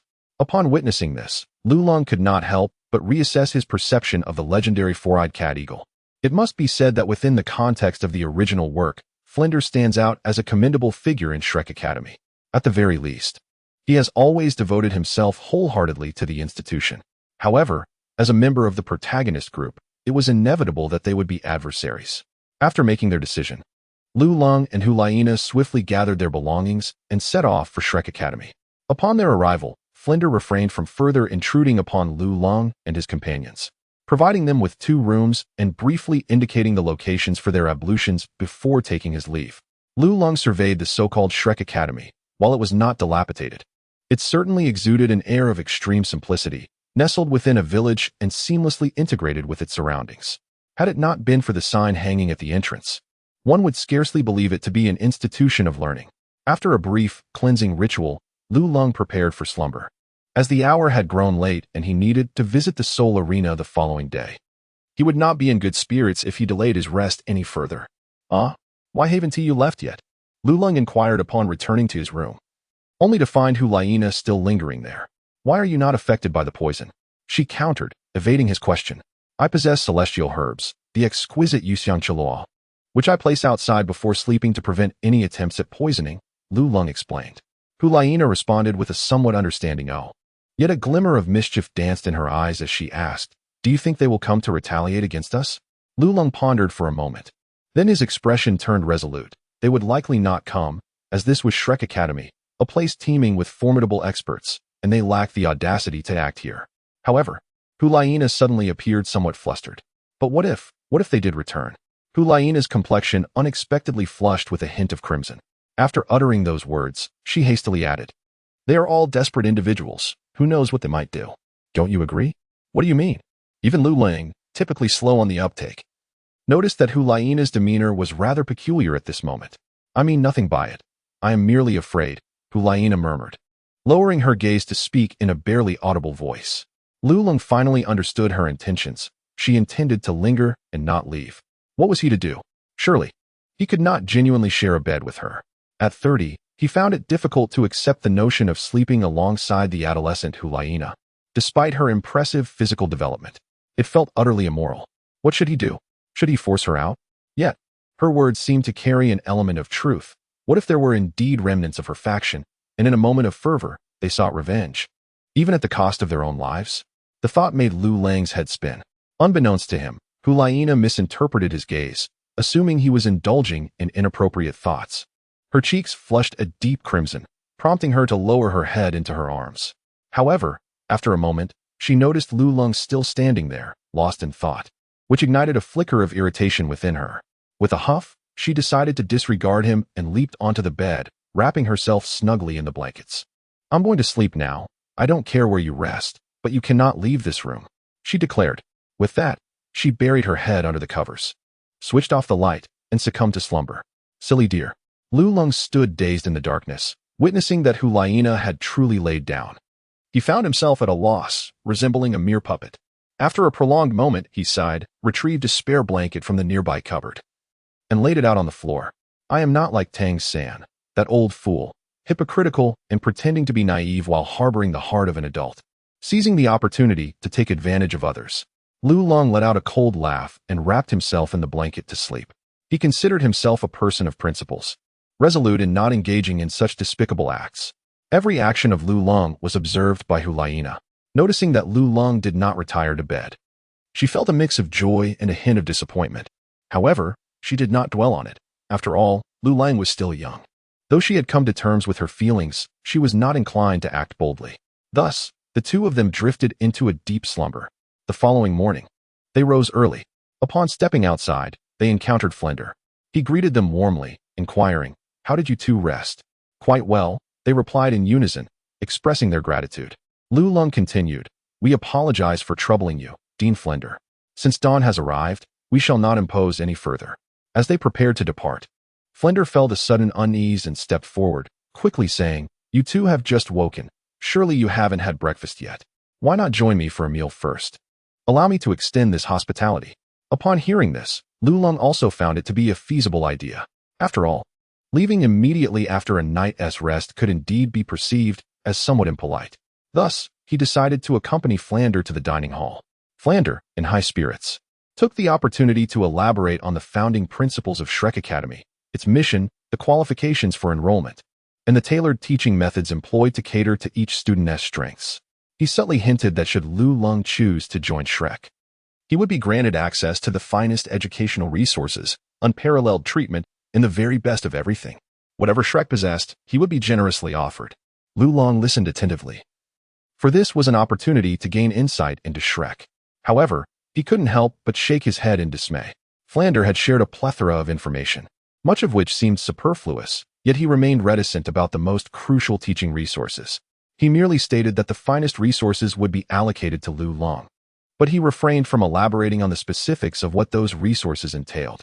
Lu Long concealed his inner thoughts, yet responded with a cheerful smile, akin to a seasoned socialite, expressing his profound gratitude for Shrek's enthusiasm while lamenting that he could only let his goodwill go unreciprocated, and other such inconsequential remarks. Flander discerned Lu Long's demeanor, yet his words became even more fervent. He genuinely did not wish to miss the opportunity to engage with this prodigious talent. Lu Long, upon hearing the end of the conversation, grew somewhat impatient and responded with half-hearted remarks. In truth, he had considered that had he not already been conscripted by the Spirit Hall, he would have genuinely chosen Shrek Academy. After all, this was the birthplace of Tang San. Blessed by Fortune. Chapter 61. For questions for Flander beside him, Hulaina noticed Lu Long's displeasure and, harboring no fondness for Shrek herself, furrowed her brow and spoke. Director Flander, if you wish to invite Long to your Shrek, I have a few inquiries that I would like to pose, if you do not mind. Of course. Please proceed, Flander responded eagerly, as Hulaina's words provided him with an opportunity. The first question, what is the highest soul power level among your Academy's instructors? Hulaina inquired. 76th level Battle Soul Saint. That would be me, Flander replied, a hint of pride evident on his face as he reminisced about the days of the Golden Iron Triangle. That is acceptable, Hulaina remarked nonchalantly. Only acceptable? Flander felt a twinge of concern at her lukewarm response, apprehensive about the forthcoming questions. The second question, does your Academy possess an advanced mimetic training room? Unfortunately, we do not, Flander answered, his tone tinged with disappointment yet straightforward. The third question, does your Academy offer medicinal baths that nourish the body or stimulate its potential? Hulaina pressed on. We do not have that either. Upon uttering this, Flander's expression shifted from mere disappointment to one of embarrassment. The fourth question, does the food served in your cafeteria meet nutritional standards? Hulaina continued her relentless interrogation. Her incisive words targeted the core issues, and each question was prefixed with your, drawing Flander deeper into emotional involvement. At the moment she posed this question, Flander's steps abruptly halted, and his gaze drifted toward a nearby thatched cottage, his expression betraying a hint of evasion. Lu Long observed his demeanor and surmised that the humble cottage ahead must be the dining hall. He promptly grasped Hulaina's hand and said, All right, Fox. Do not inquire further, Dean Flander means well. However, Hulaina stubbornly shook off Lu Long's hand and asked, One final question. Shrek Academy admits only those under 13 years of age, with a soul power of no less than 21. May I ask, what sort of academy could possibly squander such talent? Waste. Upon hearing this word, Flander's eyes widened in disbelief, his breath quickening. What did she mean? Was she implying that Shrek was so inadequate that it relied solely on these prodigies for its reputation? He could hardly fathom that such a question originated from a little girl. Yet, after the initial shock, he refrained from reacting immediately and began to ponder the answer to her inquiry. I believe that a genius becomes a genius not due to the prowess of the academy, but because they are inherently gifted, they would excel in any institution. I shall refrain from commenting further on your admission criteria, but I simply wish to state that if Shrek Academy possesses nothing else of merit, then Dean Flander, you need not waste your breath. Before Flander could respond, Hulaina continued incisively. In truth, she herself was unsure why she had uttered so much. In the past, she would have remained silent, content to follow Lu Long without a word. However, ever since she entered Shrek Academy the previous night, she felt an inexplicable discomfort, as if a tumult of emotions was pent up within her. Now, through her words, this tension had begun to dissipate, leaving her feeling considerably better. Yet, once she concluded her remarks, a pang of regret washed over her. Oh dear, I just let go of Lu Long's hand. Will he dislike me for it? With this thought, Hulaina cautiously glanced at Lu Long, only to find him gazing at her in surprise, an expression that seemed to harbor a hint of delight amidst his astonishment. Delight? Why would he be pleased? Did he enjoy my teasing? Or could it be that he is a masochist? As Huli Na finished her statement, the atmosphere grew tense. Flanders' complexion turned pale, revealing his distress. Huli Na's words were harsh, yet they bore a semblance of truth. Nevertheless, he perceived her assertions as utterly ludicrous. Education was far from the simplistic notion she conveyed. Indeed, while Shrek may lack certain advantages compared to other academies, this deficit could place some students at a significant disadvantage from the outset. However, these elements are not absolutely essential. Their presence merely embellishes the experience. The absence of such components does not render an institution incapable of flourishing, nor does it imply that its students cannot emerge as exemplary scholars. The essence of education transcends mere material possessions. It resides in a spirit of awakening and determination. Numerous resource-rich academies often produce individuals devoid of sound values, arrogant, and superficial. Conversely, some resource-scarce institutions manage to cultivate intellectually vibrant and profoundly knowledgeable talents capable of shaping the world. This embodies the true spirit of education. Take, for instance, Qin Ming. Although his innate abilities may not be particularly remarkable, he has surpassed his peers and even eclipsed some distinguished students from prestigious academies, both in terms of soul power and intellectual prowess. Qin Ming serves as a prime example of this phenomenon and a source of immense confidence for himself. However, Flander must concede that Hulina's assertion holds merit. Given the current circumstances at Shrek, it is indeed challenging to retain Lulang. Even so, Flander is determined to uphold Shrek's dignity. Miss Fox, as an elder, I ought not to engage in disputes with you, but there are certain matters that require clarification. Teacher, there is a situation. Just as Flander was prepared to articulate his points, Qin Ming rushed over, visibly flustered. What is the matter? Why the commotion? Flander queried, somewhat displeased. Whether due to Qin Ming's agitation or the previous incident. I apologize, teacher, it was my oversight, Qin Ming responded, expressing his regret before continuing. A new student has just enrolled, demonstrating commendable aptitude, but now a minor complication has arisen. As he spoke, Qin Ming produced a document and handed it to Flander. Upon hearing of a new enrollee, Flander's expression brightened, dispelling much of his earlier discontent. After all, according to their academy's standards, those admitted are invariably exceptional talents. Young brother, please continue your meal. I must attend to this matter. Flander initially intended to thoroughly explain matters to Hulina, but with the situation changing, he opted to forego the discussion. As for Lulang, it seemed that prospects were dim, so it would be prudent to redirect his focus to the new student instead. Chapter 62. The unsavory Uncle Oscar. Flander courteously acknowledged the situation before departing with Qin Ming. Once they left, Hulina remarked, "Is it really such a cause for excitement over a single new student?" Lulang chuckled softly, fully aware of the lingering resentment in Hulina's heart. The initial invitation extended to her alone by Qin Ming, excluding Hulina due to her advanced age, had left a mark. The words she had just spoken transparently revealed her pent-up feelings. Although Lulang found her remarks amusing, the bluntness of the confession left him somewhat embarrassed. Therefore, he gently remarked, "Do not be upset. They do not harbor any disdain towards you. It is merely the regulations of the academy that prevent your enrollment. Additionally, your earlier comments were a bit too forthright, yet I found them utterly delightful. Haha. Who said that?" Hulina, momentarily flustered by Lulang's admonition, retorted, "Am I truly such a petty person?" However, upon hearing his subsequent words, a radiant smile graced her face once more. Lulang chuckled softly and ceased further conversation as they entered the dining hall. This so-called dining hall was merely 2 tables, a locale where the villagers often gathered to boast and chat, which doubled as their mess hall during meal times.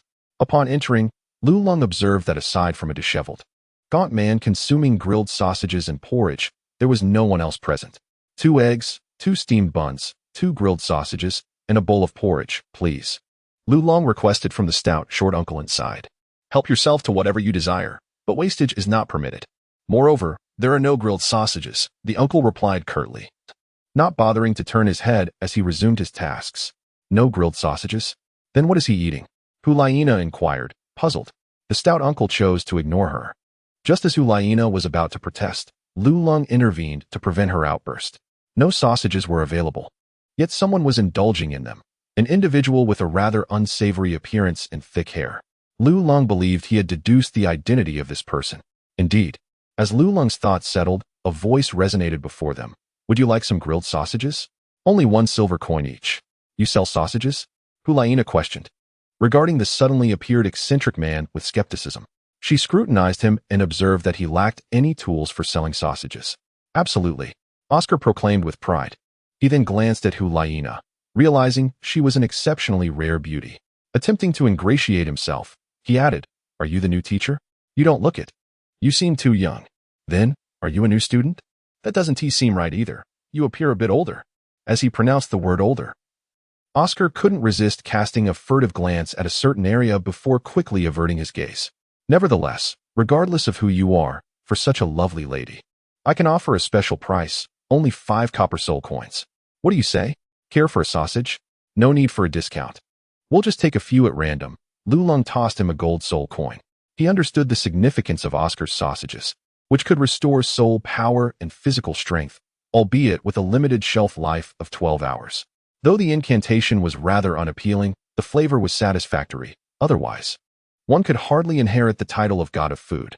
Upon receiving the gold coin, Oscar's eyes sparkled with excitement. You must be a new student. Don't worry, Oscar, will look out for you in this academy. Just mention my name, and no one will dare to cause you trouble. Enough idle chatter.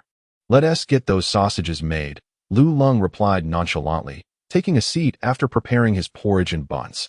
Oscar, no longer being pretentious, pocketed the gold coin and moved to a corner, turning his back to Lulong and Hulaina. He then began to craft the sausages. Channeling his soul power as a yellow soul ring appeared beneath his feet, he chanted, I have a big sausage. I have a big sausage. I have a big sausage.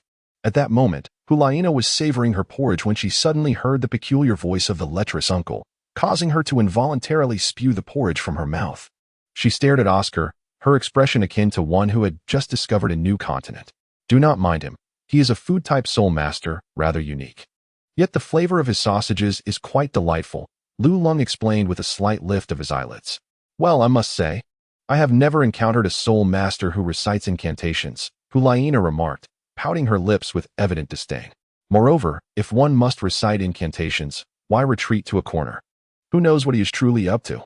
I have resolved it. Regardless of the circumstances, I shall never consume those sausages. They are utterly repulsive, especially his. Before long, Oscar presented 8 sausages. He grinned at Lulong, saying, Due to my insufficient soul power, I could only produce 8. Is this the soul variety? Lulong inquired. Certainly not. There exists a smaller sausage, but given your aim is merely to satiate your hunger, that would be unnecessary, Oscar replied with pride. What level is your soul power? Lulong questioned further. Not high. I have just recently broken through to level 22. Only 22? How old are you? Hulaina asked in astonishment, noting that the peculiar uncle appeared to be around 40, yet he was merely at level 22. It was quite bizarre that Shrek still retained him. I am just over 11, Oscar stated. Over 11? How can that be? Hulaina expressed her disbelief, her face reflecting incredulity. You claim to be just over 11, yet sport a full beard? Who would believe that? If you do not believe me, there is little I can do. Although I possess a thick beard, it merely signifies my vitality, not my age, Oscar replied with a hint of pride. Regardless, I do not believe it. Cold, do you believe him? Hulaina questioned, still skeptical. I do, Lulong affirmed. Lu spoke indifferently, affirming his belief. Yet he couldn't help but think that Oscar's appearance when unshaven was truly unremarkable. Do you believe it? Hulaina was taken aback. But her astonishment stemmed from a different aspect. If Oscar were indeed only 11 years old, it indicated a remarkable talent, potentially surpassing her own. After all, at the age of 11, her soul power barely reached level 23. Moreover, one must not forget that Oscar was a food-type soul master, facing a significantly higher difficulty in cultivation compared to herself. Upon this realization, Hulaina suddenly understood why Flender was so confident in inviting Lu to enroll. It turned out that this academy was truly filled with hidden talents. Junior, what level are you at? The academy has enrollment regulations, and considering your age, you seem rather young. You shouldn't have been admitted. Perhaps you were also picked up like me? Oscar inquired, showing concern for Lu. I'm not at a high level. Just a bit above you, Lu replied calmly. Chapter 63. Dai Mubai's enrollment learning to brag at such a young age. I will admit, you are slightly more handsome than I am, but I cannot believe your soul power exceeds mine.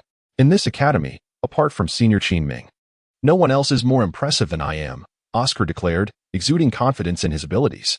with innate full soul power and the personal tutelage of Dean Flinder. He held admiration solely for Qin Ming, regarding everyone else with disdain. Is that so? Lu responded non-committally. Of course, Oscar replied proudly. However, noticing that Lu and Hulaina had yet to touch the grilled sausages, he urged, please, eat up, otherwise, they will get cold and lose their flavor.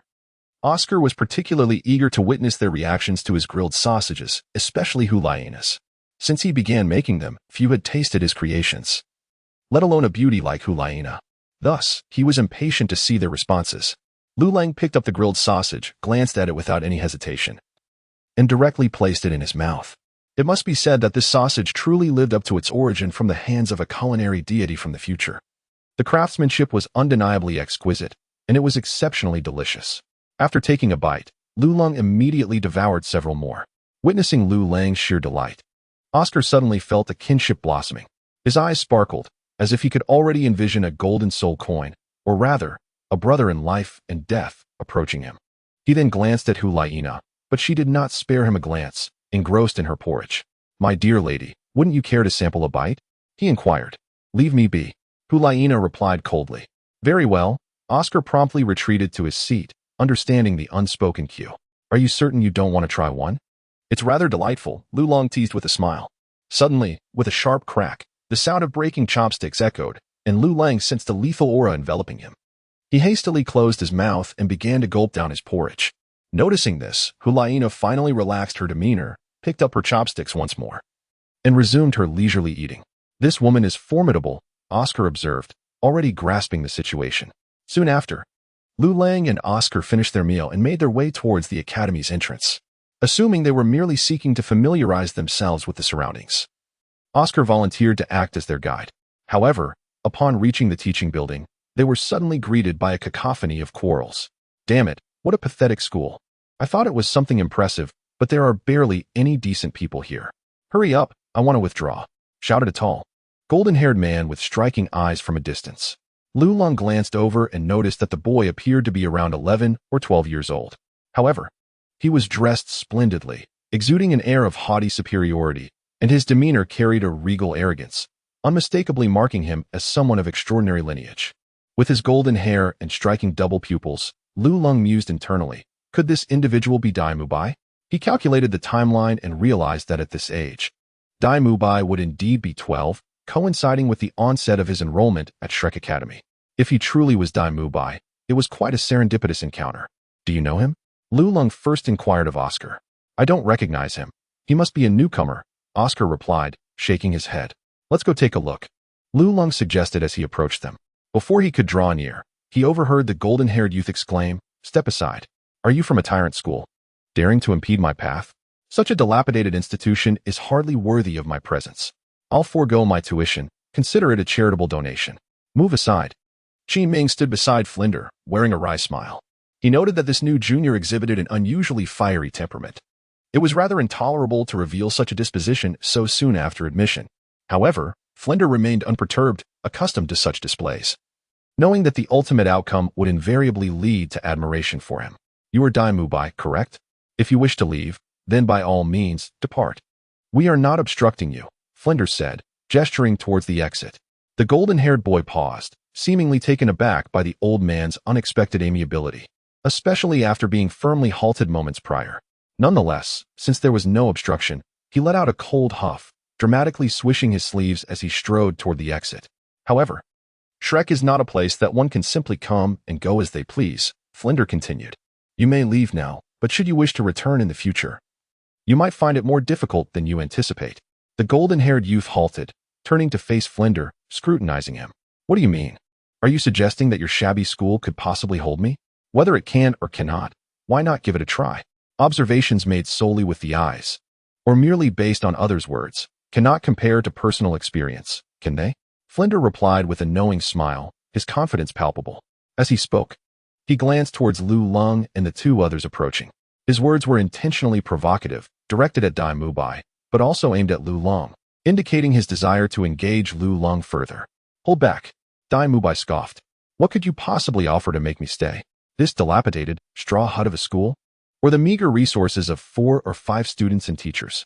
Or perhaps these so-called geniuses and monsters you speak of? Dai Mubai continued to pose rhetorical questions, belittling Shrek Academy to insignificance. Hey, what do you mean by meager? Clarify your words.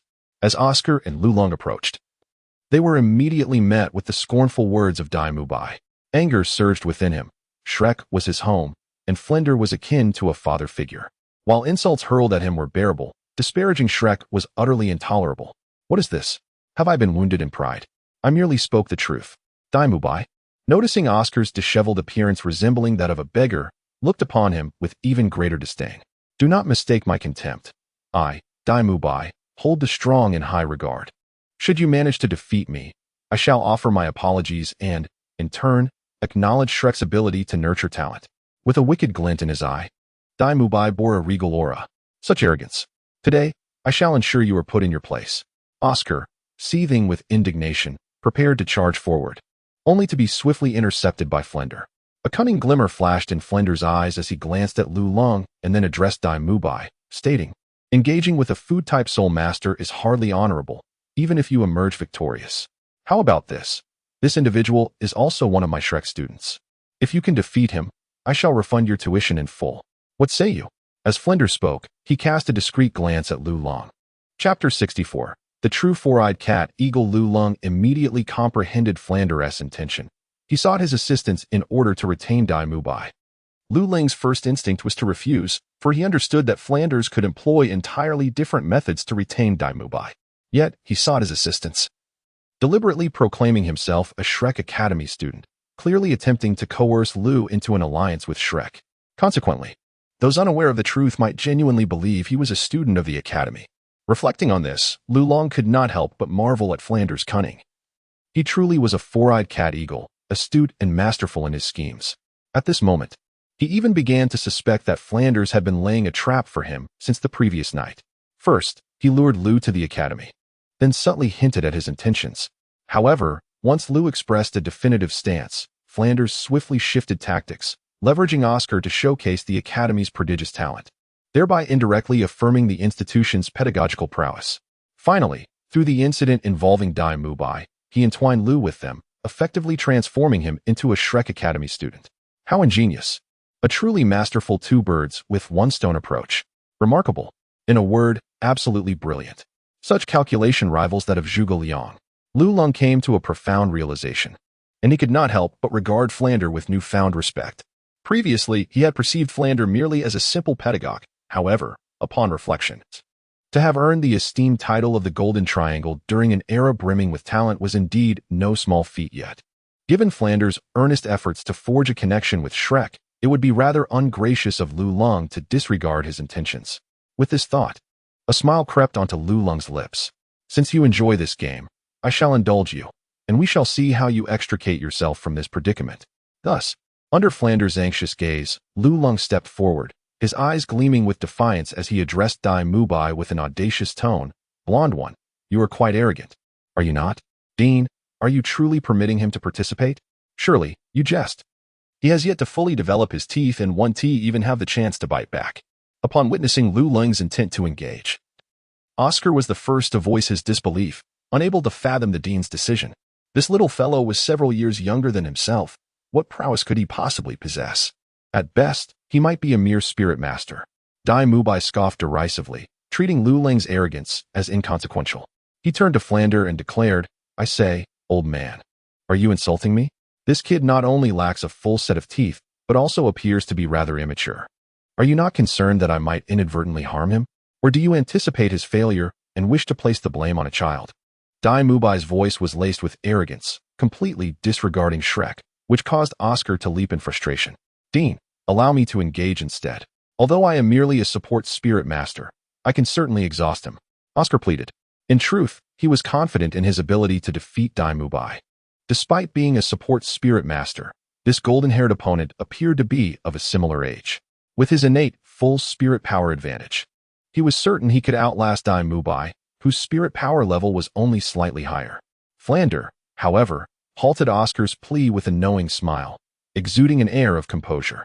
I have stated before that some matters cannot be accurately discerned merely by sight or sound.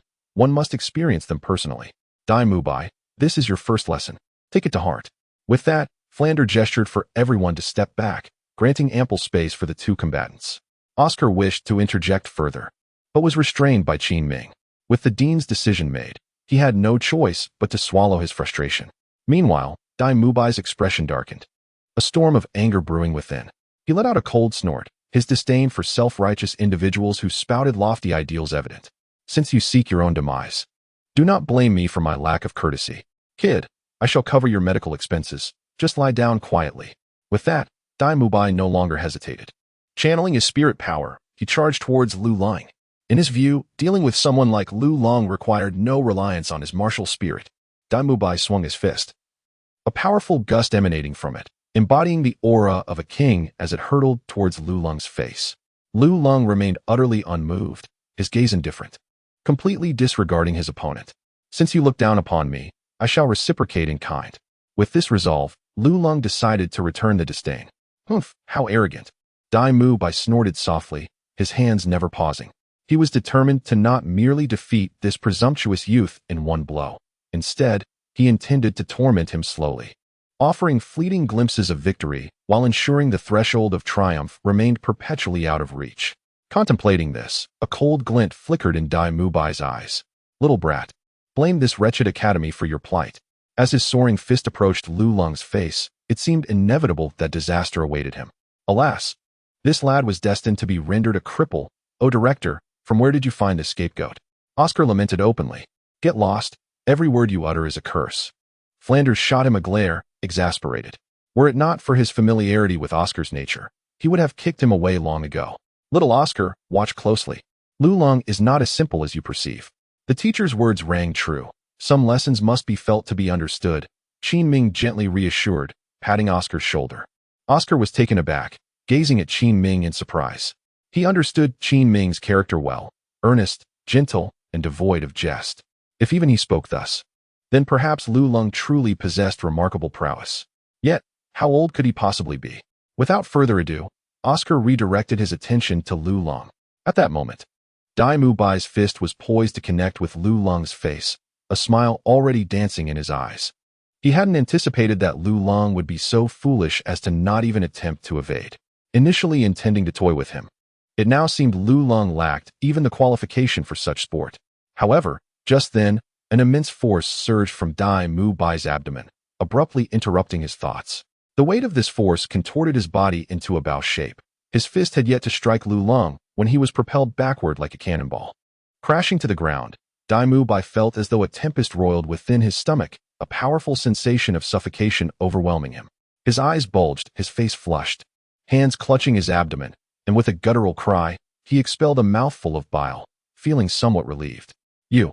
Dai Mubai managed to utter a single word, but was soon engulfed by intense pain. Chapter 65. In the land of monsters, how can one allow demons to remain? What just happened? What transpired? Why did I see nothing? How did that golden-haired fellow get sent flying? Oscar stood agog, his mouth agape as if an egg could fit inside. He glanced left at Flanders and right at Qin Ming, utterly bewildered. Qin Ming's expression was grave, ignoring Oscar's confusion. To be truthful, he too had only seen a fleeting shadow. It seemed that Lu Lang had merely delivered a single kick and then done nothing further. Yet, was that kick not astonishing in both speed and power? Little Oscar, remember this. Beyond the heavens, there are more heavens. Beyond humanity, there are greater beings. There is still much for you to learn. Flanders spoke with a grave expression, his gaze not directed at Oscar, but rather fixed upon Lu Lang. Oscar was taken aback. Pondering the implication of this, did it suggest that he was inferior? Meanwhile, Dai Mubai had risen to his feet, stabilizing his stance. He glanced at Lu Lang, only to find him standing there, utterly indifferent, showing no intention of pressing the advantage. Simultaneously, Lu Lang's gaze seemed to wander, as if he had entirely forgotten that he had an opponent before him. A flicker of indignation crossed Dai Mubai's eyes. Such an attitude was nothing short of disdainful. I must concede, you possess genuine skill, but now I shall be serious, Dai Mubai bellowed, and with that, he leaped into action once more. At the same time, two yellow spirit rings materialized beneath him. Behind him, a white tiger roared, and in an instant, he completed the transformation into the white tiger. His golden locks shifted to a striking black and white hue. A kingly pattern emerged upon his forehead, and his hands grew immense, brandishing claws reminiscent of daggers. "The white tiger spirit," Oscar exclaimed, fully aware of its reputation as a top-tier spirit, renowned for its unparalleled offensive capabilities. It appeared that Lu Long would find himself at a disadvantage. "Indeed. It is the white tiger," Flander noted, supporting his chin with his hand, his eyes reflecting contemplation. He had not anticipated the emergence of such a formidable spirit. More knowledgeable than Oscar, he recognized that the white tiger was the ancestral spirit of the Star Luo royal family, and given the surname Dai, it was evident that this young man hailed from Star Luo. Yet, one could not help but wonder why a member of the illustrious Star Luo Empire would venture to the Heaven Do Empire. First spirit ability, White Tiger Barrier. Dai Mubai roared. A white light enveloped him, enhancing his defensive capabilities by 50%. His body partially transformed into that of a white tiger, muscles surging with ferocity. Each punch exuding the majesty of the king of the forest. Facing the formidable aura, Lu Long remained remarkably composed, even with his enhanced strength. He appeared to be as weak as an elementary school student before his opponent. Dai Mubai, transformed into a white tiger, possessed the physical prowess equivalent to a level 30 soul master. However, Lu Long had already ascended to the rank of a soul Douluo. In the face of Dai Mubai, he didn't even need to summon his martial soul to secure a facile victory. Yet, how could one let such a delightful opportunity to vanquish the protagonist group slip away so easily? It was imperative to employ the most direct, most brutal, and most visually striking methods. Thus, as Dai Mubai's sharp claws came crashing down, Lu Long chose to remain utterly still. Was this not a touch too audacious? Oscar, skeptical, mused aloud. Although Lu Long's strength appeared formidable, his opponent wielded the white tiger martial soul. Such a dismissive attitude in this context could surely lead to dire consequences. It remained uncertain whether Lu Long truly possessed such strength or was merely posturing. Yet at this moment, Oscar could only fervently hope that Lu Long genuinely had the capability to back up his bravado. Boom. Indeed, in a flash, another resounding thud echoed. And while Lu Long stood unwavering in place, Dai Mubai was sent hurtling backward once more, landing in precisely the same position as before. Wow. This time, instead of bitter water, Dai Mubai spat forth a mouthful of blood. "Principal, where did you find such a prodigy?" Oscar exclaimed, astonished. This was overwhelmingly powerful. He felt as though he were in a daze. Inexplicably, Dai Mubai had been sent flying again. Moreover, he had failed to perceive either of the two attacks clearly. Yet, despite this, Dai Mubai was still flung away. Was this truly the white tiger martial soul? When had it become so feeble, resembling a sickly cat being effortlessly beaten? Oscar couldn't help but marvel at Lu Long's apparent ease, briefly entertaining the notion that he too could succeed in such a confrontation. However, that thought remained a mere fantasy. He could not comprehend Lu Long's true strength, but he could discern Dai Mubai's capabilities. The soul power radiating from Dai Mubai assured him that the latter was at least at the 27th or 28th level. At such a tier, he could only vent his frustrations verbally, thankful that he had refrained from overestimating his own abilities. Otherwise, he would now be the one on the ground, bleeding. Conversely, he was increasingly astounded by Lu Long's strength. If even Dai Mubai could be severely injured so effortlessly, just how powerful was Lu Long in reality? Flinder paid no heed to Oscar's musings. At this moment, his gaze was piercing, his demeanor far from tranquil, as though tumultuous waves were churning within. This youth was indeed a rare prodigy. To remain so unperturbed in the face of a top-tier beast martial soul surpassed the mere designation of a genius. He was nothing short of an extraordinary anomaly. Suddenly, he recalled the words spoken by Hulaina moments ago. He could not help but glance at the sign of his academy. Shrek. Shrek, a name synonymous with monsters, stands as a bastion for nurturing the world's most extraordinary talents. Yet, could such a place truly harbor a prodigy? In the face of Lu Long, for the first time, Flandre felt a twinge of retreat. "What? Will you still struggle, little blonde?" Seeing that Dai Mubai remained defiant, Lu Long finally lifted his eyelids to cast a glance at him. However, that mere glance only served to intensify Dai Mubai's fury. "You audacious fool! How dare you address me in such a manner?" Second soul skill, White Tiger's fierce light wave.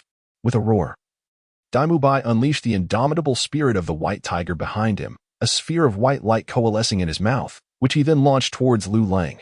The wave of light surged forth, imbued with tremendous power, scorching the ground beneath it into a hollow trench. Yet, to Lu Long, such a light wave was mere child's play. An untargeted skill, given Lu Long's speed, it was effortless to evade. In the blink of an eye, he appeared before Dai Mubai like a specter. You. Daimubai was filled with terror, staring at the menacing Lu Ling so close before him, his mind a blank. He could not fathom how his most potent attack had been so effortlessly neutralized. Lu Ling's lips curled into a faint smile as he produced an object and extended it towards Daimubai. At that moment, Daimubai's mind was a blank slate. Upon hearing Lu Ling's voice, he was at a loss for its meaning yet instinctively reached out his hand. Lu Ling chuckled softly, then lifted his leg. Chapter 66. Flanders. In the name of the Dean Bang. Daimubai's figure was hurled once more, this time soaring higher and further. By a stroke of fate, he landed right at the entrance of Shrek Academy, crashing into the Academy sign. In an instant, accompanied by Daimubai's anguished cries, the wooden sign shattered into pieces. "Oh, my apologies, I inadvertently destroyed the sign," Lu Ling exclaimed, looking at Flanders with a hint of regret. Flanders' expression twitched, and he appeared momentarily stunned, but soon after, he cast a meaningful glance at Lu Ling and remarked, "It's nothing but a sign. While the sign may be destroyed, the spirit remains unbroken." Flanders' words were somewhat perplexing, leaving Qin Ming and Oscar in a state of bewilderment, yet the instigator, Lu Ling, grasped the deeper meaning. He paused, taken aback, and developed a newfound respect for Flanders. Truly, Flanders lived up to his reputation. Despite being the wing of the Golden Iron Triangle, his years alongside Yu Shaojiang had undoubtedly honed his wisdom. Lu Ling understood that his words carried two meanings. The first implication was that if Lu Ling's recent actions had been deliberate, then he was essentially declaring war. "You may have tarnished my reputation, but my spirit remains untouchable." The second interpretation suggested that if Lu Ling's actions were unintentional, it served to convey the essence of Shrek Academy. External trappings are but illusions, true belief endures, and that is the essence of Shrek. Indeed, wisdom comes with age. Lu Ling genuinely admired Flanders, and with a slight smile, he said, "Now that my task is complete, I shall take my leave, Dean Flanders." The title of Dean Flanders was uttered with heartfelt sincerity. Despite only having spent a fleeting day in his company, Lu Ling was truly captivated by Flanders' charisma. However, admiration aside, it would not alter the convictions he held within. This address also conveyed two sentiments to Flanders. First, that he was indeed worthy of the title Dean. And second, that he acknowledged Flanders' wish by recognizing himself as a student, albeit for just a few moments. Upon hearing this, Flanders' expression softened, clearly grasping the underlying message. His eyes reflected a mixture of joy and melancholy, which ultimately settled into tranquility. "Take care, I shan't see you off," Flanders remarked. "Leave? Where are you going?" Oscar exclaimed, bewildered by the sudden departure after such a brief arrival. Lu Ling smiled faintly, choosing not to say more as he led Huliena out of Shrek Academy. However, as he approached Daimubai, a sly grin crept upon his lips. Although he was deserving of the title of Dean, differing allegiances warranted that he create some trouble for him. He helped Daimubai to his feet and remarked, "In truth, I do not belong to Shrek."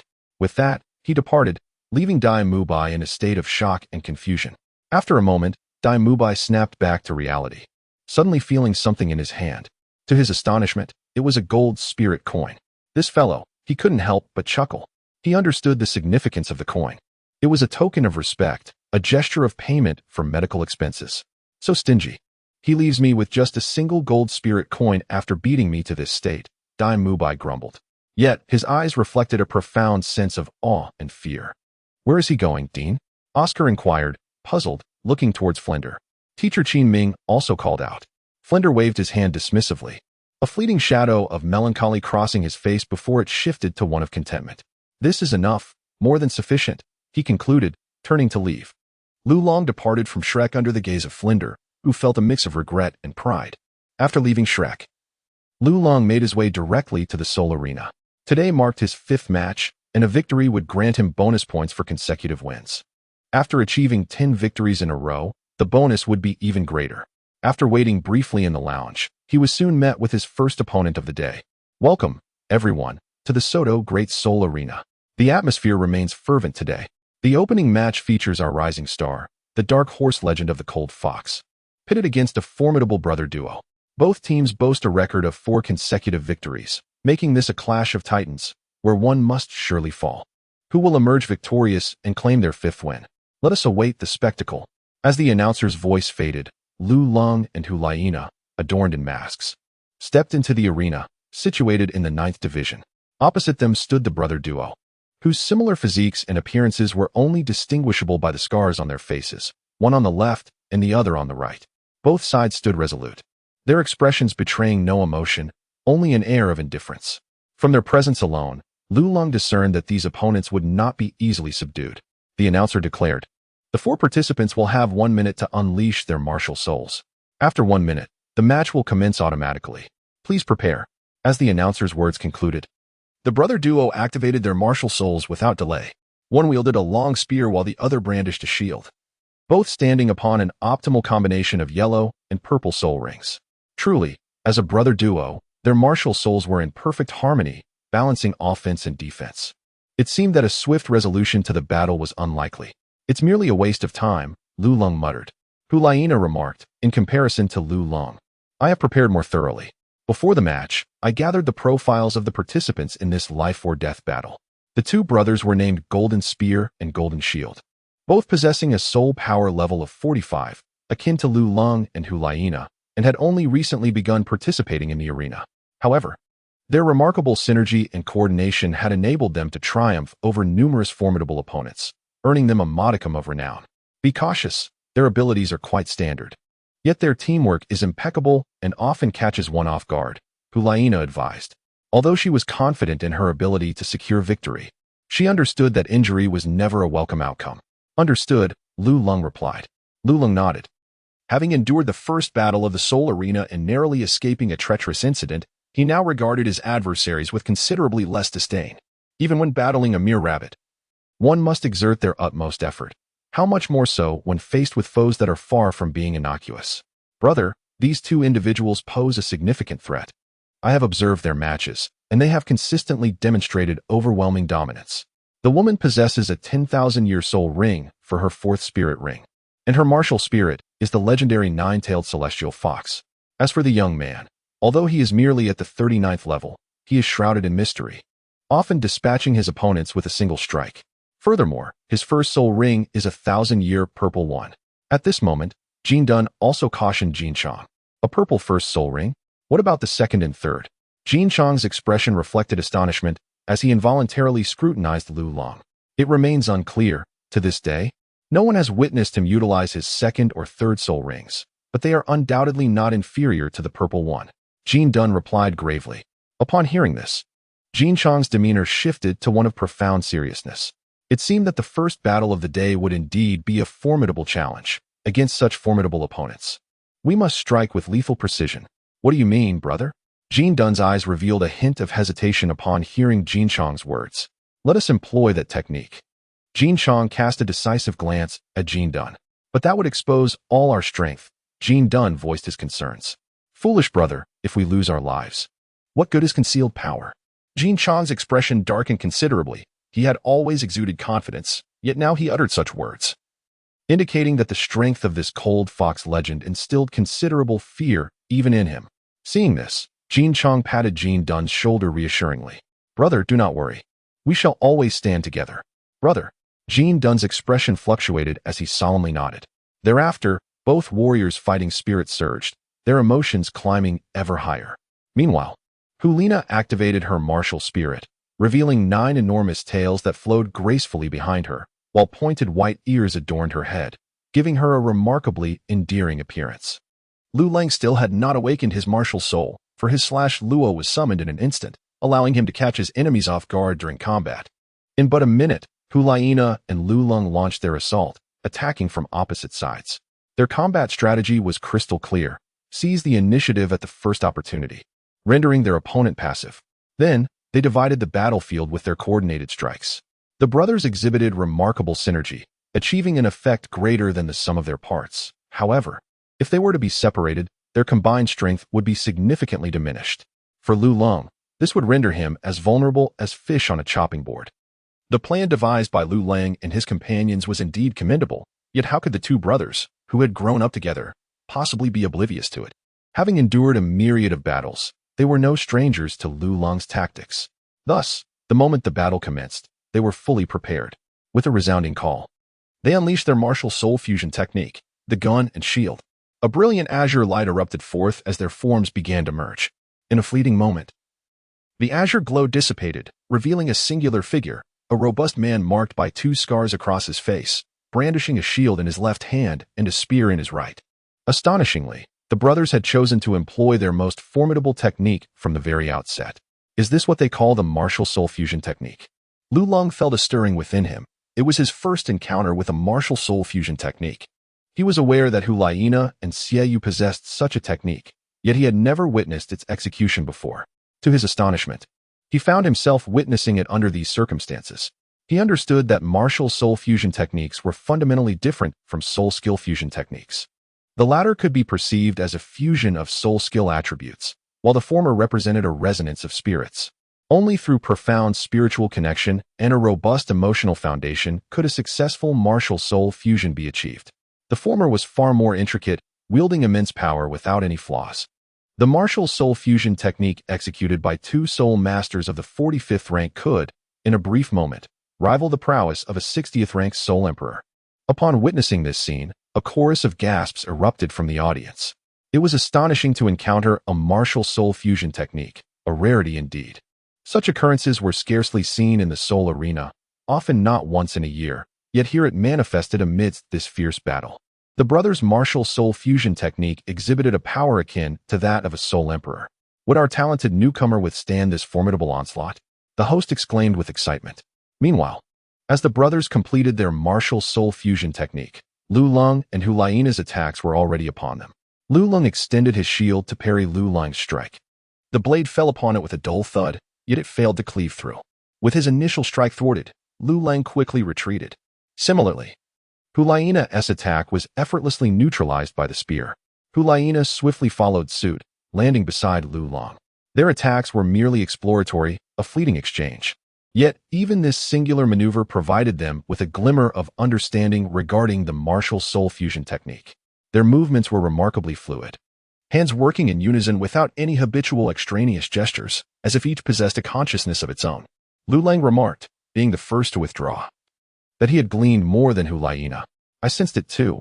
Perhaps it is due to their inherent camaraderie, especially being brothers, Hulaina analyzed. With both offensive and defensive capabilities, these individuals resemble a mobile fortress. Lulong defined the duo. No matter, it is merely a matter of time. With our speed, engaging them in an attritional battle to secure victory will not pose a challenge. At that moment, noticing Lulong's hesitance to engage, the brothers, armed with gun and shield, no longer hesitated and charged towards Lulong. Their time was limited. Every second was of utmost importance. Their choice of target was evident. Lulong, the linchpin among the two. They were astute enough to discern, through their earlier probing, that he was the central figure. Thus, selecting Lulong as their target was entirely justified.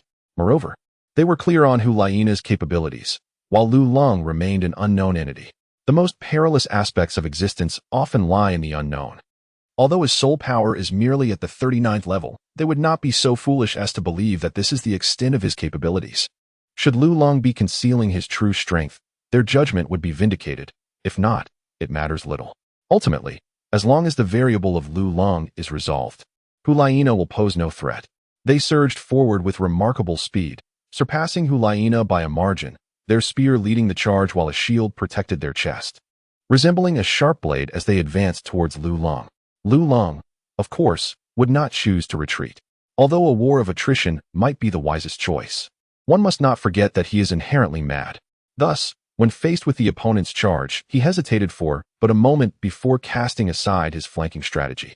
Gripping his long blade tightly, his figure darted forward to confront the gun shield head-on. I will engage directly while you harass from the side. Seize the opportunity for a series of control strikes that will ensure a fatal blow. Lulong commanded. In an instant, the two figures surged together. Lulong's speed far surpassed that of the gun shield, and his physical prowess was notably superior, unleashing a force that outmatched the gun shield as well. However, the disparity in their soul power was immense. Thanks to the gun shield brothers' compensatory soul power, the collision did not favor Lulong, causing him to stagger back a few paces. Yet this retreat only ignited his combative spirit. With a sudden push against the ground, he surged forward once more, his blade flashing in a series of strikes, continuously clashing violently with the spear. The sound of metal ringing out sharply and fiercely thrilled the spectators. In the face of Lulong's frenzied onslaught, the gun shield brothers were taken aback, They perceived his overall strength as far exceeding that of a mere 39th level soul master, resembling more that of a soul emperor. Yet, considering he was indeed at the 39th level, this suggested that his actual physical explosive power was significantly greater. This left them utterly perplexed. How could a soul master exhibit strength comparable to that of a soul emperor? Lu Long's assault was not flamboyant, but rather a straightforward, forceful confrontation. Yet, every strike he executed was deftly countered by his opponent, and with each clash, he found himself retreating several steps. Although he initiated the attacks, the outcome appeared as if he were being overwhelmed. Nevertheless, Lu Lang's eyes sparkled with exhilaration. Despite his continual setbacks, he seemed increasingly invigorated, as if entranced by the battle. Beside him, Hulaina observed Lu Long's expression, and her countenance immediately turned icy. This fellow was at it again. It was evident that this behavior had manifested on more than one occasion. She understood what Lu Long was attempting to accomplish, yet her concern grew. For his approach was excessively audacious, and today's adversaries were unlike any he had faced before. To alleviate some of Lu Long's pressure, she too launched attacks against the spear-shield duo. However, her efforts yielded little effect, as a single shield effortlessly absorbed all her strikes. Hulaina furrowed her brow. Currently, aside from her fourth spirit ability, which was offensive, the rest were control-oriented. Yet, the combined mental prowess of the spear-shield duo was on par with the Spirit Emperor. Without an element of surprise, her control abilities could hardly exert significant influence. Consequently, it felt as though only Lu Long was engaged in the confrontation. The spear-shield duo relentlessly pressed Lu Long, swiftly cornering him against the wall. To an outsider, it appeared they had gained the upper hand. Yet the true state of affairs was known only to them. The duo's expressions grew grave as they were astonished to discover that no matter how they attacked, the result was merely pushing Lu Long back without inflicting any substantial harm. Each time Lu Long was forced to retreat, he resembled a tenacious adhesive plaster, immediately reattaching himself to the fray. This cycle of being pushed back and re-engaging continued, proving impossible to resolve or escape from. If that were not enough, they were further astonished to realize that Lu Long seemed to be doing this intentionally. On several occasions, they had deliberately left openings, yet he chose not to exploit them, instead opting for a direct confrontation. Moreover, they discerned a peculiar pattern. No matter from which angle Lu Long attacked, he employed the exact same technique, and indeed, it was the sole technique he utilized. This revelation left them utterly astounded, and it also ignited a profound ire within them, as they felt like mere puppets in a farcical performance. Soon enough, they comprehended the reality. Lu Long was using them as practice. He was honing his swordsmanship at their expense. At that moment, their fury reached a boiling point. In a life-and-death struggle, to be treated as a mere jest by the enemy was infuriating beyond measure. Consequently, they abandoned all defensive posturing and unleashed their full might, vowing to exchange injuries with Lu Long to expel the anger festering within their hearts. As Lu Long observed the sudden alteration in the attack pattern of the gun and shield brothers, a cold smile crept upon his lips, for it was evident that they had discerned his intentions. Indeed, this was his deliberate strategy. Lu Long had realized that, when the brothers refrained from employing their soul techniques, the power they unleashed was only marginally superior to his own. This revelation sparked a bold idea within him, to hone his swordsmanship. Consequently, he intentionally abstained from using the drawn blade slash, instead relying on his physical strength complemented by a modicum of soul power to simulate the essence of the technique. In doing so, he meticulously experimented with the distance, angle, and timing of the slash, exploring various parameters. This was an exploratory endeavor aimed at mastering the drawn blade slash with greater finesse, thereby amplifying its potency. Faced with Lu Long's relentless onslaught, akin to a persistent adhesive plaster, the gun and shield brothers finally grew impatient. They had no time to indulge Lu Long's whims. With a thunderous roar, they brandished their spears, which glimmered with a piercing cold light, and unleashed a flurry of thrusts that transformed into a myriad of spear shadows, all directed at Lu Long. The soul technique, myriad cold rays, enveloped him in a dense web of spear shadows, the sharpness emanating from their tips instilling a chilling sense of pressure. Lu Long's heart was momentarily stunned. He did not anticipate that these two brothers could still employ their soul skills even after utilizing their martial soul fusion technique. It seems that this myriad of icy brilliance must be their original soul skill. Truly, they are brothers of extraordinary talent. With a sigh, Lu Long proceeded without hesitation. He was now perilously close, and any moment of carelessness could leave him severely wounded. Instantly, he unleashed his second soul skill, unifying, erupting with astounding speed to create distance. 10,000 Year Soul Ring. The Gunshield brothers gasped in astonishment. In the moment Lulong activated unifying, they clearly detected the inky blackness of the soul ring. Following their shock was a wave of confusion. They could see the black soul ring, but were unable to determine whether it was his second or third soul ring. If it were the third, it would be acceptable. But if it were the second, Lulong would be even more formidable than they had anticipated. Realizing this, the Gunshield brothers intensified their soul power, swiftly advancing as they knew they had to employ this tactic to defeat Lulong entirely. Otherwise, they would lose their chance to turn the tide. Third soul skill, Wind Sweeps Thunder. At this moment, confronted by a barrage of gunfire, Lulong could no longer conceal his strength. However, the fact that they were compelled to use this technique hinted to him that they were now at their limits. This would be their final gamble. As the third soul skill was unleashed, a pitch-black soul ring emanating a terrifying pressure rose from beneath Lulong's feet. The instant it appeared, the previously raucous audience fell into an eerie silence. Its intense aura not only enveloped the entire arena, but also caused the flurry of gunfire to momentarily freeze. What? This is the third soul skill, and it too is a 10,000-year soul ring. The Gunshield brothers uttered in horror, their voices quivering, their expressions grim. They had surmised that Lulong's first and second soul skills were of the 1,000-year variety, not expecting that both his second and third soul skills were 10,000-year. Moreover, judging by the overwhelming might, they speculated it was at least tens of thousands of years old. Chapter 69. 10 Consecutive Victories. Advancing to Bronze Fighting Soul. As for the precise age, their current perspective was inadequate for discernment. Heaven above. The legend of Cold Fox has once again surprised us with a 10,000-year soul ring. Furthermore, it is the 10,000-year soul ring of the third soul skill. How terrifying. Such a configuration is likely unprecedented across the Douluo Continent. Presently, I find myself exceedingly curious about the true identity of the Cold Fox legend. The host's voice trembled with fervor. Ideally, he should not have spoken such words as they might incite mischief among some, posing a danger to Lulong. However, the information regarding soul masters in the arena is never recorded. Aside from soul power levels and martial spirits, nothing else is documented, serving as a form of protection for the soul masters. Unless one is familiar with Lulong, nearly no one would know.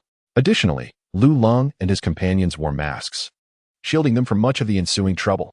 In the arena, the power of a nearly 50,000-year soul skill is unimaginable. A colossal tornado erupted from the ground, propelled by Lulong's fervent soul power. Within less than a second, it grew into a towering vortex over 30 meters high. The tornado swept towards the deluge of gunfire, wielding a formidable pulling force that engulfed the surrounding gunfire. Upon their contact, the shadow of the gun dissipated like a fleeting bubble, while the tornado continued its frenzied onslaught. Under Lulong's adept manipulation, it resembled a sinuous water serpent, swiftly transforming the myriad gun shadows into mere scattered remnants. In the air, a long spear was abruptly swept away uncontrollably, only to land in the distance. Lulong seized the opportunity, striking down with the force of thunder. However, the substantial depletion of his soul power rendered this bolt of lightning less formidable than anticipated. The Golden Spear and Golden Shield brothers, momentarily stunned, instinctively raised their shields as danger approached. With a resounding crack, the lightning struck the shield, surprisingly failing to shatter it, leaving only a charred mark. Observing this, the brothers were initially taken aback, but soon regained their composure, realizing there was still a chance for redemption. They hurried towards the spot where the spear had fallen. Yet, upon turning around, they were met with a captivatingly beautiful face that appeared before them. It was Hulaina, who had stealthily approached them using her soul skill, Spirit Assault. The Fox Charm. A smile graced Hulaina's lips as she activated her enchanting technique. A glimmer of confusion flickered in the brothers' eyes, and they soon felt as though their bodies had been weighed down by lead, rendering them immobile. Seizing this moment, Hulaina unleashed her 9 massive tails, enlarging them to envelop the brothers completely, encasing them in a spherical cocoon. In the following instant, the tails constricted violently, and a piercing cry of agony echoed through the air, soon followed by an eerie silence. Lulong approached Hulaina, whose tail was seeping blood through its gaps. Yet not a single drop tarnished her fur as it flowed smoothly. After a brief moment, sensing the life force of the Golden Spear and Golden Shield completely extinguished, Hulaina finally withdrew her tail. Instantly, a mass of flesh fell to the ground with a dull thud, subsequently dispersing. At that moment, The two brothers had already separated, but their bodies were grotesquely twisted, bones shattered, flesh intermingled, as if fused together. This truly echoed their pre-battle declaration, brothers, forever united. The prowess of the Cold Fox legend was unexpectedly formidable. Despite a slight initial advantage, they executed a powerful counterattack, leading to a well-deserved victory. Let us extend our congratulations to the Cold Fox legend. This triumph belongs to them. Amidst the audience's jubilant cheers, Lulong and Hulaina returned to the resting lounge. Upon entering, Lulong noticed that the others had quietly distanced themselves, granting them the best seats, seemingly out of fear. The two exchanged amused glances, surprised by this unexpected benefit. Should we be concerned about exposing our strength? Hulaina asked anxiously as they settled into their seats. There's no need for worry. We are masked and cloaked, making it difficult for anyone to recognize us, Lulong reassured her. In truth, his only concern was for Douluo, as he alone could identify his soul ring. Other than that, perhaps the Shrek individuals might speculate, but he believed they would not pose a threat for now. As for that old fellow Douluo, he was most likely still in Heaven-Do City. All right, Hulaina nodded, though her expression remained troubled. At that moment, the service manager of the battle arena approached them. Good day, sir and madam. Someone has entrusted me to deliver this to you. To us? Lulong inquired, surprised that someone would send them something. He glanced at the item. It was a letter. Instead of taking it, he asked, "What is this?" "It is an invitation." The manager replied. "An invitation? From whom?" Lulong questioned. "It is from the red-cloaked bishop of the Wuhuan branch in Soto City. He is very interested in your prowess and wishes to invite you both to his residence," the manager explained. "Not interested. Take it back," Lulong declined outright. "Very well. Sir." "Wait," Hulaina called out to him. "Do you have any further instructions, madam?" The manager, initially reserved, had adopted a cautious demeanor after witnessing their recent battle, recognizing their formidable presence. "If more invitations come, reject them all," she commanded. "Understood." The manager then exited. Hulaina's intuition proved correct, as it wasn't long before more invitations began to arrive. In the realm of sects and noble families, as well as the domain of city lords, all were eager to facilitate an introduction between the two individuals. The service manager, reluctant to offend these prominent figures, yet even more wary of incurring the wrath of Lulong and his companion, discreetly discarded the invitation after accepting it in a secluded corner. After a brief respite, the duo commenced their second round of soul dueling. This encounter proved rather unremarkable, swiftly resolved in just a few exchanges, resulting in their points multiplying significantly to a total of 24. They pressed on with fervor, continuing their duels, and before long, night descended once again. Upon conclusion, Lulong and his companion achieved a remarkable 10 consecutive victories, elevating their soul duel points to over 200. Following their registration at the front desk, their Iron Soul Duel badge ascended to the status of a Copper Soul Duel badge. With the momentum of 10 victories, their points surged at an accelerated pace, exponentially increasing. Lulong surmised that should they secure another 7 victories, they would amass over 1,000 points, thus enabling their Copper Soul Duel badge to be upgraded to silver. That evening, the pair returned to the Rose Hotel, which had now regained its former splendor. Lulong still requested 2 rooms, yet Hulaina insisted on sharing a single room. "Isn't it preferable for each to have their own space? What would people think if they knew we were sharing? Who would dare to marry you then?" Lulong remarked, gazing at the chamber that resembled a bridal suite with a hint of exasperation. "Better no one dares to marry," Hulaina retorted with a triumphant smile, her piercing gaze fixed upon Lulong. "What kind of mindset is that?" "Very well, I shall book another room," Lulong replied, feeling a twinge of unease under her scrutiny. "Stop right there," Hulaina exclaimed, seizing his arm. "What is the matter? Have you so quickly forgotten what transpired last night?" She countered. "Let me tell you, the Golden Spear and Golden Shield are likely not of ordinary stock. They may well be backed by a formidable sect. Now that they are deceased, are you certain there won't be another night raid?" Upon hearing her words, Lulong halted in his tracks. The exquisite Yuxiang Chilua herb was a singular specimen, incapable of being divided. Though the likelihood of another incident seemed slim, one could never be completely assured in such matters. "Then I shall sleep on the floor. Since we can't have separate rooms, I will make do with the ground," Lulong declared, unfolding a blanket. "What? Are you afraid I might do something to you?" Hulaina frowned slightly, her dissatisfaction apparent. "Let me inform you. The floor is hard and detrimental to a young man's back. Be wary of becoming weak in the future. Who have you been listening to? You should be ashamed to utter such nonsense." Allow me to assure you, I am a man of singular devotion. My virtue is reserved for my future wife. If your back gives out, what wife would want you? Huh? If it comes to that, I shall confine you, and we shall languish in solitude together until old age." Lu Lung feigned a menacing tone. "Let us see if you possess the capability to do so," Hu Laiina said disdainfully, yet a flicker of delight shone in her eyes. "You will know when the time comes." Lu let out a cold snort, then placed a pillow beneath his waist. "Well, whether it is true or false, it is prudent to have some support for now." Lu Lung pondered, sighing inwardly. "Oh, I mustn't lean on it. It's detrimental to my waist, and I might not endure it later." The following day, after awakening, Lu Lung attended the Soul Arena. After securing a victory in the morning, he waited in the resting hall until noon. Feeling somewhat puzzled, he inquired with the staff at the arena, who informed him that there were few participants in the level 40 Copper Soul battle combinations, and since it was a life-and-death duel, the numbers were even slimmer, necessitating a longer wait. This wait extended to an entire day. On the next day, Lu Lung participated in his second Copper Soul battle, emerging victorious once more with ease. However, following his victory, more waiting ensued. Unable to tolerate this prolonged delay, Lu Lung conferred with Hu Laiina and decided to partake in the life-and-death duel alone, while Hu Laiina opted for the strategy battle. With Lu Lung's prowess at level 39, he became an unstoppable force in the level 30 Iron Soul battles, cutting through his opponents with remarkable speed, achieving an astonishing 20 consecutive victories within a mere week. This feat propelled his soul badge to the Silver Soul level. Hu Laiina, too, progressed to the Silver Soul badge in a similar time frame. However, since both had reached the Silver Soul level in individual battles, their combined opponents naturally escalated to that tier as well.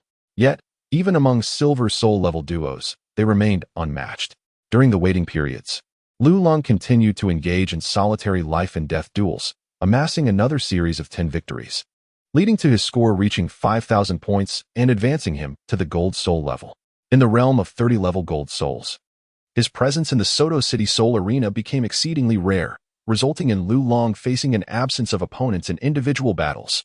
To continue his participation in the Soul Arena, Lu Lung realized he must enhance his strength and break through to level 40, which would subsequently increase the pool of his opponents. However, this would only augment the number of challengers in individual battles, as there remained no rivals for their duo. 3 months later, Lu Lung's soul power ascended to level 40. At present, the Soto City Soul Arena held little significance for him, considering the passage of time. It was nearly time for their return to the Spirit Hall. That evening, Lu Lung held a letter, stating, "This is a correspondence from Jiyu Guan. It informs me that the matters I entrusted have been successfully attended to." As for how the letter reached him, it was undoubtedly thanks to the Archbishop of Soto City. In truth, their movements had been known to Bibi Dong for 2 months already. A return journey was necessary, as the Grand Offering's 140-year birthday was soon approaching. It was rumored that Sister Shui would also return, last year. He had anticipated her arrival, but was disappointed by her overwhelming commitments that left no time for her. Hu Laiina nodded in agreement. Sister Shui? Upon hearing this title, Lu Lung instinctively thought of a particular individual. Indeed, it is Sister Qianren Shui, the daughter of our teacher. Though it seems our teacher does not hold her in particularly high regard, does he? How do you know? Is there any need to inquire? Over the years, the teacher has never mentioned her. Lu Lung casually provided an explanation, certainly withholding the knowledge that he was fully aware. There are only a few who are privy to this matter, so please refrain from speaking indiscriminately, Hu Laiina advised cautiously. Rest assured, I possess discernment. The next day, the two embarked on their journey back to the Spirit Hall. Soto City is quite distant from the Spirit Hall, taking nearly a month to arrive, and the return journey was naturally similar. A month later, Lu Lung returned to the Spirit Hall. The first thing he did upon returning was to pay his respects to Bibi Dong. In the Pope's chamber, Bibi Dong reclined with her long, graceful legs crossed, her delicate hands resting against her cheek, her tranquil gaze fixed upon Lu Lung and Hu Laiina, revealing no trace of emotion. I heard you participated in the Soul Arena? Bibi Dong's lips parted slightly, her voice remarkably calm. Indeed, Lu Lung replied. What was your record? In one-on-one duels, I achieved 35 consecutive victories in 2-on-2 battles. 32 consecutive victories, and I have earned the Gold Soul Arena badge. Upon hearing the teacher inquire about his accomplishments, Lu Lung felt a twinge of pride. However, he soon noticed that no pleasure was displayed on Bibi Dong's face. Rather, her demeanor grew colder. He realized he had misspoken. Do you recall what I said when I first welcomed you into the spirit hall?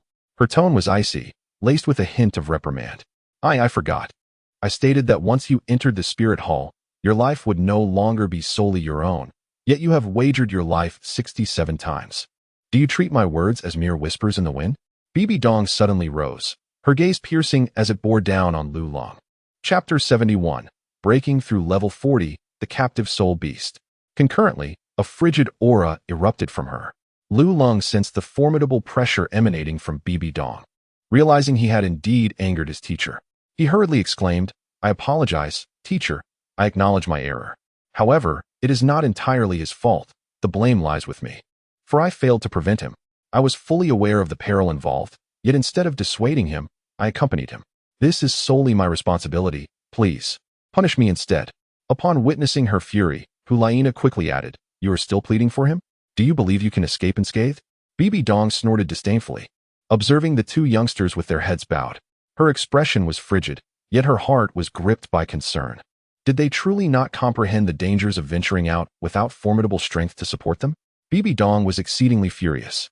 Had it not been for the news from the red-clad bishop of Soto City, she would have remained oblivious to the fact that these two had strayed so far.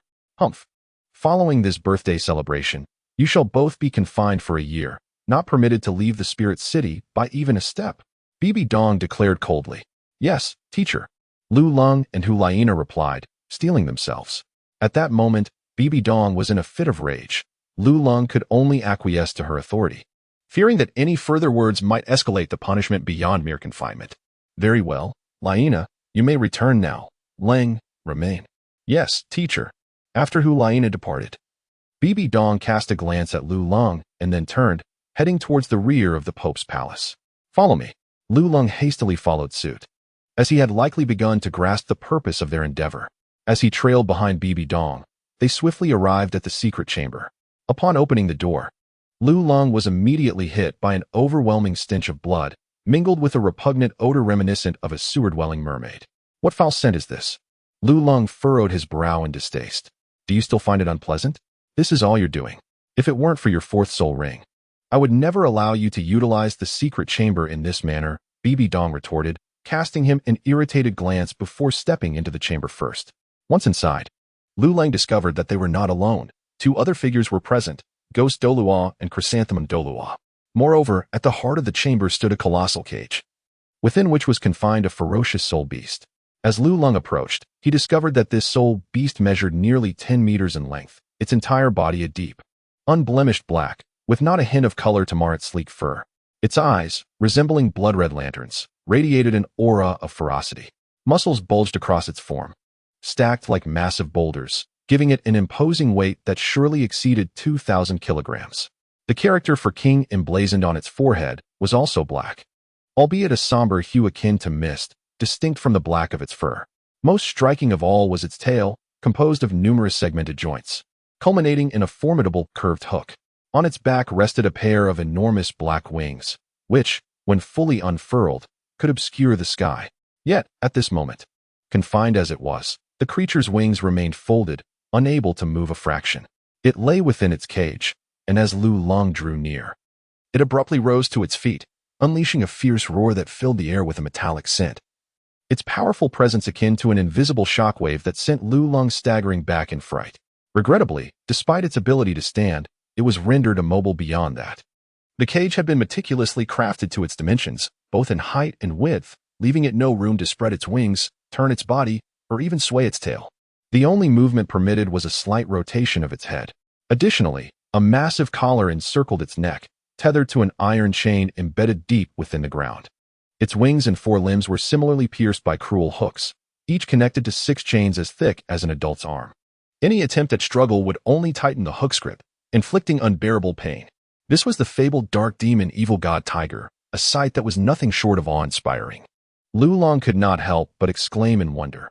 Even in captivity, the creature's spirit had endured immense torment, yet it still exuded an aura of unparalleled terror. To be precise, it is 99,000 years old. The century mark signifies a qualitative change. This soul beast is exceedingly rare, and I feared unforeseen complications might arise, which is why I refrained from allowing it to break through until your return, Bibi Dong explained. This was the first time she had encountered this soul beast. Previously, she had only seen it in ancient texts. She had always assumed it to be a mere legend, but when the chrysanthemum Douluo brought the creature back, she realized that such soul beasts truly existed. Yet, she remained unconvinced until she scrutinized it closely and confirmed it was indeed the dark demon, evil god tiger. When the chrysanthemum Douluo relayed Lulong's plans to Bibi Dong, she was rendered speechless by her disciple's remarkable insight, her perception of him soaring to extraordinary heights. Simultaneously, she pondered how Lulong had acquired such extensive knowledge. At the time of its capture, the beast possessed only a few thousand years of cultivation. In less than half a year, it had astonishingly ascended to 99,000 years. This method of cultivation, involving the consumption of other soul beasts and soul masters, is something I have never encountered before, the chrysanthemum Douluo remarked. Indeed, merely feeding this soul beast has resulted in the death of over 1,000 soul beasts, along with many formidable soul masters. Such feeding efficiency enabled the dark evil demon tiger to grow significantly within a mere 6 months. Initially, when Lulong summoned him to seek out this spirit beast, he was rather indifferent, viewing it merely as an ordinary spirit beast, what warranted his personal involvement. Yet, now he truly comprehends Lulong's intentions and finds himself immensely admiring Lulong's foresight and vast knowledge. Can these mere iron chains truly restrain it? Lulong inquired, observing the chains that, despite their seemingly robust appearance, might prove insufficient to control a spirit beast of 100,000 years. These are not ordinary chains. They are special links I had retrieved from the Divine Craftsman Pavilion, forged from the strongest metal known for its resilience. Moreover, the collar around its neck and the 6 barbed hooks adorning its body are all spirit-guiding devices. Coupled with this specially crafted prison and the daily administration of a substantial dosage of neurotoxic poison, we have managed to subdue it, Bibi Dong elucidated. In her quest to safely contain this spirit beast, Bibi Dong exerted tremendous effort, exhausting her intellect, even temporarily setting aside her own pursuits, culminating in this remarkable achievement. Chapter 72. The 100,000-Year Dark Evil Demon Tiger. However, witnessing the fruits of her labor, she felt a profound sense of accomplishment. The notion of imprisoning a spirit beast nearly 10,000 years old would seem utterly fantastical if spoken aloud. Yet Bibi Dong had accomplished just that. Of course, a significant factor in this success was that the dark evil demon tiger had been captured by Douluo when it was merely several thousand years old. To achieve the feat of imprisoning a spirit beast of such age, all these elements were indispensable. Yet, if one were to inquire who on Douluo Continent could achieve this, it would likely be none other than the affluent and formidable Spirit Hall. You have now broken through the 40th level and consumed celestial herbs. Absorbing a 99,000-year spirit ring should not pose much of a challenge. However, if you wish to allow it to mature to 100,000 years before absorption, the risks will increase exponentially. 100,000 years represents a qualitative shift, with the soul fluctuations being exceedingly fierce.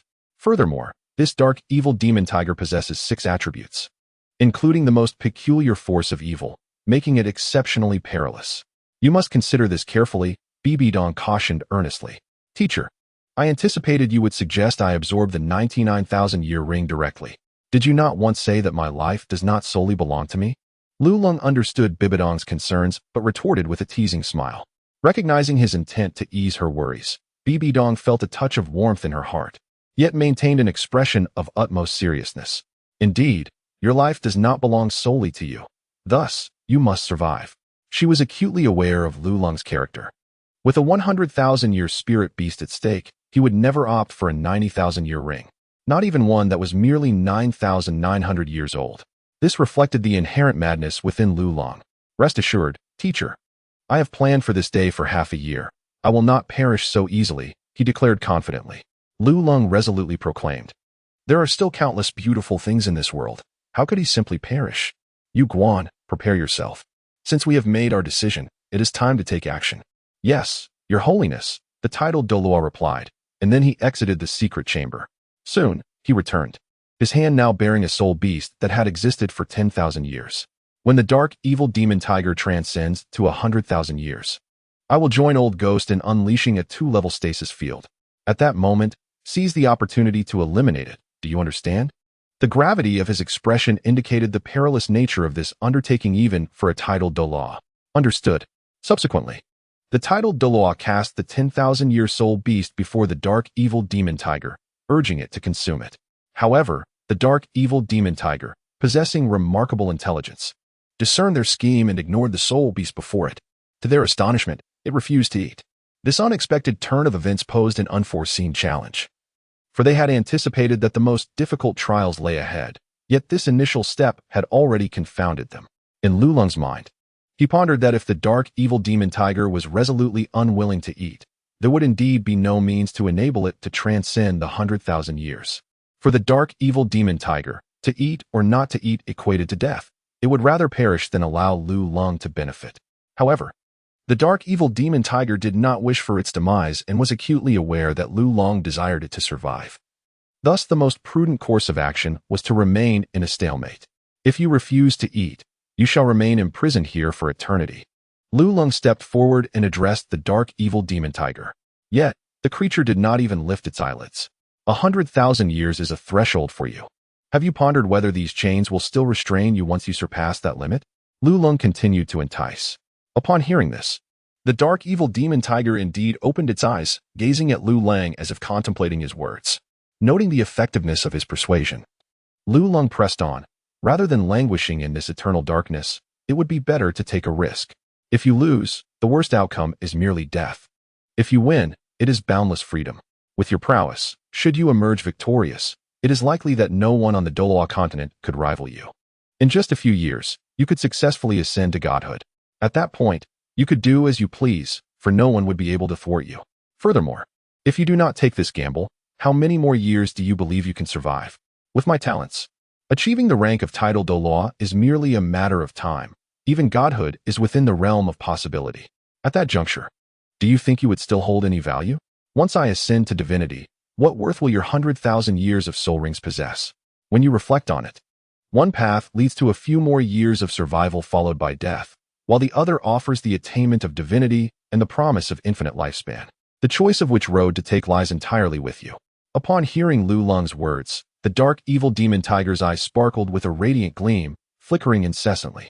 It intermittently cast glances towards Lulong and his companions, then shifted its gaze towards the soul beast before it, as if weighing the pros and cons of the situation. Upon witnessing its demeanor, Lulong discerned that the moment of truth was imminent. A final flicker of doubt lingered within him, yet he seized the opportunity to press on, asserting, "Do not forget, the stakes are not solely yours. I too am wagering, we are both in this gamble. For lives are staked against your single existence. What hesitation remains? Are you truly so timid? You proclaim yourself the supreme spirit beast of the realm. Why do you now display such cowardice?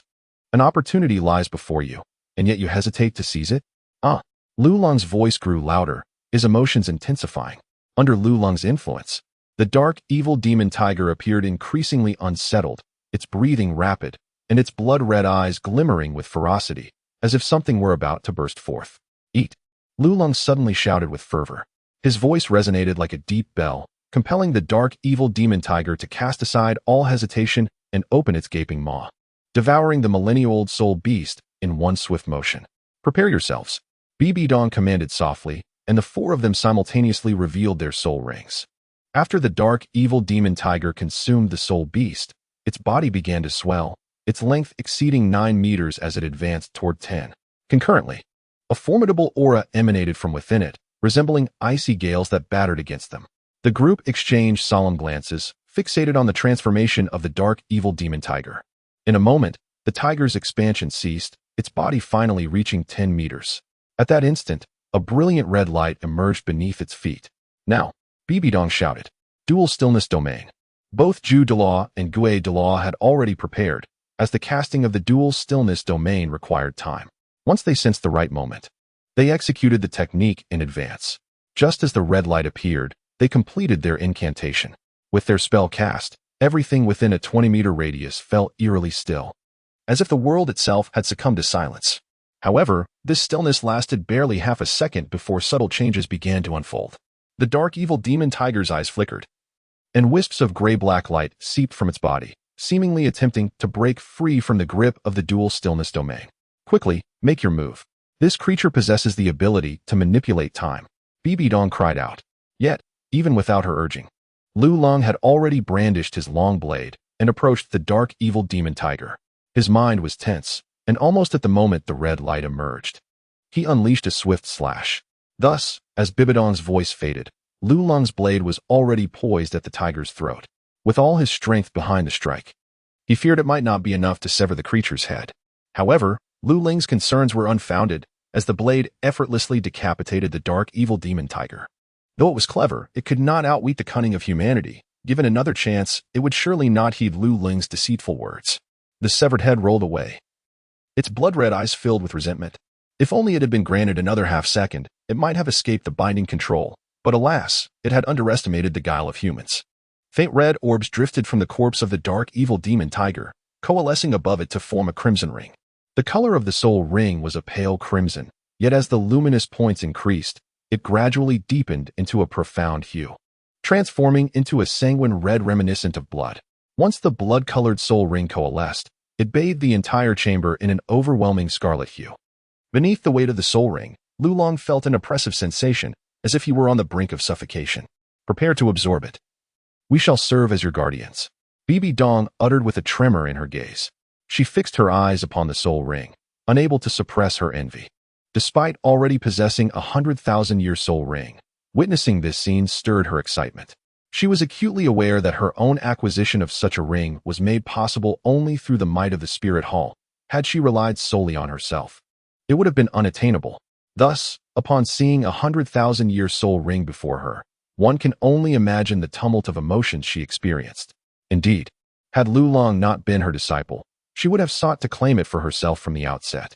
Meanwhile, the clear sky Douluo's eyes gleamed with an insatiable desire to possess the crimson soul ring. Yet such thoughts remained mere fantasies.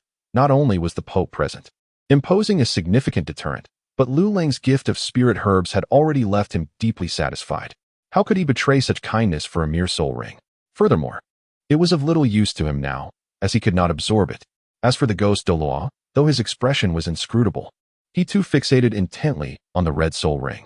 Like the clear sky Douluo, although both were titled Douluos, neither possessed a 100,000-year soul ring. The fact that Lulong, at such a young age and merely at the spirit master level, could lay claim to such a remarkable treasure invoked profound envy. A 100,000-year soul ring. Its allure is truly beyond description, representing the ultimate aspiration of all soul masters. Lulong heard Bibi Dong's words, yet he did not hasten to absorb the spirit ring. It could remain for an entire hour, and he had ample time. At present, he was waiting for something. Bibi Dong observed his stillness and, unsure of the reason, assumed he was in the midst of gathering his emotions, choosing to remain silent. Lulong concentrated intently, emptying his mind of all external distractions. His gaze fixed unwaveringly upon the corpse of the dark demon god tiger, not daring to blink. Suddenly, a jet-black orb, radiating a mesmerizing azure glow, surged forth. The moment it emerged, it attempted to flee. Lulong had long been prepared. As soon as the orb appeared, he sprang into action, seizing it with remarkable speed. Without pausing to admire its beauty, he swiftly placed it in his mouth and swallowed it whole. Without a trace of hesitation, Lulong chose to consume the orb directly. Lulong was aware of the orb's extraordinary ability to traverse dimensions. Initially, he intended to place it within his ring. However, upon reflecting that the ring itself constituted a separate realm, he feared it might still find a way to escape. Thus, he resolved to take decisive action and swallowed it whole. As for the potential consequences, he scarcely pondered them. Lulong's madness was once again manifested. What is that? Zhu Douluo inquired in astonishment. This was the first time he had witnessed such an extraordinary phenomenon. Is it a soul bone? That seems implausible. How could a soul bone fly out on its own? If it is not a soul bone, then what could it be? Bibi Dong's expression grew grave. She too was uncertain about the nature of that orb, yet she could distinctly sense the immense energy contained within it. Moreover, the energy was exceedingly chaotic, each strand invoking a sense of trepidation. As she watched Lulong consume the orb without hesitation, a wave of concern washed over her. She was unaware of what Lulong truly comprehended, but at that moment, all she could do was safeguard him, prepare the medicinal bath, and gather the auxiliary soul engineers. Additionally, summon all auxiliary soul masters above level 70. Bibi Dong commanded urgently. Yes, initially, Bibi Dong had not intended to mobilize such forces, but the orb that Lulong had abruptly ingested filled her with an unsettling apprehension. For Lulong's safety, she felt compelled to make comprehensive preparations. At that moment, She could not afford to dwell on the taboos associated with this chamber. Lulong's safety was paramount. Soon, a large vat of medicinal bath was brought in. Crafted from the finest herbs, designed to unblock meridians and accelerate soul power circulation, facilitating Lulong's absorption of the soul ring while alleviating some of the associated pain. Surrounding the bath were a series of bells, which served as soul tools, enhancing mental fortitude and providing further protection against potent soul shocks. Once these arrangements were completed, dozens of soul masters entered the chamber. These soul masters, both male and female, young and old, were all at least level 70 and were exclusively auxiliary soul masters. Upon entering the chamber, they were immediately struck by an overwhelming pressure that left them breathless. When they beheld the scarlet soul ring, their expressions froze in terror. As if ensnared by an unseen dread, rendered immobile like wooden statues, unable to move. Faced with 100,000-year soul ring, even the most avaricious desires were extinguished. Replaced by an infinite fear. Follow my command, and lend your full support to Lulong's absorption of the soul ring. Yes, with Bibi Dong's sharp command. The soul masters were jolted back to reality. Only then did they notice the young boy immersed in the medicinal bath at the center of the chamber. Chapter 74, The Might of the Spirit Hall. It's him. He intends to absorb 100,000-year soul ring. Is this some sort of jest? Their shock was palpable. Their expressions betraying profound confusion, even more so than when they had first glimpsed the 100,000-year soul ring, momentarily forgetting Bibi Dong's instructions. Humph! The cold yet commanding voice of Bibi Dong resonated, causing them to tremble and quickly regain their composure, promptly unleashing their martial souls in readiness. At this moment, Lulong, having consumed the orb, felt an immediate wave of chill enveloping him, as though he had plunged into an icy abyss, rendering him a statue of ice. Exuding coldness from within, his senses remained keen, but in an instant, a piercing cold surged into his mind like a sharp blade, nearly rendering him unconscious. A trickle of blood escaped from the corner of his mouth as a layer of black light enveloped him, cocooning him like a silken chrysalis, obscuring his condition from view. With the emergence of this black luminescence, peculiar transformations began to unfold around Lulong. The black light ebbed and flowed, gradually revealing a hint of gray. As this gray hue began to spread, the onlookers were taken aback, for they clearly witnessed the medicinal bath within the tub turn transparent. While the herbs floating atop gradually withered, eventually dissipating into wisps of gray mist that merged with the light. Simultaneously, even the tub itself became tainted by this gray aura. Fortunately, as it was crafted from metal, it withstood the corrosion, albeit barely. Observing this, Bibi Dong commanded an immediate infusion of medicinal bath into the tub. Consequently, a continuous stream of medicinal concoctions flooded into the chamber, as an array of top-tier herbs were hastily prepared, bustling the entire logistics of the spirit hall. In the hall of offering, Qian Dao Lu's face radiated joy as he stood before an extraordinarily beautiful woman. Her skin was as white as snow, her nose elegantly straight, and her slightly delicate phoenix eyes bore a touch of regal beauty. Dressed in a long golden palace gown, seamlessly woven from golden threads. The attire was devoid of excessive embellishments, embodying a style that was both ancient and elegant. The golden collar framed her long, snow-white neck, while her golden hair cascaded casually down her back, unkempt and contrasting sharply with her meticulously tailored gown. This woman was Qian Renxue. Swear, it has been a long time. How have you been? Qian Dao Lu inquired gently.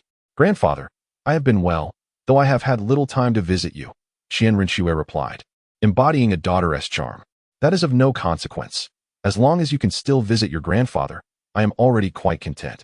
I hear you have successfully ascended to the position of crown prince? Qian Dao Lu continued. Indeed. It is precisely because I have become crown prince that my responsibilities have multiplied, which prevented me from returning during your birthday last year, Qian Renxue acknowledged. A hint of guilt in her nod. Alas, I truly feel for you, Qian Dao Lu remarked, unable to suppress his sympathy upon seeing Qian Renxue's demeanor. He could not help but think of Lulong. If only Schwerer could be like him, perhaps she would be free from such burdens. The Pope had taken on a remarkable disciple, one whose talent surpassed even hers. Possessing a martial soul mightier than that of the six-winged angel, a divine martial soul named Lulong. Qian Dao Lu involuntarily uttered, Lulong. Qian Renxue was puzzled. She had never heard of this name. Just as Qian Dao Lu was about to provide an introduction, a cacophony erupted from outside the hall. What is happening? Qian Dao Lu inquired coldly. Reporting to the high priest, it is the personnel from the logistics department. His Holiness the Pope has commanded that all top-grade herbs be prepared into medicinal baths and sent over. A maid's voice came from outside the door. Is something going on?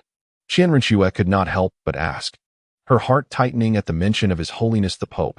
I am not quite sure, but I heard that His Holiness has summoned all auxiliary soul masters above level 70. All auxiliary soul masters. Qian Renshue's complexion shifted slightly. With the mention of medicinal baths and soul masters, could it be that something has happened to the Pope?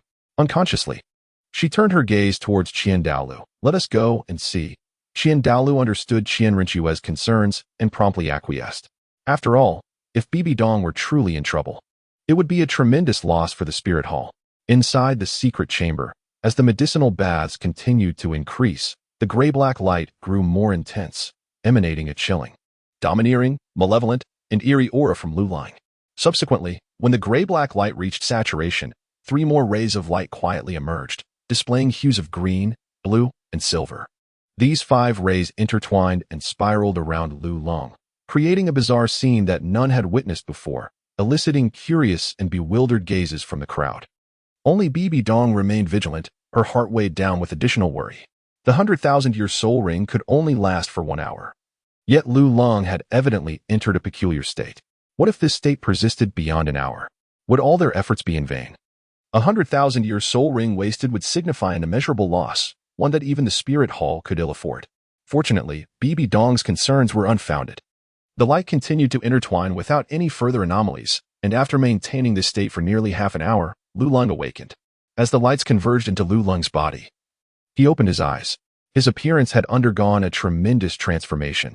His facial contours were more pronounced, rendering him strikingly handsome and enchanting. His skin had become much fairer, as smooth as that of a newborn. The most significant change, however, lay in his aura. Previously, he had exuded a sunny, charming demeanor, but now he had transformed into something exceptionally alluring. Particularly, the arch of his eyes, reminiscent of a crescent moon, imbued him with an otherworldly quality. The slight curve of his lips seemed to reveal a glimpse of madness inherent within him, reserved yet audacious, a striking contradiction.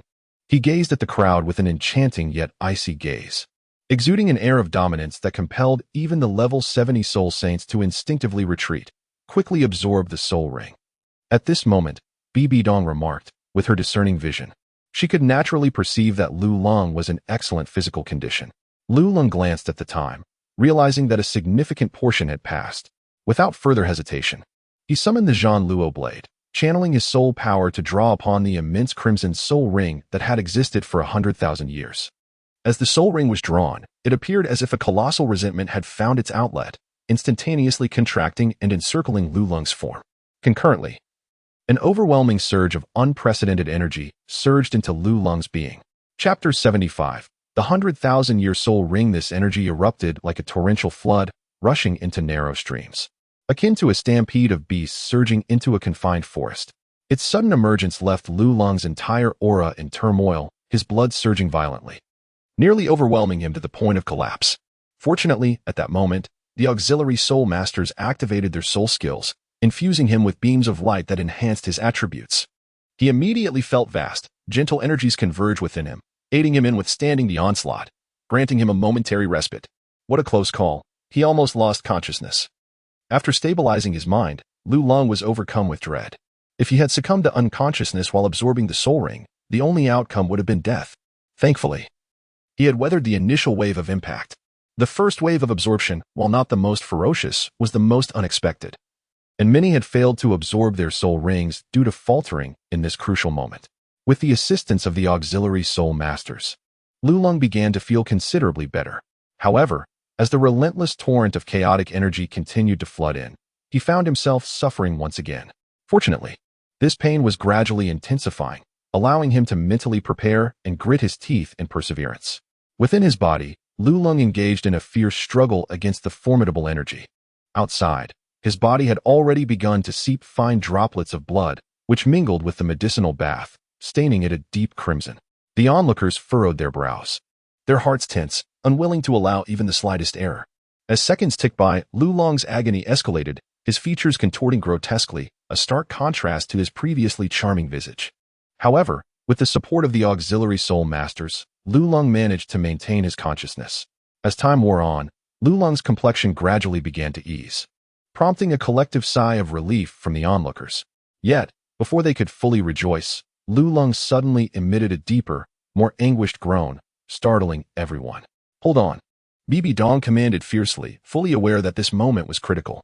At this juncture, the resentment of the dark evil demon tiger could no longer be contained. Its spirit began to assault Lulong's soul. The dark evil demon tiger was an inherently malevolent soul beast, and its lingering remnants were exponentially more potent than those of ordinary soul beasts. Moreover, having endured 6 months of torment at the hands of the spirit hall during its lifetime, the intensity of this resentment had escalated to a terrifying magnitude. Upon the emergence of this resentment, Lulong felt a chilling presence invade his mind, a coldness so powerful that it began to freeze his very thoughts. Let his entire cerebral realm descend into a languid state. At that moment, the rare few psychic soul masters among the auxiliary soul masters unleashed their amplifying soul skills, penetrating into Lulong's consciousness. Simultaneously, a string of bells around them began to chime on their own, the clear tones resonating in the air like a gentle breeze, unsealing the frozen world. Yet, just as Lulong had gained a slight advantage, this malevolent force surged forth once more with ferocity. Within Lulong's mental domain, a pitch-black winged tiger relentlessly ravaged his world, while Lulong stood before it, transformed into a sharp blade, engaging in a fierce struggle. However, the tiger was overwhelmingly powerful. In just a few exchanges, Lulong found himself retreating under its might. The tiger, emboldened, advanced with reckless abandon, leaving a trail of desolation in its wake. This is dire. The resentment of the dark evil demon tiger is far too potent, having surpassed 100,000 years. Bibi Dong remarked gravely, her eyes filled with trepidation. This dark evil demon tiger is the embodiment of the malevolent deity, even at its 6,000-year mark.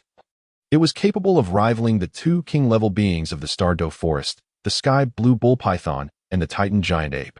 Now, with its age extending to 100,000 years, it could easily overpower these 2 forest monarchs.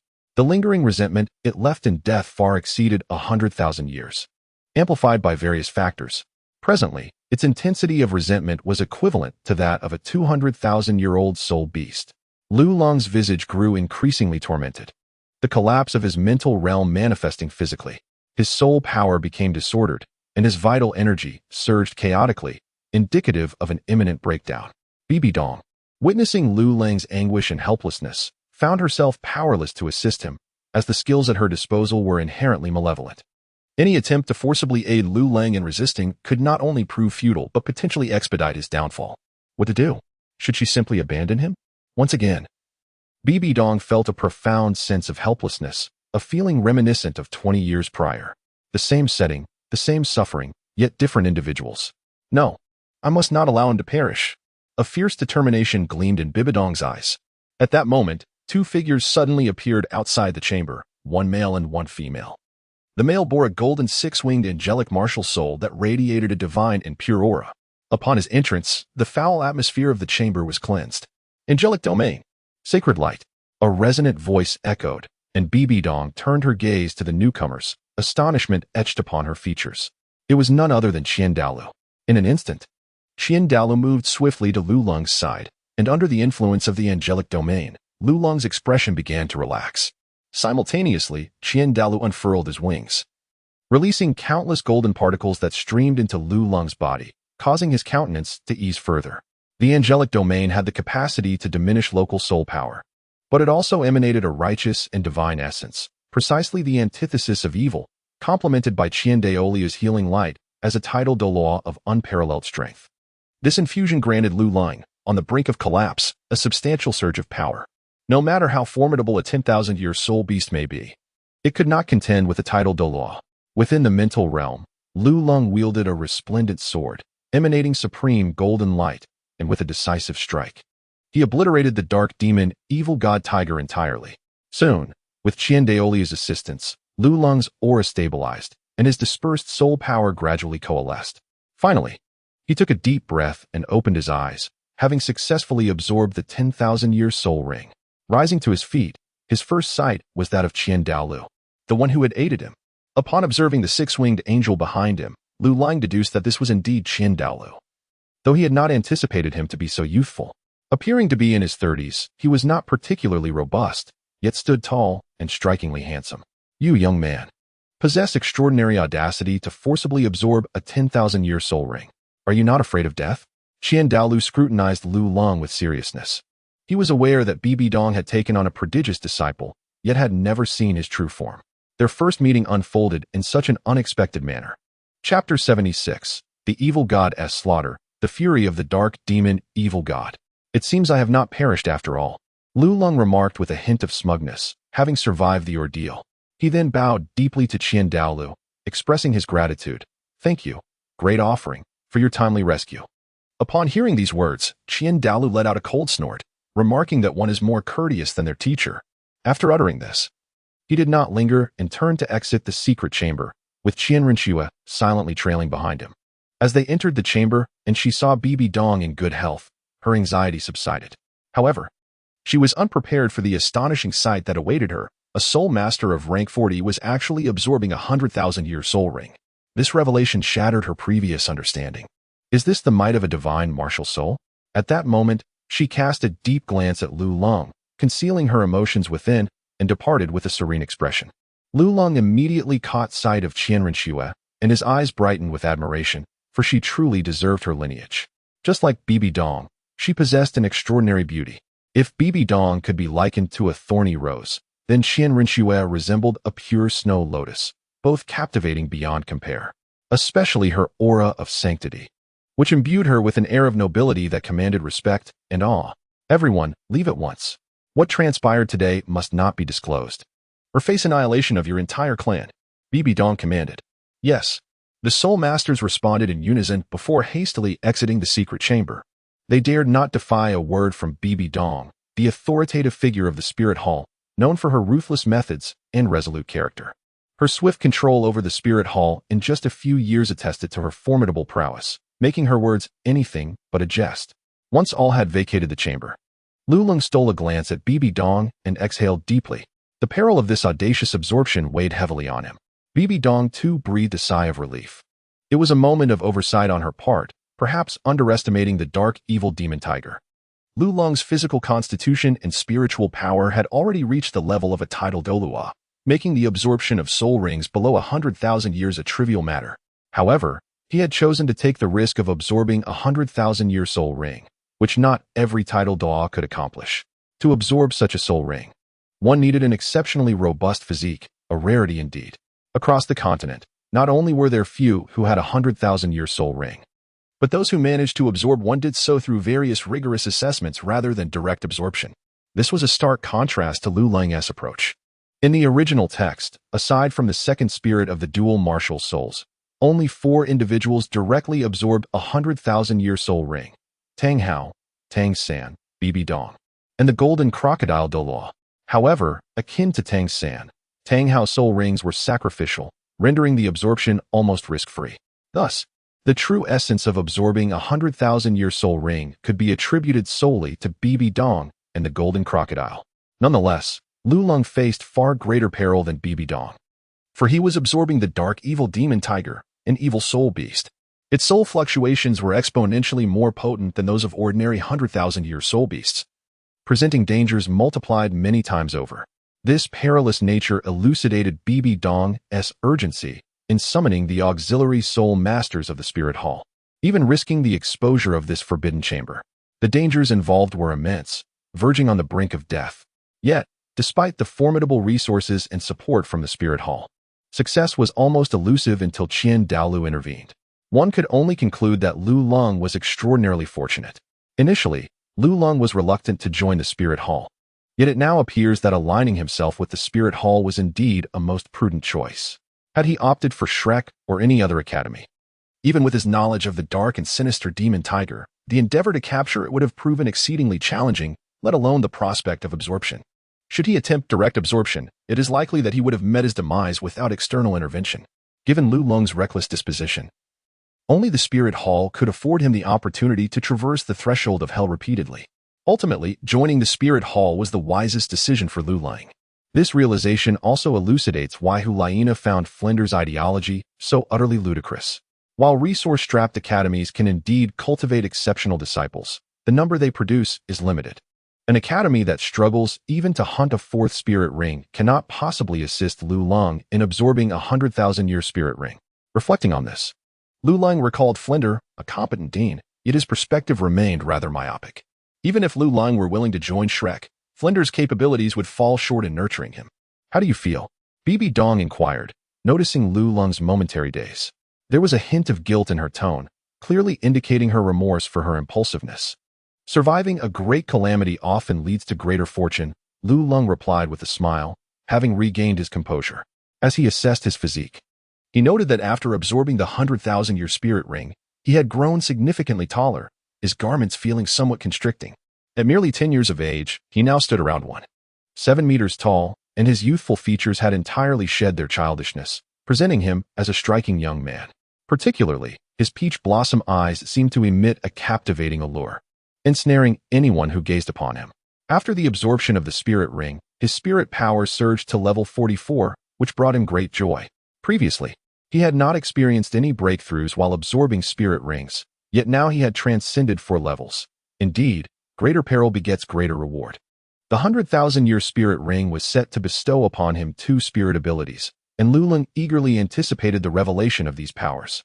Soon, Lu Long opened his eyes, and upon comprehending the nature of the 2 spirit abilities, a smile spread across his face. The first ability, named Evil God Slash, was an exceptionally potent and enigmatic technique. Although the attack method was deceptively simple, it was immensely difficult to defend against. It possessed 6 different attributes that could be seamlessly switched according to Lu Long's will, thereby yielding diverse effects. For instance, when confronting a formidable defensive opponent, he could amplify the attributes of darkness and malevolence while diminishing the other 4. Harnessing the destructive force of darkness and the corrosive nature of evil, he could breach the enemy's defenses. Conversely, when faced with an adversary who relied on speed, Lu Long could enhance the attributes of time and space, thereby reducing his opponent's velocity and securing victory. In essence, this was an extraordinarily formidable spirit ability. Although it was but a single technique, it encompassed 6 distinct effects, rendering it immensely powerful. Upon discerning the function of this soul skill, Lu Long's eyes sparkled with delight. For what could be perceived as a single soul skill could, in actuality, be interpreted as 6 distinct soul skills. Chapter 77, The Disruption of the Phantom Skull. The second soul skill, ominously named the Wrath of the Dark Demon God, boasts an imposing title and is classified as an area of effectability. Upon activation, it unleashes a dark orb from his mouth, which ascends into the heavens before erupting into a myriad of shadowy arrows that rain down upon his foes, generating powerful energy fluctuations that inflict spiritual damage. It is crucial to note that this constitutes spiritual damage rather than physical harm. Spiritual damage is notably challenging to withstand. With virtually no defensive measures available, only through the use of specialized soul-guiding devices or possessing superior mental strength can one hope to endure it. In this continent, how many soul masters possess mental prowess that surpasses Lu Long's? It is worth mentioning that his current mental strength is at the level of a tidal Douluo. A soul beast aged over 100,000 years inevitably yields a soul bone. Let us see what type of soul bone you have acquired. After Lu Long's elucidation of his soul skills, Bibi Dong instructed him to search for a soul bone once more. Lu Long nodded, subsequently searching beside the lifeless form of the dark evil demon tiger while holding the blade of severing. Soon, he discovered a skull radiating a sinister gray-black glow. It is indeed a skull, Lu Long remarked as he scrutinized it. The skull brought forth by the dark evil demon tiger possesses ambiguous attributes. Yet it predominantly aligns with the offensive prowess category, making it rather suitable for you, Bibi Dong elaborated. Lu Long nodded slightly. Regardless of the nature of the skull, he would absorb it, for it belonged to the dark demon evil god tiger, undoubtedly extraordinary. Thus, he commenced the absorption of the soul bone. The process of absorption bore little risk, and moments later, Lu Long opened his eyes. The spirit-concentrated breaking illusion skull came with the innate ability to penetrate all deceit, revealing the essence of things and granting immunity to all illusions. The other 2 soul skills included evil telekinesis, which allowed him to manipulate another's consciousness while planting a mark to turn them into his puppet, provided that the target did not resist. It could be forcibly executed, though this might result in backlash. The second skill, mental destruction arrow, enabled him to condense his mental energy into an invisible arrow, striking directly at the opponent's mind and inflicting devastating damage. It could eliminate those with inferior mental strength in an instant, while still exerting significant control over those stronger, albeit with considerable limitations. Using it would deplete his mental energy, necessitating a period of recovery. Upon hearing of these 4 formidable abilities, Bibi Dong couldn't help but express her envy towards Lulong. With his extraordinary talent, boldness, meticulousness, and fortuitousness, having such a disciple would surely lead the Spirit Hall to fulfill her ambitions. Yet, simultaneously, a sense of unease crept into her heart. Lulong's terrifying prowess increasingly posed a threat to her. For now, she could maintain control, but should he absorb 2 more soul rings, she feared she would be powerless against him. Eliminating him now was clearly out of the question. After all, he was her disciple and quite obedient. However, Lulong's inherent madness left her feeling helpless. It seemed imperative that she hasten the progress of the Rakshasa divine test. Contemplating her options, Bibi Dong concluded that this was the only viable solution.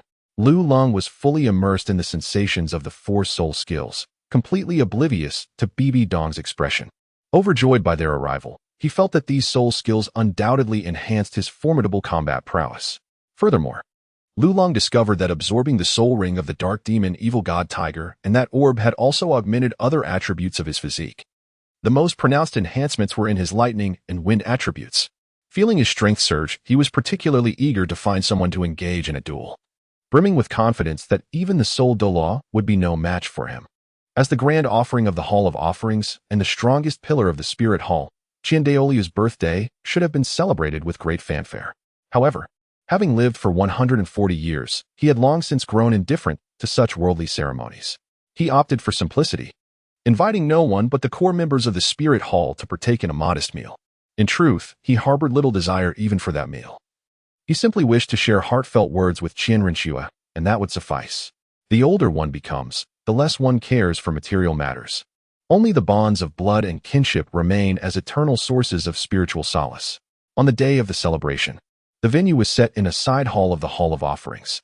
Naturally, Lulong and Hulaina, as outstanding talents of the younger generation, were also present. Other offerings and elders from the Hall of Offerings brought along their most exceptional disciples, who formed their own table as juniors. Among them, Lulong was the youngest. Yet his strength was unparalleled, and with his status as a disciple of the Pope, he was naturally entitled to the principal seat of the younger generation. However, as this was Qiandaoliu's domain, coupled with Qian Renshua's presence, the apparent hierarchy was elevated. Thus, Lulong refrained from taking the lead, and the main seat rightfully belonged to Qian Renshua, while Lulong sat beside her. Following in order were Hulaina, Jin Jingyang, Xieyu, Yin, Sun Chuantao, Zhang Ping, and others. On the opposite side, Qian Daolu occupied the main seat, with Bibi Dong seated beside him. Although the Pope and Qian Daolu had their differences, they refrained from displaying any discord in this moment, resulting in a rare atmosphere of harmony and pleasantness. After exchanging pleasantries and offering gifts, the main agenda commenced. As everyone indulged in exquisite food and fine wine, they exchanged compliments and sweet words, and soon enough, the wine had circulated 3 times. Subsequently, Bibi Dong found an excuse and took her leave from the Hall of Offerings. Naturally, Qian Daolu did not impede her, merely offering a courteous remark as she departed. With Bibi Dong leading the way, the elders from the Elder Hall felt compelled to follow suit, bidding farewell until only Lulong and a few others from the younger table remained. Noticing that most had departed, Hulaina expressed her desire to leave as well. Turning to Lulong and saying, "It's about time. We should also take our leave." "Yes, you may go ahead. I wish to stay a while longer." Lulong replied calmly, continuing to savor his meal. "Stay a while longer? What are you waiting for?" Hulaina inquired, puzzled, as the dishes had been served and most guests had already left. "Of course, I'm waiting for the birthday cake. I'm still not full," Lulong stated matter-of-factly. "But the teacher has already left," Hulaina replied. "She had something to attend to, and I have nothing on my agenda. If you have something to do, feel free to leave. I, on the other hand, wish to indulge a bit longer," Lulong continued, his mouth still occupied. "You." Hulaina was rendered speechless. "Fine. Eat then. I shall take my leave." Hulaina dared not linger, fearing the teacher might overthink the situation and impose restrictions on her, which would be counterproductive. Thus, she departed. The moment Hulaina exited, Xieyu, Yan, and others followed suit. Chapter 78. The Eternal Angel of God Soon. The vast hall was left with only Lulong, Qian Renshua, Qian Daolu, and a few worshippers of the hall. "Little one, everyone has left. Why do you remain?" The golden crocodile Douluo teased as he observed Lu Long, who was engrossed in his meal. He found himself intrigued by this young lad. Not solely because Lu Long had bested his grandson, but due to Lu Long's remarkable attributes, his divine martial soul, formidable physique, and soul ring configuration that transcended common understanding. Such an individual would undoubtedly be the center of attention wherever he went. "I'm simply not yet satiated, and besides, the cake hasn't been served," Lu Lang replied, as he picked up a piece of soul beast meat and placed it in his mouth. He spoke while eating, showing no concern for his image. In the spirit hall, such disregard for etiquette was generally regarded as quite distasteful. However, those present did not express any discomfort. Perhaps it was due to his prowess or his alluring demeanor that rendered everything he did remarkably captivating. "Cake?" The golden crocodile Douluo was taken aback, pondering what a cake might be, for he had never encountered such a thing before. Upon hearing the words, Lu Long chose not to respond, instead continuing to savor his meal at a leisurely pace. Eventually, noticing the growing impatience of the golden crocodile Douluo, he wiped his mouth with a napkin and approached the table of Douluo. With a flourish of his hand, a splendid tin-tiered cake materialized before him. The cake, resembling a pagoda, rose majestically with each layer intricately depicting various scenes, palaces, soul beasts, continents, and skies vividly brought to life. Atop this magnificent creation rested a golden angel. Moreover, the colors of each layer were harmoniously arranged. From the base to the pinnacle, shades of yellow, purple, black, and red culminated in gold, symbolizing the soul rings.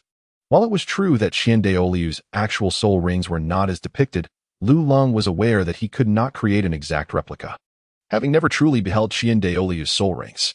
To do so would surely reveal the truth. "Behold, the cake, this is indeed a cake."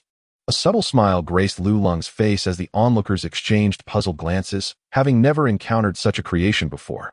Lu Lang stepped forward and placed the cake before Douluo, saying, "Great offering, this delicacy has been specially prepared for you by me. In my hometown, we refer to this as a cake, symbolizing the fulfillment of wishes and the realization of beautiful dreams. Every cake bears a name, and I have bestowed upon this one the title of Eternal Angel of God. This humble gift serves two purposes. First, to express my gratitude for your timely assistance, and second, to wish for your ascendance beyond the 100th level. May you reach divinity swiftly."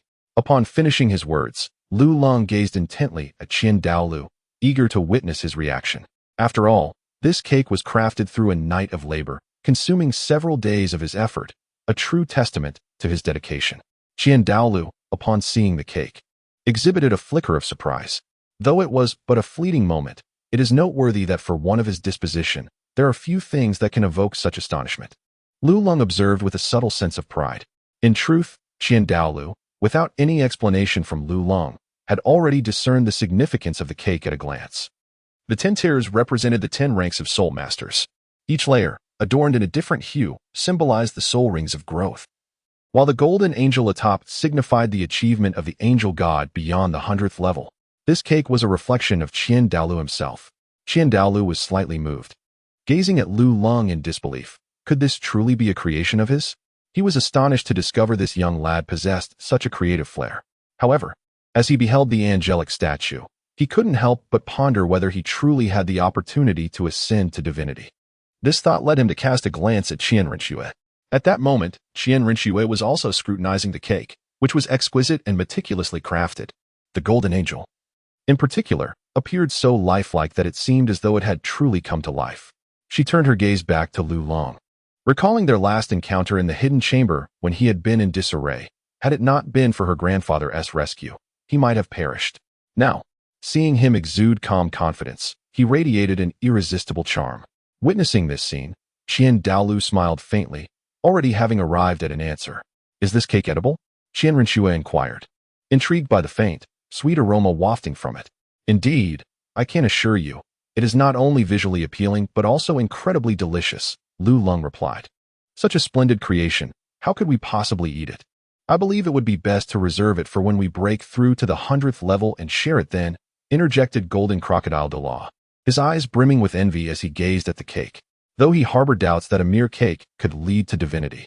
Receiving such a meaningful gift was the highest form of praise for any soul master.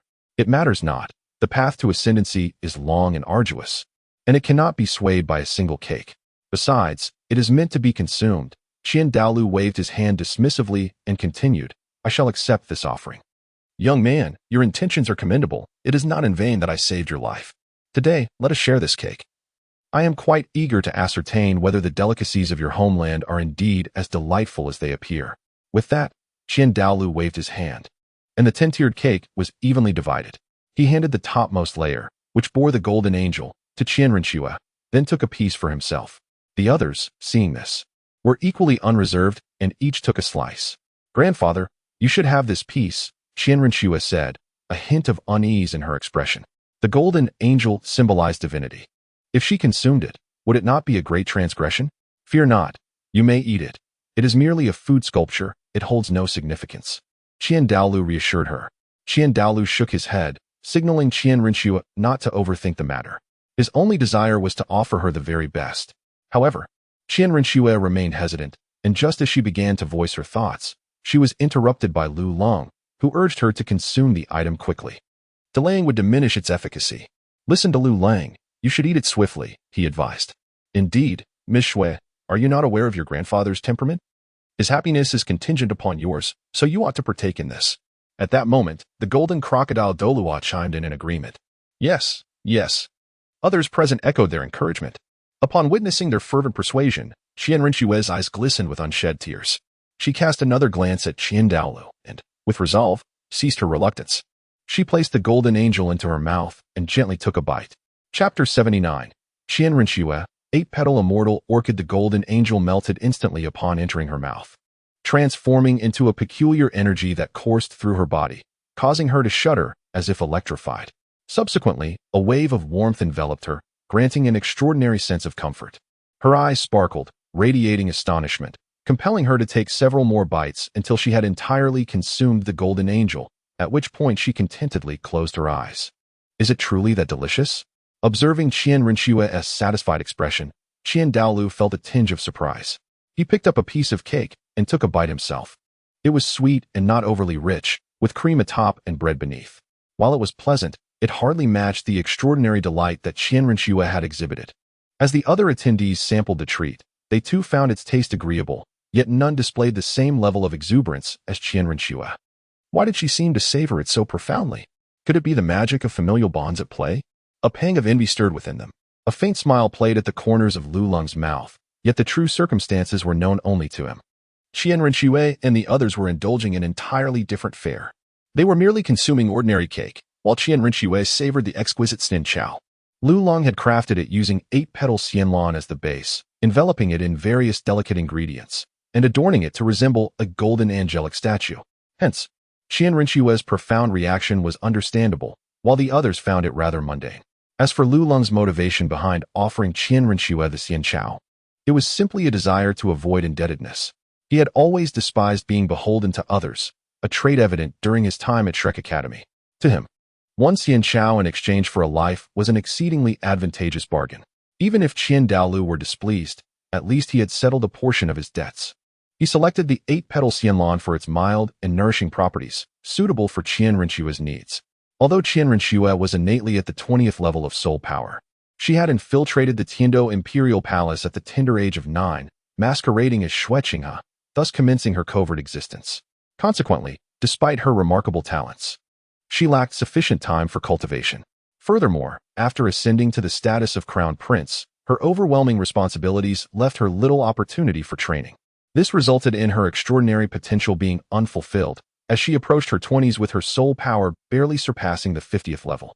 Although her soul power appeared superior to most, its foundation remained fragile, which was precisely why Lu Long had chosen the 8-petal xianlon for her. At that moment, Qian Renxue felt a wave of comfort enveloping her, as warm currents coursed through her meridians, transforming her physical constitution. Under this transformative influence, she sensed the long-dormant soul power within her stirring, on the verge of a breakthrough. Without a second thought, she settled into a meditative posture on the ground and commenced her cultivation. What did you give Shuet? Observing this scene, Qian Daolu immediately realized that Lu Long had provided Qian Renxue with something entirely different than what the others were consuming. Nothing of consequence, merely a Xian Chao. Lu Long replied nonchalantly, Xian Chao. Qian Daolu was taken aback, while the golden crocodile Douluo and the other attendants gasped in surprise. Indeed, it is merely a Xian Chao. Why the fuss? Lu Leng remarked with a smirk, perceiving them as naive bumpkins who had become dull-witted in the worship hall. Just a Xian Chao. The golden crocodile Douluo's eyes widened in astonishment as he approached Lu Leng, scrutinizing him from head to toe. What sort of audacity allowed one to so brazenly declare, "It's just a Xian Chao"? Suddenly, a glimmer of cunning sparkled in the golden crocodile Douluo's eyes as he said, "You certainly have a bold tongue.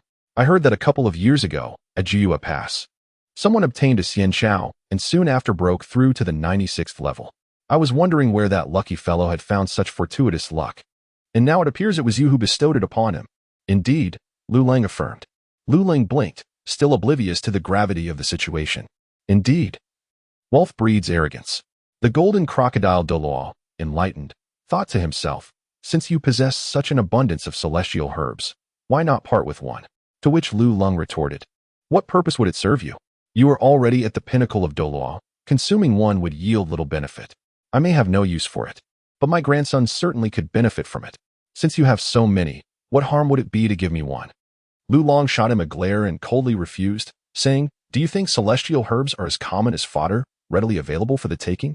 Moreover, what connection do I have to your grandson? Why should I provide for him? You did strike him. Surely, you ought to cover some medical expenses." The golden crocodile Douluo dug up old grievances. "Oh, what do you mean by that?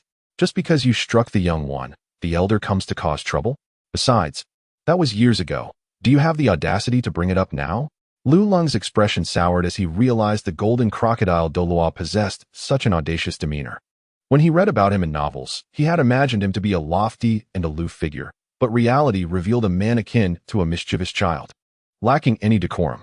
"Listen here, young man, spare me the chatter. I ask you plainly, will you or will you not comply?" The golden crocodile Douluo, having cast aside his dignity as a title Douluo, threatened him outright. "No."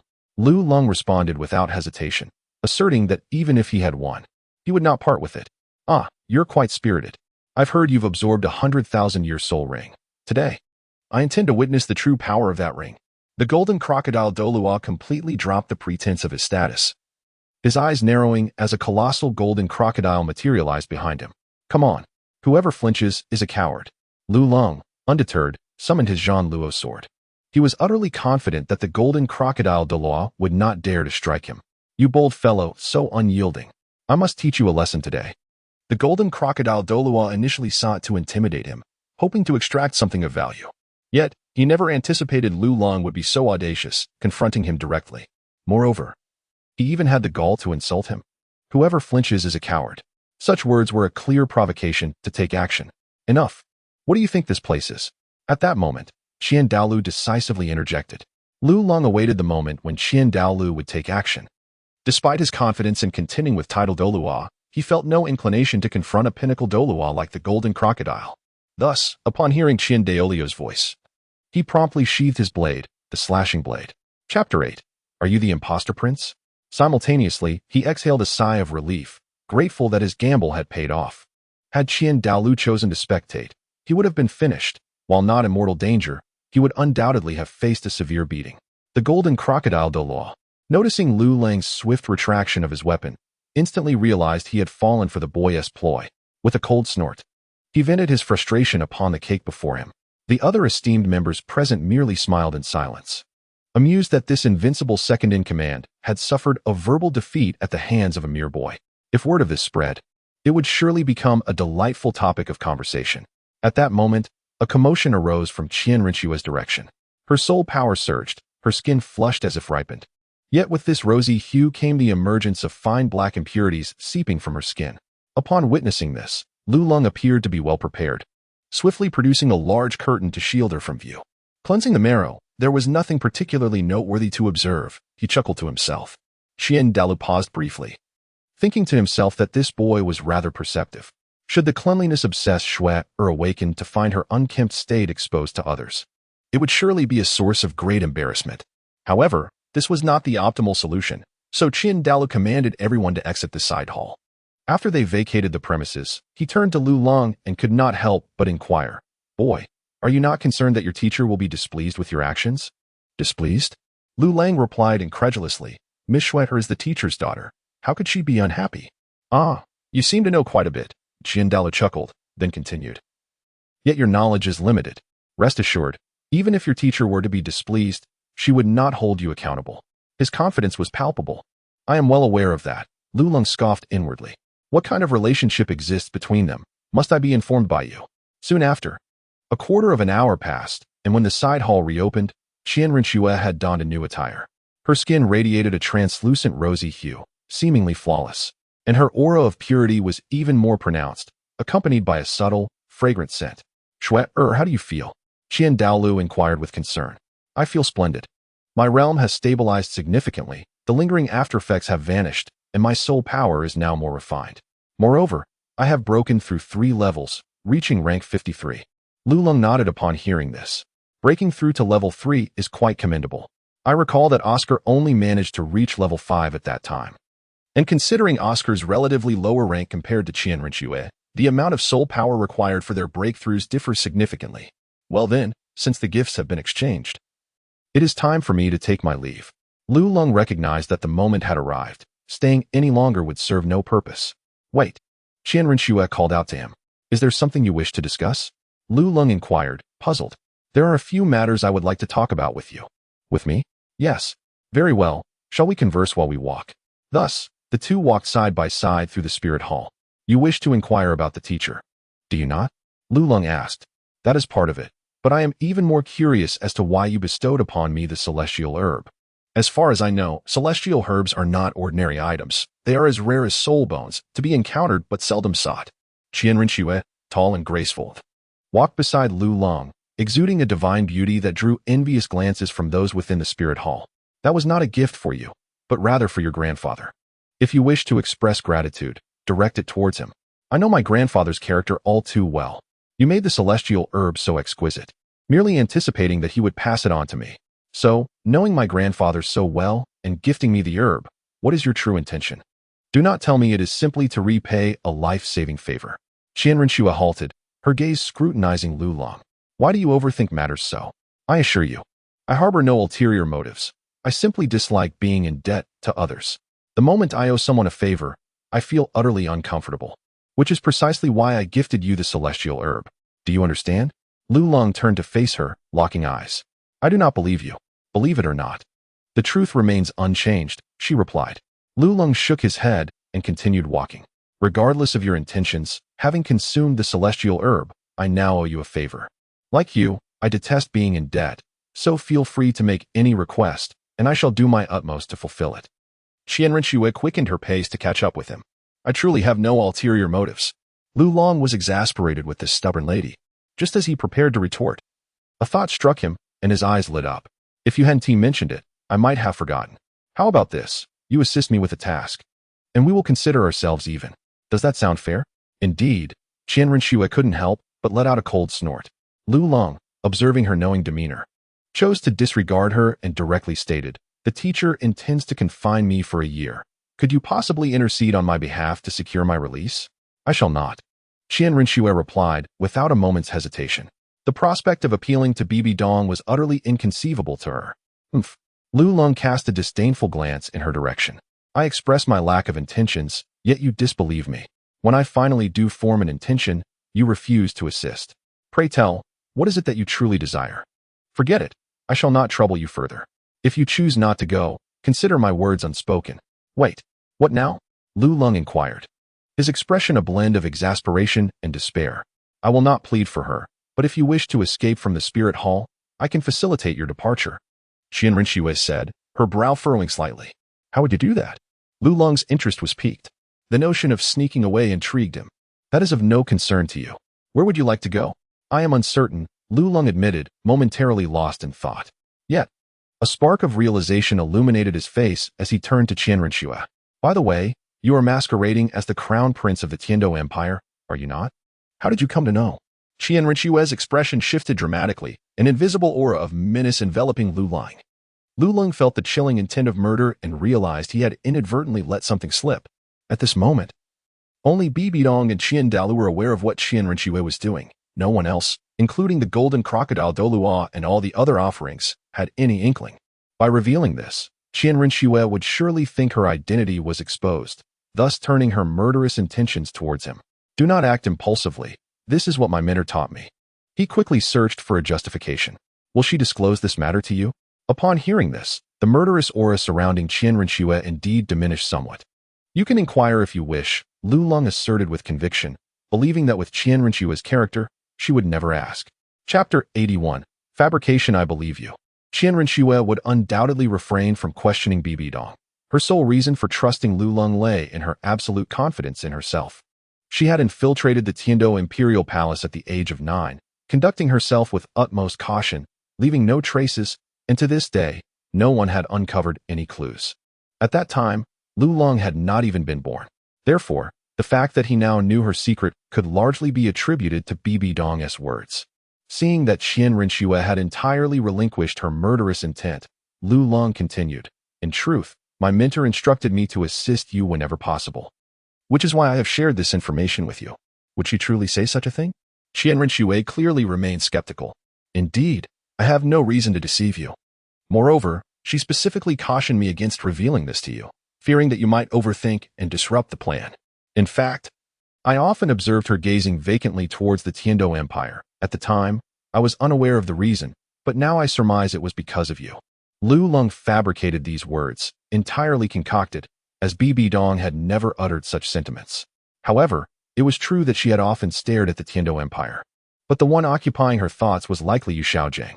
"Nonsense," Qian Rinxue snapped, instructing Lu Long to cease his chatter. She could not fathom that Bibi Dong, that woman, would ever consider her, nor would she permit Lu Long to assist her. Under Qian Rinxue's furious gaze, Lu Long found himself momentarily at a loss. He had anticipated that his words would move her to tears, yet her reaction was entirely unexpected, diverging greatly from his imagination. In novels, when a mother and daughter quarrel, it is typically a third party who mediates the relationship. Why, then, was the rift between them only widening? Do you truly believe I am but a young girl? If she were to utter such words, would I need to journey to the Tiando Empire? If she could say such things, why has she neglected me all these years? Qian Rinxue's thoughts trailed off abruptly. She forcibly halted her train of thought, sorrow etched upon her face as she gazed at Lu Long.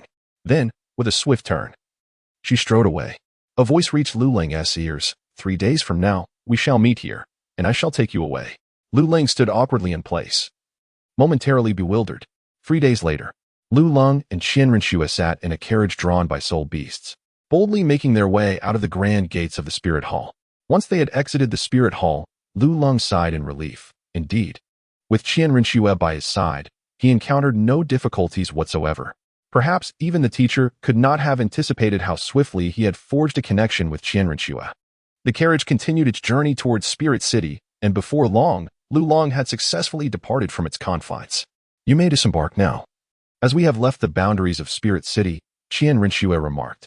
"I shall accompany you to Tiando City," Lu Long replied, casually popping a fruit into his mouth as he reclined comfortably. One must admit, this carriage was exceedingly comfortable, with excellent shock absorption and soundproofing. It allowed visibility from within while concealing its occupants from the outside. Most importantly, the spacious interior accommodated both of them quite generously. "What is your purpose in going to Tiando City?" she inquired. "To assist you, of course. Did the teacher not mention this? I do not require your assistance." "Do not worry. I shall simply appear when you need me," Lu Lang said with a hint of audacity. "Once we reach Tiando City, you may assign me wherever you see fit, though I would prefer not to be too far away." Qian Rinxue remained silent, tacitly accepting Lu Lang's proposal. More than a month later, an opulent carriage entered Tiando City. At this moment, Qian Rinxue had donned the attire of Shueqinghe, while Lu Long continued to conceal himself within the carriage. Having successfully arrived in Tiando City, they found a hotel where Lu Long could alight. "I must go to the palace. It would not be suitable for you to accompany me. Stay here for a couple of days, and someone will come to find you. Simply follow their instructions when the time comes." With that, and without waiting for Lu Long's consent, she departed. Lu Long stood bewildered at the entrance of the hotel. And at that moment, he inexplicably thought of Hulaina. For once, he had not brought her along, and he found himself feeling somewhat disconcerted. Lu Long shook his head with a bitter smile, feeling rather pathetic. When others were present, he found them bothersome, yet in their absence, he found himself longing for their company. Was this not the epitome of self-deprecation? After checking into the hotel, he spent 2 aimless days there, and, as expected, Someone eventually came to seek him out, a middle-aged man. "Hello," the man greeted Lu Lung with a polite bow. Lu Lung was taken aback. The person before him had addressed him with honorifics. He inquired, "Who are you?" "I'm Count Salz of the Tiando Empire, and I also serve as a retainer to His Highness the Crown Prince. Furthermore, I hold another title as the Cardinal of the Spirit Hall," Salz replied. "Oh, I see. What arrangements does he have for me?" Lu Lung expressed his surprise at such a trusted aide being dispatched to him. Indeed, Qian Rinxue was both audacious and meticulous. "Please follow me," Salz instructed, leading Lu Lung into the depths of Tiando City. "His Highness has requested that you enter the Tiando Royal Academy for your studies. He will reach out to you regarding any future matters," Salz elaborated as they walked. "The Tiando Royal Academy? I recall that one must possess noble status to gain admission," Lu Lung remarked. "This has already been arranged. From this day forth, you shall be recognized as a fallen noble baron from the Dalmatia Kingdom, orphaned and without lineage. Here is your identification," Salz stated, handing Lu Lung a small booklet. Lu Lung glanced at the name above, which was also Lu Lung, and noted that the preparations were quite satisfactory. "Well, ahead lies the Royal Academy of Tiando. From here on, you must handle matters on your own." Soon, the two arrived at the entrance of the Royal Academy of Tiando. After speaking, Salz turned and departed. Lu Lung arrived at the entrance of the Tiando Royal Academy, presenting his noble credentials along with the letter of introduction from Count Salz. He was granted passage into the esteemed institution without delay. The Tiando Royal Academy, a comprehensive Soul Master Academy, occupies an expansive area, nearly enveloping a small mountain.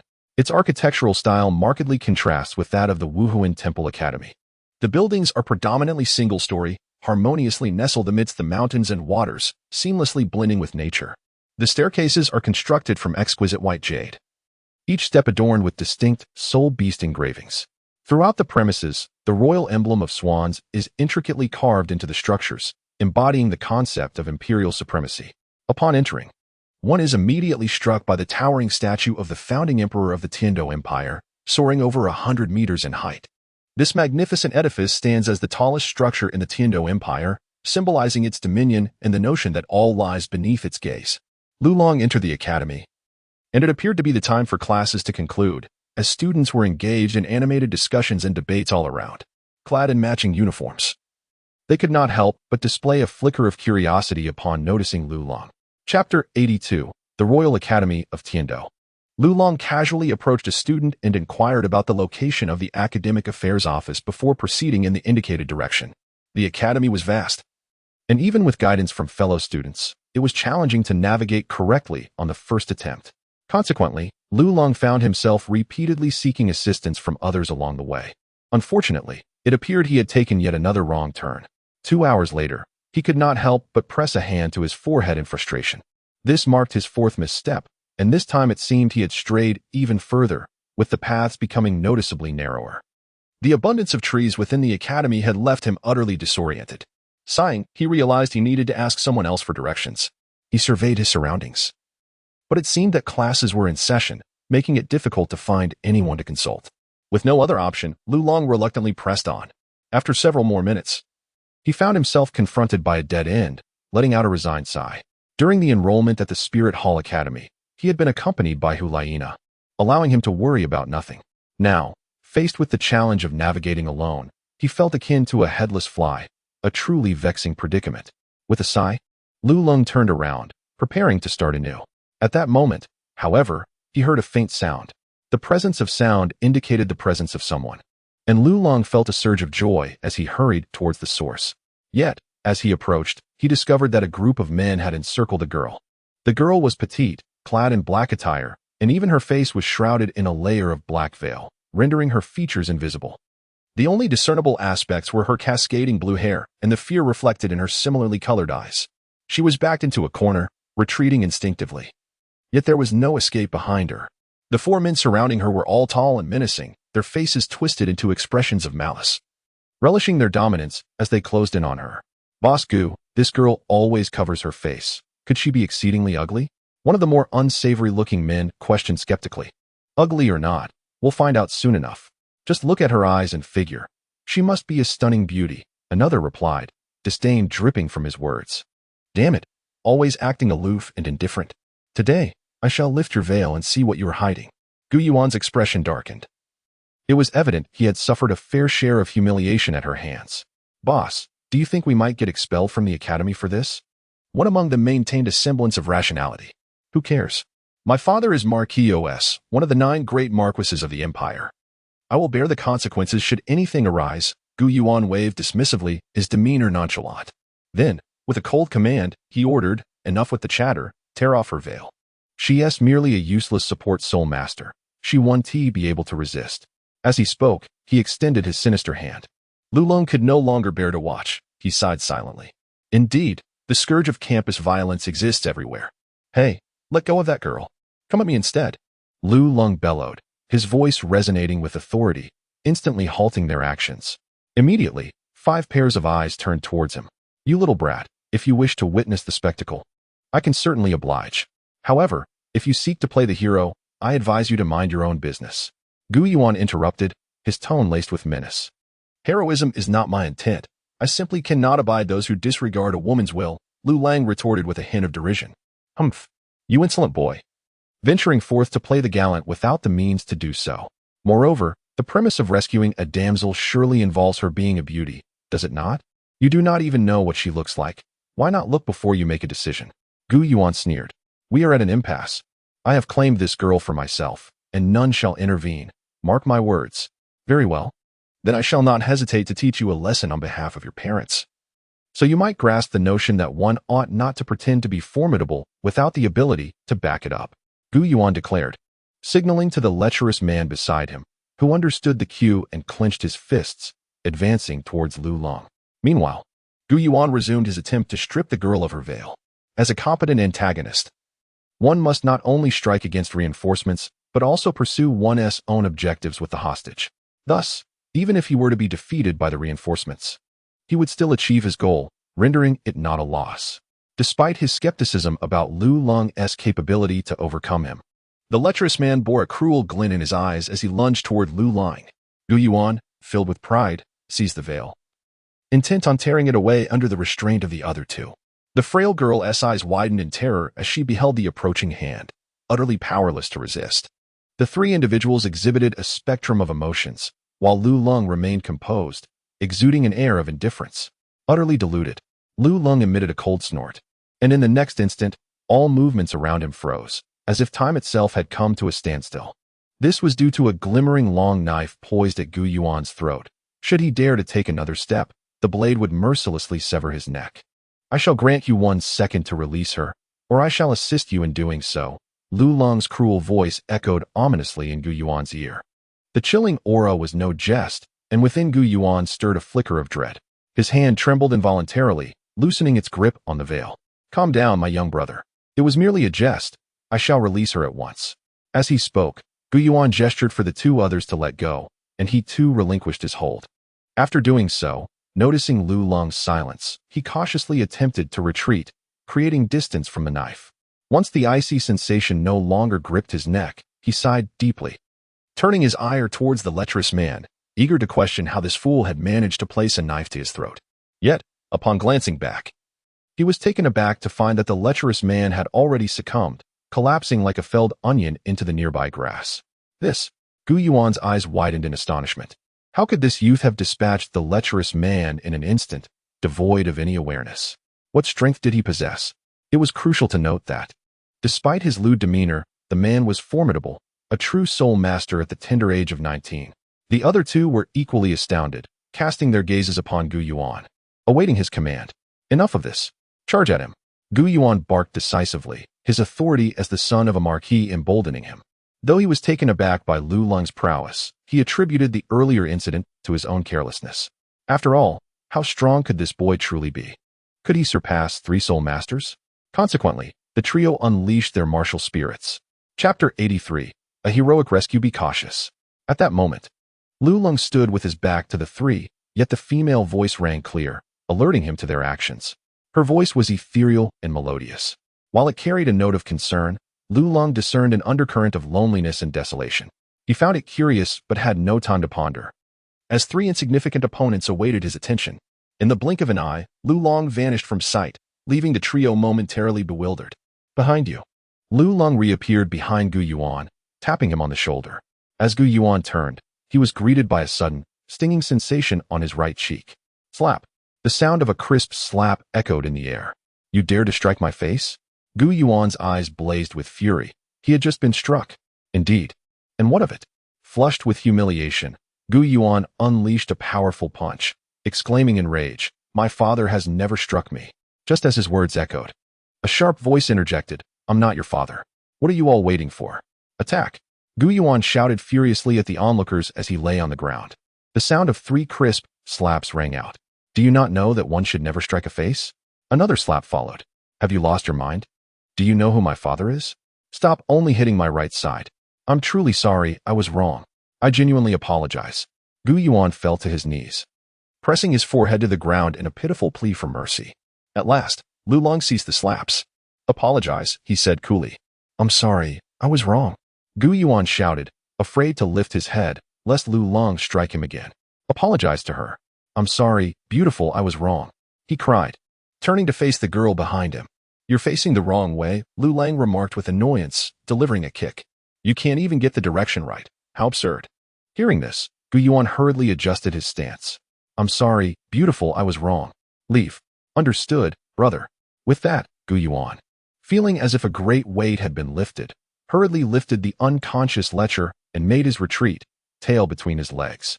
Lu Long gazed at the distorted, swollen side of his face, unable to suppress a chuckle. "Thank you." At that moment, the girl adjusted her disheveled attire and spoke to Lu Long. Lu Long turned around, smiling as he gazed at her, yet in that moment, he found himself momentarily entranced. Her eyes were strikingly beautiful, mirroring the same shade of blue as her hair, evoking a sense of purity and comfort. Their clarity and brilliance resembled that of translucent warm jade, instilling an involuntary tranquility in anyone who met her gaze. The woman, feeling a touch of shyness under Lu Long's scrutiny, offered another expression of gratitude before gracefully circumventing him and preparing to depart. Lu Lang regained his senses and called out, "Hey, I saved you, and you are just leaving?" The woman paused, turning to Lu Long, her eyes reflecting a mix of confusion and concern. "I am a new student and cannot find the academic affairs office. Would you kindly guide me there?" Lu Long offered an innocuous smile. "Please, follow me." After a moment of silence, the woman responded. Thus, under her guidance, Lu Long finally arrived at the academic affairs office without further ado. "At last, we've arrived." It truly was challenging to locate. "Thank you," he expressed gratefully. "I ought to be the one thanking you," she replied. After exchanging a few polite words, they parted ways, and Lu Long stepped through the door into the office. "Hello, I am here to register as a student." The office housed only one teacher, who appeared quite at ease, as the enrollment period had long since concluded. Upon Lu Long's arrival, he greeted him with great courtesy. "Hello." Lu Long then presented the introduction letter and other documents to him. He glanced at them before scrutinizing Lu Long, a hereditary baron of Dalmatia, age 10. At this juncture, the teacher abruptly tapped the desk with 2 fingers, producing a faint sound that was nonetheless distinctly audible to Lu Long. Lu Long smiled, promptly producing a bag of gold soul coins. "Teacher, this is a specialty from my hometown. Its aroma may not be particularly pleasant, but it is indeed a valuable item." The teacher's heart stirred. With a mere glance at the bag's size, he discerned that it contained no less than 100 gold soul coins. A warm smile spread across his face as he remarked, "Ah, the information is authentic. You are permitted to enroll." With that, he proceeded to process Lu Long's enrollment paperwork. The rules of the Tiando Royal Academy are stringent.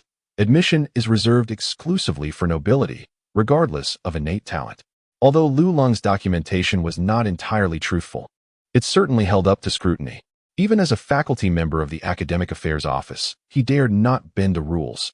Should any discrepancies be uncovered, it would cost him dearly. His intention was to extract some benefit from this fallen noble, yet he was astonished to find that the young man indeed possessed substantial wealth. The Tiando Royal Academy operates similarly to the Martial Soul Academy, combining both elementary and advanced levels. Based on Lu Lang's age, he was assigned to the elementary division. As for the specifics of his soul power level, that was not assessed, as it fell outside his purview. Lu Lang's performance would later be managed by other instructors. Soon after, he departed from the Academic Affairs Office, burdened with a plethora of assigned items. He first returned to his dormitory, preparing for the commencement of classes the following day.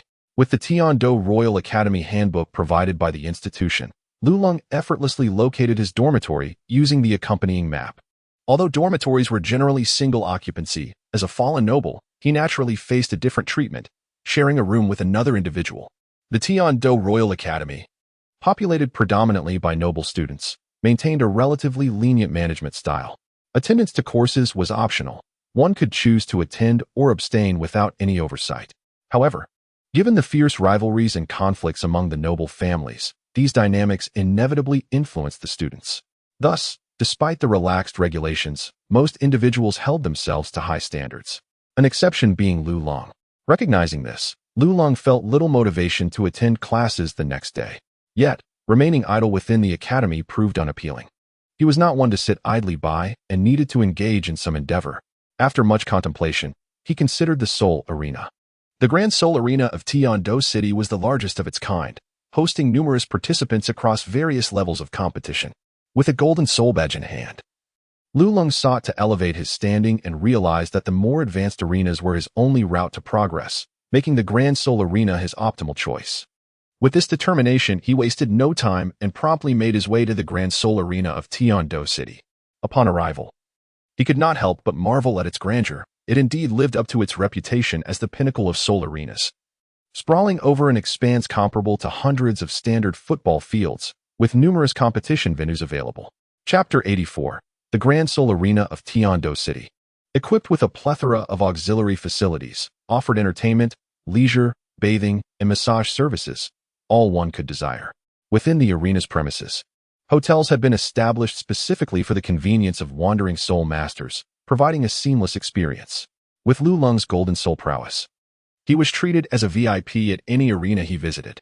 Thus, when he presented his badge, he was immediately accorded special privileges. "Good day, sir. I am the service manager here. How may I assist you?" Approached a professionally attired lady, smiling warmly at Lu Long. "I would like to register, please." "Is this your first visit here, sir?" "Indeed. What of it? Are you visiting from afar?" The attendant inquired further. "You seem to have many questions."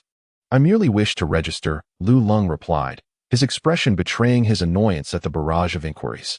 "Please do not be upset, sir. It is just that if you have come specifically to participate in the duel, our arena can offer you accommodations at half the price of external options." The service manager explained patiently, eager to avoid any misunderstandings. Such a delightful prospect. Lu Long was taken aback.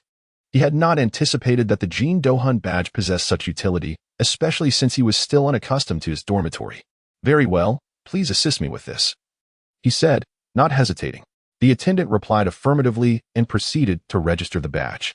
However, upon her inquiry, a look of astonishment crossed her face.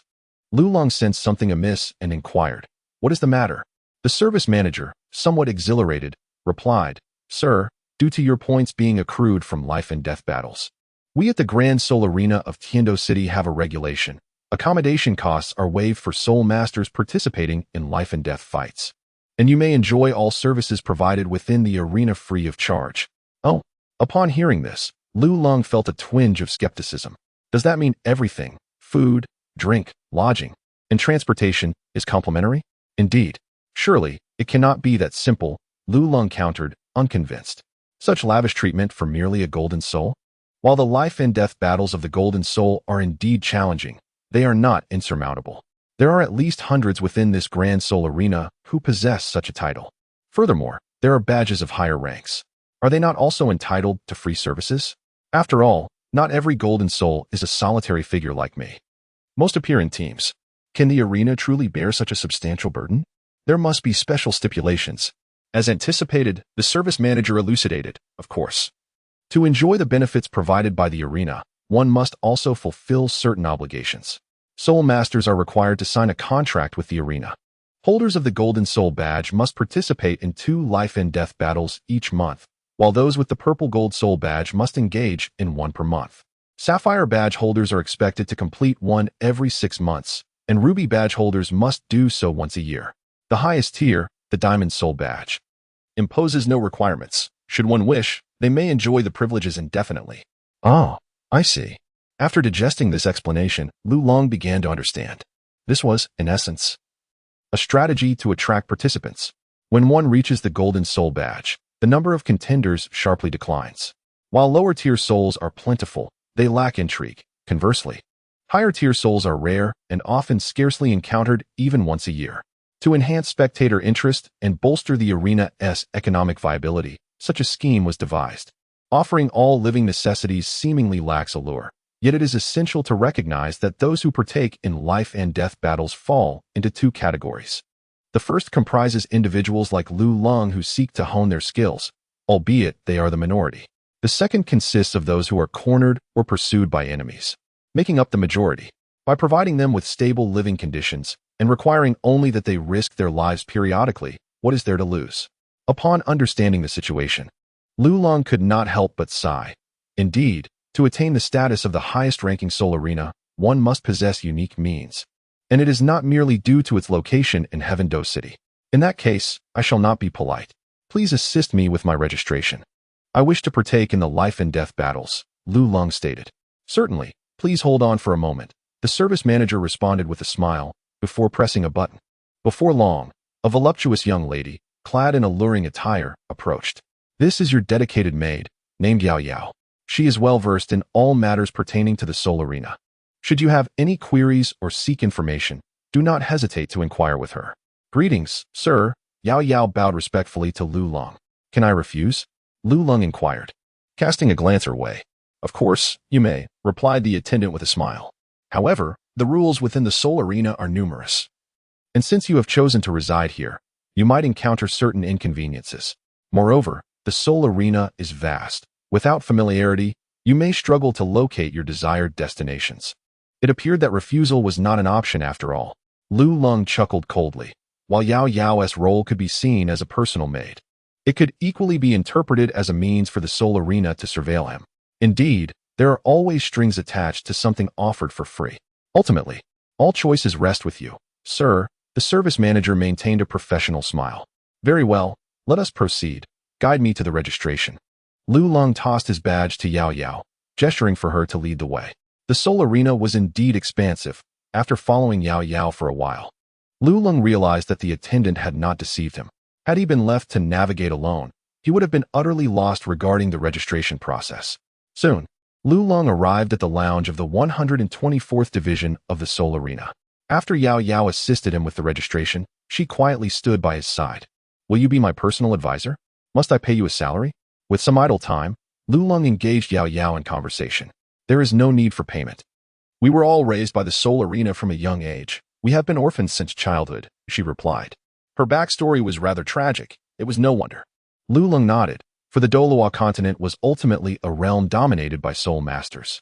Many ordinary individuals lived in abject misery, especially those at the lowest rungs of society, where merely having enough to eat was a source of great satisfaction. What can you do? Surely, you do more than just run errands for me. Yes. Yes? Lu Long was astonished. Could it truly be that he was relegated to merely running errands? Fortunately, Yao Yao continued, within the Duhan Arena, there exists a unique channel, where, dear sir, you may engage in activities that you would not dare undertake outside, or perhaps those you wish to pursue. Intelligence acquisition, identity fabrication, smuggling, assassination. The procurement of soul rings. Everything is possible, provided that you can afford the requisite soul coins. Chapter 85. You sever my arms, yet spare my life? To his surprise, it turned out to be a criminal syndicate. No wonder it could operate on such a grand scale. Lu Long had long suspected that the influence of the Duhan Arena was far from simple, yet he had not anticipated its intricate complexities. The capability to conduct such operations indicated that the forces behind it were undoubtedly formidable, quite possibly even receiving covert support from the royal family. Lu Long gazed upon Yao Yao's exquisite figure and suddenly inquired. The service manager stated that you are my personal attendant. Does that imply I may do anything I wish with you? Upon hearing this, Yao Yao replied, that is not permissible. You cannot engage in any physical contact that contradicts my will. Her response was quite formal, yet it left him feeling disheartened. Had he known it would be so strictly regulated, he would not have come. As long as you attain the Sapphire Soul Badge, your authority will elevate. And the constraints upon you will lessen, Yao Yao added. Her words were subtly veiled, yet Lu Lang comprehended their meaning. However, he could not help but scoff. Such rigidity. Had I known, I would have abstained from attending. Yao Yao remarked, the great soul arena of Tiando City truly lives up to its reputation as the continent's premier arena. Lu Long waited for less than 10 minutes before it was his turn. Once again donning the attire from Soto City, a golden mask and a black cloak adorned with the engraving of a long blade, he stepped into the arena and immediately sensed its extraordinary atmosphere. The venue was expansive. Although it was divided into soul fighting zones, it was comparable in size to the main arena of Soto City. The decor leaned towards crimson hues, conducive to the audience's emotional release while simultaneously highlighting the brutality of the soul battles. As two soul masters entered the arena, the host with the piece of martial spirit ascended into the air and began a brief introduction of Lu Long and his companion. Lu Long gazed at the host's impassioned demeanor, unable to suppress a sarcastic smile at the spectacle of the soul arena, a life-and-death battle for souls, yet presided over by a dove symbolizing peace, truly a case of hypocrisy at its finest. The battle for souls begins now, with the host's commanding announcement. The two participants immediately fell into their respective states of readiness. Lu Long's adversary was a woman with an icy demeanor. Her figure was remarkably voluptuous, her skin a rich bronze, clad in a black combat suit that accentuated her muscular arms and the defined nine-pack of her abdomen. Spirit of the lightning cloud leopard, she exclaimed in a low voice, bending her body as faint purple lightning patterns appeared on her arms, rendering her form even more elongated and her muscles more formidable. With a swift dive, she surged towards Lu Long, her speed so astonishing that it unleashed a thunderous roar. Lu Long brandished his long knife and charged forward, aiming a strike at her figure. However, as the blade descended, it merely struck a phantom. Such astonishing speed. Lu Long marveled. Soul technique, flash thunder strike. A faint whisper echoed beside Lu Long. To the left. Lu Long did not hesitate to strike to the left with his blade. Yet this strike inexplicably landed upon a mere afterimage.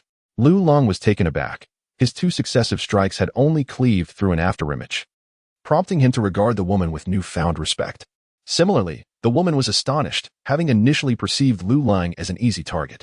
However, his two precise strikes revealed to her that he was anything but simple to contend with. Consequently, the woman intensified her soul technique, and immediately, the sounds of wind and thunder surged around Lu Long, disrupting his auditory perception. Simultaneously, black leopards darted from side to side, occasionally appearing before him, then to the right, and at times behind him, moving with the swiftness of lightning, leaving Lu Long momentarily at a loss.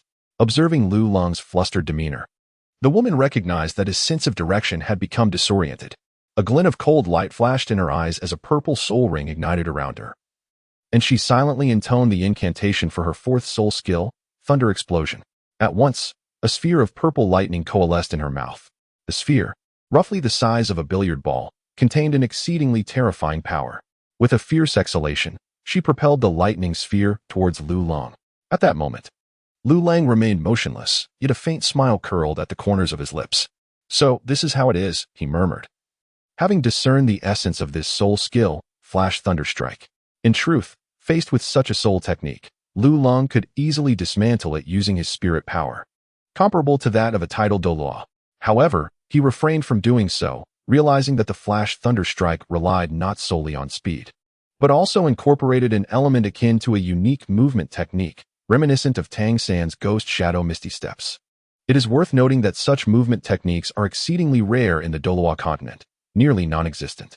Yet, she was able to execute it, piquing Lu Long's profound interest. Thus, he feigned panic, employing his formidable spirit power to continuously observe her trajectory. Ultimately, he reached a conclusion. This was not a movement technique, which left him somewhat disappointed. Nevertheless, this peculiar mode of movement still captivated Lu Long's curiosity. Consequently, he resolved to capture her for further interrogation. With that, Lu Long sprang into action. Confronting the incoming sphere of lightning, he swiftly raised his blade, channeling a massive surge of soul power into it, and with a single stroke, cleaved the sphere in two. How is this possible? The woman's expression turned to one of astonishment, her eyes filled with disbelief. Did he really sever her most powerful soul skill with just one strike? Could it be that his blade was imbued with divine power? Lu Long, of course, chose to remain silent in response to her inquiry.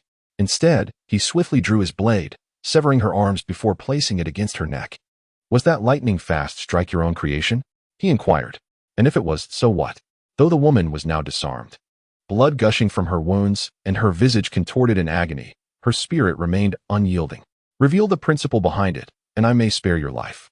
You've already severed my arms. What makes you think you can spare me? She scoffed. In essence, it involves channeling soul power through meticulous control, merging the elemental forces of lightning into that energy, allowing one to unleash a speed akin to a lightning bolt upon their limbs. Lulong, unimpressed, retorted, "How do you know this?" "It seems my assumptions were correct," he added, a devilish smile gracing his lips before a swift motion resulted in her head being severed. After dispatching her, he disregarded the host's perfunctory remarks, instead reflecting on the woman's recent movements. With his formidable mental acuity, her actions replayed in his mind like a film, allowing him to manipulate the speed of the playback. Following an intricate analysis, Lulong abruptly opened his eyes. A thunderous crack echoed as he vanished from his position. Crash! He collided with the wall moments later. The host, mid-enthusiastic speech, was left bewildered by Lulong's sudden act. The audience, equally perplexed, wondered if he was truly foolish. Silence enveloped the air. "Damn, I've overexerted my soul power," Lulong mused, disregarding the gazes of those around him as he rose, brushing off the dust with an exhilarated expression. Chapter 86. The Soul Technique of Movement, Wind, and Thunder. Regardless of the circumstances, he had grasped the underlying secrets. With a bit of practice, he could achieve that remarkable effect. Lulong contemplated, thus acquiring an additional soul technique for movement, although not overwhelmingly powerful on its own. Its lethal potential when combined with certain other soul techniques was undeniable. Upon returning to the lounge, Yao Yao approached him first, congratulating him on his victory. "Enough with the pleasantries. I must ask, are there training facilities within the Soul Arena?" Lulong interrupted her, eager to begin his practice while his momentum persisted. "There are. Do you require public or private facilities?" "Private, of course. Private training comes at a cost. Deducted directly from my winnings," Lulong replied. Already familiar with the arena's tactics, the so-called free facilities were merely basic. Understood. Soon, Yao Yao escorted Lulong to a private training area. As expected, money spoke volumes, and he found himself in a high-grade simulated training ground. Without hesitation, fueled by his current state, he commenced practicing the soul technique of movement. With a mighty burst, the technique activated. Bang! Lulong collided with a stone. Again. Boom. Crack. Boom, boom, boom.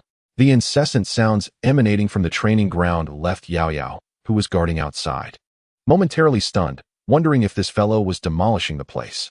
Half an hour later, Lulong sat on the ground, drenched in sweat, his face marked with bruises and swelling. Yet he radiated an extraordinary excitement.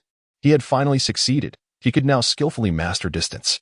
From this point forward, with continuous practice and the integration of factors such as angles and positions, he could achieve the desired effect for actual combat. However, after his practice, Lulong felt a tinge of inadequacy. He perceived that his speed was still not quite swift enough. Although the movement technique he executed was sufficient to disorient even a soul fighter, it remained insufficient for his aspirations. What he sought was a speed so formidable that even a tidal Douluo would be unable to react. Was there no method to enhance his speed further? Lulong pondered, as a gentle breeze caressed his face, instilling a sense of profound comfort within him. With his eyes closed, he contemplated every conceivable method to enhance speed. Suddenly, an exhilarating realization burst forth from him. The answer. It is the wind, the element of air. Lulong was overwhelmed with excitement. The thunder element could enhance speed, and naturally, the wind element could do the same. Moreover, he possessed skills related to the wind attribute. If he were to blend them with the thunder element, his speed would surely increase by more than double. With this thought in mind, Lulong wasted no time and immediately began his experimentation. He first infused the thunder element into his soul power, applying it to his legs. Then, at the moment of activation, he integrated the wind element. Crack! Lulong collided with the wall. Time was but a fleeting moment, leaving no room for reaction, let alone the incorporation of the wind element. Faced with this challenge, he pondered, what if he were to first merge the two elements and then infuse them with soul power? With this thought, he promptly set to work, cautiously separating the two elements before gradually intertwining them. This was accomplished with ease, as his third soul skill, wind and thunder, adeptly melded the elements of wind and lightning. Thus, the fusion at this moment was executed with finesse. Once merged, he proceeded to channel the combined essence alongside his soul power into his meridians. At this juncture, Lulong was exceedingly meticulous, cradling the energy as one would a beloved child, fully concentrated. Boom. This time, the force of Lulong's impact against the stone was even more formidable, leaving his face momentarily flattened. Yet, he erupted into laughter, a wild and exuberant sound. Ha ha. I have succeeded. I have truly succeeded. Lu Ling never anticipated that he would achieve complete success after just one attempt. At long last, he had created his own unique soul skill. However, it was imperative that he bestow it with a magnificent name. What should it be? Ah, he had it. Wind and Thunder in Motion. Isn't that a remarkable title? Just as Lu Ling reveled in his triumph, a sound emanated from outside, signaling that someone was seeking him.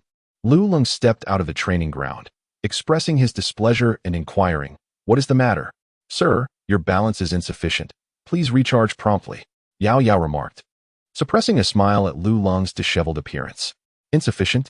Lu Ling responded in astonishment, recalling that a victory in the life and death battle at the Golden Soul level awarded 50 Golden Soul coins. How could he have depleted them so swiftly? "How long have I been inside?" "It has already been 3 hours," she replied. "Damn, I've exhausted 50 Golden Soul coins in just 3 hours? This is a scam." "No." Yao Yao shook her head. "You have not yet spent it all. 1 Golden Soul coin remains." Lu Ling had anticipated that the soul fighting arena would be fraught with pitfalls, for in his past life, many merchants lured individuals into traps under the guise of free offerings. However, he had not anticipated just how treacherous this arena would be. The exorbitant prices swiftly drained the hard-earned money he had fought for in life and death battles, rendering it more exploitative than a visit to an elderly relative's home. Indeed, those who operate the soul fighting arena are not benevolent souls. Their tactic of offering something for free is merely a guise for systematic exploitation. It resembles a casino. The only ones perpetually disadvantaged are the gamblers. You may believe that your strength allows you to circumvent all schemes, liberating yourself from the arena's constraints and ultimately returning with riches.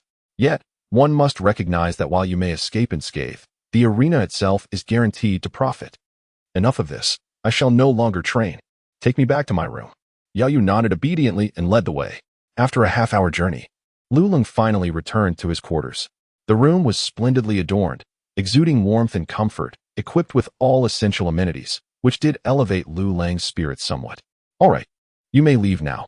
As your personal maid, to ensure that guests receive a warm and attentive service, my room is situated within your suite, allowing me to be at your beck and call."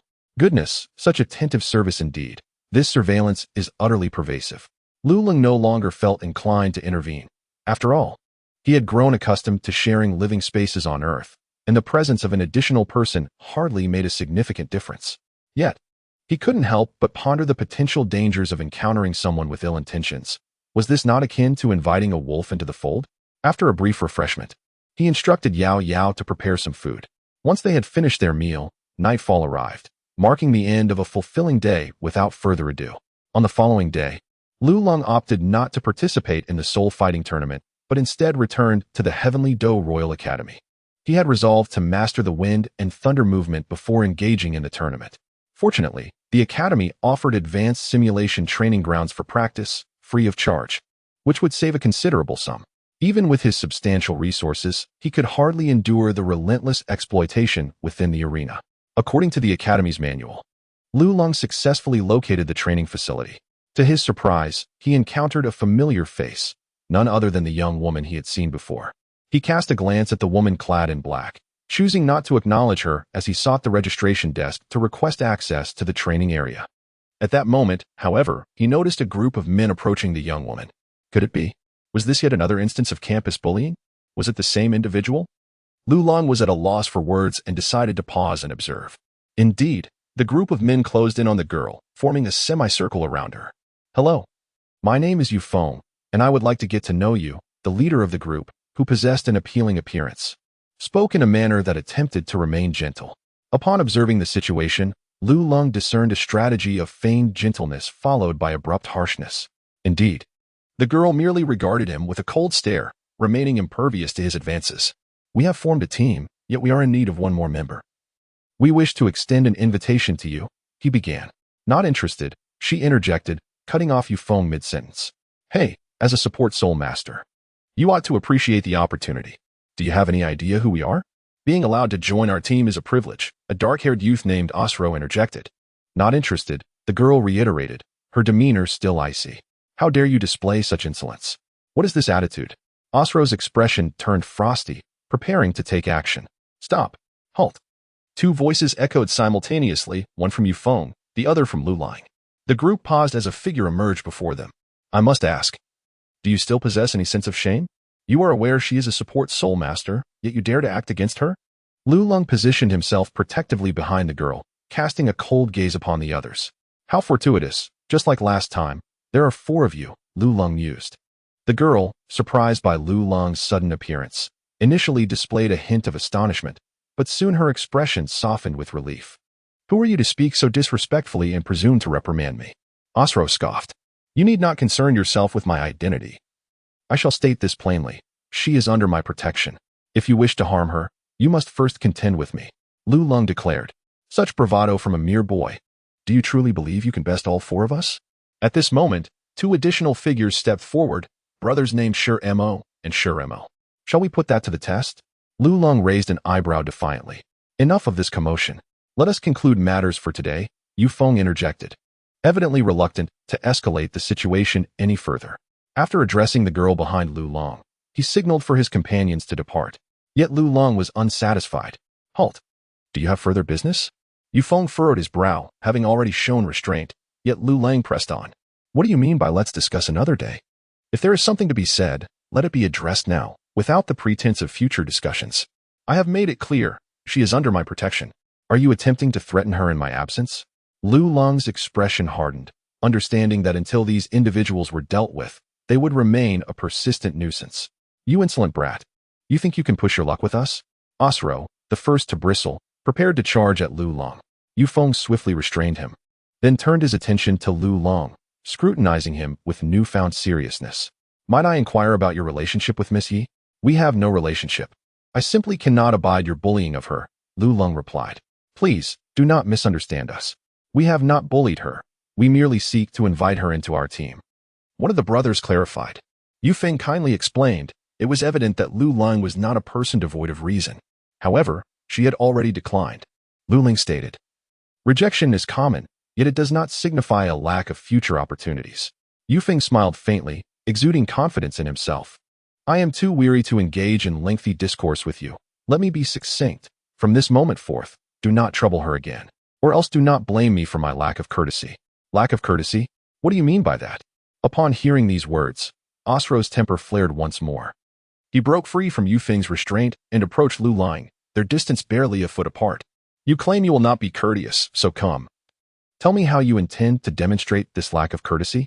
The Shimo brothers, witnessing the situation, contemplated intervening, but a mere glance from Yu Feng signaled them to withdraw. To be honest, Lu Lang's arrogance irritated him, and he thought it fitting for Osro to teach this presumptuous young man a lesson. The girl behind Lu Lang furrowed her brows at the sight, and hastily took a few steps back. When 2 individuals stand so close, it typically signifies either a kiss or a confrontation. Given that the parties involved were 2 men, there was but one inevitable outcome. Thus, for her own safety, she decided to distance herself.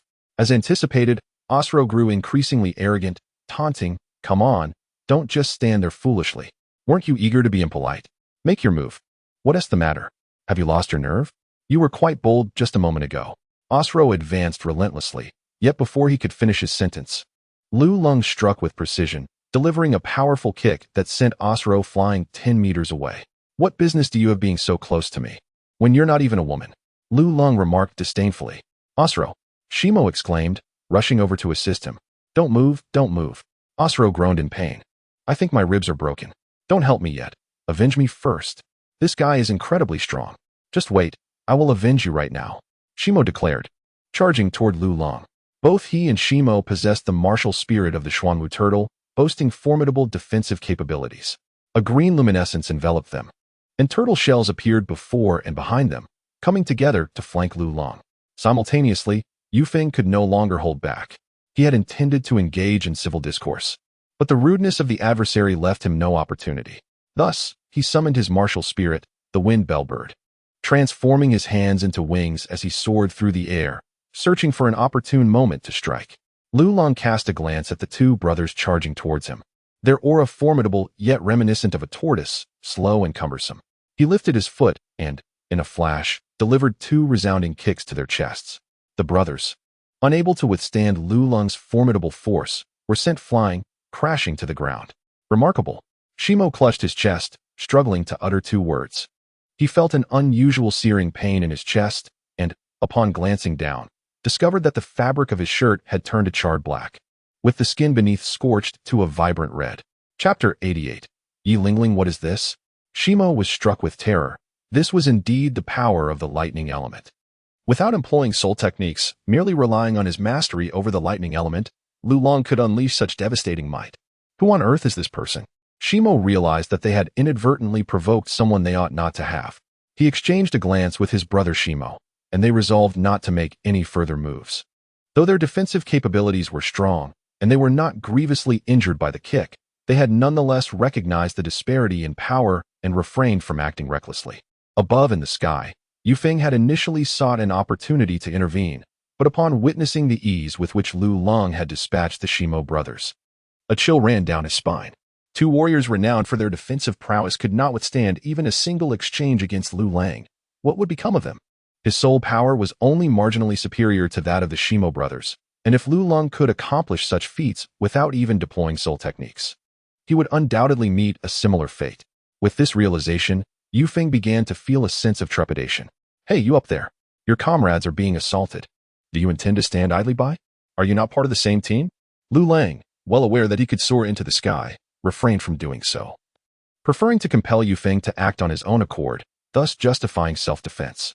Yufeng had initially contemplated a diplomatic resolution, but Lulong's taunt undeniably thrust him into a precarious position, forcing him to advance. Arrogant brat, today you shall regret your insolence, Yufeng thought, recognizing the inevitability of confrontation. Otherwise, he would be branded a traitor to his allies. With a fierce determination, he unleashed his most powerful soul technique. The third soul technique, Whirlwind Rising. This was a technique he had recently acquired upon breaking through to Soul Master, and now he found himself using it for the first time in such a dire scenario. In an instant, a tempest erupted, with leaves and branches trembling and flying debris stinging their faces. Lulong released his soul power, shielding the girl behind him from any adverse effects, ensuring she remained unaffected by the chaos. The girl, witnessing Lulong's protective stance, felt a stirring in her heart. Gazing at his silhouette, lost in thought. Under Yufeng's command, the tempest raged unabated, dark clouds swirling, transforming into a barrage of razor-sharp blades aimed directly at Lulong. In Lulong's hand, a long blade materialized, one hand grasping a sword while the other rested behind his back. With a deft flick of his wrist, the sword cast a shadow as impenetrable as an umbrella, deflecting the dagger's thrusts within a meter's reach. Moments later, as the technique of wind control came to an end, he gazed at Lulong and scathed, and a profound sense of defeat surged within him. I have lost, he admitted begrudgingly. Vanish from my sight, and let it be known that I do not wish to see you troubling her again. His lips quivered, yet he ultimately refrained from uttering further words. Casting a glance at the girl behind Lulong, he assisted Shimo and the others, leading Osro towards the infirmary for treatment. Thank you for helping me once more, came the girl's light and graceful voice from behind. I must ask, are you not a stunning beauty? It seems every time I encounter you, trouble seems to follow. Lulong inquired, genuinely curious to unveil her veil and glimpse her visage. In truth, they aren't really causing me trouble, she replied, her head slightly bowed. Lulong was taken aback. Am I meddling in your affairs? He questioned, but that was not his intention. Whatever your intentions may be, it bears no consequence to me. I do not encounter such matters frequently. With that, he turned away, declaring, I must return to my cultivation. He then proceeded to the adjacent registration desk. Greetings, esteemed instructor. I wish to apply for the use of the advanced mimetic cultivation ground. May I present my student ID? Lulong presented his certificate to the teacher, but the instructor merely glanced at it before shaking his head and stating, No, you are a junior student and lack the qualifications to utilize the training grounds. Not qualified? Lulong exclaimed in astonishment. Is there truly a distinction between junior and senior levels for accessing the training grounds? How can one ascend to the status of a senior student? The teacher regarded Lulong as if he were simple-minded, replying, Is that even a question? You must enroll in the senior student class. Could you assist me with that? Lulong inquired. I cannot. It exceeds my authority, the teacher replied. To gain entry into the senior student class, you must consult your homeroom teacher, demonstrate your capabilities, and then he will submit a request to the academy. Despite his somewhat irritable demeanor, the teacher patiently explained the process to Lulong. Is it truly so convoluted? Those individuals I encountered earlier were senior students, correct? My victory over them should serve as the most compelling evidence of my abilities. Indeed, but as I have already stated, This matter falls outside my jurisdiction." The teacher's expression grew increasingly displeased. Lulang was rendered speechless. His foremost thought was to locate the teacher from the academic affairs office and give him a sound thrashing. How infuriating it was to have paid such a hefty sum only to be relegated to the status of a novice. Just then, a delicate, porcelain-like hand appeared before him. It was the same girl from earlier. "Is this permissible?" Lulang inquired of the registering teacher. "One person alone cannot proceed. Without professional guidance, the risks are considerable. However, if she accompanies you, it is allowable," the teacher remarked after glancing at the girl.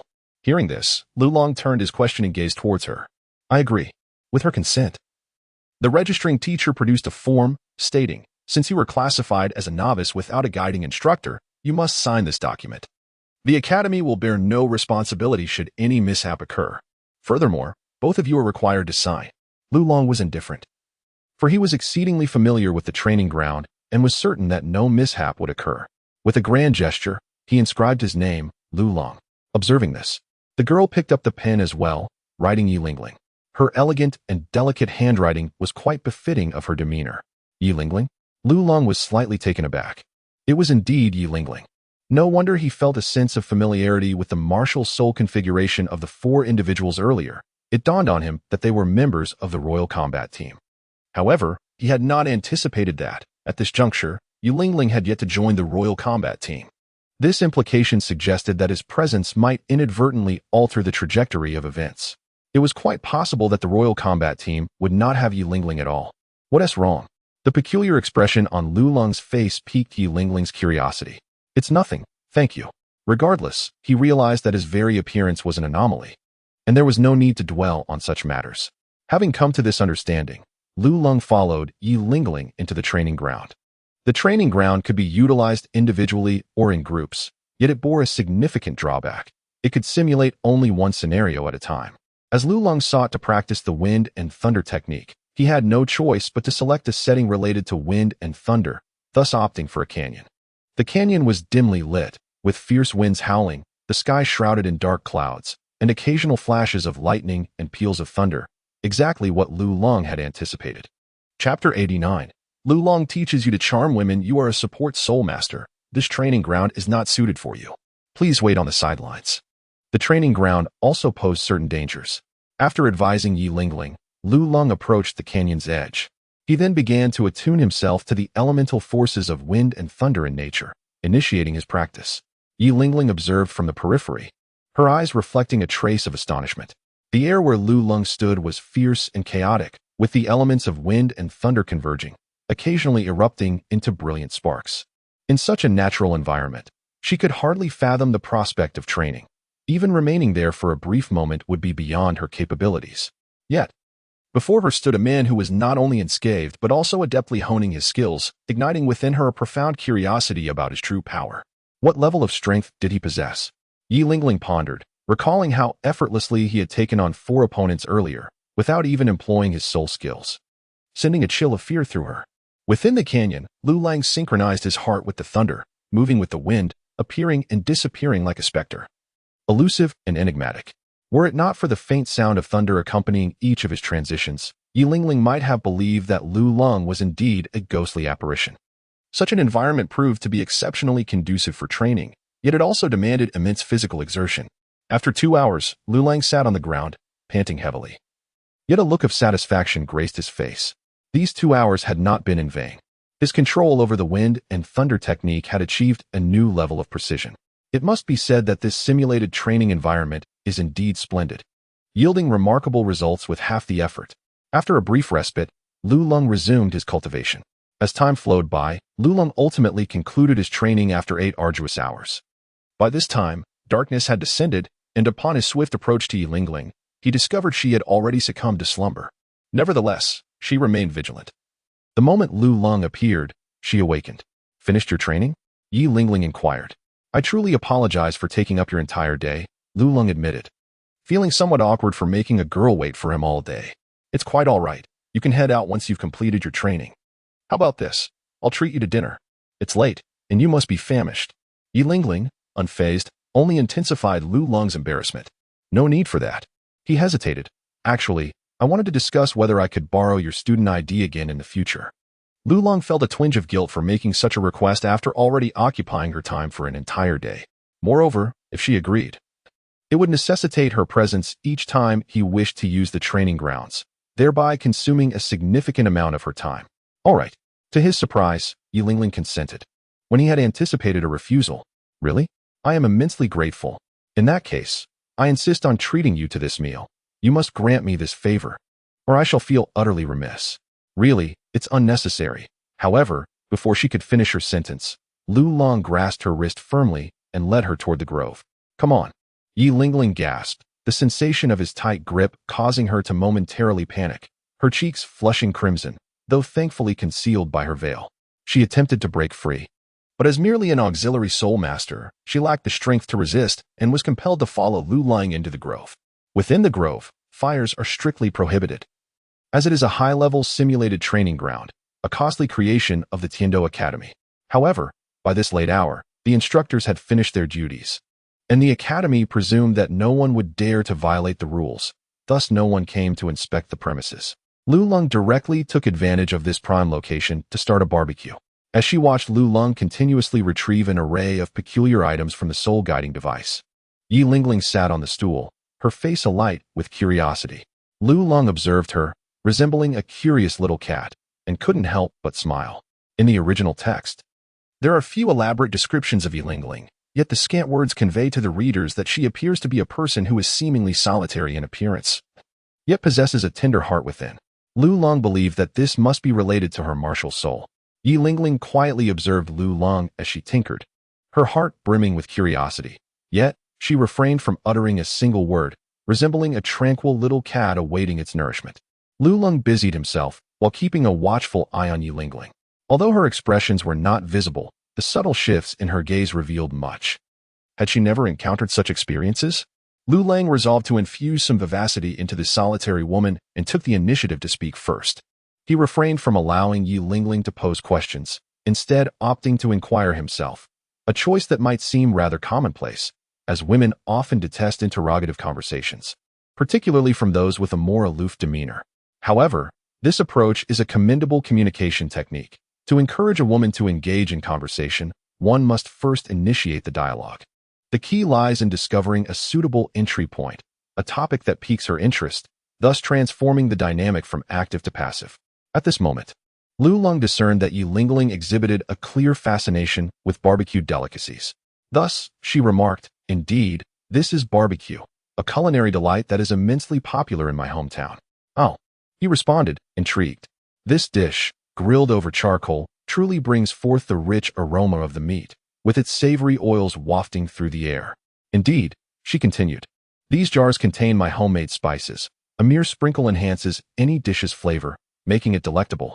When paired with barbecue, it is simply exquisite, I assure you. You have never tasted anything quite like it." She concluded, her enthusiasm palpable. "Lulong, have you ever encountered these things?" Lulong sensed that the direction of the situation was somewhat amiss. "No. Then do you despise me? Why do you ask that? You were clearly curious just now. Yet when I inquired, you merely responded one by one. If that isn't disdain, what is it?" Ultimately, Lulong, being rather straightforward, foolishly broached such a topic. "Curious? I am not. Not at all. Yet you were intently gazing at the barbecue grill moments ago." "Oh, you mean just now. I was merely lost in thought." Lulong. Very well. Lulong concedes his defeat. In truth, he is not particularly skilled in the art of conversation. The lofty principles he just articulated were merely the ramblings of a solitary and inexperienced bachelor. An awkward silence enveloped the atmosphere, and as Lulong regained his composure, he reflected on his earlier faux pas, suddenly feeling a profound embarrassment akin to a hot face pressed against a cold rear. In that moment, his cheeks flushed, though fortunately, the glowing charcoal fire concealed this from view. Yet, despite the lack of visible signs, his expression betrayed him. The palpable discomfort he felt was unmistakable, easily perceived by Yilingling. Chapter 90. Defeated, yet not completely vanquished. Yilingling, an astute young lady, observed Luling's demeanor and, recalling their previous dialogue, sensed that she might have been excessively aloof. After a moment of contemplation, she inquired, "What is this spice made from?" Upon hearing this, Lulong was momentarily taken aback. He had encountered failure, yet it seemed he had not entirely succumbed to it. A flicker of joy danced in his eyes as he hastily declared, "This spice is a unique secret recipe, passed down through 18 generations, exclusively for males. However, considering your earnest demeanor, I shall make an exception and share it with you today." Lu Lang spoke incessantly, fearing that the atmosphere might turn cold once more. Yu Lingling also endeavored to contribute by adding a few more words. Before long, with each of us exchanging a sentence or two, the barbecue was perfectly prepared. Lu Long presented the finest piece, and Yu Lingling took a bite, her face lighting up with surprise. Indeed, the flavor was exquisite, far from mere exaggeration. "What is the matter?" Yu Lingling inquired, noticing Lu Long lost in thought. "You look quite charming without your veil," she added. Only then did she realize that she had unconsciously removed her veil while eating. She contemplated replacing it immediately, but her hunger was overwhelming, and the food was too delectable to resist. After all, having already been seen, there was little difference between one glance and two. Thus, she decided to prioritize satisfying her hunger. "You eat too delicately. You ought to follow my example," Lu Long remarked, placing a skewer horizontally at his mouth, then pulling it in, causing the meat to tumble into his mouth. "How crude," she thought. "This is the essence of enjoyment, I assure you. It elevates the taste to a whole new level," Lu Long declared with a hint of pride. "Really? I suppose I shall find out," Yu Lingling replied skeptically, opening her cherry-like mouth and positioning the skewer similarly before yanking it towards her. With a few splatters, several pieces of meat fell, leaving a smudge on her face, and she frowned, finding little difference aside from the grease adorning her features. "Ha ha." Lu Long laughed heartily at her cat-like appearance. After his laughter subsided, realizing it might be impolite, he promptly handed her a tissue. "Here, wipe that off." He then produced a bottle of fruit wine. "Try this. It's also my special concoction." Yu Lingling took a glance, the vibrant color and refreshing aroma promising a delightful taste. Unable to resist, she took a sip, and the sweet and sour flavor filled her mouth, alleviating much of the greasiness. "This is delicious." "Then have a bit more. Where on earth did you procure these peculiar items?" "I thought it was a tradition passed down through generations, only to males. You just shared your seasonings with me." 2 hours later, Lu Long and Yu Lingling exited the small grove and returned to their respective dormitories. Upon seeing the empty bed in her dorm, she felt an inexplicable sense of absence, as if it had never been occupied. Typically, those residing in such places were not of great wealth, although possessing noble lineage. They often lived frugally. The fact that she had not encountered him in 2 nights puzzled Lu Long. Nevertheless, it was of little consequence. Having no one around was perhaps preferable. The following day, Lu Lang arose and made his way to the soul-fighting arena. His wind and thunder movement had reached a level of practical application. Now, the goal was to continuously practice in real combat scenarios. Under Yao Yao's assistance, it soon became Lu Long's turn. Once again in the 124th soul-fighting zone, this time, his opponent was a gaunt and sinister-looking young man. Martial Soul, Mandrake Snake. As the martial soul manifested, the youth's pupils turned purple, large patches of scales appearing on his body, occasionally flicking a forked tongue to sense the air. The soul fight begins. With the host's command, Lu Lang and the young man simultaneously launched their assault. The winds and thunder raged. As Lu Lang approached within 10 meters of the youth, he unleashed the wind and thunder movement. With a faint crack of thunder, Lu Long's figure seemed to vanish from the spot, reappearing behind the young man. The youth, possessing keen instincts, immediately sensed Lu Long's presence and, without turning his head, executed a swift kick backward. Lu Long once again unleashed the wind and thunder movement, this time appearing to the left of the youth. The young man, taken aback and clearly unprepared for Lu Long's ability to execute consecutive movements, swiftly adjusted his stance and hurled a punch towards Lu Long. Lu Lang did not initiate his strike in advance. Instead, he waited until the young man had already unleashed his punch before executing the wind-thunder move. At that moment, due to the effects of inertia and the body's reaction, a time lag was created, catching the young man off guard as Lu Long appeared to his right. With the blade of the Zhan Luo in hand, he sliced through the young man's scales, infusing the wound with the essence of thunder, causing it to char instantly. The young man, taken aback, hastily retreated to gain distance. Seizing the opportunity, Lu Long continued to unleash the wind-thunder move, his figure shifting rapidly, leaving the young man momentarily disoriented. He drew his sword and struck. Lu Long seized the opportunity and unleashed his first soul skill, the blade slash. A dazzling burst of violet energy erupted, and the young adversary fell lifeless amidst astonished gazes. With a single strike, Lu Ling's breathing remained steady as he assessed his soul power consumption. Aside from the energy expended in executing the blade slash, he had surprisingly depleted 1/10 of his soul power during that brief moment. The energy expenditure was significant, differing from Tang San's approach. Tang San utilized the Xiantian skill as a driving force and relied on agility, primarily exhausting physical stamina.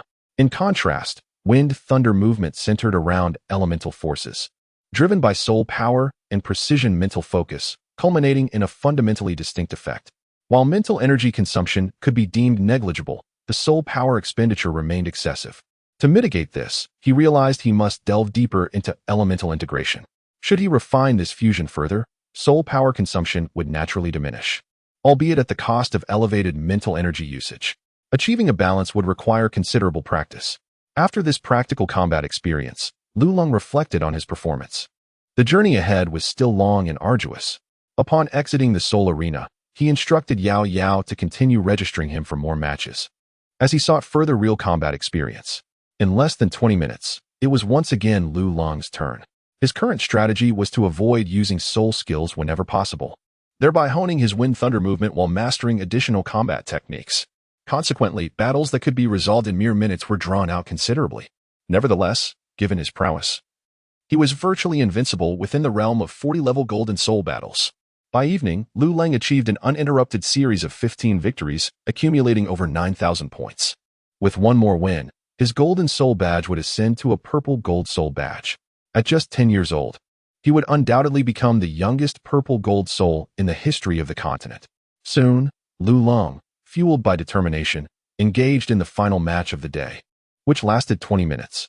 Remarkably, he refrained from employing any soul skills, inflicting a total of 39 strikes upon his opponent to conclude the battle. Chapter 91. Promotion to Purple Gold Soul Badge in the stands. Spectators erupted in jubilant cheers, having profited from Lu Long's astounding performance. His flawless victory rate instilled hope in them for further gains. Among the crowd, one individual exhibited a keen interest in Lu Long. "My lord, you have been watching all day. It is time to return," remarked a guard standing beside him. "What is this person's name?" the man inquired, his gaze fixed on Lu Long. "Long," came the reply. The man recognized this as an alias. The Soul Arena maintained stringent confidentiality, yet he appeared dissatisfied with the response. "Investigate this individual's background. I want all his information." "Understood," the guard replied, his expression unremarkable, as if attending to an inconsequential task. It was evident that the regulations of the Soul Arena did not significantly affect them. After concluding his battles, Lu Lung approached the front desk and successfully upgraded his badge. Gazing at the Purple Golden Soul badge in his hand, Lu Lung found it difficult to feel any joy. For this badge signified that the challengers he would face in the future would dwindle significantly. A level 40 Purple Golden Soul, in the entirety of the Douluo Continent, numbered scarcely over 100. Moreover, this count did not include soul masters engaged in life-and-death battles. However, he took solace in the fact that victories in such deadly contests accrued substantial points, and as one progressed further, the points added increased exponentially. Thus, Lu Lung still harbored hope of ascending to the Sapphire Soul badge at the Grand Soul Arena in Tiando City. Upon returning to his hotel, Lu Lung freshened up and retired for the night. Yet, before drifting into slumber, he noticed with some curiosity that Yao Yao was absent. The following morning, upon awakening to find Yao Yao still missing, his intrigue deepened, prompting him to approach the front desk. The service manager, recognizing Lu Lung, greeted him with a courteous bow. "Where's Yao Yao?" inquired Lu Lung. "Sir, due to your elevation to the Purple Golden Badge, your privileges have expanded significantly," the manager explained. "Thus, we have arranged for a more specialized individual to assist you." With that, the manager pressed a button. Shortly thereafter, a striking woman entered, clad in alluring attire. Her sheer white stockings ascended to 2/3 of her thighs, and her crystal high heels accentuated her delicate feet. With an alluring figure and a slender waist, her snow-white skin revealed a glimpse of her bosom, captivating all who beheld her. The woman sported a head of purple hair that grazed her shoulders. Her features were exquisite, and her eyes, one violet and the other amber, sparkled like amber itself. As she gazed at Lu Lang, her expression was one of delicate vulnerability, as if veiled in a mist of unshed tears, evoking an instinctive sense of affection. What astonished Lu Lung most was the pair of purple cat ears adorning her head and the long tail that swayed gently behind her. She was a cat girl, Observing Lu Lung's astonished expression, the manager smiled, introducing her as Xinu, a cat girl whose existence was exclusive to those who participated in life and death battles and were Sapphire Soul Masters or above. Compared to Yao Yao, her expertise was far superior, and her access to privileges was elevated.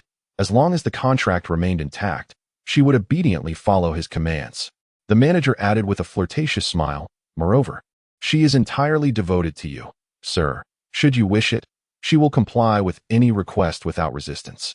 We also guarantee that every cat girl serving our esteemed soul masters is a maiden. Are there many cat girls here? Lu Lung inquired, unable to suppress his curiosity. He recalled that cat girls were a rare breed of soul master with mutated martial souls, embodying a hybrid of human and beast, generally possessing weaker abilities and found infrequently. He remembered that Ning Fingji had expended a considerable sum at an auction to acquire one. How was it that they were now so readily available at the Soul Arena? Though scarce, their numbers appeared slightly more abundant in comparison to the Sapphire Badge Soul Masters. Moreover, we do not merely offer cat girls. Should you desire, we can substitute them with fox girls, tigresses, or leopardesses, the service manager elucidated. You mentioned that for spirit fighters, this is their first encounter. Thus, in the unfortunate event of a spirit fighter's demise during battle, how shall they be treated? Lu Lung continued to inquire, perceiving that this spirit arena was becoming increasingly intricate. Those with special abilities shall be retained, for some men possess peculiar preferences. The majority, however, would be auctioned, for who could resist a beautiful and obedient beast woman? According to your assertion, Sapphire spirit fighters must engage in life or death battles every 6 months, implying that nearly every half-year, a Sapphire spirit fighter meets their end. Excluding special cases, there should be at least one beast woman auction annually. Yet, I seldom encounter such events, Lu Lung remarked in confusion.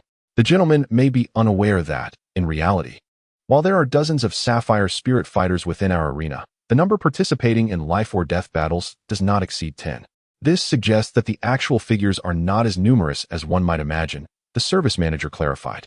If it is indeed a Sapphire badge, why should I receive special treatment? I am merely a purple gold spirit fighter, Lu Lung queried, puzzled.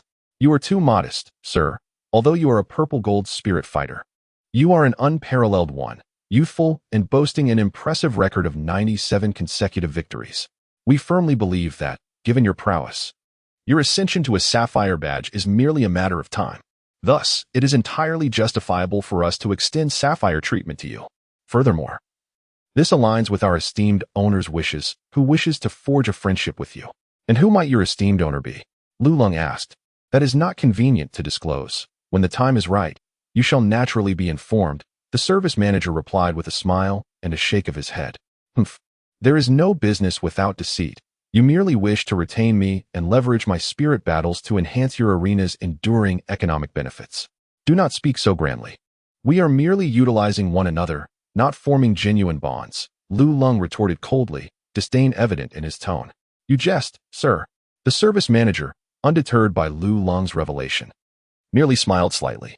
Subsequently, he produced a bracelet, stating, Sir, this bracelet is a soul guide device. Once you don it, it will restrict the Violet Maiden's movements. After all, this Violet Maiden possesses a rather mischievous nature. Mischievous? Lu Lung questioned, intrigued. The service manager smiled enigmatically. You shall soon discover the truth of that, sir. Lu Lung took the bracelet and noticed that the Purple Maiden also wore an identical one. Without further inquiry, he handed the badge to her and said, Let us proceed this way for now. Please assist me with the registration. I wish to participate in the soul fighting. Chapter 92. The Cat Girl, Purple Maiden. Yes, master. The Purple Maiden replied. She carefully accepted the badge while Lu Lung followed closely behind her. This time, Lu Lung arrived at the 9th soul fighting zone. Although purple gold level soul fights were not exceedingly rare, they were still discernible. However, the cost of admission was significantly higher. Master, please wait a moment in the lounge while I assist you with the registration, the Purple Maiden softly suggested upon their arrival. Understood, Lu Lung acknowledged. As the Purple Maiden went to register, Lu Lung proceeded to the waiting hall. The Grand Soul Arena of Tiando City boasted the top 10 soul fighting arenas, all designated as the main venues, which were distinctly partitioned into a specific area. At the center lay the waiting hall, with the 10 arenas arranged in a circular formation around it. However, due to the limited number of matches, the first 3 arenas were nearly always closed. leaving only the latter 7 operational. Lulong entered the waiting hall and found it filled to capacity with people. Upon his arrival, the atmosphere turned notably frigid. However, amidst the indifferent crowd, one eccentric individual, upon noticing Lulong's mask, mockingly remarked, "Hey there, are you hiding from someone, wearing that mask?" The speaker was a robust man, his body adorned with a thick layer of hair, his chest bared, and as he spoke, his powerful pectorals quivered with every utterance, exuding an aura of raw strength. He lounged on a sofa, flanked by 2 beautiful women, their attire reminiscent of Yao Yao, suggesting they too were participants of the combat arena. The ability to embrace 2 at once hinted at his considerable prowess. Yet, Lulong chose to ignore him, settling into a corner to await his turn in silence. He preferred to avoid trouble, though that did not imply that trouble would shy away from him. The robust man, feeling snubbed, narrowed his eyes and adopted a chilling tone. "Hey, I'm talking to you. Are you deaf?" His voice boomed, capturing the attention of everyone in the hall. Sensing that the burly man was seeking to provoke the newcomer, the onlookers crossed their arms, intrigued by the unfolding drama. A little prelude of entertainment before the battle was indeed a welcome diversion. Lulong seemed oblivious to his words, merely sitting in his seat, conserving his energy. How audacious of him. Does he not know who I am? The burly man slammed his hand down on the table, shattering everything atop it, and glared fiercely at Lulong. Lulong remained indifferent to him. "Zhang Juri, it seems your authority has waned. Even the newcomers no longer regard you with respect." Sensing the atmosphere lacking in intensity, some individuals immediately sought to exacerbate the situation. A raucous cheer arose, and the burly man swiftly became the center of attention. His face flushed crimson. If he failed to act decisively now, he would suffer a significant loss of face. 2 women, acutely aware of the dynamics at play, both cultivated in the arena of combat, recognized the necessity of intervention. One of them boldly stepped forward and addressed Lulong. "Do you have any notion of whom you have provoked? This is the bearer of the Sapphire Soul Badge. You ought to come forth and apologize, perhaps kneel and bow your head a few times, then we might negotiate. Otherwise, once you enter the arena, you will face dire consequences." The arena not only permitted random matchups, but also allowed for designated matches, albeit at a considerable cost. And the chosen opponent could not be of significantly lower rank. The woman spoke with audacity, for they had been purchased at great expense by Zhang Juri and were thus bound to him. As long as Zhang Juri thrived, so too would they, should he perish. Their fate would be grim. Consequently, in their eagerness to ingratiate themselves, they echoed their master's sentiments without fear of offending others. Upon hearing this, Lulong finally opened his eyes. He turned to Zhang Juri and remarked, "I seem to have done nothing and said nothing.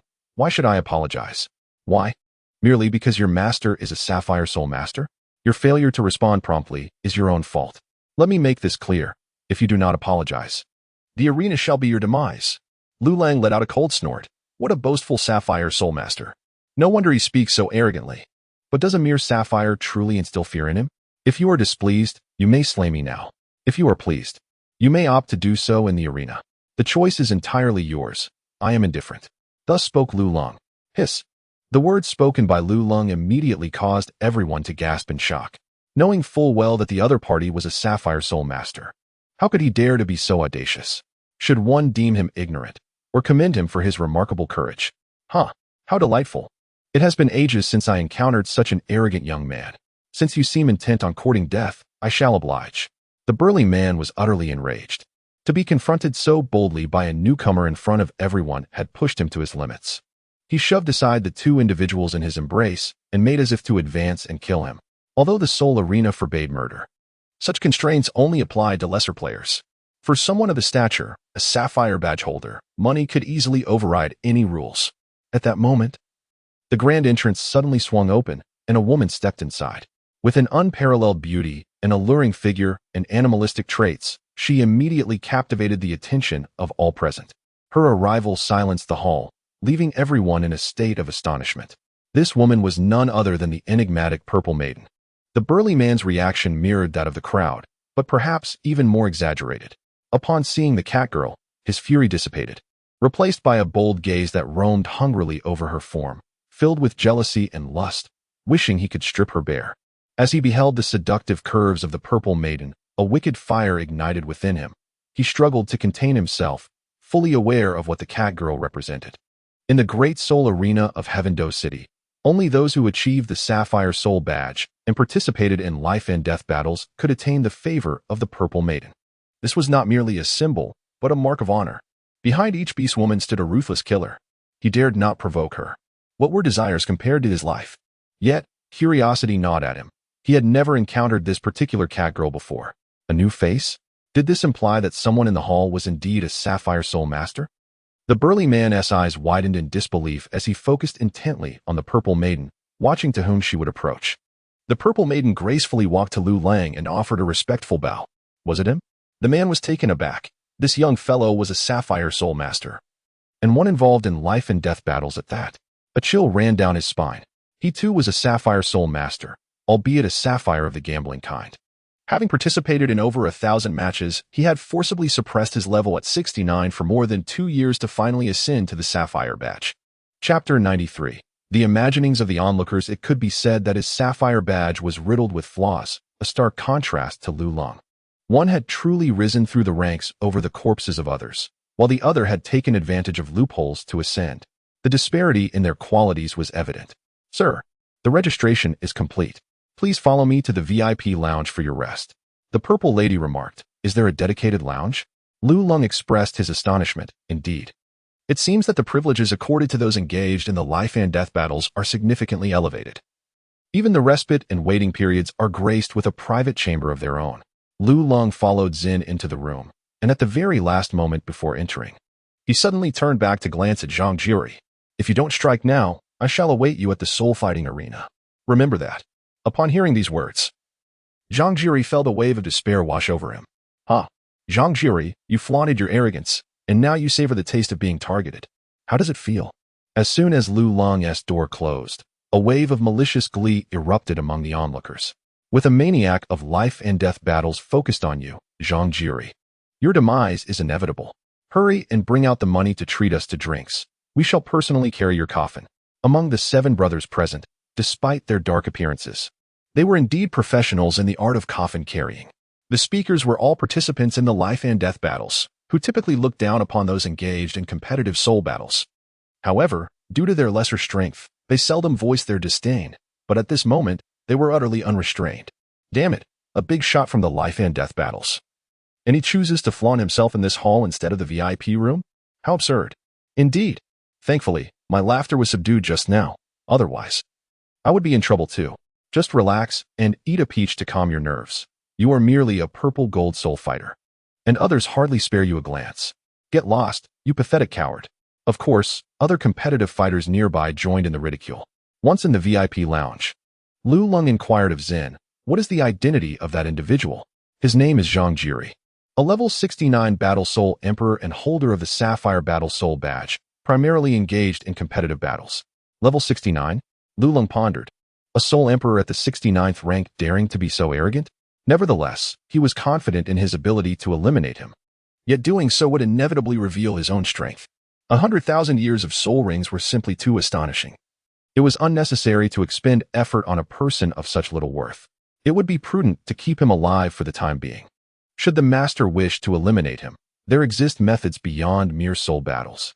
Jinnu seemed to perceive Lu Lang's thoughts, pouring him a cup of tea and softly inquiring, what methods?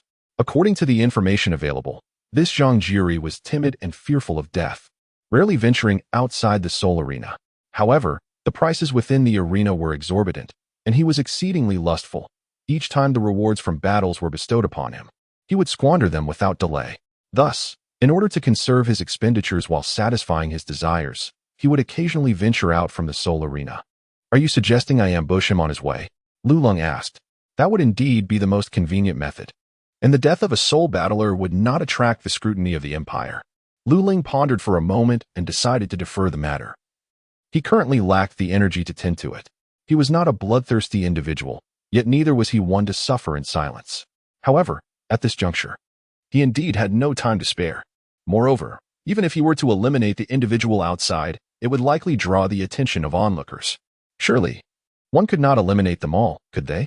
After sipping some tea and nibbling on a light snack, Lu Lang soon commenced the day's first life and death battle of the soul. Next up was our dark horse contender, Lang, possessing a soul power of level 44, yet boasting an impeccable record, undefeated since his debut. His opponent was the infamous Pig Slayer, known for his fearsome reputation in the arena. Wielding a soul power of level 49 and armed with the spirit of the pig slaughtering knife. A knife for slaughtering pigs? How intriguing. Lu Long let out a cold laugh as he stepped into the soul arena. In the resting hall, Zhang Juri and the others had yet to find their opponents. Upon hearing the host's introduction, their gazes instinctively turned towards Lu Lang. However, when they comprehended the host's words, their faces registered sheer astonishment. A level 44 Sapphire Soul Master? Surely, the Soul Arena must have made an error. Zhang Juri, you need not worry. He is merely level 44. Even if he is a Sapphire in a life and death duel, he cannot possibly match you, someone jested. Indeed, I was startled just a moment ago. Nevertheless, a level 44 Sapphire Soul Master is indeed a rarity. This is the first time I have witnessed one. He is likely the only one in the entire history of the Tiando Soul Arena. Who said that? I only know of one. When he was a level 40, he too was a Sapphire Soul Master. Moreover, it is said he was exceedingly young. Barely 20 at the time. I wonder how old this fellow is. Someone retorted. How do you know this? I have never heard of it before. My grandfather was also a Soul Master. He told me about him. It is said that this individual participated in life and death duels and, like this fellow, boasted an undefeated record. Furthermore, his subsequent achievements culminated in attaining the pinnacle Diamond Soul Badge. A diamond badge? It is rumored that only one person in the entire continent has received it. Could it be that you are referring to him? It should be. Are you suggesting this young man is so formidable that he might be a descendant of that individual? That is a possibility, but that man's martial soul was a hammer. Zhang Juri remained silent, observing Lu Lang's battle. Truth be told, he did not regard the level 44 life and death dual Sapphire badge with much concern. However, upon witnessing Lu Lang's gaze when he turned around, an inexplicable sense of unease stirred within him. In the arena, Lu Lang's combat style appeared rather unremarkable. He merely evaded incessantly, occasionally striking with a blade, seemingly unable to contend with his opponent. Meanwhile, his adversary wielded a cleaver with a flourish, exuding a bloodthirsty aura, akin to a true butcher. Zhang Juri, why do you look so serious? This kid is about to be beaten to death by that butcher. Indeed, indeed. Stop watching. Are you interested in going to the restaurant tonight? Count me in. Zhang Juri, however, disregarded their chatter, choosing instead to watch quietly. Despite appearing passive, Lu Lang bore no injuries, his breath remained steady, and his gaze tranquil. In stark contrast, the butcher was already panting heavily, his soul power waning under the strain. Upon observing this, Zhang Juri felt a chill run down his spine. The butcher had wholly fallen into Lu Lang's trap, much like a wild boar slowly exhausted to death. Yet, what astonished Zhang Juri the most was that throughout the encounter, he had not seen Lu Lang employ a single soul skill. This fellow's combat instinct had evidently reached a terrifying level. No wonder he could obtain the Sapphire Badge at level 44. In Zhang Juri's eyes, a chilling light flickered. Through this battle, he had fully discerned the terrifying nature of Lu Lang. Chapter 94, a challenge beyond level. Simultaneously, for the sake of his own safety, Zhang Juri deemed it necessary to take preemptive action and eliminate Lu Lang. After concluding the battle, Lu Lang returned to the VIP lounge. Please arrange my next soul battle. Lu Lang stated with an air of calm, showing no signs of disturbance, as if nothing had transpired at all. Master, there are no more level 40 purple gold soul battles today, Zizi informed him, pouring another cup of tea. None? Lu Lang inquired. Indeed, Master, purple gold soul masters are already scarce, and level 40 life and death battles are even rarer. The one you encountered today can be considered one of the few remaining, Zizi explained. Then without opponents, I cannot compete. And I will be unable to elevate my soul badge level? If your sole aim is to increase your level, you may participate in a gambling battle. There are many participants in gambling battles, and deaths are seldom encountered. Opponents can be rotated, ensuring you have ample challengers to advance your badge, Zizi elucidated. I have no interest in gambling battles. Are there any other methods? Lu Lang waved his hand dismissively. He had never considered gambling battles, finding them utterly meaningless. Moreover, accustomed to the pressures of life and death, gambling battles felt to him like mere child's play. If you abstain from gambling battles, Master, you may opt for a challenge beyond your level. However, the risks involved are considerable, yet the corresponding rewards are substantial, yielding greater gold soul coin rewards and increased consecutive win points. Isn't it stated that challenges beyond level are prohibited? Lu Lang queried, recalling that he had read the rules of the soul battle arena. which clearly stipulated the prohibition against level skipping challenges. That restriction applies only to high-level soul masters, intended to prevent unequal battles. If a lower-level soul master challenges a higher-level one, there are no such limitations, Zizi clarified. I see, Lulong nodded, realizing that with Zizi's assistance, many detours could be avoided. Very well, arrange a challenge beyond my level. Understood. 2 hours later, Lulong finally awaited his opponent. Look, that lad just dared to challenge beyond his level, exclaimed someone in the lounge, astonished at Lulong's audacity. Is he courting death? A level 40 challenging a level 50? The attention of the crowd was drawn, incredulously gazing at Lulong. What a madman. This fellow is even more audacious than that one. Curiously, isn't he a Sapphire Soul Master? Why is his opponent a Purple Gold Soul Master? Zhang Juri, overhearing this, was taken aback and asked, What do you mean? The individual replied, I know his opponent, named Jing Lai, a Purple Gold Soul Master. Ordinarily, a lower-level master cannot challenge a Purple Gold one. Not necessarily. If they harbor a grudge and pay a substantial breach of contract fee, and if the opponent consents, it is indeed possible. A voice beside him explained. Zhang Jiri narrowed his eyes and gazed at Lulong, lost in thought. Meanwhile, in the audience, a middle-aged man's eyes shimmered with calmness. Yet his demeanor shifted subtly upon realizing that Lulong's opponent was a level 50 Purple Gold Soul Master. The man's curiosity surged. Had he uncovered pertinent information? He inquired of his attendant, Have you found anything? Yes, my lord. The young man is named Lulong, the child of a fallen baron from the Dalmatia kingdom. He fled to the Tiando Empire due to familial strife, and, with the aid of his father's friend, gained admission to the Tiando Royal Academy at the tender age of 10 years old. The middle-aged man's previously impassive expression finally betrayed a flicker of emotion. Indeed, merely 10 years of age, replied the attendant, his tone tinged with disbelief. Upon first receiving the dossier, he had suspected a clerical error and had even dispatched subordinates to verify the information multiple times, only to meet with the same astonishing outcome. A 10-year-old child, a level 44 soul master, participating in a life-and-death battle. Who would believe such a tale? At 10 years old, he recalled, he had barely reached level 11 and had been bested in tears by an older boy.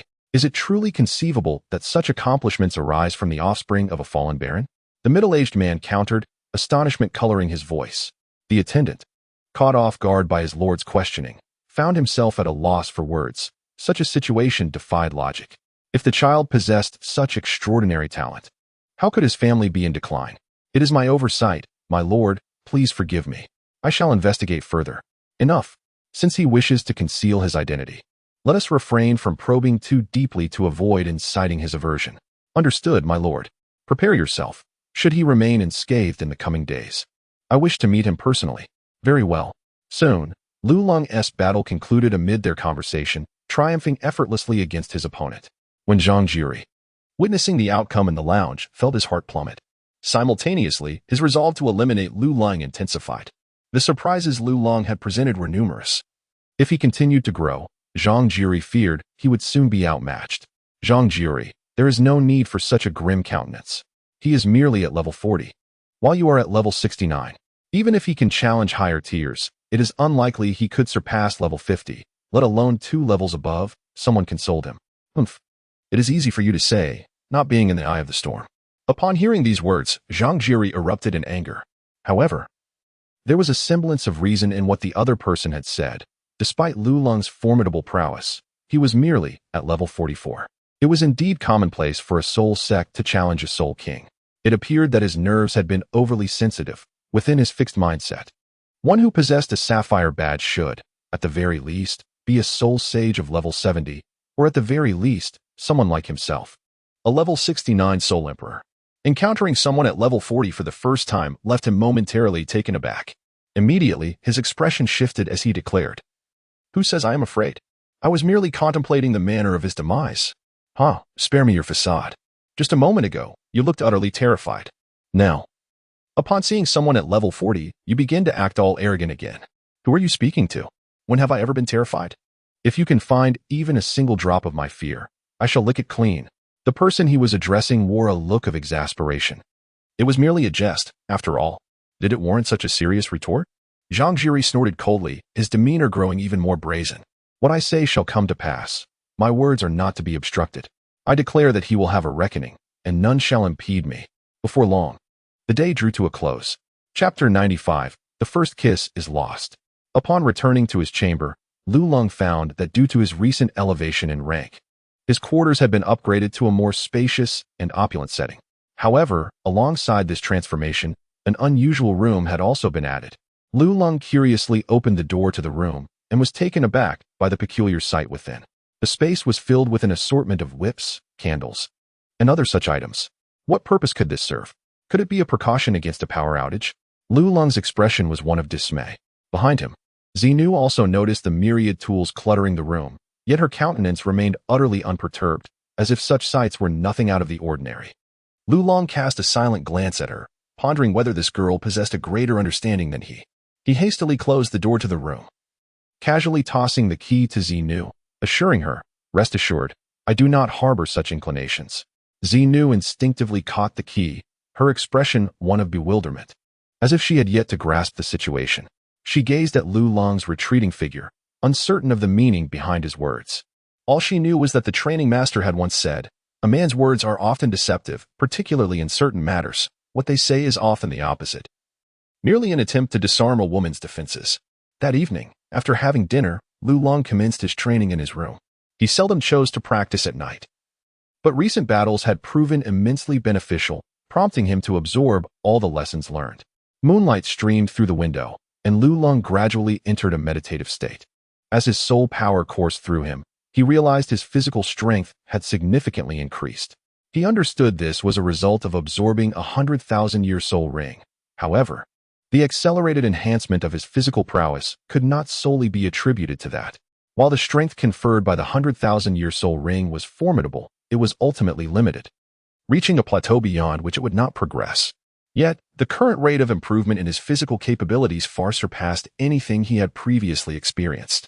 Considering the timing of this phenomenon, he speculated it must be related to the peculiar orb he possessed. The orb's transformative effects were still shrouded in mystery, but he could distinctly identify two benefits. Firstly, the orb endowed him with 6 elemental attributes, of which he had only mastered the wind and thunder elements thus far. Secondly, it accelerated the enhancement of his physical attributes. Lulong's divine martial soul, Zhan Luo, primarily served to refine his body, and the orb complemented this function perfectly. He surmised that if this rate of development continued, it would not be long before his physical prowess approached that of a peak Douluo. Elated by this thought, Lulong felt reassured that his initial choice had been the right one. The advantages conferred by the orb were monumental. However, at that moment, an icy sensation surged from the depths of his being, akin to a venomous serpent that had lain in wait, now poised to strike with lethal intent, enveloping Lulong in an instant. A jolt of alarm coursed through him as he recognized the peril, yet his response was swift. He focused his mind, allowing his formidable spiritual energy to fortify his brain. The chilling aura pervaded his entire body, manifesting as a gray mist that spread, leaving decay in its wake. In the adjacent room, Xinu, already light of sleep, immediately sensed this ominous presence. Her eyes flew open, and she instinctively inhaled, a peculiar gleam of excitement illuminating her gaze. Suddenly, the air shimmered, and in the blink of an eye, she vanished from her bed. The quilt, slightly raised and soft, had not even been disturbed by the opening of the door. In the next moment, she materialized directly into Lulong's chamber, appearing as if from thin air, silently. At this moment, Lulong remained unaware of the presence of the purple maiden, his mental faculties wholly absorbed in his mind, battling the frigid aura that enveloped him. The purple maiden's eyes sparkled with intensity as she slowly approached Lulong. The dark, grayish energy enveloped her, yet she seemed entirely unaffected, even inhaling deeply, which elicited a glimmer of exhilaration in her expression. Noticing that Lulong remained in a deep slumber, she hesitated no longer and leaned beside him, adopting an unusual posture to fervently absorb the energy that surrounded him. As the chilling power coursed into her being, she did not experience the same reaction as Lulong. Instead, warmth enveloped her, filling her with a sense of triumph. She hastened her absorption, an unceasing stream of energy emanating from Lulong's body and flowing into her. A hint of satisfaction flickered in the purple maiden's eyes. Soon, the surrounding dark gray energy was entirely consumed by her.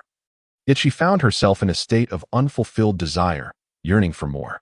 Her gaze shifted towards Lulong, and she began to crawl towards him slowly. Simultaneously, Lu Long sensed a change. The icy sensation within him seemed to diminish.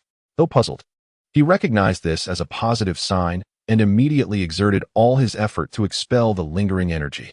As he gradually suppressed the frigid force, he managed to spare a fragment of his mental focus to probe the external circumstances. However, this effort immediately revealed the presence of another being mere inches before him. A wave of alarm surged through him, unsettling his mind and causing a slight falter in his mental defenses.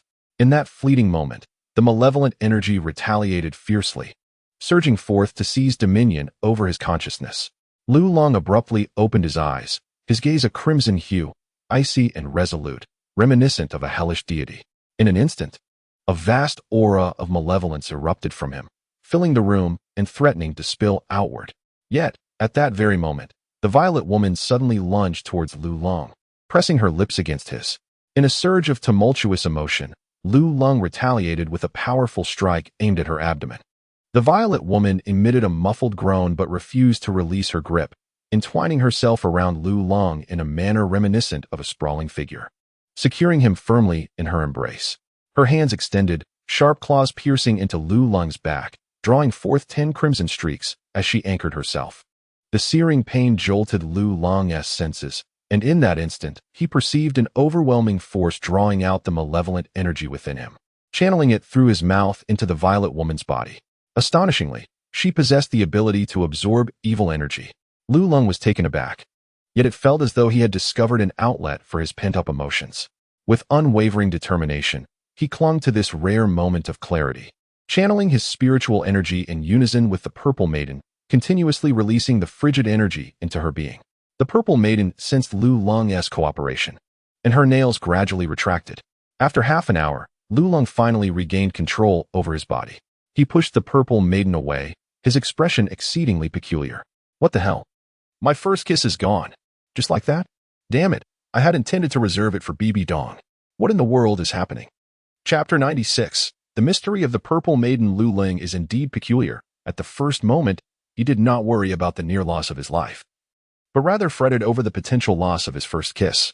He gazed at the Purple Lady, observing the tumultuous fluctuations of her soul power, rising and falling with intensity, as if she were struggling against some unseen seal.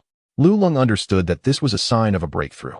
However, the Purple Maiden was a defective product of a martial soul mutation, being half human and half beast, making her cultivation exceedingly arduous, and she could hardly advance beyond the 10th level. At this moment, how could she possibly achieve a breakthrough? Moreover, judging by the fluctuations in soul power, it appeared to be at least at the 20th level. Could it be that this was due to the absorption of the energy within me? Lu Lang suddenly realized that this seemingly unassuming cat girl harbored an astonishing secret. At that moment, as he safeguarded the Purple Maiden, his desire to unveil the truth could only be fulfilled once she regained consciousness. Time passed with excruciating slowness. The Purple Maiden faced immense challenges in her cultivation, and her breakthrough became increasingly arduous. The moonlight bathed her in a silvery glow, accentuating the luster of her skin. Given the nature of her identity, the Soul Arena provided her with various training tailored to serve men, along with meticulously arranged living accommodations that considered every detail. For instance, the room assigned to Lu Long was thoughtfully prepared. Additionally, the garments adorning the Purple Maiden at this moment were uniquely crafted, with an abundance of styles available to her preference. In fact, the mere collection of her attire occupied 2 entire rooms. At this moment, the Purple Maiden donned a delicate lace nightgown, its soft pink hue,